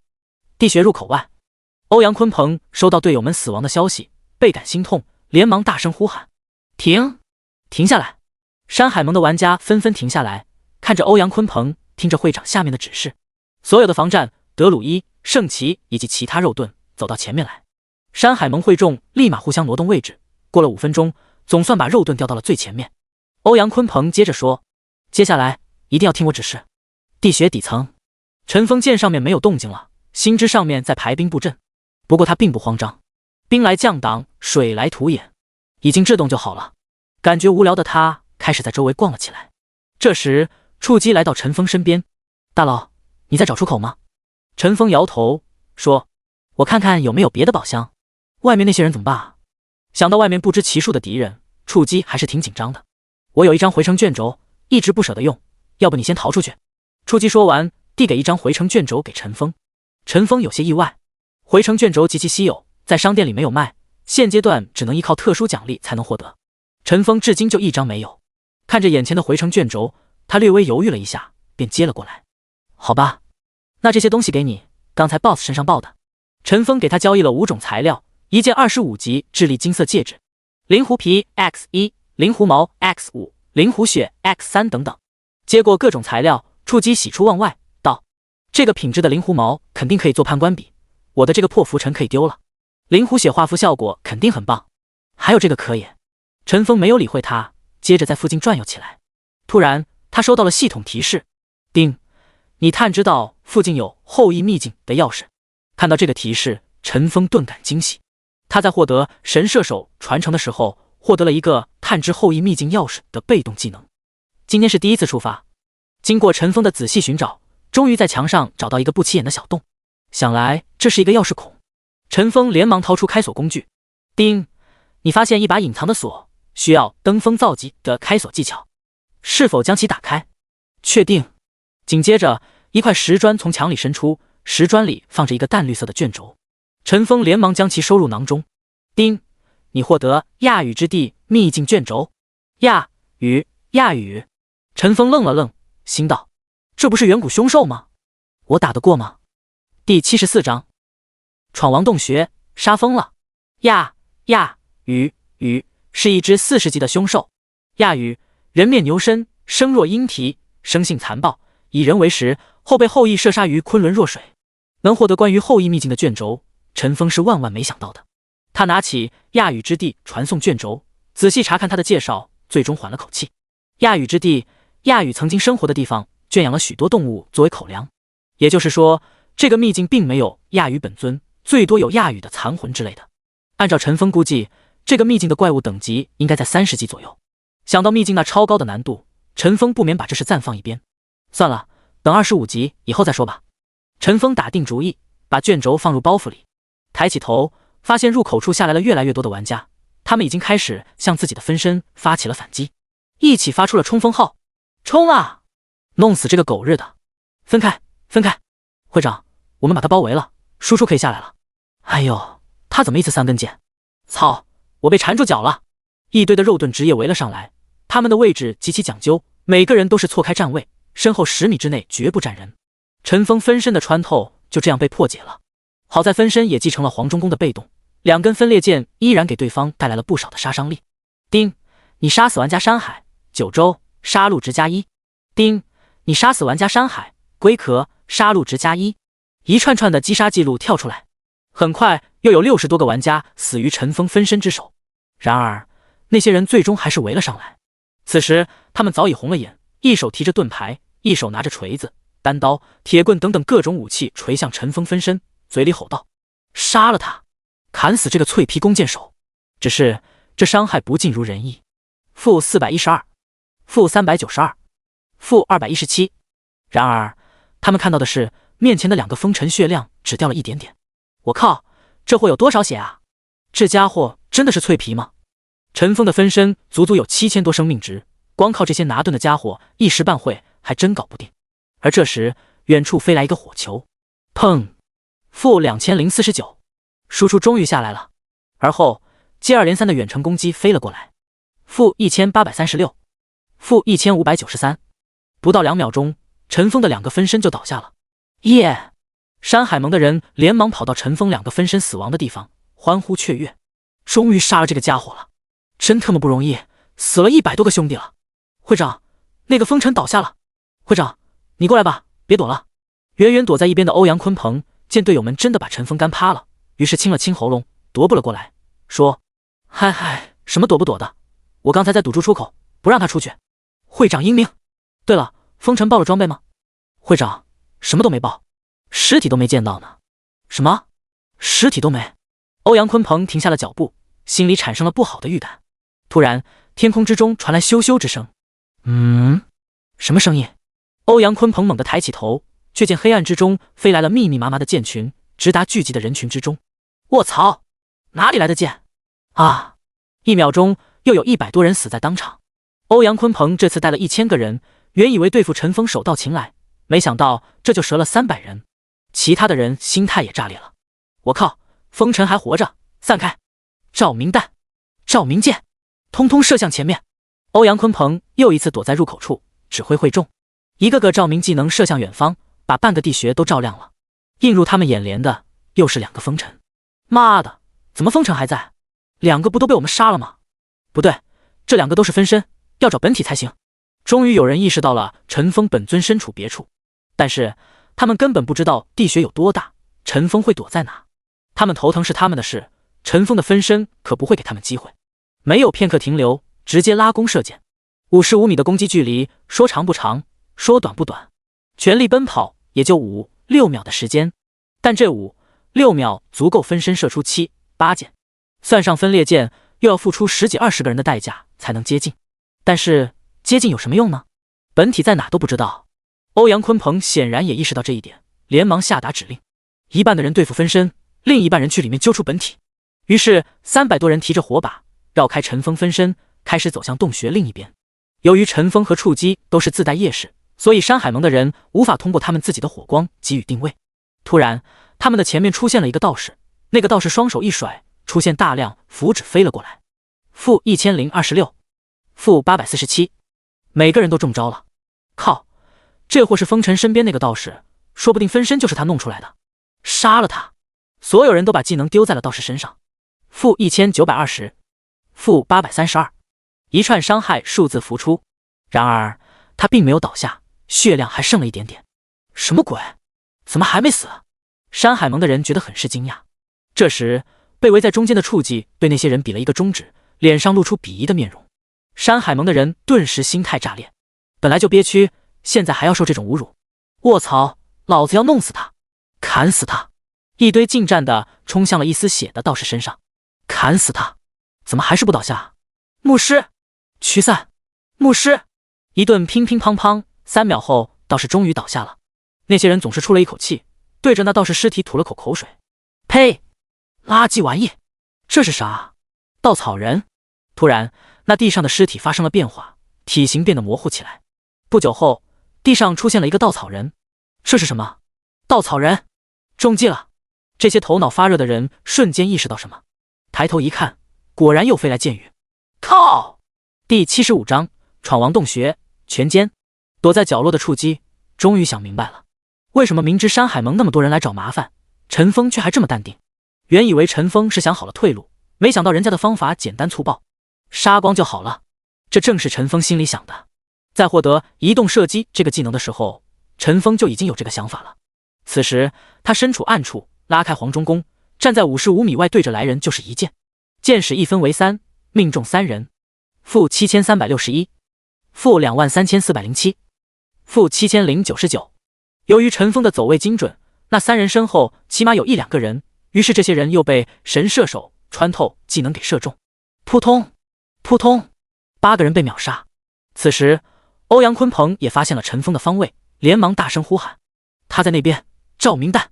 紧接着3个照明弹、照明箭射出。欧阳鲲鹏等人看到的却是一片漆黑。陈峰攻击距离太远了，技能范围加照明弹照射范围勉强达到50多米，这样根本看不到陈峰。欧阳鲲鹏怒吼：分散前进，把他逼出来！剩下的100多人边走边射照明弹，陈峰也是边退边收割人头。大约走了100多米，陈峰停下了脚步，身后10多米就是墙，再退就被逼到角落里了。砰！陈峰头上不远处亮起了照明弹，把他的身影照了出来。欧阳鲲鹏立刻兴奋地叫了起来，看到他了，他已经无路可退了。大家上，冲啊！爆了他的传武。其他人也兴奋地冲了上去。那个风尘太恐怖了，每箭都带走3、4个人，这让剩余的人感到无比恐怖。没人知道下一箭轮到谁。在山海盟众人往前冲刺的过程中，他们发现风尘似乎被己方的气势吓到了，只会傻傻的射箭，连逃跑都忘了。山海盟众人顿时信心大增，哈哈，他已经吓傻了，别放过他！兄弟们，冲啊！我可以攻击到他了。紧接着，成片的攻击飞向了陈峰。-1847，-1023，一秒不到，陈峰就倒下了。还没等他们欢呼，却发现眼前一幕非常熟悉，陈峰的尸体噗呲一声消失不见了。卧槽，这是分身！这时，有个声音指向另一个方向，那边，我看到风尘往那边逃跑了。众人看去，只见两道黑影纷纷遁入黑暗之中。砰！两只照明弹把那两个人影照了出来。此时，一个风尘站在原地，傻傻地射着箭，另一个风尘则飞快地跑向另一边。而那一边，先前对付两个陈峰分身的山海盟会众也堵了过来。欧阳鲲鹏连忙喊道：“堵住他，别让他跑了！”那近300人连忙分散开，准备集火陈峰。陈峰见前后都有人，知道跑不掉了，干脆也不跑了，站在原地射击。-3389，-3952，-9842。哈哈，那家伙伤害降低了好多 ，buff 到时间了吧？我说嘛，伤害怎么会那么高？肯定是嗑药了。快接近他了，快攻击！300多人前后夹击，风尘果然应声而倒。噗呲，倒下的那具尸体又一次化作一道尘埃。欧阳鲲鹏气得跺脚，靠，上当了，刚才那个才是。这时天上又来了一波箭雨，啊，又死了30多个。山海盟的人精神已经崩溃，啊，我受不了了，再不把他揪出来，我就要疯了，我不玩了，我不啊！迎接他们的是黑暗中的死神。此时的陈峰专门挑选会照明职业的人射杀，现在对他最有威胁的就是他们。随着陈峰几次走位，终于把这些人全杀回城了。山海盟的视野顿时只剩下10几20米了，现在他们更没办法找到陈峰。陈峰躲在黑暗处移动射击，CD 一到便操控分身在两路骚扰。欧阳鲲鹏只能绝望地看着山海盟的人数越来越少，280人，250人，200人，150人，100人，70人，30人，10人，看着带来的1000多人就这么没了，欧阳鲲鹏心里早已崩溃，他早已丧失斗志，站在原地喃喃道：“风尘，风尘，风啊！”突然，欧阳鲲鹏捂着头倒在地上打起滚来。黑暗中的陈峰一愣，不知他在耍什么花样，把他留到最后，就是为了让他感受到绝望般的痛苦，但完全没想到对方会痛苦成这种程度。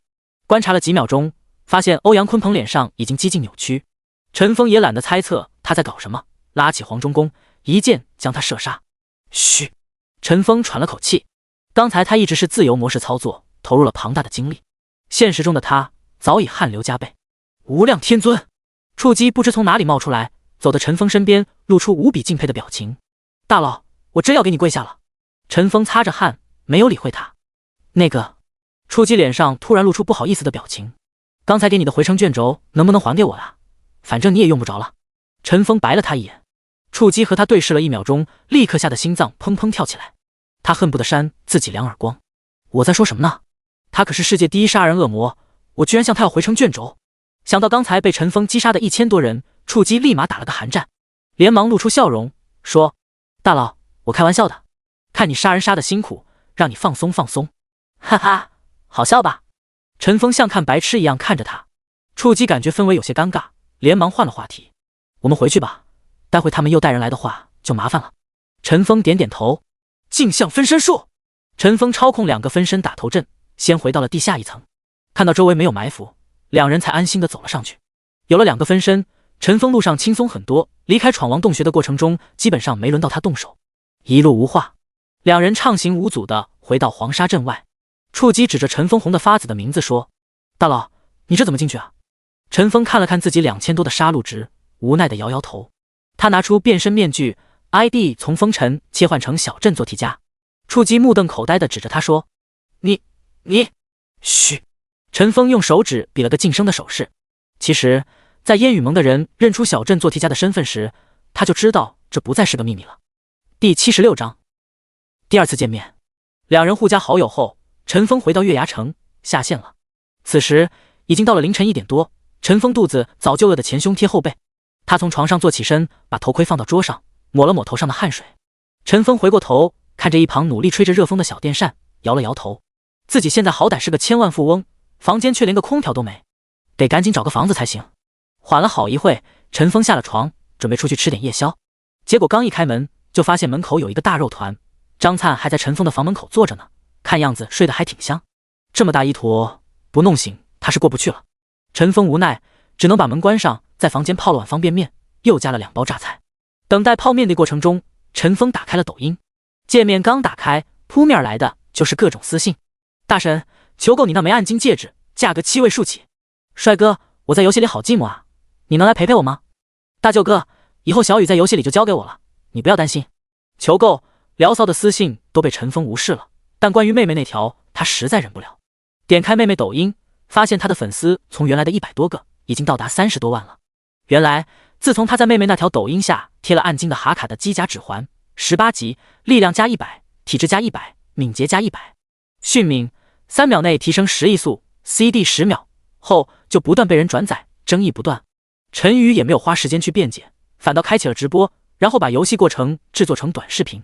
他选了一个法师，把自己从1级萌新练级的过程播放下来。陈峰点开妹妹游戏里录制的第1段视频，同学们，我终于进游戏了！哇，这游戏感觉好真实啊！周围很多人向我打招呼呢。你好，你好。前面的那些 NPC 也都好好看，你们看，那里有好多玩家围着一个美女 NPC。注意看，她双手不停地搓动，很显然和我一样刚进入游戏，按捺不住内心的喜悦。她的手伸向了前方，想要探索着什么。哎，你看她抓住了一个女生的裙子。咱们看看其他的地方。由于实在太蠢萌，反倒吸引了不少大神前来观摩指导。有的在直播间高谈阔论，品头论足，有的干脆找到陈宇所在的新手村做带头大哥。那些喊陈峰大舅哥的，应该就在其中了。见妹妹在游戏里玩得很投入，陈峰也就没去打扰她，不求她在游戏中有什么成就，她玩得开心就好。陈峰退出妹妹的页面，继续刷着抖音。之后看到最多的就是下午清风寨攻守战以及东皇钟的讨论了，尤其是东皇钟相关的热度最高。许多攻寨的玩家刻意挑选自己获得东皇钟 buff 后，单挑高自己6、7级山贼的视频播放出来，每一条都有数十上百万赞。陈峰开始看了2条，还觉得挺正常，但在连续刷了6、7条都是刻意展示东皇钟的效果的视频后，陈峰这才发觉其中的味道。点开评论区，点赞前几的都是那几条：得东皇钟者得天下。我把话放这了，哪个公会得到东皇钟，我就去哪。兄弟们，把我老婆卖了，给会长筹钱买东皇钟，我做的对不对？陈峰嘴角微微上扬，心里已经有数了，肯定是杰克马这小子的杰作。请大咖带话题，请工作室刷点赞。只是按照他这样搞下去，那100万真不够霍霍的。吃完泡面时已经到深夜2点，陈峰实在困得不得了，倒头就睡了。叮铃铃，叮铃铃，陈峰睡得正香时，手机响了，他迷迷糊糊地接起电话。喂。电话那头响起一个干练女子的声音：大懒猪，还在睡啊？陈峰瞄了眼电话，没存。你是谁啊？电话那头一愣，声音立马高了8度：你居然没存我电话！陈峰挠着头坐起身。那个女人终于妥协了。我，柳如烟。哦，如烟啊，有什么事吗？陈峰拍了拍脑袋，让自己清醒了一些。你快出来，我带你看房。看房？我没说要看房啊。就你那个破屋子，隔着大门就闻到一股臭味了，还有那个恶心的大胖子。你现在就出来。哦，你等我一会。陈峰挂断电话，打开门，扑通，一团肥肉滚了进来。是张灿，刚才正趴在门口偷听呢。他咕噜一声爬起来，拉着陈峰的胳膊说：是不是女神？你给她打电话了对不对？陈峰连连摇头：不是，不是。张灿不依不饶，晃着陈峰胳膊说：我都听到了，女神叫如烟，她要去看房。你说，你是不是被女神包养了？你是不是欺骗她感情了？是不是？陈峰被他晃得有些头晕，连忙说：是女神，是女神。你放开我，我带你去见她。真的？你要带我去见她？张灿脸色突然变得通红起来。陈峰说：是的，放开我，我们一起去见她。张灿的手渐渐地松了下来。陈峰和他一起走房间，锁上房门，而后他和张灿一前一后走出601的大门。正在两人要下楼梯之际，陈峰突然停下了脚步。他回过头，疑惑地看着大门，说：我刚才关大门了吗？没注意。张灿摇了摇头，他脑子想的都是女神，哪里注意这么多？那你去看看，没锁的话把门关好。哦。张灿转过身去检查房门，陈峰趁他不在身边，连忙窜向楼梯，3蹦2跳的就下了楼。张灿显然意识到中计了，连忙追了上去。然而他这近300斤的体重如何赶得上身轻如燕的陈峰？啊，骗子！你个大骗子！凄惨的叫声在楼道中响起。陈峰来到楼下，看到一辆豪华 SUV 停在路边，他一边绕道一边嘟囔：真没素质，堵住楼道出口。这时主驾位的玻璃缓缓落下，一个女子把太阳镜摘了下来，冲陈峰喊道：喂，大懒猪，看哪呢？陈峰连忙停下脚步，回头看去，开车的正是柳如烟。她今天换了一身短镜打扮，非常精神。陈峰笑了笑，连忙坐到副驾驶位上。他刚把安全带带上，就被柳如烟质问：你刚才说谁没素质呢？陈峰镇定自若地说：你听错了，我是说你这个车标没数字。呸！柳如烟今天心情显然非常好，她启动车子正准备开走的时候，突然鼻子抽动了几下，说：你嘴里怎么这么臭？漱口了没？陈峰一愣，哈了口气，一闻，哦，他差点没把昨晚的方便面给吐出来。陈峰挠了挠头发，说：出来的太急了，忘了刷牙。柳如烟皱了下眉头，没说什么。他把车窗都打开，拿了瓶漱口水，又找了包湿纸巾递给陈峰：洗一洗吧。陈峰含了口漱口水，扬脖：啊，咕噜噜咕噜噜，呸！将漱口水吐出后，用湿纸巾擦了擦脸。花了几分钟，陈峰脸上干净了不少。好了。柳如烟看了看陈峰，然后又抽出一张湿纸巾，轻轻地擦拭他的眼角。陈峰静静地看着柳如烟温柔的神情，有些醉了。第77章买房闹剧。路上，陈峰见柳如烟的车越来越往市中心开，逐渐觉得不对劲，连忙问：咱们去哪看房啊？太贵的我可买不起。柳如烟笑道：放心，不会让你破产的。说完，柳如烟便不再讲话，专心开着车。半小时后，车子停在江南柳苑南苑售楼处。江南柳苑位于江川市中心，坐落在赣江边，是江川市最好的地段之一。江南柳苑共有4期，分别是东苑、西苑、南苑、北苑。前3期东、西、北3苑较早开发，早已售罄，二手房单价在10万以上。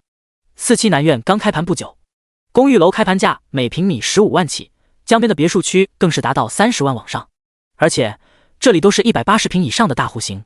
换句话来说，最便宜一套房也要2700万。陈峰想着自己的银行余额，又看了看面前的豪宅，情不自禁地吞了下口水。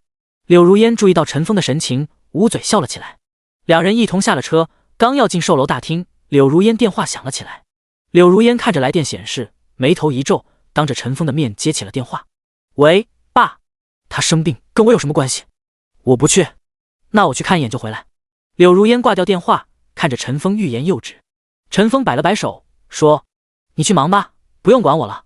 柳如烟沉默了一会，说：那个人生病住院了，我去就来。那个人？陈峰一愣，很快反应过来是指未婚夫欧阳鲲鹏。想起昨晚欧阳鲲鹏在闯王地穴时痛苦表情，他顺明白怎么回事了。陈峰干咳了2声，说：那个，有件事不知道应不应该跟你说。柳如烟没当回事，漫不经心地说：什么事？昨天我在一个藏宝之地反间了欧阳鲲鹏1000多人，他好像气出病了。什么？柳如烟猛地回过头，看着陈峰，表情由阴转晴，喜道：嘻嘻，原来是你气的呀，那他真是活该。陈峰哭笑不得。柳如烟略作沉思，说：你先去大厅坐一会，我让售楼部的总经理带你进去。陈峰说：可我……柳如烟摆手制止了他：别担心，这个小区是我们柳家开发的，我给你准备了间屋子，那里以后就是你的了。那我……好了，你也什么都不用管，里面什么都有。柳如烟说完，转身上了车，一脚油门就离开了。陈峰看着消失的柳如烟，叹了口气，转身走进售楼大厅。售楼大厅里有不少人，有的买家在询问，有的售楼员在讲解，也有买家在签合同。虽然人很多，但却并不觉得吵闹。陈峰进门不久，就有一个年轻漂亮的售楼员跑了过来，笑脸相迎：欢迎光临。陈峰向他点点头：先生，您是要……陈峰？那个营业员突然叫起陈峰名字来。陈峰一愣，仔细看着那个售楼员，才发现对方是自己的高中同学唐娟儿。原来你在这里工作啊。唐娟儿顿时笑容满面，开心地说：是啊，我刚来不久。你在哪里忙呢？我呀，自由职业。自由职业？那就是当老板呗。算是吧。你可又变帅了，嘻嘻。我不一直是这样吗？反倒是你变化挺大。是啊，变成丑八怪了。瞎说，明明是变成白天鹅了。你意思是我以前像丑小鸭了？那可没有。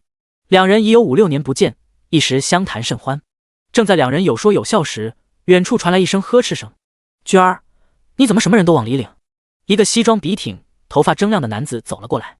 唐娟儿脸色一变，连忙对那男子解释：“胡经理，这是我同学，今天来看房的。”唐娟儿说完，冲着陈峰使眼色，要他配合一下。眼前这个胡经理屡次潜规则唐娟儿未果，因此经常借机刁难他。胡经理看了眼陈峰，鄙夷地说：“娟儿，你的培训课都白上了。咱们是卖楼，不是卖笑。你同学怎么了？穿这么一身破烂衣服，你觉得他有钱买我们这几千万上亿的豪宅吗？”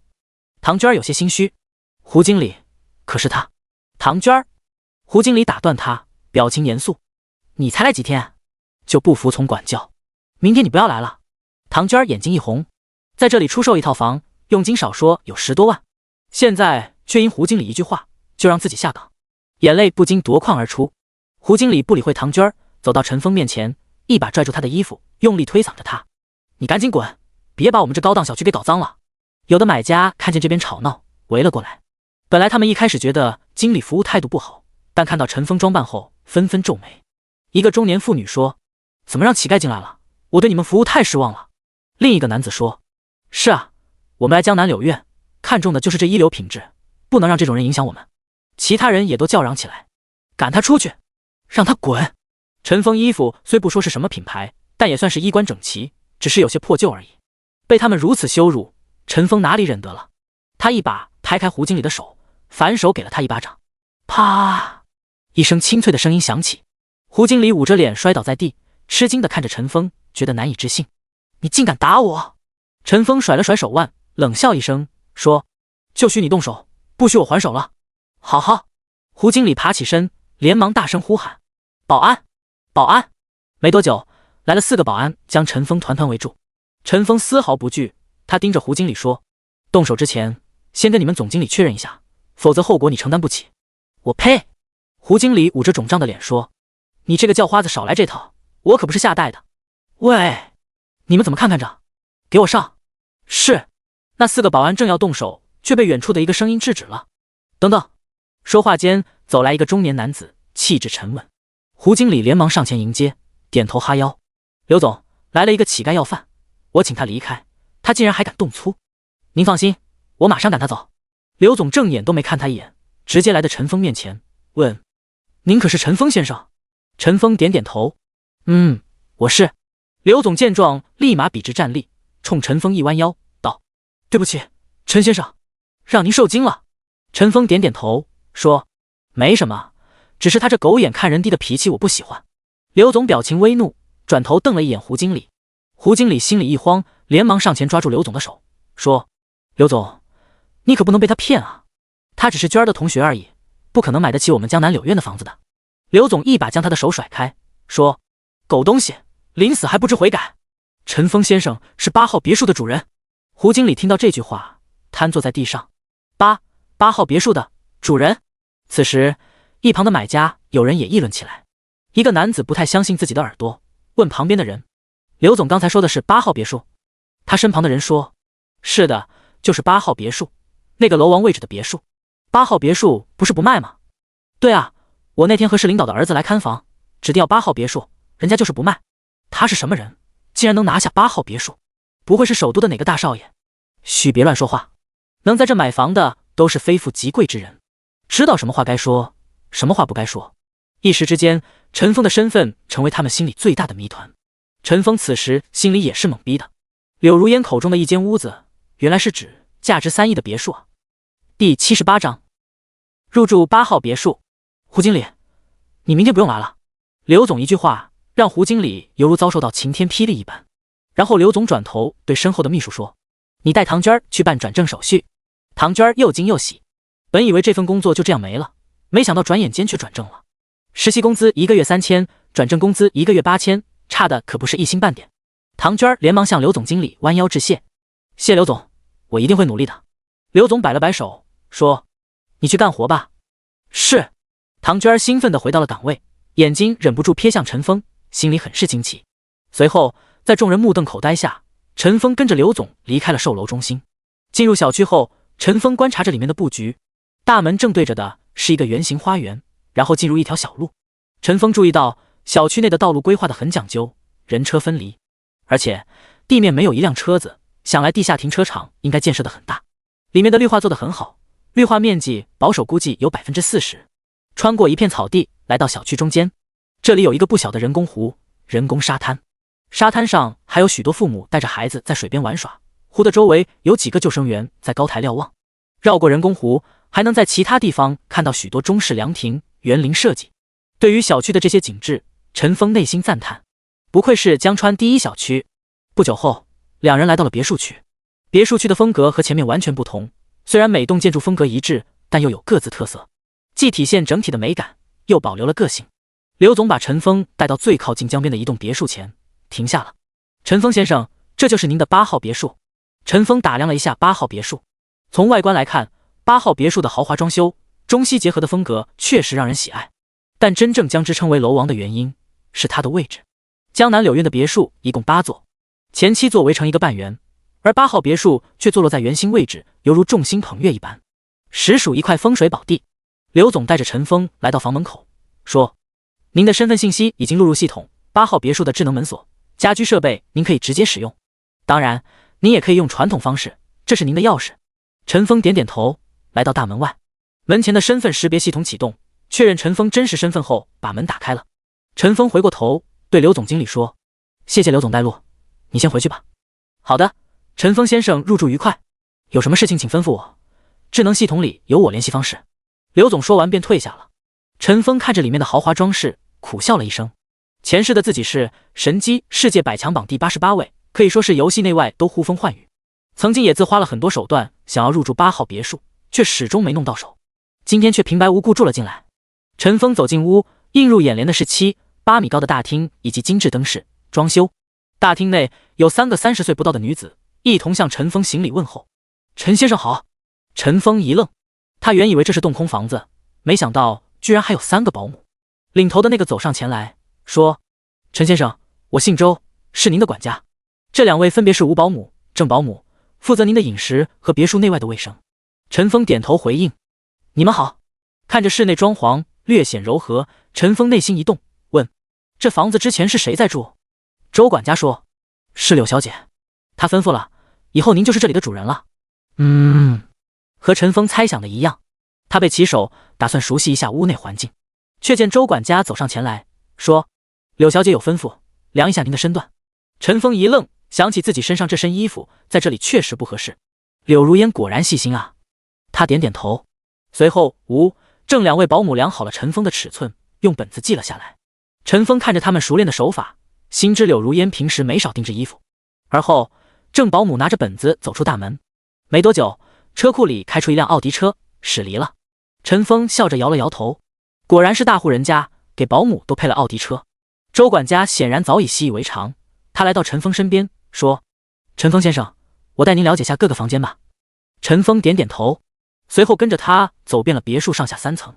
一层是客厅、2间客房、2间保姆房、卫生间、储物间等；2层有2间主卧、3间次卧、运动房等；3层是一间很大的玻璃房和观景阳台。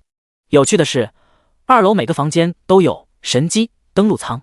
待陈峰参观完之后，周管家向陈峰说：“陈先生，除了刘小姐原先的闺房，其他的您随便用，房间内的登录舱您也可以直接使用。”陈峰点头，然后让他退下了。然后他自己在别墅里自己又逛了一遍，结果发现2楼有个房间很奇怪。这个房间很大，里面有10把人工学座椅围成一圈，圈的中间有一个360环式投影仪，墙上挂了一块黑板，黑板上写了许多数字，旁边还画了一幅图画。陈峰觉得很眼熟，喃喃自语：“哎，这是哪？”他走进黑板，回想在哪里见过。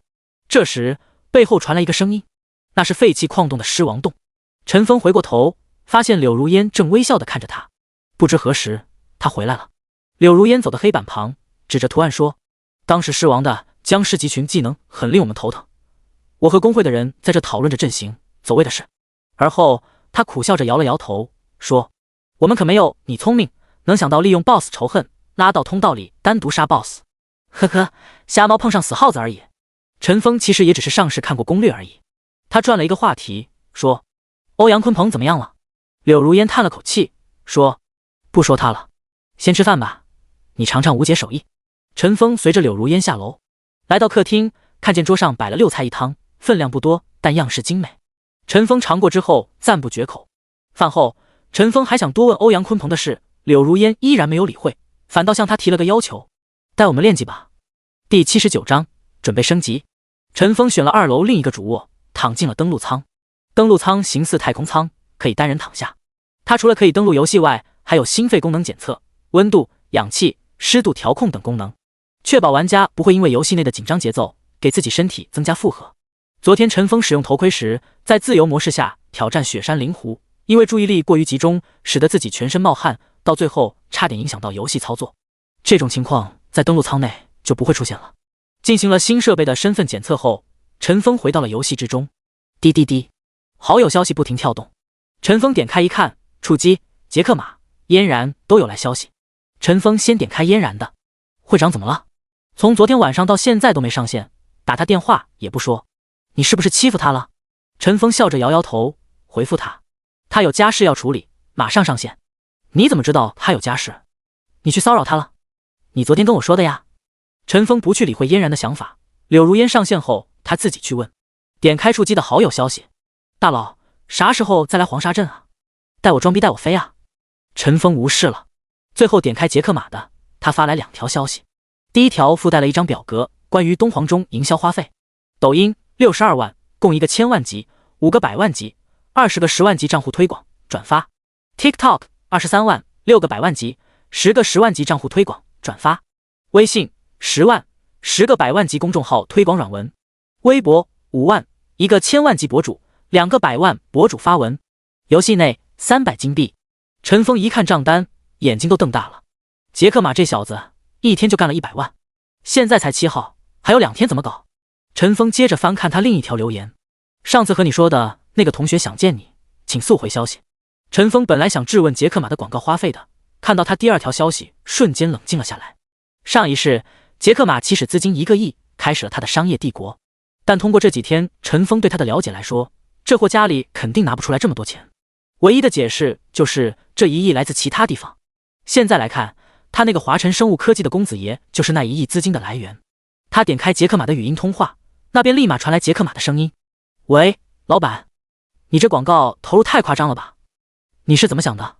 老板，是这样的，我和我同学沟通了一下，我俩预测这个东皇钟的拍卖价格在5000万以上。按照广告投入比来说，我们需要花300至500万的推广费，才会带来相应的热度。只要热度上去了，就会有更多的潜在买家出现，那样竞拍价格就会层层推高。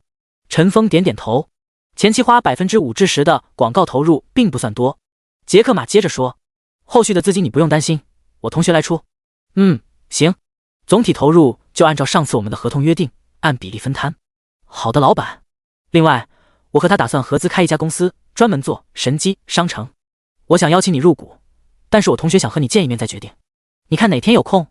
陈峰沉思了一会，说：这事不急，拍卖结束后我们再约。好，那我接着去联系商务推广了。OK。挂断通话后，陈峰理了理思绪。原本以为遇到杰克马，自己通过王霸之气让他折服，然后让他为自己打工，等他把商业帝国建起来的时候，自己可以坐收渔翁之利。但当陈峰知道他背后有那个华晨生物的公子爷的时候，瞬间觉得事情没那么简单了。华晨生物科技100万亿级别的巨鳄公司，世界上唯一掌握生物神经与电子芯片相结合的企业。神机如果没有华晨生物科技的技术，就是个普通网游而已。陈峰没有直接答应和杰克马同学见面，就是因为自己筹码不足。在那位公子爷眼里，自己只是个玩游戏的，顶多算运气好点，技术好点而已。陈峰需要提高自己的商业价值才行。东皇钟的拍卖价格将直接影响他在那家公司的股份比例。拍卖东皇钟原本对陈峰来说只是想赚些钱而已，现在却给了这场拍卖特殊的意义，这令他倍感焦急。东皇钟，你一定要给力啊！滴滴滴，又有新的消息来。陈峰一看是柳如烟。咱们去哪升级？陈峰回道：新月镇北出口，9个人组好队等我，队伍起码3个奶妈，蓝药多带，最好你们都带满回魔药。陈峰关掉消息，立马回到新月镇，先把背包清理了一番，然后又买了一些回蓝药剂。来到新月镇北面之后，切换回风尘的陈峰见到了柳如烟的队伍。除了之前的防战咩咩羊、牧师嫣然、术士大郎喝药、小莲之外，还有法师小脚丫、弓箭手朵朵、牧师小凡、德鲁伊晶莹剔透、圣骑士花无缺。咩咩羊见到陈峰后，立马蹦蹦跳跳的来到陈峰身边，说：“风尘哥哥，这是带我进游戏的莹姐姐，她也进咱们公会了。”你好。晶莹剔透向陈峰问好，陈峰向他点头回应。柳如烟这时走了过来，说：“小莹可以奶也可以做肉盾，花无缺是奶骑，你看这配置可以吗？”陈峰点点头。嫣然也走了过来，好奇的问：“风尘怎么要这么多奶妈啊？我们要去哪里练级啊？”陈峰指着远处若隐若现的山峰说：“那里。”众人望去，发现太远了，完全看不清。陈峰不再解释，大手一挥，进发啊！于是一男九女离开了新月镇，一路北行。路上许多人都看着这个奇怪组合，非常羡慕。哎，你看那个男的真是好福气啊，一男九女。你看那男的 ID 红成那个模样，杀了不少人吧？咱们要不要去偷袭他，洪明必爆装备啊？我看行。就在有几个萌新蠢蠢欲动时，立刻被他们身边的队友给拉住了。你找死啊！知道那个人是谁吗？是谁啊？你瞎了吗？那么大一个风尘看不见？风尘就是那个一夜屠杀几百人的风尘。什么几百人？他在守护清风寨的时候杀了好几千人呢。卧槽！他往这边看了，赶紧把头转过来，看看怎么了？怎么了？听说风尘有个规矩，看他超过3秒的陌生人就按敌人来处理。卧槽，这么霸道！你有他那么吊，你也可以这么霸道。我怎么才能像他那样霸气呢？操，我也想知道啊。第80章上猴山。组队升级，个人经验会下降。比如一个怪是100经验，那2个人的话，每人经验是85，之后每加一个人大概下降 4%。10人队伍，每人得到50点。虽然个人经验下降了，但总经验却升到了500点。如果是10人以上，经验收益依然是500总经验。所以10人队伍是最佳升级配置。陈峰小队一路往北行，刚开始那20-30几分钟，他们遇到的都是10几级的小怪，轮不到陈峰出手，柳如烟、小脚丫等人直接清理掉了。穿过前面的草原和灌木丛，10人小队来到了一片泥泞的沼泽之地，这也是现在的主流升级地点，里面有一个15级的副本。穿过沼泽之地是一个鳄鱼潭，里面都是20到25级的鳄鱼。由于跨越了一个装备等级，赶来这里练级的人极少。柳如烟看里面密密麻麻的鳄鱼群，转头看向陈峰，陈峰摇摇头：“不是这里，继续前行。”众人绕过鳄鱼潭，映入眼前的是一条羊肠小道，小道的两边是2座高山，东面那座是悬崖峭壁，想要上去难比登天，西面那座稍微好一些，远处似乎能找到上山的小路。走在前面的陈峰停下了脚步，他回过头对众妹子说：“你们小心一点，前面怪物等级很高，千万别乱走动，紧紧跟着我。”柳如烟等人回应：“好。”柳如烟也注意到，刚才路边的小怪已经超过25级了，想来山上的怪物只高不低。他看着陈峰，想知道他到底找到了一个什么练级的地方。突然，柳如烟眼里的陈峰身形变得模糊，噗，陈峰已经消失不见。柳如烟一愣， 0.5 秒后，原地出现了3个风尘。哇！身后众女惊呼起来，她们第一次见到这种技能，哪个是真的啊？你们看得出来吗？陈峰回过头冲他们笑了笑，然后安排2个分身往前面探路了。柳如烟虽然也有些错愕，但还是很快拉回了思绪。他抬头问陈峰：“需要安排牧师给你分身加血吗？”陈峰摇摇头说：“不用了，我这个技能只有20秒 CD， 分身不值钱。”随后一行人沿着山路渐渐地爬上了西面那座山。路上遇到各种猴子，都是25级以上的，顽猴25级，长臂猿26级，至石灵猴28级。这些猴子在陈峰眼里都是弟弟，他们和闯王地穴的雪人差不多难度，只是这些猴子灵活一些，命中稍稍降了一点。丁，你已击杀顽猴，获得经验值10000。丁，你已击杀长臂猿，获得经验值10500。丁，你已击杀至石灵猴，获得经验值12000。从山下到山上，断断续续杀了100来只猴子，而烟雨盟的众妹子却十分惊讶：哇，击杀一只顽猴我有18000经验，至石灵猴我有2万经验，我升到19级了，咱们早就应该离开沼泽之地了。怎么早离开？没有风尘，你打得过这些猴子吗？略，因为玩家等级达到23级的时候，经验要求就已经上亿了，所以超过25级的怪经验会上升一个台阶，而且他们等级与怪物等级相差近10级，额外的经验奖励也快翻倍了。所以，即便在10人队伍中，经验依然有2万左右。柳如烟看着飞涨的经验，也很是高兴，但是兴奋之余，他想到一个问题：明明不需要自己队伍出力，为何陈峰要求带3个以上的奶妈呢？他疑惑地看着陈峰，希望能从他身上看到答案。到了山顶的时候，他似乎明白了什么。小队爬山的过程中是在大小不一的树下穿行上去的，然而在山顶上中间却出现了一块极大平整地面，大约有近1000平米。中间有一个地洞，地洞的旁边有一只身形巨大的猕猴，光秃秃的站在那里。而那猕猴还是个 BOSS， 大耳猕猴 BOSS 30级，生命值500万，物理攻击5000，物理防御3000。看着大耳猕猴，众人甚是心惊。柳如烟来到陈峰身边，说：“我们要打他吗？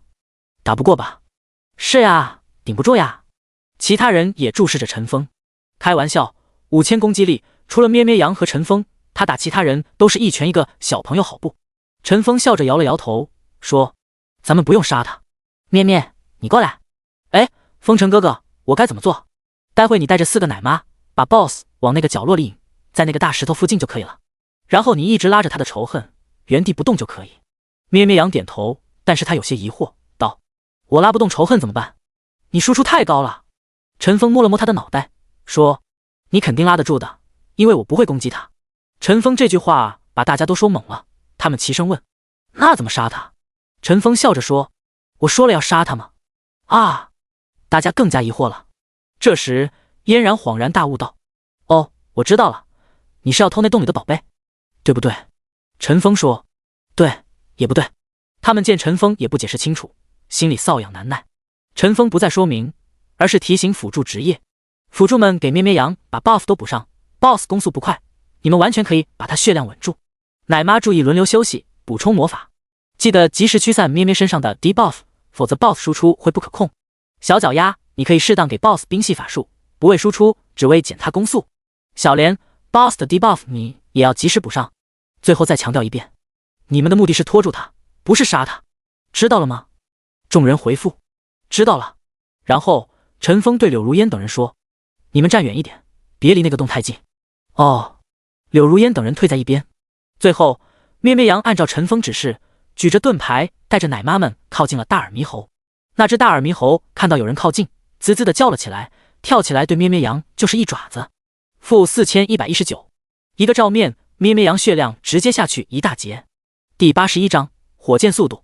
咩咩羊头上回血数字不停跳动，加1228，加764，加890，加500。咩咩羊身后的奶妈们立刻开始工作，什么治疗、回春、回光返照、圣盾等等都给他加上。小莲、小脚丫也立马出手，给 BOSS 施加 debuff， 降低 BOSS 攻击力、攻击速度。咩咩羊一边拉着 BOSS， 一边往陈峰指引的方向行走。很快，几人来到了边上的巨石旁。咩咩羊背靠石头，举着盾牌顶着大耳猕猴的输出。负2718，加1178，加1500，圣盾血量。负2395，负1375，出血，驱散出血，加1099，加874。咩咩羊现在防御2500多，加上自身的减伤天赋，可以抵挡3000左右的物理伤害。而现阶段的大耳猕猴以5000的普通攻击为主，偶尔夹带2000伤的利爪伤害，1000多的出血伤害，只要治疗驱散及时，咩咩羊不会有什么危险。唯一需要注意的是，奶妈都是高负荷状态，一定要协商好治疗顺序，确保相互轮换休息回蓝。此时陈峰并没有出手，只是在一旁看着。柳如烟很奇怪，但也没多问，怕打扰陈峰的安排。5分钟之后，站在远处的陈峰终于动了，他回过头看向柳如烟和朵朵，再次叮嘱道：“千万别过来，切记。”两人点头。陈峰开出分身，控制其中一只走向了中间的那个地洞，真身和另一个分身则站在50米外看着。当那行进的分身靠近洞穴10米时，远处的大耳猕猴突然龇牙咧嘴的叫了起来，吱吱吱，吱吱吱。紧接着，地洞里也传来了阵阵叫声。随后，洞穴里窜出30只猴子，都是28级的山猴，他们将陈峰分身团团围住，齐齐的扑了上去。吱吱吱，负1740，负1977。陈峰分身瞬间被撕碎。与此同时，陈峰的万箭穿心也飞到了。负8217，第一排；负23341，第一排，暴击；负19733，第二排，技能加穿透；负35712，第二排，一次暴击；负66666，第二排，双重暴击；负24274，第三排，技能加双重穿透。山猴血量是6万，一波下来死了10多只，剩下的也基本变成半血残血。那些猴子立马扑向了陈峰，而陈峰以及另一个分身则边退边射击。那些猴子移速是12，陈峰移动射击时移速是16左右，完全不用担心被追上，并且猴子们不会走位，往往陈峰射中前面的那只，立马穿透到后面2只。20秒钟之后，30多只猴子都被清理干净。丁，你击杀山猴，获得经验12000点。丁，触发幸运奖励，额外获得经验12000点。丁，你击杀山猴，获得经验12000点。瞬间，陈峰上涨了40多万经验，柳如烟等人更夸张，上涨了50万经验。哇，经验好高啊，涨了50万！柳如烟说着就要往陈峰身边走，陈峰立马警告他：停，别过来！柳如烟一愣，立刻停下脚步。第30秒时，陈峰再次召唤分身，靠近地洞。远处的大耳猕猴又滋滋地叫了起来，紧接着又是30只山猴窜出，陈峰如法炮制，将之消灭干净。远处的柳如烟和小脚丫看到目瞪口呆，两人相视一望，下巴都快掉下来了，居然还可以这样！此后每30秒钟刷一波30只猴子，一波经验40万左右，1分钟2波，1个小时120波，陈峰可以获得5000万经验。1小时后，柳如烟等人升到20级，陈峰升到24级。就这样，猴山的山头上展开了一幅动态画面。远处，咩咩羊一直挨打，举着盾的手都快酸了。在他身旁，奶妈疯狂使用技能、吃药、轮休。中间，陈峰总会拉着几十只猴子到处溜达。最惬意的莫过于柳如烟和小脚丫了，他们百般聊赖，掏出系统自带的跳棋摆在地上下了起来。而最辛苦的当属陈峰，虽说开启的是系统自动模式，但连续几小时重复拉怪、走位、清怪还是非常累的。10人从下午1点一直练到晚上7点，整整6个小时，众人的等级飞快上升。陈峰获得近3亿经验，从23级1亿1.2亿升到了25级1.4亿1.6亿。柳如烟等人也刚好升到了24级。突然，大耳猕猴怪叫一声，往后一跳，转身钻进了洞穴。众女见 BOSS 躲起来了，不知发生何事，连忙围上陈峰。怎么回事？大马猴怎么跑了？陈峰此时已经用脑过度，不想多解释，只向他们说了一句：明天白天再来。然后也不管他们，搭了一个帐篷就下线了。几个人见陈峰下线，也不知如何是好，纷纷看向柳如烟。柳如烟知道陈峰连续高强度6小时刷怪确实太累，他略作思考，说：我也有点事，大家都下线吧，明天上午9点再练。好。于是众人纷纷搭起了帐篷。陈峰从登陆舱起身，揉了揉太阳穴，还好有登陆舱，否则今天真不一定坚持得下来。他起身离开游戏舱，走到了卫生间，想到这几天都没有洗澡，突然感觉身体瘙痒，连忙打开莲蓬头洗了个澡。从浴室出来后，看到门口放了4套衣服，从内至外都有，想来是郑保姆下午催促别人赶制出来的。换好新衣服后，陈峰照了照镜子，发现气质、外貌比白天强了不是一星半点。果然人配衣裳，马配鞍。他从2楼来到餐厅，看见餐桌上有一碗海鲜面，热气腾腾。吴保姆正在厨房清理厨具，却没见柳如烟。陈峰拉了一张椅子，坐到餐桌前，说：吴姐，如烟呢？吴保姆回过身对陈峰说：回陈先生，柳小姐回家去了，鄱阳湖畔那边。他叮嘱了，您忙自己的事，不用管他。陈峰点点头，拿起筷子，很快就把那碗海鲜面干了个底朝天。哥，陈峰摸了摸肚子，很满足。第二天，陈峰在吃早饭时，柳如烟匆匆地赶了回来。陈峰见他神情忧郁，便开口问道：如烟，你怎么了？柳如烟僵硬的脸上强行挤出一点笑容：没什么，我们进游戏练级吧。陈峰叹了口气，他猜想肯定和欧阳鲲鹏有关，但是自己的重生已经引起了蝴蝶效应，毕竟前世的欧阳鲲鹏根本没有住院这回事，他也不知道接下来事情如何发展了。第82章，清风寨要报仇了。陈峰上线后，第一件事就是换25级装备。他在闯王地穴可是获得不少的好东西，需要4技能点的移动射击，需要5技能点的镜像分身之术、亚羽之地秘境卷轴、刀客转职卷轴。黄金装备有4件，其中2件是陈峰可以佩戴的。灵狐皮衣，金色，25级，物理防御加1200，魔法防御加1000，力量加200，敏捷加200。灵狐项链，金色，25级，体质加300，敏捷加200，闪躲正 15%。陈峰输出上升1400加，现在普通攻击正式破万。另外，他还有一个狐匪宝箱没有开，陈峰打算等到拍卖之后再开。这个宝箱可是有几率开出传说武器冷月宝刀的。如果这时候广播传武出事，会严重转移大家对东皇钟的关注度。总之，这几天一切以东皇钟拍卖的准备工作为重。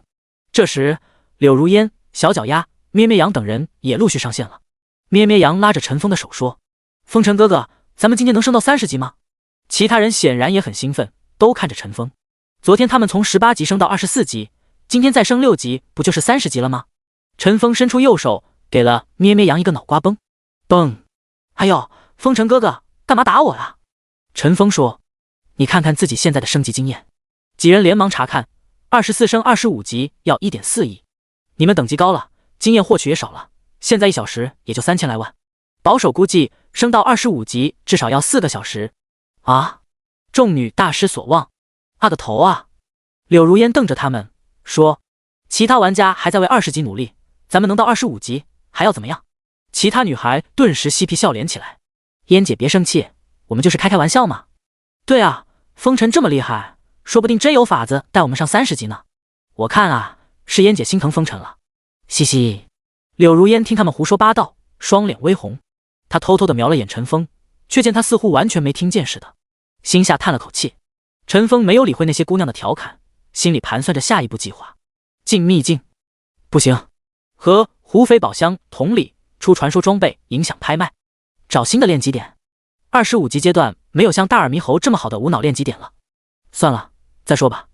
陈峰转头对咩咩羊说：“和昨天一样，你去把 BOSS 拉开，咱们继续练级。”好。有了昨天的经验，咩咩羊和众奶妈配合更加天衣无缝。陈峰同样等了5分钟，再拉着分身去接近地洞。在大耳猕猴的叫唤下，30只猴子又跑了出来，随后又是残忍的杀猴场面，一直持续到中午12点。咩咩羊大声喊道：“我还有3000万经验就升到25级了。”他旁边的嫣然也应和：“我也差不多，加油！”就在几人准备迎接即将到来的25级时，系统突然发出一个消息。奇怪的是，居然是月牙城城主发出的。月牙城城主，月牙城勇士请注意，9527号的清风寨即将攻打新手村，请众勇士一起抵抗匪寇。紧接着，一条更奇怪的消息也发了出来：清风寨寨主李元周，众勇士们，和我们清风寨起义军一同推翻腐朽的政权吧！那些勾结异类的人不配做我们首领，欢迎你们和清风寨站在一起。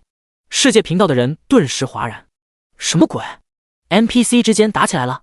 上次月牙城派人攻打清风寨，这次清风寨找回场子，没毛病。这叫土匪头子复仇记。这次有多少玩家可以加入啊？上次1万月牙城玩家对100清风寨玩家，这次不会反过来吧？哈哈，有意思。清风寨怎么走呀？我是其他镇的，怎么又是月牙城？为什么好福利总轮不到我们呀？我表示抗议。昆仑城表示抗议，楼兰新城表示抗议，洛阳古城表示抗议。除非有特殊道具或任务，玩家只能在30级以上才能传送到其他主城，所以这一次又是只能月牙城的玩家才能参加，其他主城的玩家心里肯定不爽了。但是除了世界频道打几个字，他们也没有办法。看到这系统消息，正在和朵朵下棋的柳如烟突然站了起来，他在队伍里问陈峰：“我们要么不练了，先去报名参加活动？”陈峰回道：“没关系，肯定有我们的名额，你们先到25级再说。”哦。于是10人接着埋头练级。到了下午1点多，所有人都已升级。陈峰升至26级，还有8000万经验到27，其他人都到25级了。随后，在陈峰的护卫下，咩咩羊等人也摆脱了 BOSS 仇恨，来到山下。回去的路上，他们都围着陈峰询问：“风尘，这次清风寨怎么报名？名额够吗？”陈峰笑着说：“6点之前，在清风寨的雷霆广场找 NPC 报名就可以了。这次双方都有5万名玩家参与。其中清风寨有1万玩家的名额是留给我审批的，双方都有5万名玩家。”烟雨蒙众人惊呼，上次的经历实在是印象深刻，以1敌100真的太艰难了。这次人数持平，终于不会被100倍的敌人围杀。陈峰说：“还有5个小时，你们更新一些20、25级的装备吧。这一次是夜战，恐怕战斗更复杂。好。不久后，众人回到新月镇，柳如烟下达指令，大家先去吃饭吧。好的，会长。烟雨蒙众人纷纷下线，每个人都摩拳擦掌，蓄势待发。陈峰看着李元洲给他的私信，皱起了眉头。兽王降临要提前出现了吗？第83章争夺星光村，准备进攻。陈峰除了收到系统提示之外，还额外收到大寨主李元洲的私信。四弟，据可靠消息，有人勾结兽王比斯特，想要里应外合拿下星光村9527号新手村。我们必须赶在兽王部队到来之前，提前占领星光村。今晚6点半动手，请速回。兽王比斯特，陈峰太熟悉了。神机第一个资料片就是兽王降临60级前的绝对主宰。玩家从新手村开始就会接触到形形色色和兽王有关的任务。兽王降临不是单纯的怪物攻城，它是一系列的阴谋诡计、阵营对抗而形成的长时间、大跨度、全主城覆盖的超大型任务。60级兽王降临之后，比斯特占领了大部分人类主城，从此世界割裂，出现人类阵营与兽人阵营，就连玩家也是如此。不论新老玩家都有重新选择一次种族和阵营的机会。而这一次，因为陈峰护住了清风寨，使得兽王敏锐察觉到不对劲，于是决定提前派先遣部队占领9527号新手村，以便消灭清风寨这个隐患。理清其中思绪后，陈峰突然意识到，这次是否攻下新手村将影响世界线的走向。真没想到，一次加入清风寨的意外事件竟然发生如此变故。渐渐的，陈峰变得亢奋起来。下线后，他来到1楼餐厅，看见柳如烟静静地正坐在餐桌前，拿着筷子发呆。如烟，陈峰和他打了个招呼，在他面前坐下了。如烟没有动，仿佛没听见似的。陈峰以为他在想游戏的事，也就没在意。他刚才在游戏又忙活了4个小时，肚子饿得厉害，端起面前盛好的饭，3两口就干完了。正要起身添饭，却见吴姐走了过来。陈先生，我帮你。他接过陈峰的碗，转身去厨房了。陈峰抬起头，发现柳如烟居然一口饭都没有动，连忙询问：如烟，怎么了？柳如烟看着陈峰，张口欲言，然后摇了摇头，说：没胃口，我先上去了，游戏里见。陈峰看着柳如烟上楼的背影，叹了口气。不久后，陈峰上线了。从回到新手村后，村内的场景把陈峰给震惊了。新手村内已经焕然一新，不仅村内的面积大幅扩大，而且村内建筑也焕然一新。不知道的还以为这是一个小镇。同时，村周围围墙、箭塔等工事也开始修建起来。恍然间，陈峰仿佛回到了前2天自己守寨的情景。他从新手村内出来，发现村外变化也挺大，原先的草丛都已不见，变成一片平坦的地面。原先的小兔子、梅花鹿等小动物也不知道去哪了，只留下一脸懵逼的萌新，拿着新手武器到处找怪。不久后，陈峰登上了莫冈山。和以往的冷清不同，现在莫冈山上热闹非凡，从山坡直到清风寨里都挤满了玩家，山贼们也不再对玩家仇视。而此时的陈峰头上强制出现了一个金光闪闪的头衔——清风寨4寨主。旁边的玩家一个个侧目，议论纷纷。那是玩家还是 NPC？ 玩家吧。他为什么有4寨主的头衔？你们真不认识他？那可是小镇做题家啊！前2天的清风寨攻守战的视频没看吗？我看了，他那天犹如战神一般，一人射杀数千人。啊，我好像刷到过清风寨的视频，但我光注意东皇钟了。有传言他就是杀人大魔王风尘本尊呢，你们知道吗？风尘前天一人杀到楼兰新城的地盘，去抢夺人家的宝藏，顺手又杀了1000多人，据说把人家会长都气出病来。我靠，真的假的？咱们离他远点。一路上，陈峰看见许多人变成清风寨起义军的头衔。在众目注视下，陈峰进入了大殿。经过上次的抵抗胜利，清风寨内内外外都发生了很大的变化，就连这议事大厅也都装饰了一番，显得庄重了许多。陈峰走上前，冲着3个坐在位置上的寨主抱拳：见过大哥、2哥、3哥。李元洲冲他点头道：四弟，请坐。陈峰落座后，向他们询问这次攻打星光村的事情。3位哥哥，今晚有何计划？我应该如何行事？李元洲说：此次行动意义重大，不仅关乎我寨兄弟，还和附近村镇的百姓生命息息相关。他顿了顿，环视了3人，接着说：今晚我们兵分2路。2弟，我们俩单独行动，去牵制兽王派来的援兵。李英洲站起身，抱拳道：是，大哥。李元洲看着陈峰和李福洲说：3弟、4弟，我封你们为左将军和右将军，带领众兄弟和义士前去攻打星光村，务必速战速决。如果让兽王的援兵与星光村内外夹击，恐怕我们将士的士气会大受影响。陈峰和李富周站起身抱拳：“是，大哥。”此时，陈峰正式收到系统提醒：“丁，你被封为右将军，从星光村东门突破。右将军可率领25000玩家和5000清风寨勇士进攻星光村。”陈峰仔细查看右将军称号的属性，发现毛都没有，心里不免腹诽：“我擦，毛都不给我增强，这打屁啊！他就算再强，也只是个玩家范畴而已。如果面对成千上万玩家，还不是得被踩死？”从议事厅出来后，陈峰来到了雷霆广场。广场的正中央围满了人，巡执事站在中央给玩家报名。我擦，还要1金币做报名费啊，真黑！5万人就要5万金币，这活动怕不是系统专门来坑钱的吧？别废话，不想参加就滚，别挡着后面的人报名。就是，上次参加清风寨攻防活动的人都发了，每个人最少都得了紫装，1金币都拿不出来的人就别来丢人现眼了。嘿嘿，我们会长自掏腰包，一次性掏出200金币给大家报名。哇，这么好啊！我们都是自费的，可惜每个工会只允许200人。这时，申请的人群许多人发出疑问：哎，怎么我申请这么久都没有成功？不是只进了4万人吗？对啊，我申请10多分钟了，还没批复，怎么回事？系统不会是卡了吧？出 bug 了吗？一众玩家莫名其妙。一旁的陈峰不敢吱声，生怕被旁边的人给撕碎了。他默默地点开申请面板，筛选了烟雨盟申请者，批复了500个。烟雨盟作为上次帮助清风寨的工会，比别人多了300个名额，然后再按照工会等级筛选出前1万名玩家进入阵营。陈峰下午没有做别的事情，只是向杰克马把东皇钟借了过来，然后在清风寨内等待。时间一点点过去，太阳也渐渐走向了西边。突然，清风寨内所有人眼前一晃，发现自己已经出现在山脚下。第84章争夺星光村，围绕箭塔的攻守转换。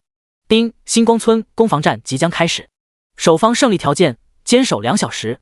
攻防胜利条件：占领复活区并保持3分钟。玩家释放灵魂即为淘汰。积分以及兑换请看列表。陈峰看了下，规则和上次差不多，只是双方都没有胜者遗物了。此时，星光村东西2门已经围满了玩家，双方拭目以待。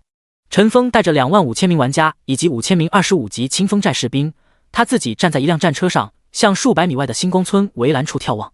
陈峰想要跳下车挤到战场前列，而系统却给出提示：丁，你身为右将军，需要观察战场，统领全军，暂时无法离开，且无法攻击，无法使用个人技能和道具。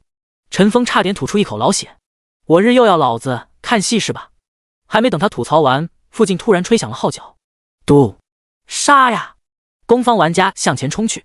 紧接着系统给出一个提示，令陈峰欣喜若狂：丁，战场开始，你的右将军称号发挥作用。右将军，清风寨东路的指挥官，生命值加5000000，物理攻击加1000，魔法攻击加1000，物理防御加1000，魔法防御加1000，视力加1000米，奋勇杀敌，周围100米范围的友军攻击力、防御力提升20%。陈峰乐得快合不拢嘴了，这才像话吗？加了50万血，还有1000攻防，就算来个几千人围攻自己也不怕。由于提供了视力加成，陈峰看着前方的战场异常清楚。攻方玩家前2排由肉盾走在前面，顶着前方10座箭塔射过来的箭，不远处的奶妈在给他们加血加 buff。守方也有一部分玩家出村应战。很快双方就发生了混战。一开始，攻方玩家试图依靠前排的伤亡靠近围栏，然后强行突破。然而对方箭塔数量多达10座，伤害极高。当他们顶着头上的箭矢靠近对方玩家时，又遇到地刺、陷阱等各种防御装置，令攻方玩家苦不堪言。10分钟过后，右路攻方玩家损失3000余人，而守方玩家仅损失600余人。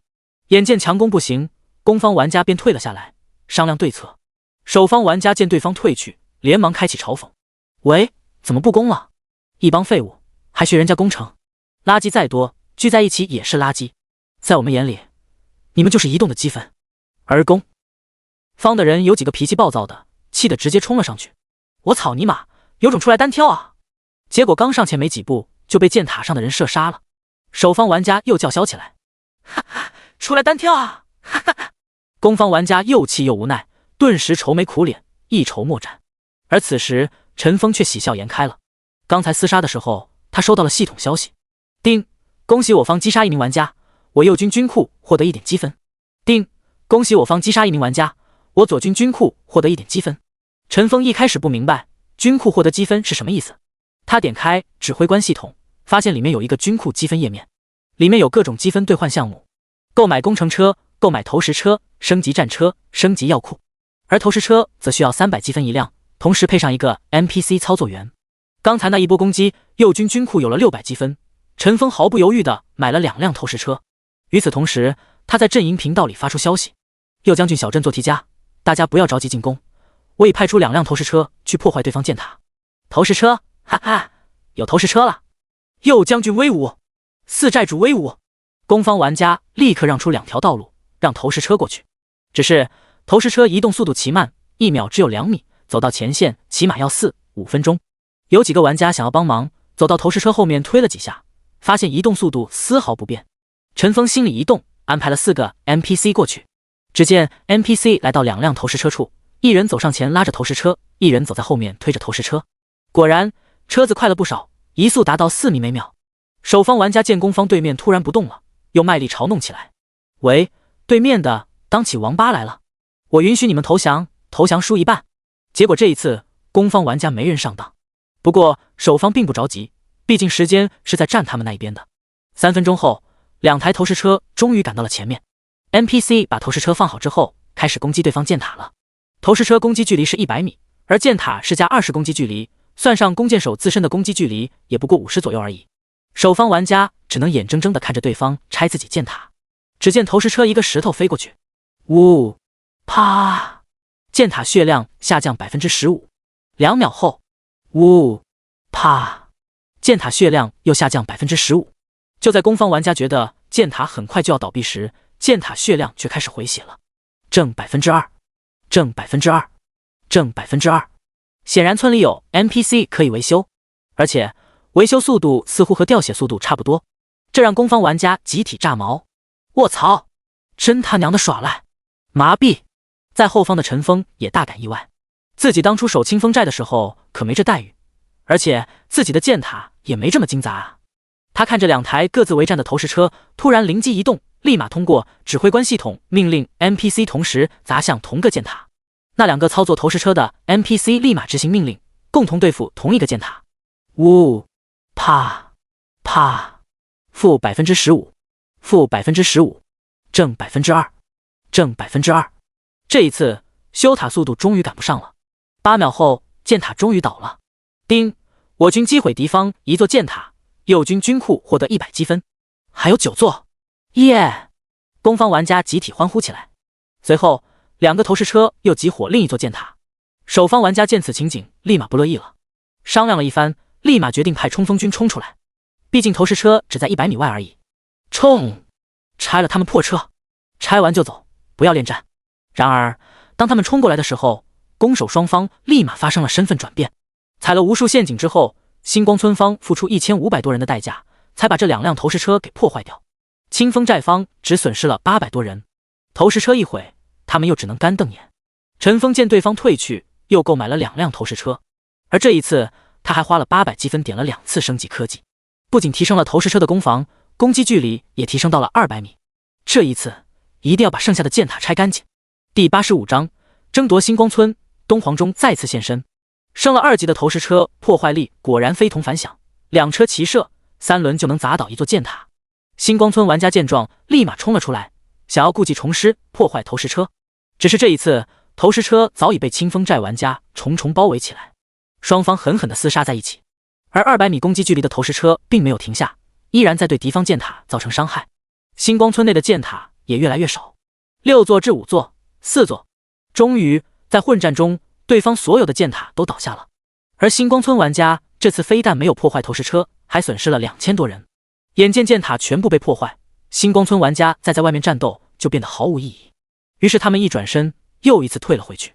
这一次他们都回到了围栏内。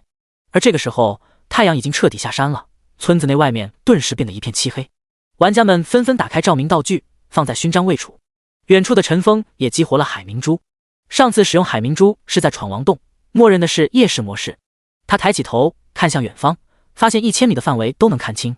陈峰一怔，随后明白是自己右将军的称号起了作用。前方战场虽说箭塔都倒了，但攻方玩家想要破城还是很难。他们来到围栏处，一刀刀砍下去，发现其血量厚得惊人。卧槽，这破竹子有这么牢吗？怎么都砍不断？按照血条来看，这围墙血量在10万以上。哎，还会回血，里面的人可以修复。尼玛，这搞毛啊！好像投石车的伤害也很有限。快1个小时了，我们还在外面。星光村的围栏看上去不太牢靠，但实际上玩家很难破坏得了。陈峰见状，连忙花1000点积分买了2辆工程车。工程车和投石车不同，他必须冲到墙边，但是他对城墙单位有巨额伤害。守方见到工程车的到来，连忙集火攻击。只是工程车可不像投石车那样脆弱，它的血量也是10万级别的，想直接破坏难比登天。于是攻守双方围绕工程车又展开了对轰。最终2辆工程车攻破4处围栏后，终于被破坏，而攻方玩家也终于有机会冲进去。可惜的是，攻方玩家并没有数量优势，很难在里面占到便宜。此时时间已经过去1个小时了，攻方东门玩家还有12000多人，而西门玩家更惨，只有8000多，守方玩家却还有3万。以这个数量是不可能拿下星光村的。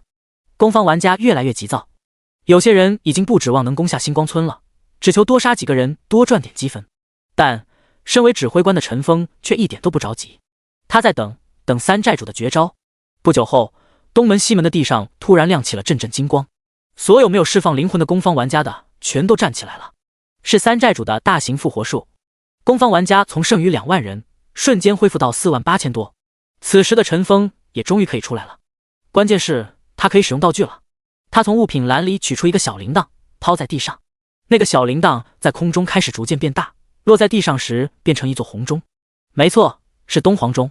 东皇钟1级，生命值加400，物理攻击加200，魔法攻击加160，物理防御加120，魔法防御加100，技能效果增强 3%。 陈峰知道4万8000人进攻带有防御攻势的3万人根本就不占优势，而这东皇钟附加属性可以大概提升整体 10% 的战斗力，或许可以改变战局。就在东皇钟出现的一刹那，陈峰突然收到系统提醒，叮，检测到我方拥有胜者遗物东皇钟，可用军库积分将其激活。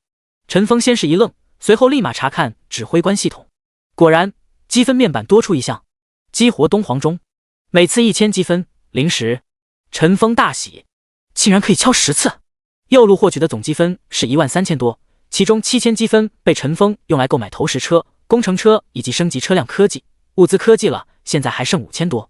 陈峰毫不犹豫地敲响5次东皇钟 ，Doom Doom Doom， 叮，我方右路敲响东皇钟，众勇士属性提升。叮，我方右路敲响东皇钟，众勇士属性提升。叮，我方右路敲响东皇钟，众勇士属性提升。5次东皇钟声响起，右路玩家立马起飞。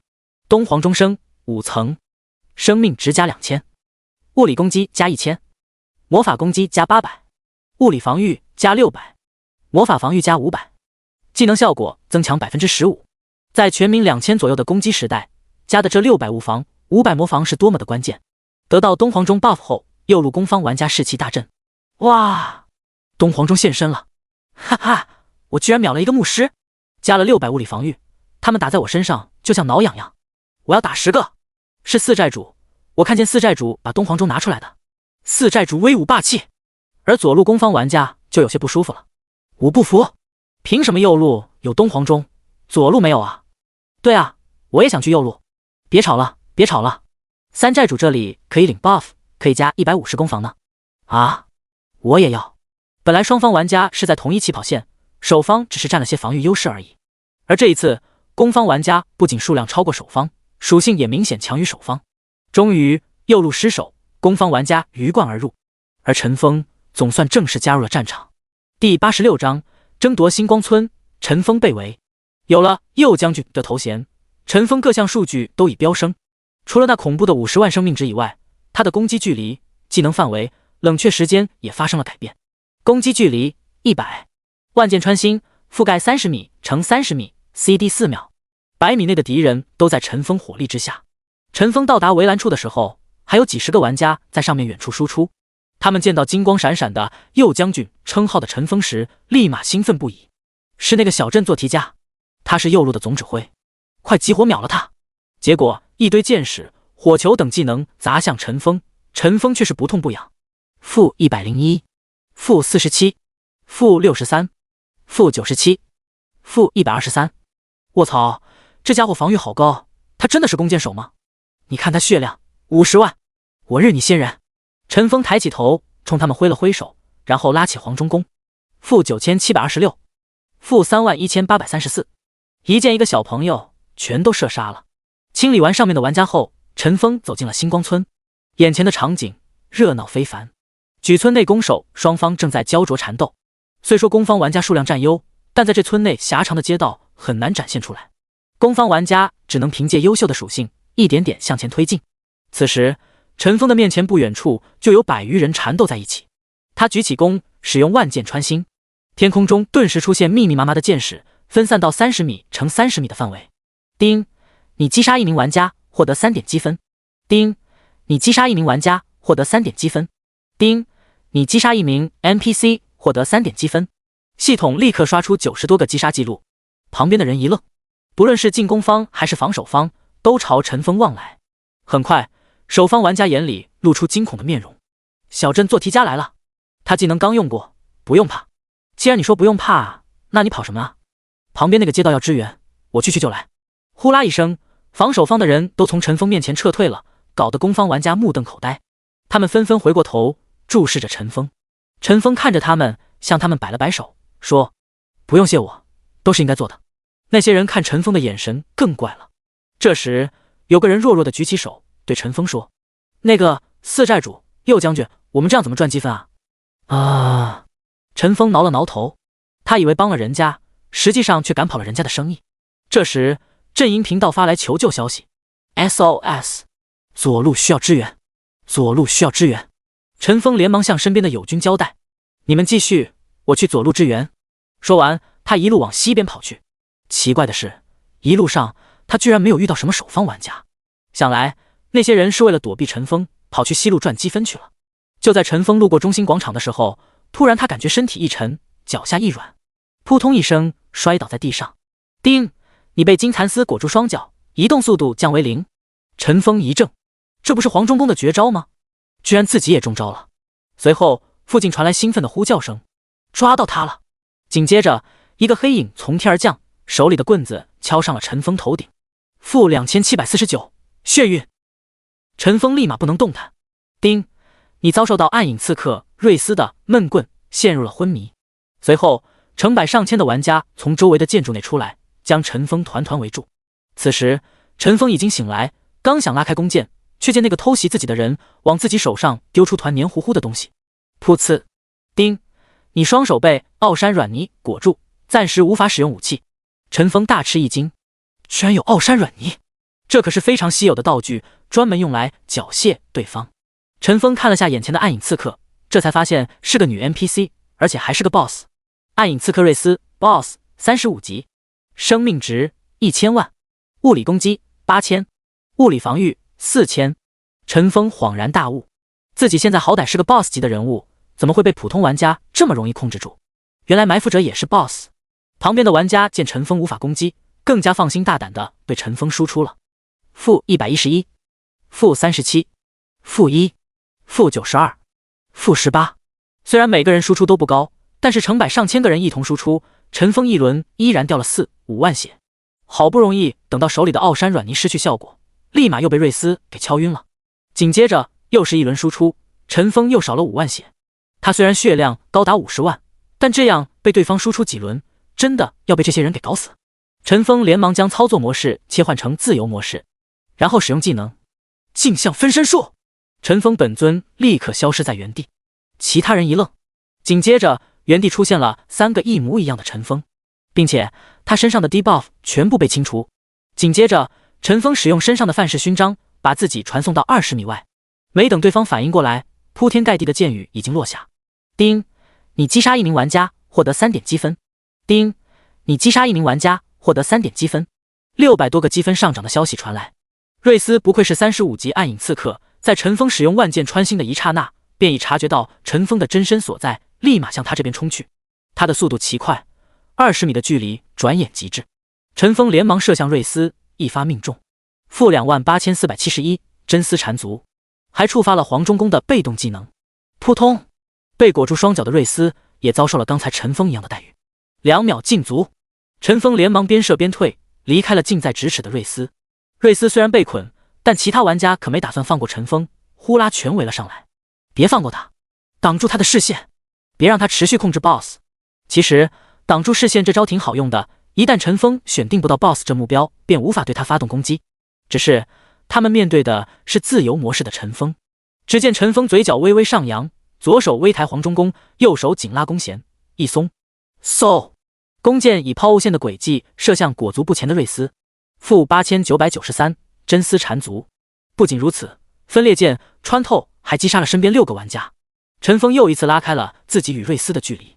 随后他一边走位一边射击，牢牢地把 BOSS 固定在原位。每次射击都会带走附近5、6个玩家的生命。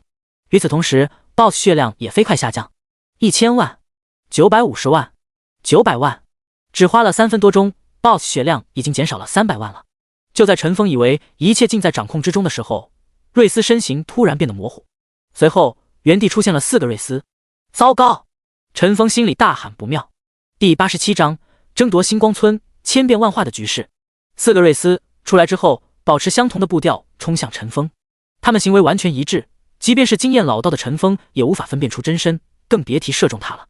不过陈峰并未惊慌，1秒后万箭穿心 CD 好了，他立刻对4个瑞斯施展，负23846，负8940，负76492，负79037。4个瑞斯血量立刻发生了不同的变化。由于分身会承受200%的伤害，所以只有本体才会出现1万以下的伤害。毫无疑问，8940伤害呢，个才是本体。然而当陈峰准备瞄准本体时，瑞斯身形却变得模糊起来。呼，瑞斯的本体消失不见了，是隐身术。35级 BOSS 的隐身，陈峰根本不可能提前侦察到，还站在原地的话，肯定会被对方缠上。陈峰连忙一个纵身跳到屋顶上，然后一转身跑了。这操作把下面的守方玩家看呆了。卧槽，怎么还能逃跑的？妈的，老子把他当 BOSS 了，忘了这货也是个玩家。尼玛，瑞斯呢？你们谁看到了吗？不知道，或许跟过去了吧。他的分身跟过去了，真身肯定也过去了。啊，谁在攻击我？不好，你们看看四周。那些守方玩家现在才察觉到，攻方玩家已经清理了前面的阻碍，将他们团团包围。陈峰没有忘记自己的职责，营救左路。刚才试图花几分钟射杀那个暗影刺客，结果发现对方根本不是省油的灯，于是他立马调转车头往西边赶去。如果那个瑞斯追杀自己，那自己那些获得5层东皇钟的队友会把那些杂鱼清理掉。如果瑞斯留在原地对付玩家的话，陈峰也不担心，他的杀人速度比得上自己吗？此时陈峰一边跑一边留意身后，那3个瑞斯分身紧追不舍。他转过头对着一旁的玩家施展技能，万箭穿心。叮，你击杀1名玩家获得3点积分。数十个击杀记录再次出现。此后他每4秒就释放一次技能，每次释放能收割几十上百个玩家的人头。表面上来看，陈峰跑得有些狼狈，实际上他的积分在蹭蹭的上涨。5分钟后，赶往西门的陈峰已经射杀3000多人，积分也达到1万多。由于缺少有效组织，左路并没有形成良好的攻城攻势。一开始大量玩家人肉进攻，试图攻陷围栏，结果被10座箭塔射得抱头鼠窜。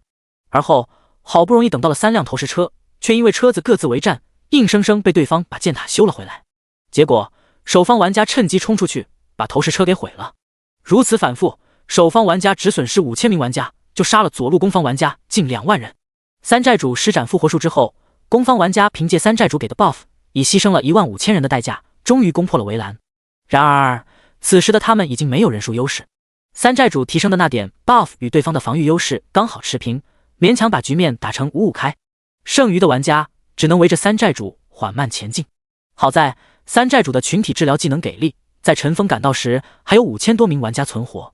现在赶来的陈峰正站在屋顶上，看到被围困的攻方玩家的困境，他不敢有耽误，开出分身兵分3路射杀守方玩家。由于分身也受到右将军的影响，不再是之前那种任人宰割的脆皮。25万血，6000点攻，除了坦克之外，基本上是一件一个，并且在扎堆的人群中，分裂剑、穿透技能也是收割人头的神技，往往分身一次攻击就带来7、8个玩家的倒下。陈峰主身更不用说了，100米之内全都是他的靶心。由于瑞斯的3个分身还在追着陈峰，陈峰也不敢在原地停留，只能绕着战场射杀守方。不到3分钟，陈峰又拿到了7000多个人头。麻蛋，这货不是人，我不守了，退回安全区吧，那里有个主教。退！守方玩家终于受不了，开始往后撤离。左路攻方玩家也终于舒了一口气，大声呼喊起来：四寨主英勇无敌，小镇做题家威武霸气。狗日的星光村玩家，你们有种别跑啊！陈峰见其他人都撤离了，也缓了下来，他放慢脚步往左路玩家这边走来。哪知他没走几步，头上突然遭受到沉重的一击，负4382眩晕。紧接着瑞斯的身影从虚影之中显形，陈峰一怔，随后嘴里骂道：卧槽，你还跟着老子呢！瑞斯没有和他对话，身形突然变得模糊，紧接着原地出现4个瑞斯，齐齐地攻向陈峰。负7640，负2528，负2922，负2521。陈峰的血量飞快的下降，而且被瑞斯近身后，陈峰头上还出现一个 debuff 残废。残废，攻击速度、移动速度降低 20%， 想跑都跑不了。瑞斯刚才追了陈峰大半天，一直看着他在射杀己方玩家，早已火冒三丈。这次终于逮住机会，怎么可能轻易放过他？ 0.5 秒一次的攻击速度，他1秒就砍了陈峰3万多血。陈峰内心叫苦不迭，他分身刚使用，还有10秒的 CD， 无法驱散残废状态，如果背对着他逃跑，自己承受的伤害只会更高。10秒钟早被这娘们砍死了。就在陈峰一筹莫展之际，身边突然出现一道微风，然后他发现身上的 debuff 消失了。不仅如此，身边的3个瑞斯分身也不见了。驱散一定区域的友方 debuff， 并对该区域的敌方幻象造成大量伤害。是3寨主，他出手了。紧接着陈峰头上亮光一闪，加1000000，回了10万血。陈峰心里大喜，这是什么神仙技能啊？而一旁的瑞斯则微微一愣，心下知道单凭自己无法击杀陈峰，于是他收回了手里的匕首，身形又一次变得模糊，隐身了。陈峰见状，立马对着当地施展万箭穿心。负31847真丝缠足，一个伤害值跳了出来，然而对方并未显形。陈峰惊讶不已，擦，居然是高级神隐，没有目标，就算是自由模式下也不能射击隐身状态。就在陈峰准备放弃之际，头顶上飞来一个不起眼光球，突然光球向四周射出明亮的光线，在光线的照耀下，隐身的瑞斯居然显形了。第88章争夺星光村，胜利在望。看见瑞斯显形，陈峰没有任何犹豫，拉开弓箭就开始射击。负35482，负7462，负34221真丝缠足。陈峰的输出不遑多让，而后他召唤出2个分身，3个齐射，瑞斯更加没有任何动弹的空间。虽然瑞斯还有700万血，但在陈峰加分身秒伤5、6万的情况下，他的血量犹如瀑布一般飞快往下掉，1分钟就掉了300多万血。中途瑞斯施展过几个逃生技能，都被一旁的3寨主给化解了。旁边的玩家看得目瞪口呆，这还是人吗？这输出真是炸裂！2个 boss 打一个，似乎有些胜之不武啊！哪里来的圣母？刚才被欺负的不够惨吗？你们看着干嘛？一起上啊！一旁的玩家这才反应过来，连忙上前攻击 boss。负1，负1，负1，完全破不了防。卧槽，这娘们居然这么硬！没有小镇做题家的话，我们怎么杀他？我严重怀疑系统就是想要咱们输的。还好咱们有个大变态，哈哈！敢说我们4寨主是变态，小心他给你一剑！哈哈！陈峰没有和他们嬉闹，他咬紧牙关，奋力输出，丝毫没有松懈。在3寨主辅助下，陈峰终于射出最后一剑。瑞斯手捂胸口，嘴角流着鲜血，眼睛死死盯着陈峰。你，我的灵魂属于比斯特殿下，一定会为我报仇的。随后他双腿一蹬，死了。哇，好棒！4寨主好厉害！伴随着玩家的欢呼声，陈峰收到了系统提示：丁，你已击杀暗影刺客瑞斯，获得5000点积分。丁，你获得暗影斗篷。丁，触发幸运奖励，奖品升级为魂影斗篷。暗影斗篷佩戴者可以施展神隐高阶。职业要求：盗贼。魂影斗篷，佩戴者可以施展神隐高阶。职业要求：无。陈峰先是一愣，待他仔细看清魂影斗篷的说明时，内心狂喜不已。跨职业技能的装备极其难得，尤其是高阶神隐这样的技能，堪比传说级的装备。而且斗篷属于勋章位置，不是常规装备，并不受装备更新影响。佩戴好魂影斗篷后，陈峰现在的勋章有海明珠、范氏勋章、瞄准器、魂影斗篷，4个勋章位置全满，而且功能都非常棒。这时，三寨主李富周来到陈峰身边，说：“四弟，我们去攻占星光村复活区吧，时间不多了。”陈峰点头。随后，一行5000人畅行无阻地来到复活区。此时，右路玩家13000多人已经来到了复活区边缘，正在和敌方缠斗。对方人数不到7000，龟缩在安全区里，靠着一个白衣主教的治疗苦撑着。时间还有半小时，18000人对5000人 ，BOSS 也是2对1，怎么看都是对方都是大势已去。哈哈，2位寨主来了，大家加把劲，把里面那群龟儿子都灭了。妈蛋，你们刚才那股嚣张劲呢？干死他们！攻方玩家眼见胜利在望，已经准备庆祝了，但陈峰却没有那么乐观。对方主教的大技能还没用呢。就在守方玩家只剩1000人不到时，那个白衣主教突然放声狂笑起来：“哈哈，杀吧，杀吧！你们杀的越多，死神越是喜欢。”众人不知他这是何意，纷纷停下来看着他。突然，白衣主教缓缓飞向空中，双臂一震，一股黑气从他身上散发出来。那些黑气并未消去，而是钻入他身边剩下的数百玩家的鼻孔之中。轰！一声闷响，那些玩家全都化作一团血雾。看着面前这诡异的一面，陈峰等人都看呆了。随后，飘在空中的白衣主教闭上眼睛，双手掐印，嘴里念念有词。突然，他猛然睁开眼，暴喝了一声：“亡灵复生！”陈峰等人突然感觉一股地动山摇，随后他们发现原先死去的守方玩家全都复活了。不仅如此，每个人身上都冒着黑气。有侦察技能的人点开一看，发现每个玩家都有一个 buff， 亡灵复生，满状态复活并增强 40%， 战斗结束后再次死亡。当把这个 buff 发到阵营频道后，攻方玩家都开始骂娘了。什么？增强 40%？ 系统疯了吧？操，摆明了不想我们赢啊！我日，你个仙人板板！陈峰也大吃一惊。40%增强，相当于提升了1200血以及600攻防。其实从状态来看，陈峰右将军会提供周围 20% 攻防，加上5层东皇钟的 buff， 攻方玩家属性并不输对方，甚至还强过对方。但问题是，守方有5万人，己方只有2万人不到。陈峰一人杀3万人，太难了吧？陈峰看着周围双倍于自己的人数，牙一咬，准备开干。然而还没等陈峰动手，白衣主教身上突然射出一道黑色的光线，将陈峰牢牢困住。丁，你与白衣主教灵魂纠缠在一起。我日！陈峰骂起娘来。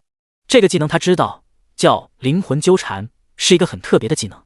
它可以让施法者与一个敌方玩家进入无敌且无法动弹的状态。由于只能对比自己等级低的人施展，而且成功概率并不高，所以学的人并不多。原本是一个很鸡肋的技能，在这个时候却发挥了奇效。现在的陈峰技能不能用，道具也失效，对于双倍于己方的敌人只能干瞪眼。陈峰点开积分页面，看没有什么东西能帮助自己的功能。战场上，双方玩家正在进行最后的死斗。攻方玩家原以为自己已经胜利在望，没想到最后突然来了一波亡灵复生。复生也就算了，属性还这么强。属性强不说，对方比自己双倍人数还多。正在攻方玩家内心快要崩溃时，战场上传来了5声震耳欲聋的钟声。Doom Doom， 东皇钟10层，第89章争夺星光村险胜。东皇钟声10层，生命值加4000，物理攻击加2000，魔法攻击加1600，物理防御加1200，魔法防御加1000，技能效果增强 30%， 加上陈峰右将军 20% 的属性加成以及三寨主给的 buff， 清风寨的玩家属性翻了1倍还不止。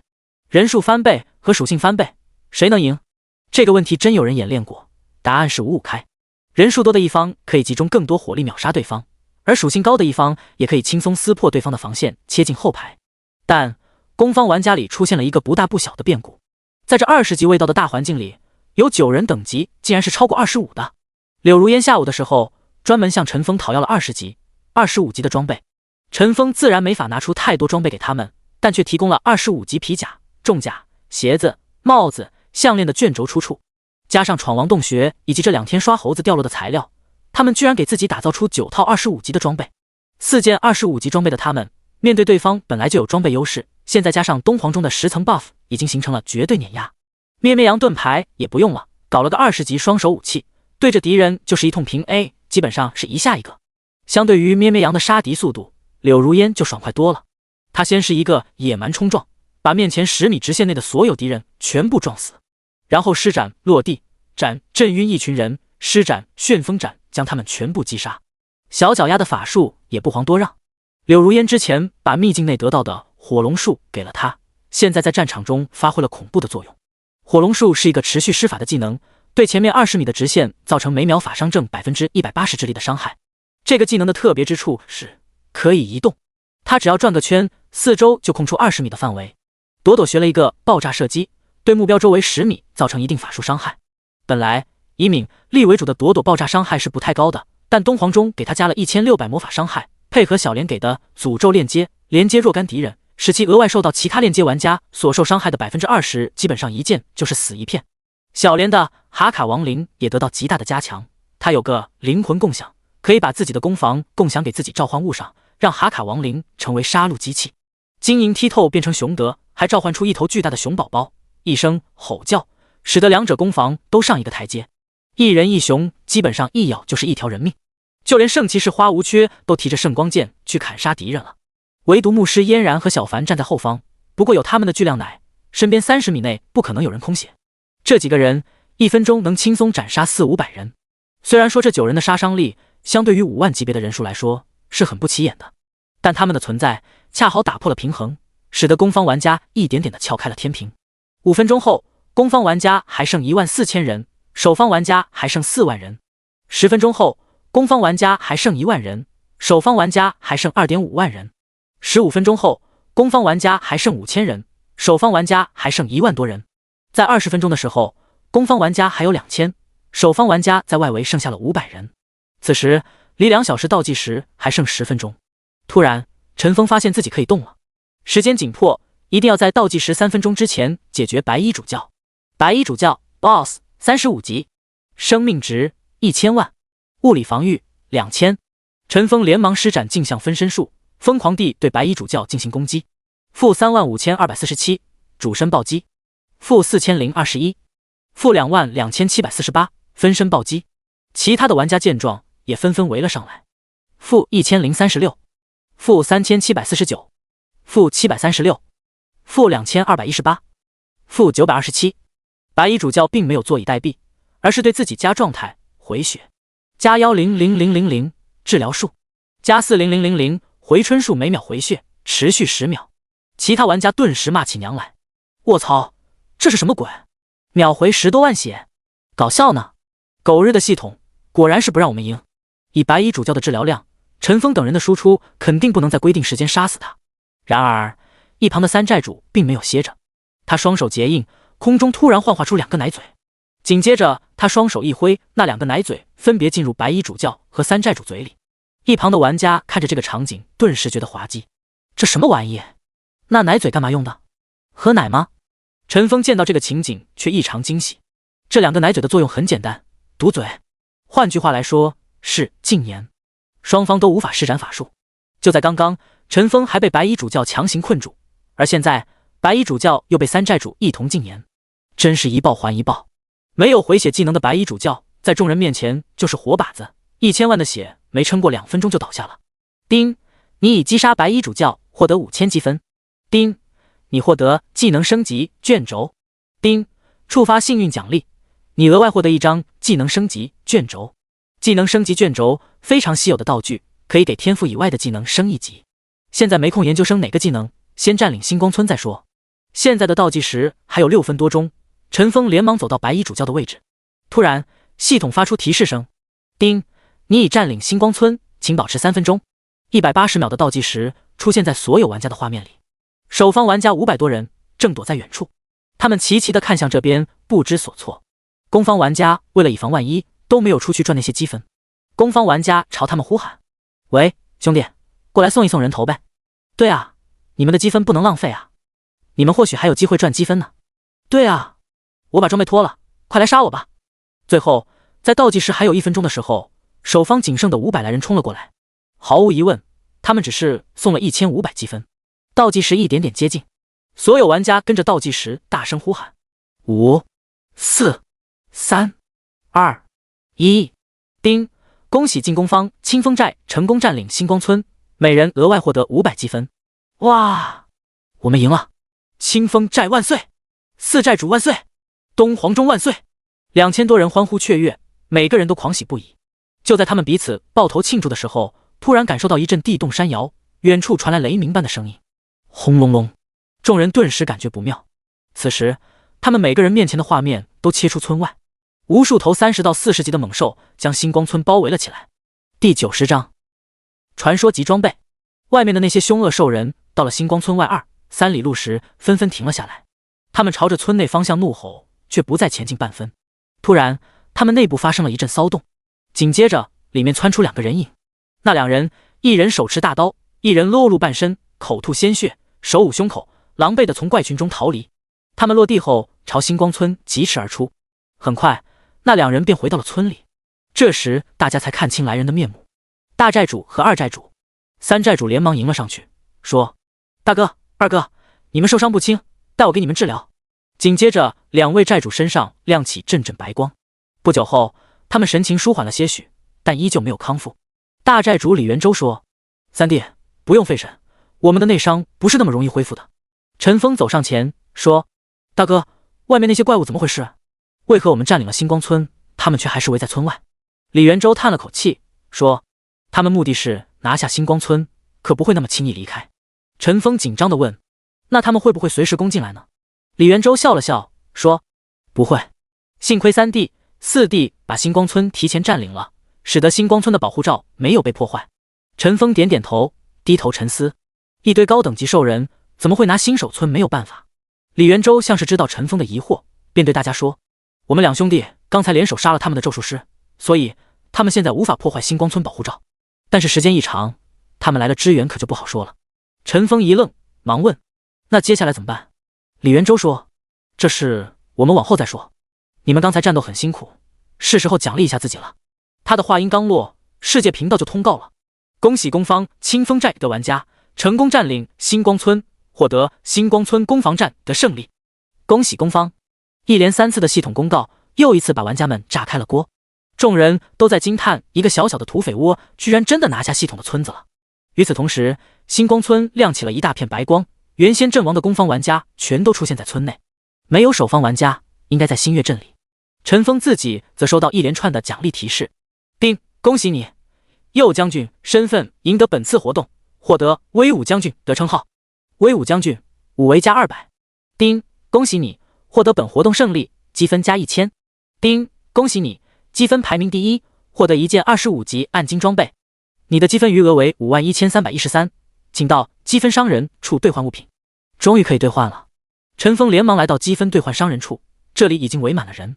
陈峰别的都没看，直接查找传说级装备页面，一共有3件：雷鼓瓮金锤，传说；李元霸的趁手武器，他曾经依靠此锤打败隋朝第1大将宇文成都，从此一战成名。兑换所需积分5万。软猬甲，传说；黄绒贴身之物，可以吸收大量伤害。兑换所需积分5万。七窍玲珑冠，传说；唐朝一位皇后所佩戴，可以使人头脑清醒。兑换所需积分5万。第1件锤子肯定 pass。随后陈峰对比软猬甲和七窍玲珑冠，2件都是防御装。软猬甲附带技能是伤害吸收，减伤 30%， 伤害反弹，近战反伤 80%。七窍玲珑冠附带的技能是灵光一闪，抵挡一次指定技能。清心诀，自动消除身上控制类 debuff， 并持续3秒。最终陈峰选择了兑换七窍玲珑冠。丁，你获得传说头冠七窍玲珑冠，名震世界。七窍玲珑冠，传说：物理防御加1000，法术防御加1000，敏捷加300，精神加300，额外增加玩家等级 X20 物理防御，额外增加玩家等级 X20 法术防御，额外增加玩家等级 X10 敏捷，额外增加玩家等级 X10 精神。灵光一闪，抵挡一次指定技能 CD 10秒。清心诀，自动消除身上控制类技能效果，并持续3秒 ，CD 30秒。装备要求300敏捷，300精神。现在陈峰26级，这件装备提升了1520防御，560敏捷，他的伤害又提升了1110加。未来会遇到很多白衣主教那样的强行控制技能，七窍玲珑关的这2个技能是自动触发的，不用担心被先手。只可惜精神这个属性对走物理输出路线的陈峰来说没有特别提升，算是小小的遗憾吧。剩下的积分陈峰兑换了一些稀有物品，而后他又点开积分第1所奖励的25级暗金装，结果发现也是帽子，只能遗憾放回背包了。陈峰看了眼世界频道，七窍玲珑关的出现又一次被热议。哇，又一件传说装备，这可是5万积分才能兑换的装备，这货杀了多少人？大佬，能把属性贴一下吗？让我们长长眼。我看过，加1000防和300敏捷和精神。楼上的这个你就不知道了吧？传说装备还有特殊技能，这个看不到。你说的好像自己有传说装备似的。我有暗金装备，暗金装备就附带技能了，传说装备更不用说。你们说做题家和风尘谁厉害？你应该问周迅和鲁树人谁文章好。你们找周迅，跟我鲁树人有什么关系？看着大家的似乎猜出来了，陈峰笑了笑，没有去承认，也没有去否认。他来到传送阵，想要去星月镇把东皇钟还给杰克马，结果却收到一个意外的消息，能量不足，无法传送，出不去了。陈峰顿时傻眼了，明天的拍卖怎么办？第91章寻找出路。不仅是陈峰，其他玩家也发现了问题。怎么回事？传送阵怎么用不了了？哎，我试试。对哦，怎么提示说能量不足呀？卧槽，出不去了。不会吧，外面被那些兽人围住，里面传送阵又用不了，这让我们怎么玩？旁边的巡执事好像可以领任务，他说用金元就可以充能。金元是什么？好像是说外面的怪会爆金元。外面的怪？开玩笑吧。给我们10层东皇钟也打不过吧？肯定可以完成，不会颁布完不成的任务。我们出去瞧瞧，看有没有能打的怪。好，我也去。关于传送阵需要金元一事，陈峰自然知道。不仅如此，传送阵还要有一个重要的因素，与另一个传送阵连接。星光村是被清风寨强行攻下来的，作为月牙城下属的星月镇，切断星光村的传送连接很正常。星光村之前的传送阵能量来源就是星月镇，现在星月镇切断连接，那传送能量目标传送阵自然都要星光村自己解决。问题来了，能量解决后传送连接怎么办呢？陈峰犯难了。最后他一拍脑袋，喃喃道：先去找3个寨主商量一下。打定主意的陈峰来到原来的村长屋，也就是现在的星光村行政厅，结果发现3个寨主都不在。陈峰询问旁边的喽啰，得到的回复是3寨主在帮大寨主，2寨主疗伤，暂时不能接待。陈峰无奈，只能自己想办法。这时肚子一阵咕咕响动，陈峰发现时间已经到了晚上9点多。他看了看好友柳如烟，想和他一起下线，结果发现他早就不在了。下线后，陈峰从2楼下来，刚好遇到周管家从外面进来，没有见到柳如烟。陈峰问：周姐，如烟呢？周管家叹了口气，说：柳小姐回家了，她让我转告你，近期她不回来了。陈峰很惊讶：啊？为什么？周管家张了张嘴，欲言又止。他稍微沉默了一会，说：主人家的事，我本不该多嘴，但我觉得陈先生应该多关注下本地的新闻。陈峰一愣，他连忙打开手机，翻看近期的热点新闻。欧阳金融集团接班人突发脑梗，欧阳鲲鹏能撑下去吗？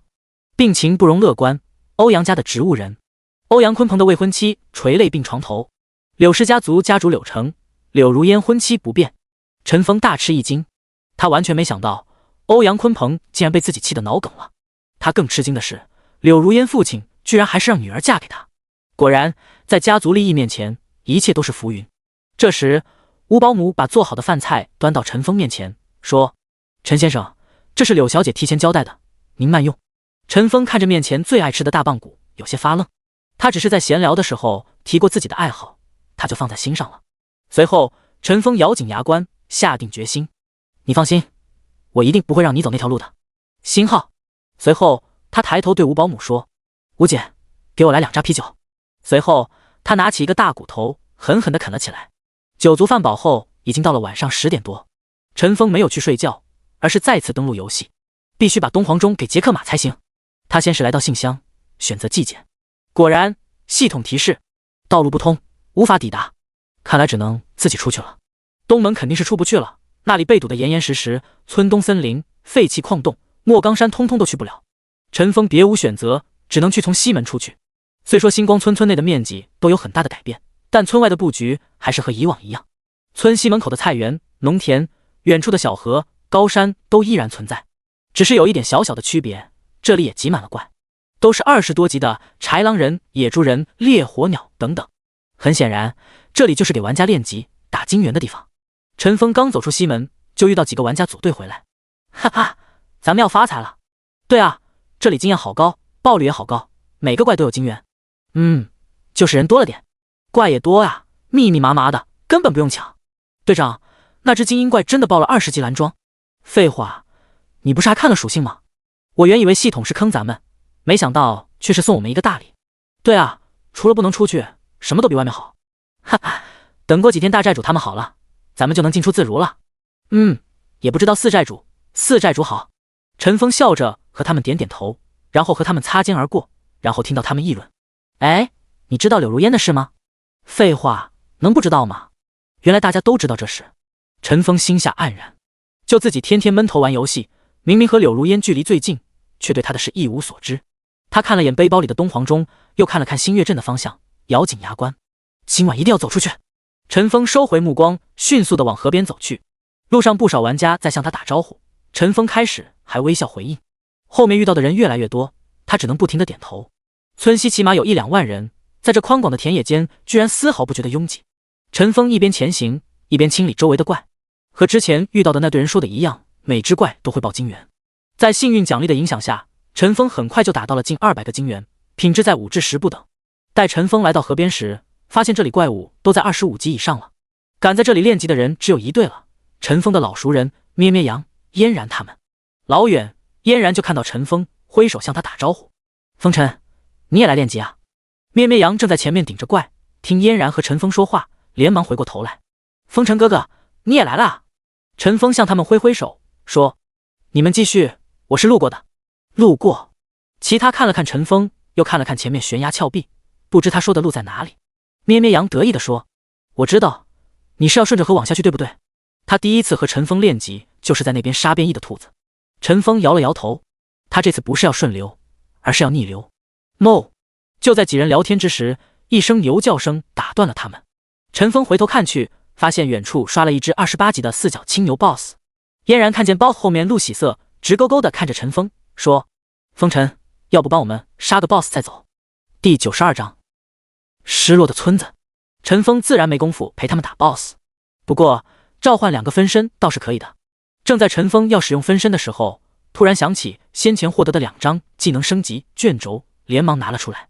现在陈峰的普通技能有2连射击1技能点，对目标连续进行2次射击，第2击伤害为 80%， 精准射击3技能点，精确瞄准敌方弱点，有 33% 几率产生3倍暴击，万箭穿心5技能点，射击15乘以15米范围的敌人，并附加敏捷 X1 的伤害，并降低其 20% 移动速度，持续3秒， CD 8秒，施法距离35米，移动射击4技能点，射击时可以保持 80% 移动速度，镜像分身术5技能点，制造2个分身，每个分身继承 50% 生命值、攻击力等属性，分身无法使用主动技能，但可以 100% 继承攻击效果，分身持续180秒， CD 20秒。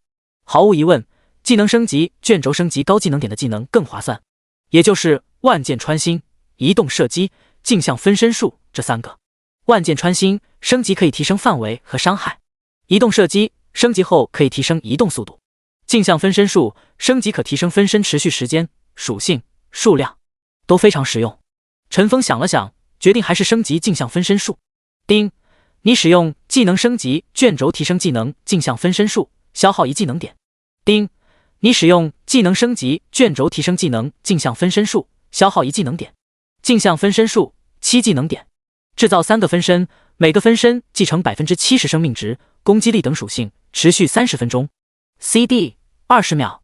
每当使用该技能时，自动驱散之前的分身。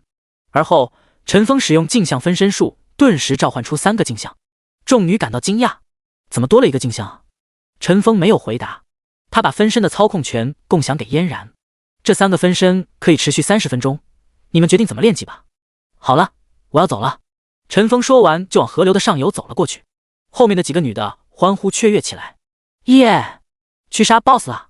抓紧时间，只有半个小时，半个小时够杀10个 BOSS 了。那要咱们找得到才行。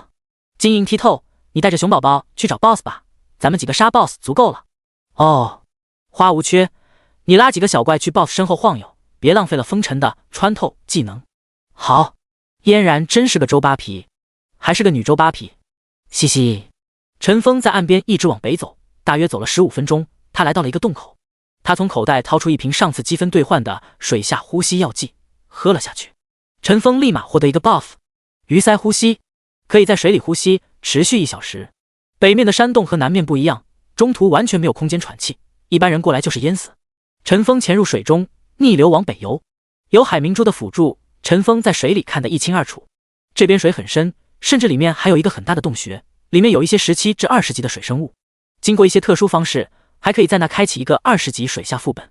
只是现在的陈峰哪里有心情搞这些，他想的就是尽早出去。这一段水路很长，花了足足有40多分钟，陈峰才穿过山脉来到外面。他慢慢浮出水面，喘了口气，然后游到岸上。陈峰打开地图，确认了下位置，这个地方叫碧波潭。陈峰沿着河流往上走了10多分钟，然后找到一条杂草丛生的小路，路边有一些25到30级的怪。陈峰一边清理一边按照记忆寻找，终于在一个角落里找到了自己的目的地——失落的碧波村。这是一个破败的村落，荒无人烟，表面上看不像是有人居住的模样。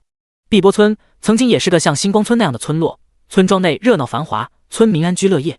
20年前，兽王军团也曾入侵人类，经过此地后，对村子里发起了大屠杀，90%的人都命丧当场，只有一些在外耕作的年轻村民侥幸躲过一劫。而后，兽王虽然入侵人类主城失败了，但月牙城城主却一直未派人来建设村子。而当初碧波村剩余的年轻人只有20几人，根本无力重建村落，只能任由其荒废。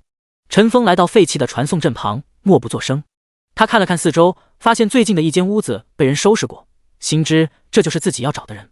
陈峰看了下时间，已经晚上12点，嘴里轻轻地念道：“对不起，打扰了。”他把海明珠切换成明珠形态，来到那破屋前。他抬起手，对着破门就是一顿拍打，啪啪啪，啪啪啪，那门被拍得咯吱咯吱响，仿佛随时要掉下来似的。谁啊？彭大叔吗？吱呀一声，门开了，出来了一个中年男子。那人抬头一看，一个陌生面孔出现在他面前，他脸上立马露出惊慌的表情。你是谁？谁派你来的？陈峰单刀直入：“我是下游星光村的，因为被兽王军团围困，特意来寻求支援。”那人听见陈峰的话，立马表情严肃起来。你说什么？兽王军团？陈峰点点头。那中年人顿时惊恐起来。兽王再次入侵了？陈峰摇摇头说，没有大面积入侵，只是小规模的兽人而已。那中年男子此刻已完全清醒，他再次打量着陈峰，说，我们这里什么都没有，帮不了你，你走吧。说着，他作势关门。陈峰一只手挡住门，另一只手掏出金元，递给他。你觉得有这个的话，你能不能帮我们？那男子看着陈峰手里的一大把金元，吓了一跳。陈峰说，你能修好传送阵吗？咕噜，那男子咽了下口水。第93章，证明实力。那个男子看着陈峰手里的金元，眼睛里闪烁着激动的光彩，嘴唇微颤。还是算了。最后他叹了口气，我们碧波村虽然破败，但村民们尚且能生存。如果重建传送阵，过程中必然会因为能量波动引来周边的怪物入侵，届时碧波村可能真的就荡然无存了。陈峰说，你放心，我会帮你守护周边，让你安心重修传送阵。那男子打量了下陈峰，说，我看你也不如何强壮，周围的怪兽每一个都不弱于你，你一人如何面对成百上千的猛兽围攻？陈峰笑了笑，说，那我要如何做才可以让你相信我有这个能力？那男子想了想，说，从这里往东走5里路左右，有一队兽人精英，是20年前兽王留下来的，你如果能把他们剿灭，带回他们的首级，我就相信你的能力。陈峰一抱拳，那就这么说定了，我一定会把他们的脑袋带过来。男子见陈峰连兽人精英都不怕，很是敬佩。我叫阿灿，我家从我太爷爷开始就是守护传送阵的，我答应你，如果你能把那些兽人解决掉，那就把这里作为星光村传送阵的连接点。这时陈峰终于收到了任务提示，丁，接到阿灿的任务，剿灭兽人精英小队。陈峰点头，把手里的金元塞给阿灿，然后一转身离开了。阿灿看到远去的陈峰，又看了看手里的金元，表情顿时变得兴奋起来。他回过屋，找了个袋子，把金元装了进去，然后穿好衣服，打着灯笼，来到20米外的一间屋子门前。啪啪啪，啪啪啪，彭大叔，开门。不久后，一个睡眼朦胧的50几岁男子打开了门。阿灿，大晚上的，什么事？阿灿说，彭大叔，刚才有个奇怪的人，拿着一堆金元，让我修复传送阵。彭老汉打了个哈欠，是个迷路的吧？明天再说，睡觉。说完，他转身就要进去。阿灿一把拉住了他，然后双手紧捏他的双肩。彭大叔，醒一醒！他手里拿着金元，好几百能量的金元。彭老汉被阿灿摇晃了好几下，终于清醒了。突然，他意识到阿灿的话语，脸色一变。什么？好几百能量的金元？阿灿用力地点点头。彭老汉说，我们这么多年猎杀猛兽，才获得几十点能量的金元，他居然有好几百。你确定没看？彭老汉话没说完，便瞪大了双眼。阿灿手里的金元在月光下闪闪发光。彭老汉拿过一颗，对着月亮端详着，随后激动地说，这金元纯得很高，能量高达9点。掉落这块金元的野兽等级恐怕有30级了吧。紧接着他反手抓着阿灿，大声说，那个人呢？他一定能协助我们重建传送阵。阿灿被彭老汉抓得生疼，连忙说，我怕他吹牛，就让他去杀兽人精英了。什么？彭老汉目瞪口呆，你竟然让他一个人对付10多头30级精英兽人？阿灿现在才意识到自己刚才冒失的行为，顿时觉得有些后悔。完了！陈峰在路上东进，由于这里多年无人行走，路上早就被杂草挡住，陈峰甚至收到移速下降30%的系统提示。短短5里路，陈峰边走边清理野怪，竟然走了大半个小时才到达。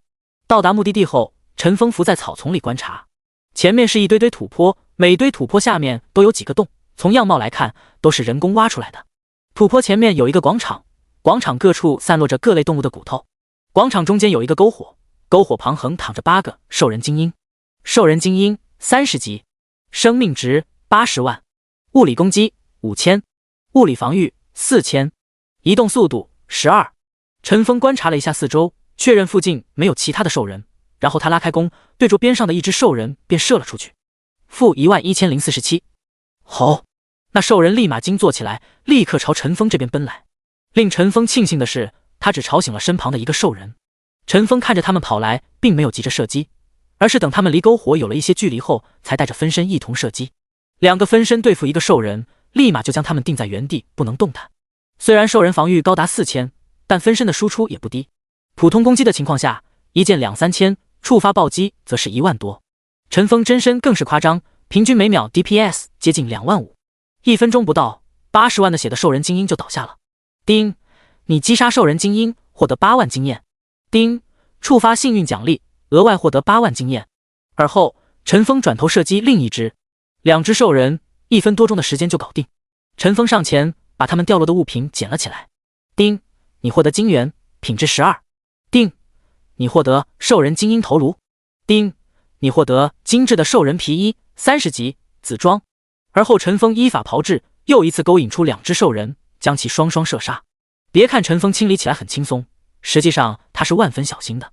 如果一次性吸引4、5只兽人精英，被他们近身的话，可能2、3秒就能把陈峰锤死。解决掉这8只兽人后，陈峰准备靠近洞穴，将剩余兽人一一搞定。这时，其中一个洞穴内走出一只兽人精英，正解开裤带对外面嘘嘘。哪知他刚一抬头，便看到靠近洞穴的陈峰，连忙大声吼叫起来：叽咕，叽里咕噜！他大声吼叫了几句兽语后，身旁的洞穴立马窜出5头兽人精英，其中1头尤为高大。兽人头领32级，生命值600万，物理攻击8000。陈峰大惊，这货攻击这么高，一下就能敲死一个分身，2下就会送自己归西。而且小怪数量这么多，肯定无法都控制住。失落的碧波村内，彭老汉和阿灿以及10多个男村民聚坐在一起，他们一起往东边望着。1个小时过去，他们的眼神从原来的期盼渐渐变为失落、遗憾。彭老汉站起身说：算了吧，阿灿，他应该回不来了。其他人也一同站起。阿灿坐在没动，他依然坚定地看向远方。彭老汉叹了口气，摇着头说：哎，这就是我们的命运。回屋吧。说完，他也不管阿灿，带着大家就要回屋。等等，阿灿声音响起了，你们看，那是什么？众人望去，一个瘦弱的身影在明亮的月光下朝村子里跑来。第94章，传送阵开启。陈峰的到来令碧波村的村民高兴万分，他们纷纷围了上来。陈峰也没想到，凌晨2点多，居然有10多个人在等他。他拿出10几颗兽人精英以及兽人头领的脑袋往地上丢，咕噜噜，那些硕大头颅滚落一地。众人满眼怒火地看着这些头颅，紧紧地咬着牙关。20年前，他们的村子，他们的家人就是被这些兽人同伴杀死的。突然，碧波村的村民集体向陈峰跪倒叩拜，谢谢你，谢谢恩人，你为我们全村的人报仇了。陈峰顿感意外，正要将他们请起来，却收到了一个系统提示：丁，你完成了剿灭兽人精英小队的任务，获得碧波村居民的感激，碧波村声望加100，声望直接满了。陈峰心里一喜，将来把碧波村建设出来后，会获得特别待遇和特殊任务。过了一会之后，彭大叔指着地上的兽人人头说：大家把这些头挂起来，让周围的那些禽兽知道，咱们是不好惹的。好，众人一拥而上，将一颗颗头挂在村子的各个地方。随后，大家回到废弃的传送阵处，开始忙活起来。起先，阿灿在原地画了一个法阵，然后在法阵各个地方撒上狗血、动物内脏、骨屑等等杂物。其他村民则从附近搬来早已准备好的一块巨石，那巨石长宽有半米，高达3米，一同将至移到法阵中央。最后，阿灿把所有的精元放入法阵内。接下来，所有村民手牵着手，围成一圈，闭目而坐。阿灿则穿着一件陈旧的法袍，绕招法阵开始吟唱。渐渐的，法阵内开始亮起白光。在阿灿的吟唱下，那白光亮度越来越高，逐渐将法阵内的动物血、内脏等事物吞没。而后，那道白光渐渐移向精元，将其照耀在其中。突然，白光光芒大盛，一股飓风凭空出现。飓风一直围绕着中间的巨石转动，将精元之气渗入其中。此时，陈峰感受到空气中有魔法的波动，迅速地向四处散开。附近的野兽都被这股浓郁的能量所吸引，慢慢靠近了碧波村。陈峰以及3个分身早已严阵以待，站在法阵四周，严防死守。然而，当那些野兽看到挂着的兽人头颅之后，居然害怕地停下了脚步。数百只怪物都远远地看向这边，不敢动弹半分。过了大半个小时，那些围在外面的怪兽一阵骚动，纷纷让出了3条道路。从道路中间走来的是3只28级左右的 BOSS， 他们看到兽人精英的头颅被挂在高处，表露出不屑的表情。正在他们要往里走的时候，突然发现兽人头领的头也挂在中央，立马驻足。从他们眼神可以看出恐惧的神色。原本精神高度紧张的陈峰总算舒了口气，他明白了刚才系统安排那个任务的原因，杀了兽人精英和头领，就不用管身边这些怪物了。他相信还有别的方式，不用去杀兽人精英、头领，直接让阿灿布阵施法。那时自己面临的就是周围数百野兽围攻了。虽然这么说，陈峰依然不敢轻易放松警惕，一直守护着阿灿。而阿灿则一直念着口诀，绕着传送阵转。其他村民继续闭着眼睛，头上满头大汗。中间的光柱也由最初的明亮慢慢变得平淡，而光柱照耀的石柱则开始微微发亮。又过了3、4个小时，天都开始亮了，阿灿才停了下来。与此同时，其他村民全身是汗，瘫在了地上。陈峰也正式收到了系统提醒：丁，在你的守护下，碧波村的传送阵修复完毕，获得碧波村救星称号。碧波村救星5为加100。陈峰现在所有称号加了550为属性了，这要是被其他玩家知道，非要惊掉下巴不可。此时的阿灿也经历严重透支，他来到陈峰身边，疲惫地说：我已将你添加为碧波村传送阵维护者，你可以自由绑定其他传送阵。另外，碧波村传送阵也恢复了通往星月镇的通道，你随时可以过去了。陈峰身体状态也没好到哪去，他向阿灿点点头，同时对周围的村民说：你们去休息吧，我会安排人来帮你们重建村子的，有什么需要的，直接发布任务就可以了。众人回应：谢谢您的大恩大德，我们碧波村没齿难忘。说完，他们各自拖着疲惫的身体回去了。陈峰点开传送阵，果然有传送至星月镇的选项。除此之外，还有一个管理的页面。陈峰点击进去之后，将星光村添加了进去。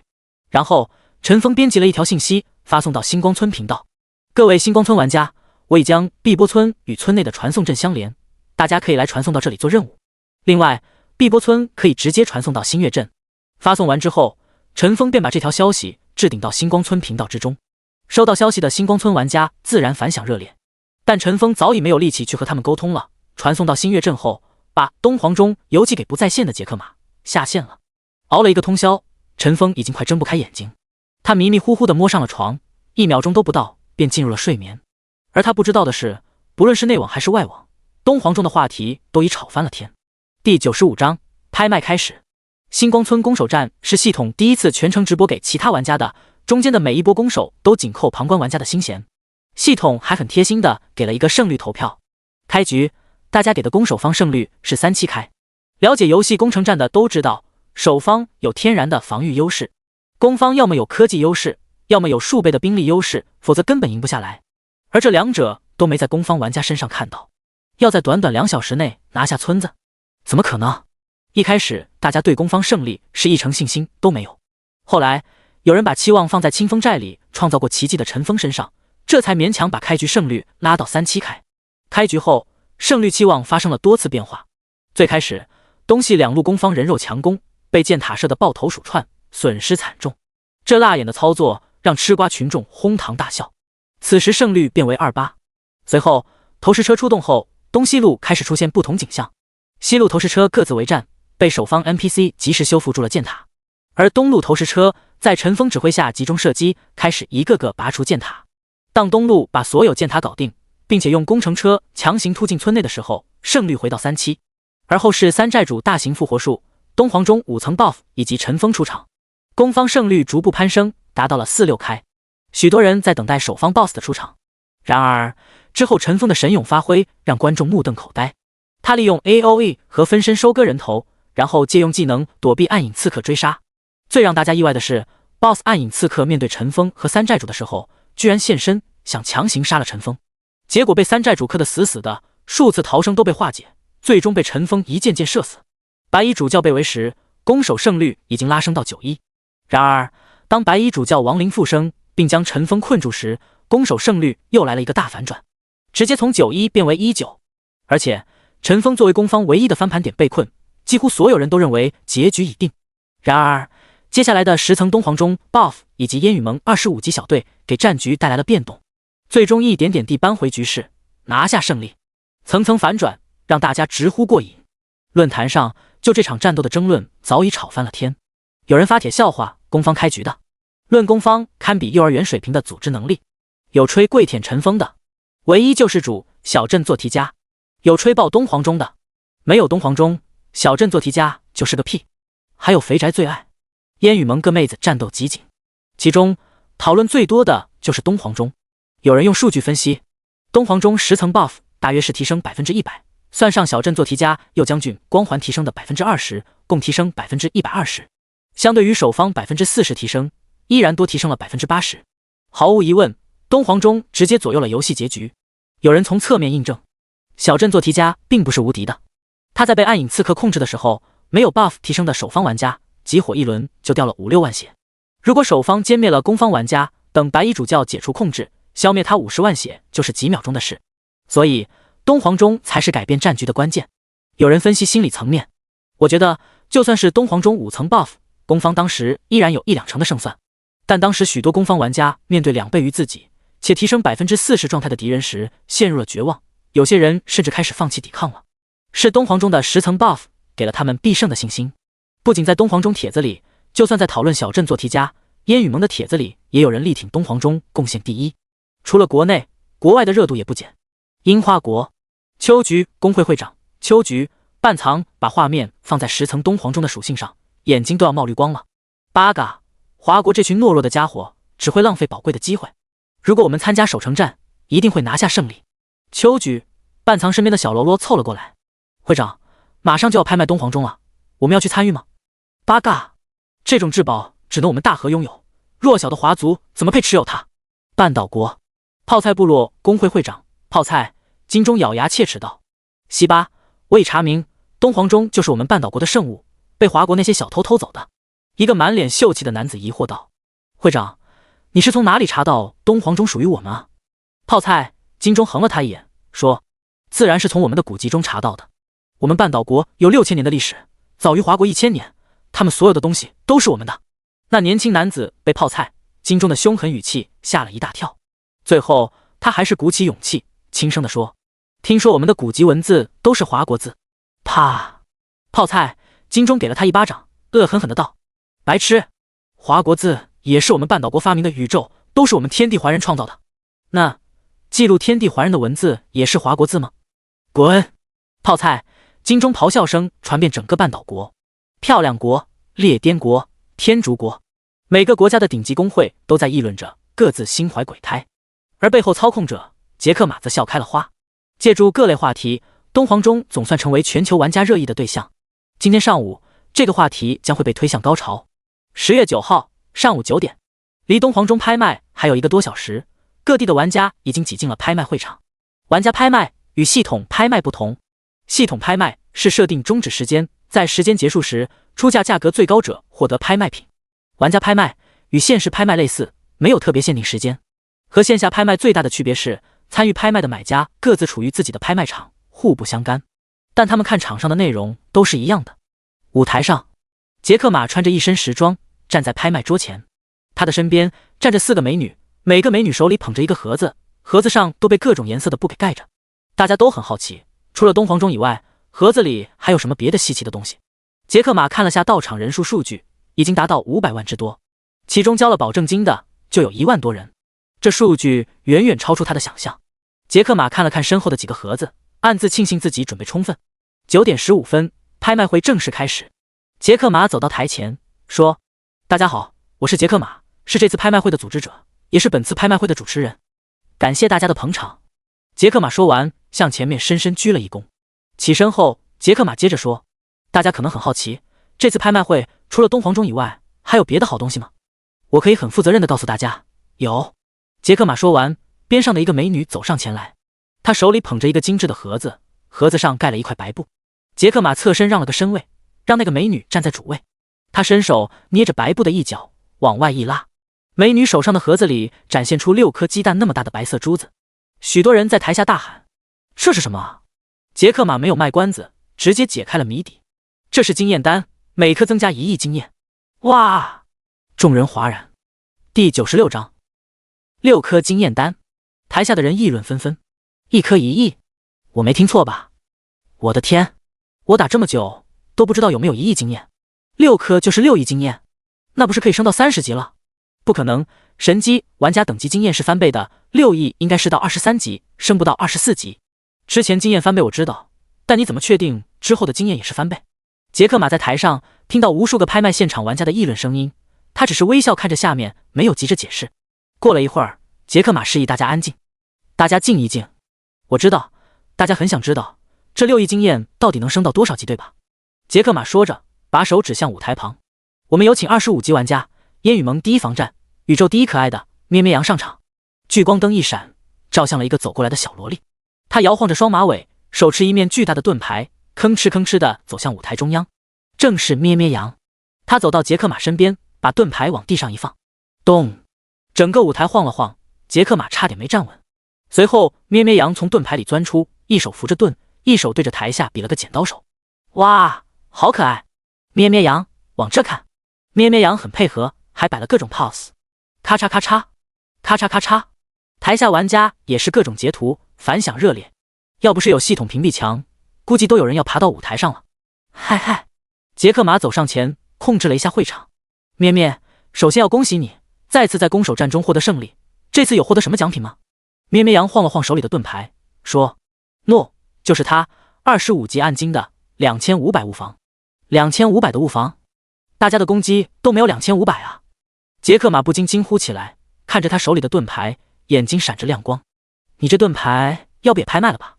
咩咩羊一听，急忙双手抓着盾牌，说：“不要啊！”杰克马这才发现自己有些冒失，职业病犯了。嗨嗨，刚才是开个玩笑啊。咩咩，大家对6亿经验没有概念，你给大家解释一下，6亿能升到多少级？咩咩羊见他不打自己盾牌主意了，于是也就放松了下来。他面对台下解释道：“20级之前的，相信大家都知道，经验翻倍到20级的时候，要5000万才能升到21级。”台下不少人点头。咩咩羊接着说：“21级升22的时候，要求1亿，之后每升1级增加2000万。哇，果然后面升一级都要上亿经验呢。杰克马夸张的接过话，然后掐着手指头算了算，21到22，1亿；22到23，1.2亿；23到24，1.4亿；24到25，1.6亿。算上20级的5000万，也就是20级到25级，共需5.7亿，对不对？咩咩羊点点头。杰克马跳到舞台中央，指着身旁的经验单说：“哇，6颗经验单，刚好升到25级。25级的厉害之处，相信大家在昨天的星光村攻守战中已经看咩咩羊的表现了。我不再废话，6颗经验单起拍价，华夏币30万。”被杰克马一渲染，大家欲望立马调动起来，纷纷踊跃喊价：50万、100万、200万。前面喊价都很激烈，因为大家都知道6亿经验或许需要10天甚至更久才能获得。1000万，第一次喊到1000万的是赵少杰，他被陈峰的双重通缉令关了2天，此后一直落后于主流等级。参加清风寨、星光村的攻守战还都输了，憋屈得很。东皇钟他自然抢不到，但6颗经验单他还是势在必得的。哪知一个奇怪的口音打断了他的幻想，2000万！哇！众人惊呼。大家从服务器区域能看到，那是樱花国的人。没等大家缓过来，又一个叫价响起，2500万。这次是半岛国的泡菜、金钟、秋菊、半藏和泡菜、金钟在显示屏互相看了一眼，发出不屑的表情。3000万！傲视群雄的傲天第一次举牌。这时，他身边的傲视狂凑了过来，说：“会长，现在动用这么大笔资金，会不会影响后面？”傲天目不转睛地盯着舞台上，说：“没事，我心里有数。”他话音刚落，价格又变化了，4000万。这次是一个骆驼国的王子举牌，5000万。秋菊、半藏毫不犹豫加价，其他人都一脸疑惑地看着他。这家伙小日子过得不错呀，他放弃东皇钟了吗？泡菜、金钟迟疑了一下，还是小小加了一点价，5500万。秋菊、半藏依然举牌，6000万。泡菜、金钟狠狠地看了一眼秋菊、半藏，咬牙切齿道：“这次让你赢，我们待会一决胜负。”杰克马在台上观察着，以他的判断来看，其他人都被秋菊、半藏气势给压住了。6000万第一次，6000万第二次，6000万成交。随着锤子落下，经验单最终被秋菊、半藏拿下。唰的一下，秋菊、半藏手里多出了6颗经验单。他拿到经验单后，并未服用，而是给了旁边的秋菊、鬼道。鬼道桑，你服下吧，我们全工会帮你把深渊鬼域提升到下一级的。嗨！秋菊、鬼道双膝跪地，双手接过经验单。他把经验单放入嘴里，紧接着身上闪出数道金光。金光散去之后，他终于升到了梦寐以求的25级。拍卖舞台上，杰克马让另一个美女拖着盘子走到了现场。这个托盘上盖的是一块黄布。杰克马把黄布解开后，露出里面的一个黄皮信封。杰克马把那信拿到手上，向大家展示了一下，说：“这封信可厉害了，它是来自一个神秘的地方，那个地方被通关之后就再也不能进入。这封信叫做范特西的梦想，是生活职业铁匠的转职介绍信，据说有几率转职成神将。”台下的咩咩羊挠着脑袋问嫣然：“范特西，嫣然姐姐，我听得很耳熟啊。”嫣然转过头，笑着对他说：“当然耳熟了，咱们第一个秘境不就是去的那里吗？”哦，我想起来了。咩咩羊一拍大腿，然后他又疑惑了：“但是特西秘境不是被咱们通关了吗？而且宝贝都被我们拿走了呀，为什么还会有这个东西？”我也不知道。嫣然摇头，他点开好友列表，想要询问陈峰，发现他居然不在线。不仅陈峰不在，会长柳如烟也不在。第97章东皇钟开拍。幸好陈峰不在，他如果在，看到这件道具肯定会被气死。没错，这就是在范特西秘境时窃玉偷香从陈峰手里偷走的那个宝箱开出来的。在所有生活类职业之中，铁匠是最受欢迎的一个。一个大工会是否能成为强工会，铁匠的等级和技能等级是非常重要的衡量标准。一个大型工会动不动就几万、几十万人，不可能所有人都能获得顶级副本装备。有了铁匠，他们就可以让会众自己搜集材料，打造出装备。一般铁匠打造出的装备是低于副本装备的，但顶级铁匠可以打造出特有装备，属性、功能甚至堪比传说装备。当然，一般人意识不到这些，但真正进入过秘境的人自然明白这封从秘籍宝箱开出来的转职信的分量。介绍完这封转职信的背景和功能后，杰克马正式开拍。起拍价50万、100万、150万、200万。500万，成交。最终，曼陀山、碧螺春以500万的价格拿下。曼陀山、碧螺春将特西的梦想这封信交给手下的铁匠之后，收到了一个好友消息。点开一看，是傲天。碧螺春，老子要不是在等东皇钟，会让你500万捡漏。曼陀山、碧螺春微微一笑，回道：谢天哥手下留情，晚上请你来天下人间会所舒服一下。傲天回：好，老子要一个打10个。曼陀山、碧螺春，天哥身体还是这么好，羡慕。如果这件道具晚个10天半个月拍卖，或许能拍出更高的价格。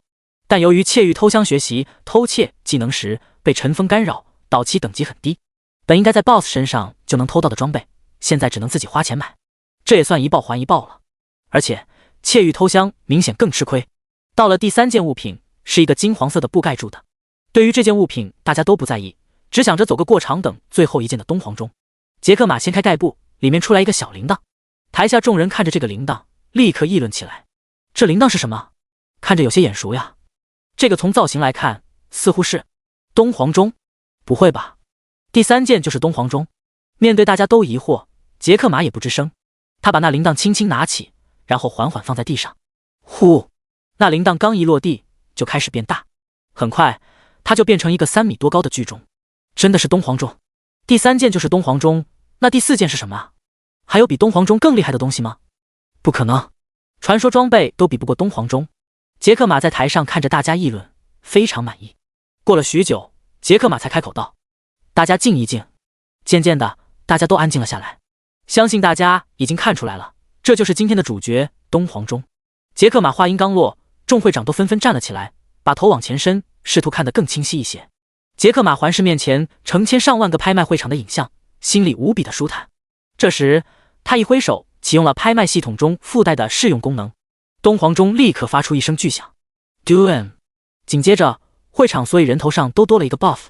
东皇钟声1层，生命值加400，物理攻击加200，魔法攻击加160，物理防御加120，魔法防御加100，技能效果增强 3%。杰克马在台上说：大家都知道，东皇钟可以敲响多次叠加 buff， 对吧？众人点头。杰克马摸了摸东皇钟，说：那大家可知道东皇钟还可以升级吗？什么？杰克马一句话惊爆了在场所有人。东皇钟10升就是加4000血，2000攻。如果升1级，那岂不是8000血，4000攻了？杰克马接下来的话确认了他们的猜想。东皇钟每升1级，属性便提高1倍，而且杰克马环视四周，把目光重点停留在几个大会长身上。东皇钟可以升10级。哇！杰克马的话又一次点燃所有人的情绪。10倍属性，敲10声，那就是4万血，2万攻，还是群体不可驱散的 buff。这团战别人还怎么玩？一定要拿下他！这是所有会长的心声。台上的杰克马清楚地看到每个会长的神情，暗自点点头。铺垫差不多了。杰克马回到拍卖桌后，对着下面说：东皇钟起拍价1000万。杰克马话音还未落下，下面已经开始竞拍了。2000万、3000万、5000万。国内的各个会长纷纷喊价，外国的会长还未参与。8000万、9000万、1亿。鲁莽协会会长鲁自身第一次开口，他环顾了下其他会长，嘴角露出微笑。然而他的笑容没有保持1秒。2亿。灭世会长灭世顶天举牌。3亿。江南水乡就会长江南风也参与进来了。4亿。鲁自身咬牙喊道：哈哈，你们看，这就是华国人。樱花国的秋菊、半藏对身边的人说：他们永远会内讧，我们只要在旁边看着，他们就会自相残杀。几千年前如此，现在也是如此。他身边的人躬身回道：还会长明察。拍卖场上价格已经叫到6亿了。6亿第一次，6亿第二次，7亿。秋菊、半藏终于举牌了。杰克马大声说道：哇，樱花国的秋菊、半藏出价了。说完，他故意看了一眼半岛国那边。半岛国的泡菜金钟嘴角微微上扬，呵呵，小日子还是沉不住气。随即他也举牌了。8亿。杰克马大声呼喊，喊出8亿的正是半岛国的泡菜金钟。看来这一次是半岛国赢了樱花国呀。一旁的泡菜金钟听得很舒服。然而他还没开心1秒钟，就被人破了。9亿。这个声音响起，秋菊、半藏和泡菜、金钟的脸色都变了，他们朝喊价之人望去，顿时收回了手里的喊价牌。出价之人正是漂亮国的奥迪尔工会会长奥迪尔·皮耶罗。漂亮国可是半岛国、樱花国的爸爸，秋菊、半藏、泡菜、金钟怎敢轻易得罪？皮耶罗看着半岛国和樱花国那边，露出不屑的表情。家里养的狗怎么敢咬主人？但是列颠国那边却传来一个声音：10亿！作为搅屎棍的列颠国，怎么可能放弃这个恶心别人的机会？这一下就把奥迪尔·皮耶罗的好算盘打乱了。而这个报价令与会的普通玩家大吃一惊：10亿啊！第98章，奸商杰克马。列颠国开的这个价，直接把所有华国工会的人给整懵了。鲁莽协会会长鲁自身气得直接摔椅子：这些臭洋人欺人太甚，跑到我们的地盘撒野！一通输出，周围的桌椅被他砸得稀烂。幸亏伤害不到其他玩家，否则里面要血腥一片。周围的人只能远远躲着，也不敢吱声。随后鲁自身一甩手走了。鲁自身自己有家猪肉养殖上市公司，但是规模一般，根本抽不出10亿这么多现金。和他际遇类似的还有江南水乡会长江南风，他是做水产生意，拿3、5亿已经很勉强了，拿出10亿现金恐怕要资金链断裂了。而灭世工会灭世顶天还没放弃，他此时正在通电话。过了一会，电话挂断后，灭世顶天叹了口气，躺在了椅背上。很显然，他背后的金主不支持更多资金了。唯独傲视群雄的傲天却是脸上露出微笑，打着电话：好，祝表哥早日康复。傲视狂来到傲天身边，好奇地问：老大怎么样？老爷子把预算提到多少？傲天说：老爷子给的预算提到了10亿。10亿！傲视狂看了下列颠国的报价，说：10亿根本不够呀。傲天得意地说：我刚才联系了欧阳舅舅，他们可以给我一些支援。傲视狂说：啊，难怪欧阳家没来，原来是在背后支持会长您啊。傲天叹了口气说：不尽然，主要是我表哥生病了，欧阳家没代表过来。傲视狂吐了吐舌头说：幸亏欧阳家没来，否则这价格后面还得加个0。傲天抬头看着上面的屏幕，喃喃道：是啊，真正的巨鳄都没出现呢，或许他们还在考虑神机值不值得他们参与吧。台上杰克马还在卖力的喊价：12.5亿！樱花国的秋菊、半藏喊出12.5亿。还有别的人吗？杰克马站在台上已经开始哆嗦起来，说话都有些不利索。他原先预估能有个1、2亿就不错了，没想到超出自己预想的10倍还不止。12.5亿第一次，12.5亿第二次，12.5亿第……杰克马刚要落锤，却又被一个声音阻止了。13亿！是华国区的傲天。好！华国区玩家顿时欢呼起来。前面都是外国玩家参与，华国玩家终于也要争取抢夺了。傲天淡定地看着周围。樱花国的秋菊、半藏这次没再直接举牌，而是开始联系后面的人，希望得到支持。列颠国、漂亮国、半岛国的会长都在与外界通话，紧张地询问着。杰克马继续倒计时：13亿第一次，13亿第二次，15亿。半岛国的泡菜、金钟显得志在必得。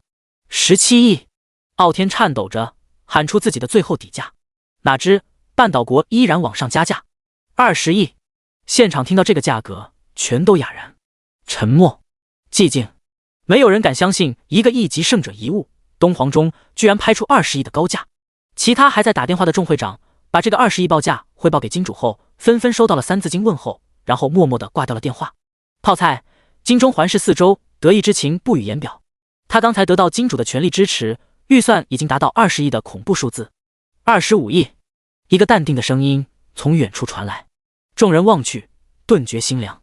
这个巨鳄下场，预示着竞拍结束了。来人不是别人，正是华国第一金融集团欧阳家的公子欧阳鲲鹏。表哥！傲天失声道：你不是？欧阳鲲鹏向四周挥了挥手，他今天心里很是痛快。今天医生终于通过手术，让他脑神经连进了神机游戏之中。虽然现实中他身体不能动弹，但丝毫不影响在游戏里的行为。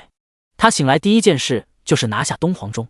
前几天没有进游戏，等级有些落后，但有了这个胜者遗物，下副本、打 BOSS、刷经验都会简单许多。欧阳金融在全球都称得上巨鳄级别，拿出几十、几百亿都是轻轻松松的。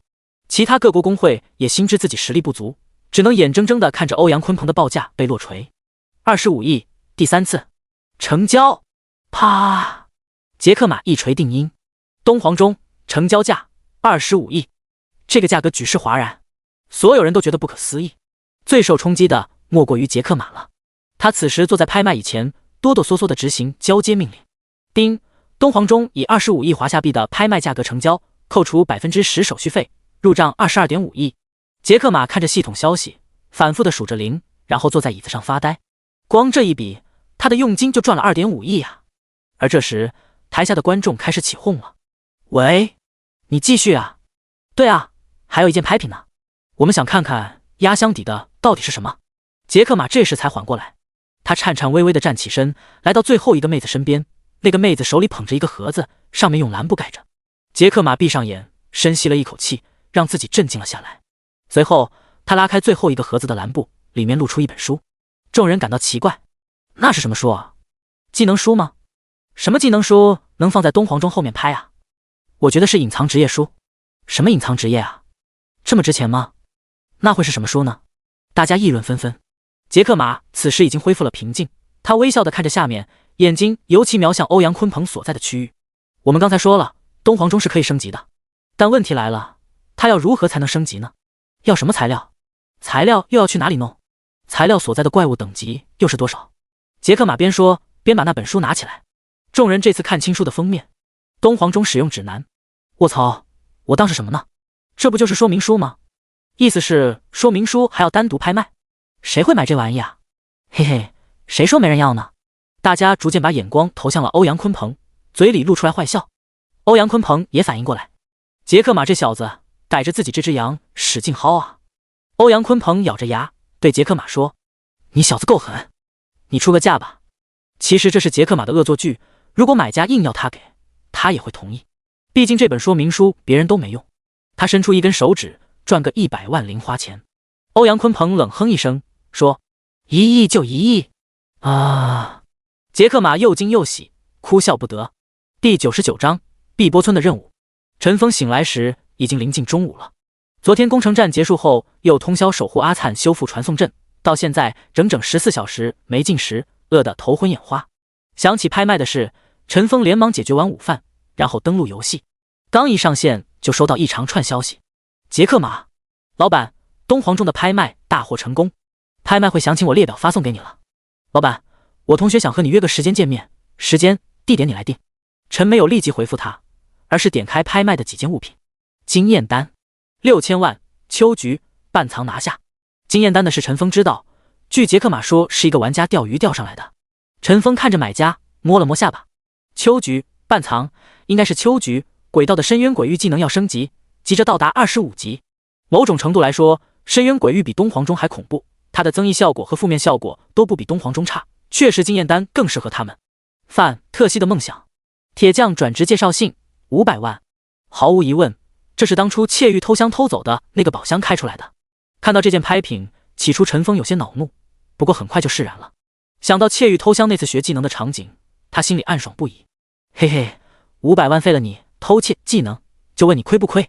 接下来，陈峰看到东皇钟拍卖价格后，顿时目瞪口呆。看清买家时，更是觉得有趣。欧阳鲲鹏，你终归还是进入游戏了，有意思，嘿嘿。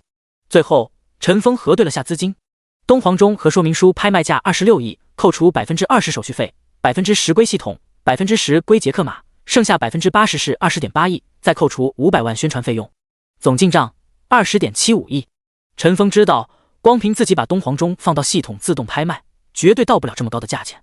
拍出26亿高价，杰克马功不可没。想着杰克马同学的邀请，陈峰略作思考，便回道：“明天晚上江川市干王府见。”杰克马秒回复：“好的，老板。”陈峰相信这次拍卖会的结果足够证明自己价值了。关掉杰克马的对话框，陈峰点开了嫣然的消息：“风尘，会长呢？”会长电话也不接，他是不是出什么事了？陈峰笑着摇了摇头，打字回道：“我也不清楚。关于柳如烟去向，他本人并未向自己透露，他自然不能对别人瞎说。”处理完消息之后，陈峰来到了传送阵旁。新月镇通往星光村的选项已经消失，另一个新的传送地点取而代之。碧波村，陈峰选择了碧波村传送，随即画面一闪，已经来到了碧波村。看着四周的场景，让陈峰感慨万分。周围玩家人头攒动，大部分是星光村的那批玩家。碧波村的建筑、街道也大有改观，杂货铺、武器店、酒楼等等功能商店也有了雏形。中央最大的一栋楼房正在修建，外面挂的牌子很奇怪，碧波村救星的商铺。陈峰觉得意外，碧波村救星，这不是自己称号吗？这是系统给自己惊喜吗？这时，一个 NPC 来到了陈峰身边。恩人，你来了呀？陈峰一看，乐了。来人是阿灿，他头上顶了一个职位，村长。陈峰笑着回道：原来是阿灿啊，你现在是村长了呀，恭喜。阿灿红光满面，他挠了挠脑袋，说：本来村长这个位置应该彭大叔做的，但他觉得我年轻有干劲，就推举给我了。陈峰倒也觉得合理，他指着街道中央的那栋楼说：那个是什么？阿灿说：这条街将来是咱们碧波村最繁华的商业街，这栋楼是我们对你的感谢，请你务必收下。这时系统给出提示，碧波村村长赠送一栋商业楼给你，是否接受？接受。陈峰自然不会跟一个 NPC 客气，以他的贡献，整条街弄下来都不过分。见陈峰接受了村民的好意，阿灿很是兴奋，他指着周围的玩家说：同时非常感谢你给村里带来这么多勇者，星光村来的勇者，我们会委托他们一些重要的任务，其他地方来的我们就给一些杂工。陈峰点点头，阿灿意思再明显不过了，星光村那5万人领取的任务品质等级更高。为了避免麻烦，陈峰偷偷的将 ID 切换成风尘。在外面，风尘是个通红的 ID， 但在星光村和碧波村，这只是普通 ID 而已。在陈峰自己的地盘，怎么会认外面的杀戮值？他当初就是因为杀人太多而当上清风寨4寨主的呢。奇怪的是，阿灿对陈峰风尘这个身份一点都不意外，依然喊他恩公。看来在这2个村子 NPC 眼里，对自己身份是一清二楚的。这时，他身边路过几个玩家，讨论着任务有关的话题。哈哈，真是撞大运了，除草任务竟然有10万经验，谁说不是呢？我刚才去砍树，结果系统直接奖励了一件20级蓝装。哈哈，哎，为什么你的奖励这么好？我的奖励怎么就和其他地方差不多呢？嘿嘿，你看我们头衔，星光村勇士。星光村头衔跟碧波村有什么关系？哈哈，这你就不清楚吧？碧波村就是我们星光村4长老一手建立起来的。星光村4长老，那又是谁？做题家呀，这都不知道，还来碧波村混？哦，他呀，我知道。陈峰看着昨天和自己一起征战的玩家获得了特殊待遇，倍感欣慰。他也很好奇，系统会给他发什么任务。陈峰转过头问阿灿：阿灿村长，有什么是我可以帮忙的吗？听到陈峰询问，阿灿的表情从刚才的开心立马转为忧愁。他叹了口气说：我们西南角落有一个碧波潭，碧波村的名字就是因此而来。陈峰点头，听他下面的话。碧波潭及其周边以前是我们的耕种之地，对我们来说非常重要。陈峰此时还没收到系统提示，知道他的话还没说完。地面上还好说，最关键的是碧波潭底部有一个空洞，里面藏有我们的祖产，但是现在被怪物占据了，你能不能帮我们赶走他们？陈峰终于等来期盼已久的任务提示。丁，进入碧波潭水洞，清空怪物，夺回祖产。注意，该区域对你来说难度过大，请携带队友一同前往。最高人数10。第100章，勇闯碧波潭，组队。关于碧波潭水下洞穴的信息，陈峰了解不多。上一世碧波村开发出来的时候已经很晚了，当时玩家等级都在4、50级以上，因此攻略上都很简单。但有件事他很清楚，里面有幽灵形态的怪，必须法术才能伤害，这个很讨厌。陈峰是纯物理输出，对幽灵形态无法入手。小怪的话还好，队伍里几个法师就解决了。要是 BOSS 也有幽灵形态，那就完蛋了。怎么办呢？等级高一点再来吗？反正这个任务只有自己能领到，早晚做都一样。本来都已做好打算，但他忽然灵机一动，点开了好友列表，选择触机，发送消息。有空吗？触机很快回复：有。大佬有什么吩咐？你有没有破除幽灵状态的方法？哈哈，大佬问对人了。我升到25级的时候，刚学会一个技能，巨限术，可以让幽灵状态、隐身状态的敌方单位显形。那行，你待会来新月镇的碧波村，有个副本需要你帮忙。好的，我这里还有2个25级的朋友，一个巫师，一个气功大师，要一起过去吗？行，都来吧。陈峰关了聊天窗，他挠了挠头，感觉和触机对话漏掉了什么信息。随后他想联系柳如烟，结果发现他还是不在线，无奈只能自己叫上咩咩羊、嫣然他们，然后在碧波村等待。无聊之际，陈峰开始整理自己物品栏，没太大用处的杂物直接出售，一些稀有材料、不需要的装备都寄给杰克马。突然，陈峰看到背包里的一个箱子，拿出来一看，原来是上次闯王宝藏的宝箱。他心里一动，把那宝箱捧在手上，将宝箱缓缓打开。突然，一道金光冲天而出，陈峰内心一喜。宝箱通常出现金光，都表示里面有特殊道具。周围的人也是一愣，纷纷问身边的人：哪里冒出一道金光？哎，我也感觉眼前一晃，还以为是错觉呢。有什么大惊小怪的？哪个 NPC 用了技能呗？碧波村重建，有点光亮不是很正常吗？哦，那也是。陈峰第一时间没去看宝藏内的东西，反倒是去查看系统，结果发现并没有特别通告。陈峰内心微微失望，还以为出传说装备了呢。他可是很期待开出胡匪手里的那把冷月宝刀呢。但宝箱确实出了金光啊，品质不会差的才对。陈峰提起疑惑，查看宝箱内的东西，里面一共有3样东西。第一件是这个宝箱必出的胡家刀法。胡家刀法不是普通的技能书，而是一本功法，修炼的时候属性会增长，而且在此过程中可以领悟招数。招数就类似技能了，领悟时需要技能点，还可以根据熟练度增加威力。第二件是陈峰觉得很意外的苗家剑法。苗人凤的绝学和胡家刀法同级别，不同的是胡家刀法偏力量，苗家剑法偏敏捷，各有各自的特点。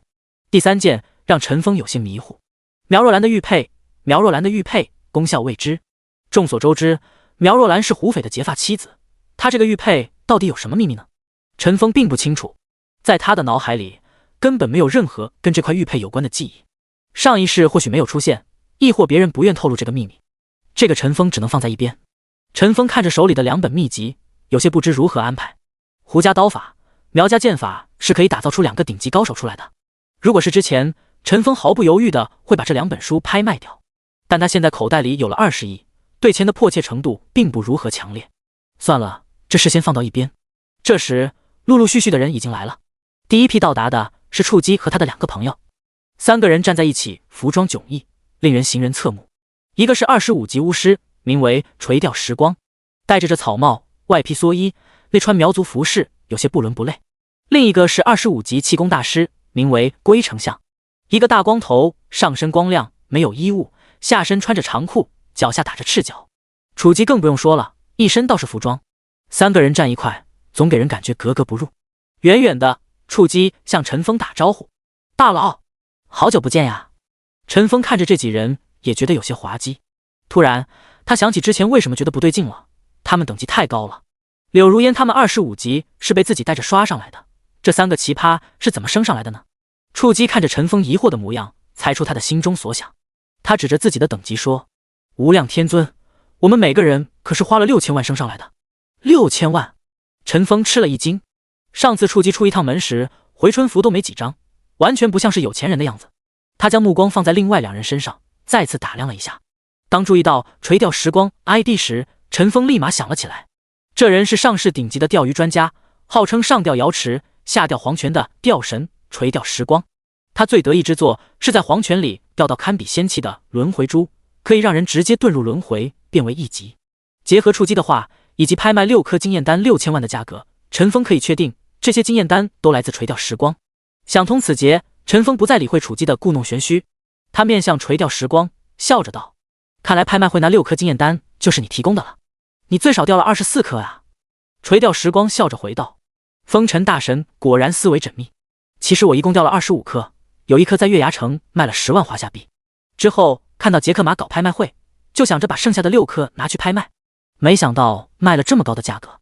陈峰点点头，不过有件事他很好奇，杰克马是怎么收费的？哦，30%。他说20%要交给系统，自己赚10%。30%？